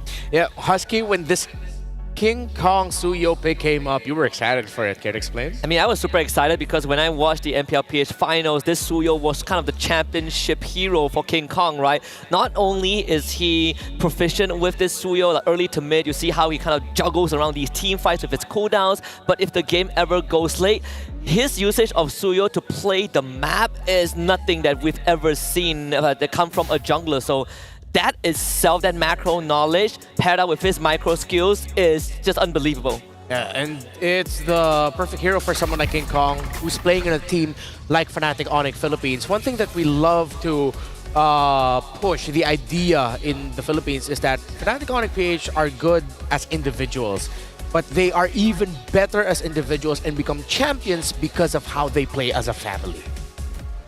So taking a look at some of these highlights, King Kong just completely popping off. And there goes some of those diversion plays from Super Friends. Being the oil of the machine, man, Super Friends just really able to keep things moving on the side of Fnatic Onyx. Brusco with more beautiful kicks. I mean, honestly, it'd be hard to pick an MVP in this match because everybody played their role to a T. And Team Liquid, this final fight just shows, yes, you can try, you can fight, you can try to push them away. But today, Fnatic Onyx takes the dub. Fnatic Onyx Philippines, so taking the W, they join a very interesting cast of 1-0 record holders at the start of Swiss with TLID now. Could it be a situation of I'm not trapped here with you, you're trapped here with me for the 0-1 bracket? Yeah, I think this has been a day of upset, so whoever is down in that 0-1 must not be feeling good at all. It feels like you've been thrown into the wrong crowd, right? It's like like you are a lightweight competitor and you've been thrown into a heavyweight roster. Listen, in M6, if you want to compete, you gotta be a heavyweight at all times. There's no easy buys. Every team has to be ready to face any other team at any time in this. It's definitely going to be exciting in the lower and upper because, yes, like you said, there is a mix-up, there is a toss-up. The table has been flipped. And I'm so excited because later on, wait, you're going to be there, right? Yeah, Trex is going to be there. Yeah, you're going to be there in the draw, but we're going to have a special guest for the drawing. Although I will not be drawing. Yeah, Trex won't be drawing. You saw it. Mirko will be there, but he won't be drawing. But we're not going to spoil who the special guest will be for the draw. But yeah, interesting day. Gentlemen, if I could just prod your heads just a little bit. Trex, do you have a favorite moment, favorite matchup that you saw today? The thing that for you would say like, oh, this is what I remember the most about day one. I remember BTK taking a game. Yeah, that you did. No, but okay, honestly, were you nervous? I'll sleep well tonight. You'll sleep well. Were you nervous? I was a little nervous, you know, and then as the game went on, it was a nail biter. It went back and forth a bit. Yeah. But honestly, I think this day one as a total will go down in my memory as a keepsake. Like, yeah, because I don't think we've ever seen such an exciting day one in M Series history, the way things have gone today. Yeah, and I'm excited that I got to share the panel desk with you, gentlemen. Husky, what about you? I think for me, it's definitely the Falcons when they beat Aurora. I think that was a pretty memorable moment. Not only is an upset, but it also kind of reflects on the Falcons esports roster that I have been able to see from SPS. Yeah. And I'm glad that they've evolved from that point to become greater than ever. As we reminisce here, let's reminisce together. Let's look at the top 5 plays of the day as we run down the best moments of M6 Swiss day number 1. What's number 5? Ooh, BTK, Trex. BTK taking the dub here. And Ulfitnar put up an amazing fight. This is one of the few times we saw the Bruno lose out. This was the first time we saw Fredrin in M6 so far.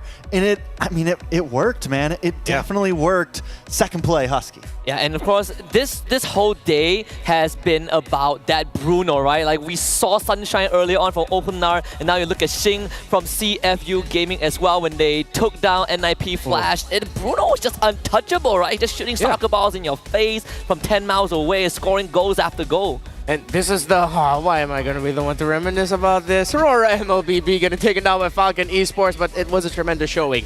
Benny got his signature Bruno, and a lot of questions as to why Aurora gave that. And then there's Skylar in that recent game against KBG, a complete landslide, a wipeout, just devastation, destroying the Chinese team, and even styling on them at the end. And of course, the number 1 play, it's this one by Fnatic Onyx PH. Yeah, it was a great play. Super Friends able to get that kill. This is the one that I was talking about. Aaron just hangs out too long. And this is where Fnatic Onyx really put the nail in the coffin of Team Liquid ID. And Kara even flickered forward past tier 1 and scores a triple kill. I mean, people say that, okay, Swiss round, you can't come up with the excuse of, oh, I'm in the wrong group, I'm in a really bad group, that's why I didn't make it through. I feel like you look at the 0-1 bracket, some teams are going to say that again. I think I'm in the wrong weight class.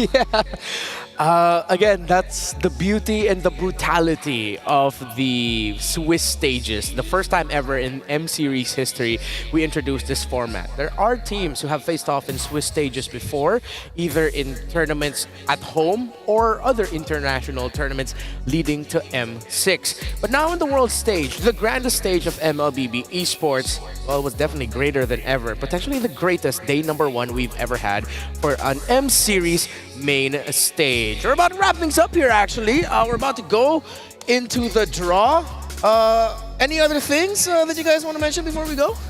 I mean, there can be the worst case scenario. We see like the Malaysian MPL Grand Finals in the 0-1. We might see, a potential that RRQ against Fnop in that 1-0 bracket. I hope those all don't happen, or else it will be an even major heartbreak for one of us. Yeah. Hey, you know what I want to see, sort of? Fnatic Onyx PH versus BTK. That could be good, right? Hey, yeah, could be great. Could be great. What we're about to see. Yeah, both great low E players, Yeah. In Hoon and Super Friends. Let's do it. I want to see RQ against BTK, right? Only one of them can get Fredrin. I want Team Spirit BTK, personally. Team Spirit BTK. Oh, that would be good. All right, as we just, nerd out about what we want to see, we want to thank you all for joining us on behalf of Husky, Trex, Brigida, and Mirko. Thank you for joining us for the very first day of the Swiss stages. The draw is coming up, so don't go away.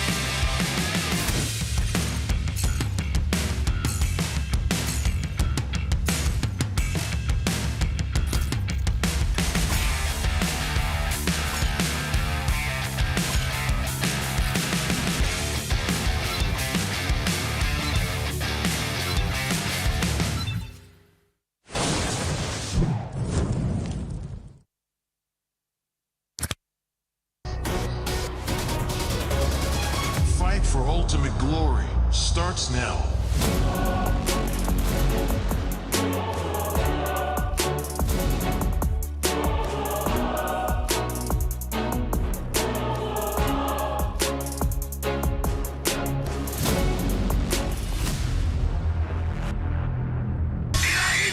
Mobile Legend M6 スイスウォッチ Who are we? New blocks. New legacy. A new era. We wear. We thrive. We strive. Style for champions. Worn by legend. We are Greater than ever.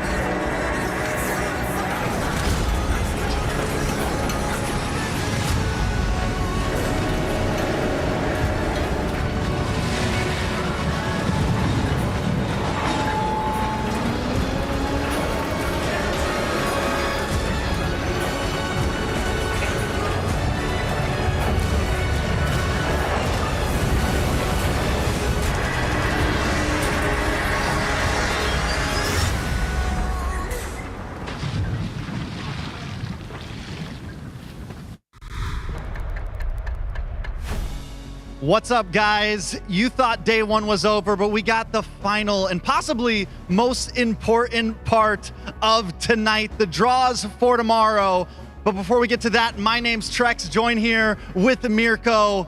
How you feeling about today's games? You know, it started off really slow. I don't think anything surprising happened. No, dude, it was crazy. What do you mean? Oh, my, I thought at the start, Trex, that you would be the only caster left smiling.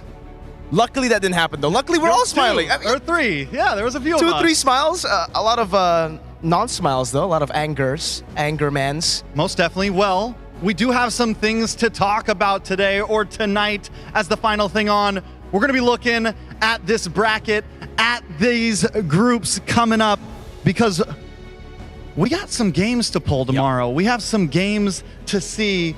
We got multiple best of ones coming in. We got our balls ready to go. Just like Bruno, bro. Just like Bruno, and I'm excited for it. Dude, I mean, to be fair, the 1-0 bracket, the 0-1 bracket, we didn't expect the 1-0 bracket to look like this, right? We definitely did not expect all the favorites to lose in day one. No, we didn't expect the 0-1 bracket to look like this, the 1-0 bracket to look like this. There are so many possibilities that we could see tomorrow. So, wait, are you going to be the one drawing these? Dude, I think they've learned from their mistake. You know, there's a reason you're not LaFell, and there's a reason why I'm here and I'm not drawing. I'm just hosting. We're just hosting. Who's drawing? You don't know? Didn't they brief you? They didn't brief me. A player is going to be drawing, as you guys remembered from, you know, all the posts before. You know this player? He's a handsome grand guy. Finalist. A handsome guy, grand finalist. He's an XP laner. Okay. What's the start with? D. Delard, there you go. Let's just bring him up here, man. Delard, what's up, bro? How you doing, man? Hey, how you doing? How you doing? Good. How about you, bro? You're good? Yeah, hey, okay. Firstly, what the heck happened today, man? Did you expect this draw? Did you expect the results? Oh, bisa ngomong bahasa Indo gak? Sure. He's a Filipino who wants to speak in Indonesian, by the way. Just context for you guys. All right. I'm an American, so that's cool. Ako ga expect banget sekarang. Hari ini ga expect banget matchnya semua. All right, so he basically said he didn't expect any of the matches. Like, a lot of the matches he did not expect at all. All right, so question, are you ready for the sins you may commit here? Yeah, I'm so excited because I have a wish list. Oh, what? Give us your wish list, man. I want RRQ versus Onyx Philippines. Why do you want us to suffer on day 2, bro? Huh? So, jadi kita udah tahu siapa yang juara. Okay, so the reason he wants RRQ and FNOP to meet on day 2 is because he wants to know who's gonna win M6 in day 2. You think it's either one of the two? Yeah, of course. Because mereka karena Philippines dan Indo always in grand finals, right? Fair enough. Fair enough. I like it. So, what about a wish list on the bottom side? Any other teams that maybe you want to see go against each other? Any hype matches you think could happen? We got Team Spirit, BTK. We got SRG in the bottom side. Vamos too. Vamos in the bottom side. Do you want Malaysia versus Malaysia? Yeah. I want SRG versus Vamos. Lar, I get it. We want what we want, but you gotta be careful here. All right. You know what, Lar? I think we're ready. Are we ready, Trex? I'm ready. Are you ready? I'm ready. Okay. All right. We're gonna move over. You please you walk get the over. middle. You walk get over the to the middle, 1-0. right here. I'm gonna move over to this side. And we're gonna start right here.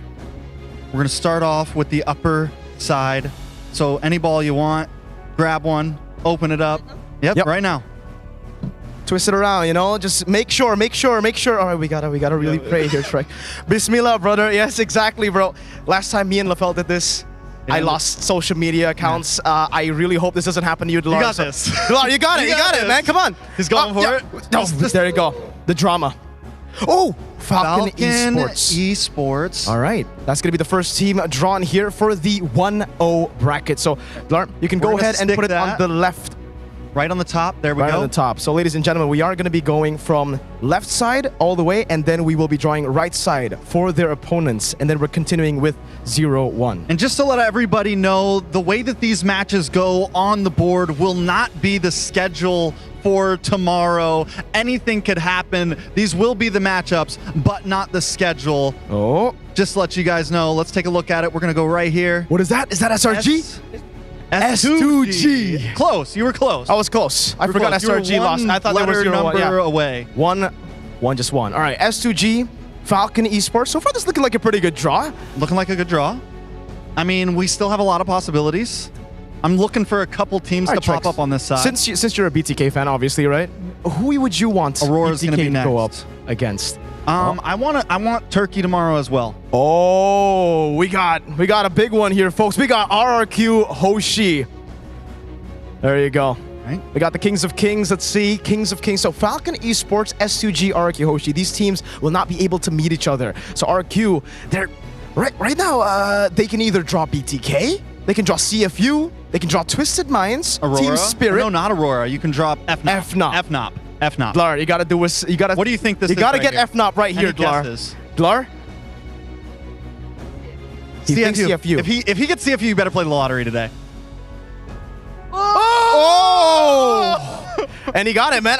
Dlar, you should become like a talent or something. You're pretty good with predictions, man. That was clean. Was it clean though? I mean, there's a chance RQ meets BTK. Keep on going, Dlar. Yeah, you can keep on going if you want. Draw is gonna be interesting. He thinks the fifth draw is gonna be interesting. All right, let's see. He's on to something here. He predicted CFU on the go, so. Team Spirit? Team Spirit, I think. Okay. He's gonna predict this as we go. He got the wrong prediction. Twisted Minds is the first matchup of the 1-0 group. It will be Twisted Minds going up against Falcon Esports. Okay, so up against Falcon, interesting game so far. For S2G, there is the possibility for Hoon's dreams to come true. He said it's Thanksgiving tomorrow. He wants turkey. Are you going to give it to him? Can you give it to him? Falcon Esports versus Twisted Minds, man. Both these teams also really like to go in team fights, so that matchup is definitely going to be very, very exciting as we look towards the next one. Who's going to get the turkey? Who's going to get the Thanksgiving turkey? I'm dead. Oh, man. How do you feel? I feel hype about it. Let's go. Onyx versus... Okay, he called the BTK one. He's on fire right now. He's on fire right now. For the sake of me, you were friends, right, Dlar? You gotta... Not anymore. Not anymore? Not anymore. This will determine our friendship right here, Dlar. We can be real good friends, or we could just be... Oh, he was so close. That's a scary team too, though. Oh, man. Team Spirit. But it's okay. That's a solid draw. RQ versus Team Spirit. Thank goodness they didn't get me or LaFell to do it, man. Oh, my God. He's doing great. All right. We know what the last one will be, right? Wait. No, there's like a lot of... come on. There's like 16 teams here in M6. What do you mean?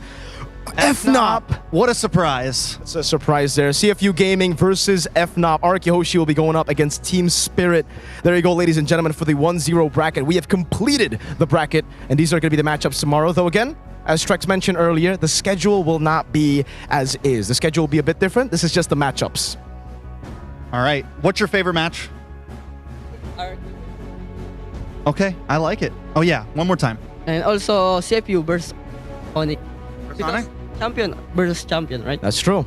So Champion RQ versus versus champion. Spirit and FNOP against CFU because CFU FNOP, champion versus champion. All right, so let's go on to the next ones. We're on lower bracket. There's still a lot of possibilities here. Any matches you want to see, Mirko? In the lower bracket? In the lower bracket. I mean, to be fair, SRG Aurora is a crazy matchup. I feel like Vamos against Aurora would be cool too. I really wanted Vamos or SRG versus BTK at the start, but it's impossible. So, we're going to get KBG as the first team drawn by Dlar for the 0-1 bracket. So let's place KBG right there. You know what? KBG Ulfednar will definitely be fun. Ulfednar KBG would be nice. Ulfednar, I think could go against a lot of teams here. I would like them to play something, maybe a Malaysian team. Ooh. We get the NIP Flash. NIP Flash. We got NIP Flash as the second team drawn by Dlar here for the 0-1 bracket. So NIP Flash and also for KBG, they will not meet against one another. It's okay, Dlar. You're good. It's good. It's all good, bro. Close to you. All right. Just roll it in, Dlar. Take your time here. Take your time. He said Bismillah again, Drex. What does that mean? It means I'm doing great? It means like God bless or something. Yeah. Lucky. Stay. Oh. Who's that going to be? Ulfednar. All right, we're not going to get to see the KBG versus Ulfednar match, but Ulfednar will not be able to meet also NIP Flash. All right, next pick. Who do you think it's going to be? Predict. Mycom Evolve. Mycom Evolve. You know what this means? There's no Malaysia versus Malaysia happening. Yes, that is what it means. There's no Malaysia versus Malaysia.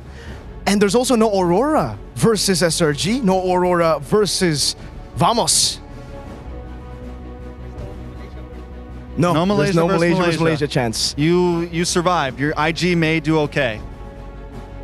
Congrats. He did not do as well. Oh. Team Liquid ID will be going up against KBG. So right as KBG went up against Araki, now they go up against Liquid ID. No. Yeah. I go here. This is my prediction. This is what you hope for? I told the Muntun that I think Liquid versus KBG. Okay. Wow. This guy's on point, man. He's on point. He needs to jump on the casting desk with us. It's almost like he's a pro player. Have you thought about that, Dlar? Maybe you should go pro. You probably should. I think better talent. Oh, okay. Yeah. I agree. He was a creator one day. You remember? All right, who's NIP Flash going up against? Let's see. Oh, who's it gonna be? Aurora. And they're gonna be coming in swinging. You already know after the loss today. They're gonna be real angry after the loss today. But I think NIP Flash will be similarly angry. And to be fair, they are the kind of like the kings of cheese. NIP Flash. So let's go with the next one, Dlar. You can continue there. Are you proud of the Aurora matchup you got for NIP Flash?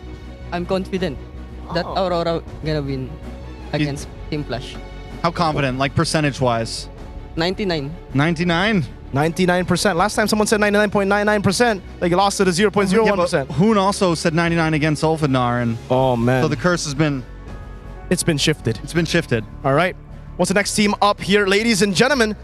That's a banger. Oh, that's a banger. That's a banger. Certainly a banger there. SRG will be going up against Ulfednar. For some reason, this matchup always happens, Trex. MSC 2024, it was FF at the time up against SRG, and then ISF, it was Malaysia against Turkey. For some reason, Last time it's fate. And it went, what? 3-2 and 2-1. Whole way. Nar never gets a break. They never get a break. No, they're always up against Malaysia, and Vamos, the last Malaysian team here, will be drawn last. So we will have Micom Evolve going up against Vamos. Okay, so Dilar, taking a look at the bottom side now. Give me a game that you're most excited to see tomorrow. I'm so excited about Aurora against Team Flash and SRG against Ulfednar. Any predictions on those two games? I think Aurora win and SRG win. Okay. Now taking a look at the whole board. I'm scared because today's prediction always lose. So you missed all the predictions. You got everything wrong? Mostly. I think I win only 2. You only got 2. Same here, All man. your guess Same coins here. are gone. Yeah. Sad. To be fair, it's not really his fault. It's none of our faults either, right? It's your fault. Okay, It's maybe it just might be your my fault. fault. That's fair.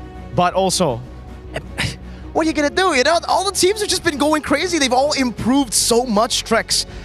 And I think they're gonna improve even more here as we get towards day number 2, day number 3, and we continue on to the 1-1 bracket, the 1-0, or sorry, the 0-2 bracket, and possibly the 2-0 bracket. Yeah, I think there's a lot of things to see here, and where things I think are really going to get interesting is in this 1-1 right here. Yeah. Because you're going to see a lot of these winners, possibly Aurora, possibly SRG, possibly TLID, move up and face a lot of strong teams here as well. So as things move on, it's going to get crazy. Are you happy with your overall draw? Honestly, so-so. Because- So-so. Yeah, because my wish list is different from this draft, right? Yeah, itu aja. Okay, that's it. Yeah, he just it's not according to his wish list, so he's not really that happy. He's so. Maybe next draft, right? Is gonna be more interesting, right? Exactly. It's all in his hands, ladies and gentlemen, all right? So if you want to complain to his hands. Anyways, though, Blar, I do have a question for you. Since it's best of 1 until an elimination match or a qualifying match for the knockout stage, what do you think as a pro player? Best of 1s have been really tough for a lot of the teams. A lot of the favorites have lost in day number 1. Do you think the best of 1 hurts that bad for a lot of these teams? Yeah, of course. Karena kalau best of 1, itu kamu harus siap banget.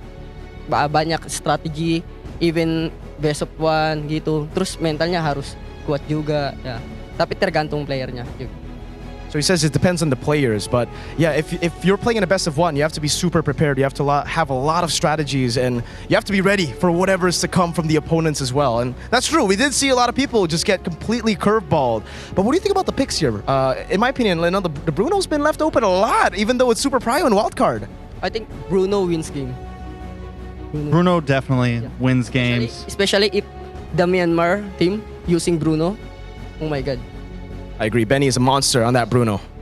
So one last question, or another question here. We know that you know the Southeast Asian teams. Anyone outside of C that you have your eyes on? Teams like S2D, Twisted Minds, BTK, Team Spirit, Ulfednar. Any outside regions that are up and comers that you think we should keep our eyes on as we move through all of M6? For me, my top 1 bias is Team Spirit. Karena Kid Bomba is so good, Yeah, his performance and their chemistry right now is different from the other their experience in international tournament. Yeah, so I think Team Spirit is the dark horse in this tournament. All right. Well, thank you so much for joining us, Dilar. Thank you for possibly, taking the shot for us. We couldn't do this ourselves. Thank you so much, man. You saved my social media. All right. Thank you, well, that is going to be it. Thank you guys for tuning in today. This was just day 1. We got a lot more days to come. We will see you guys tomorrow. See you next time.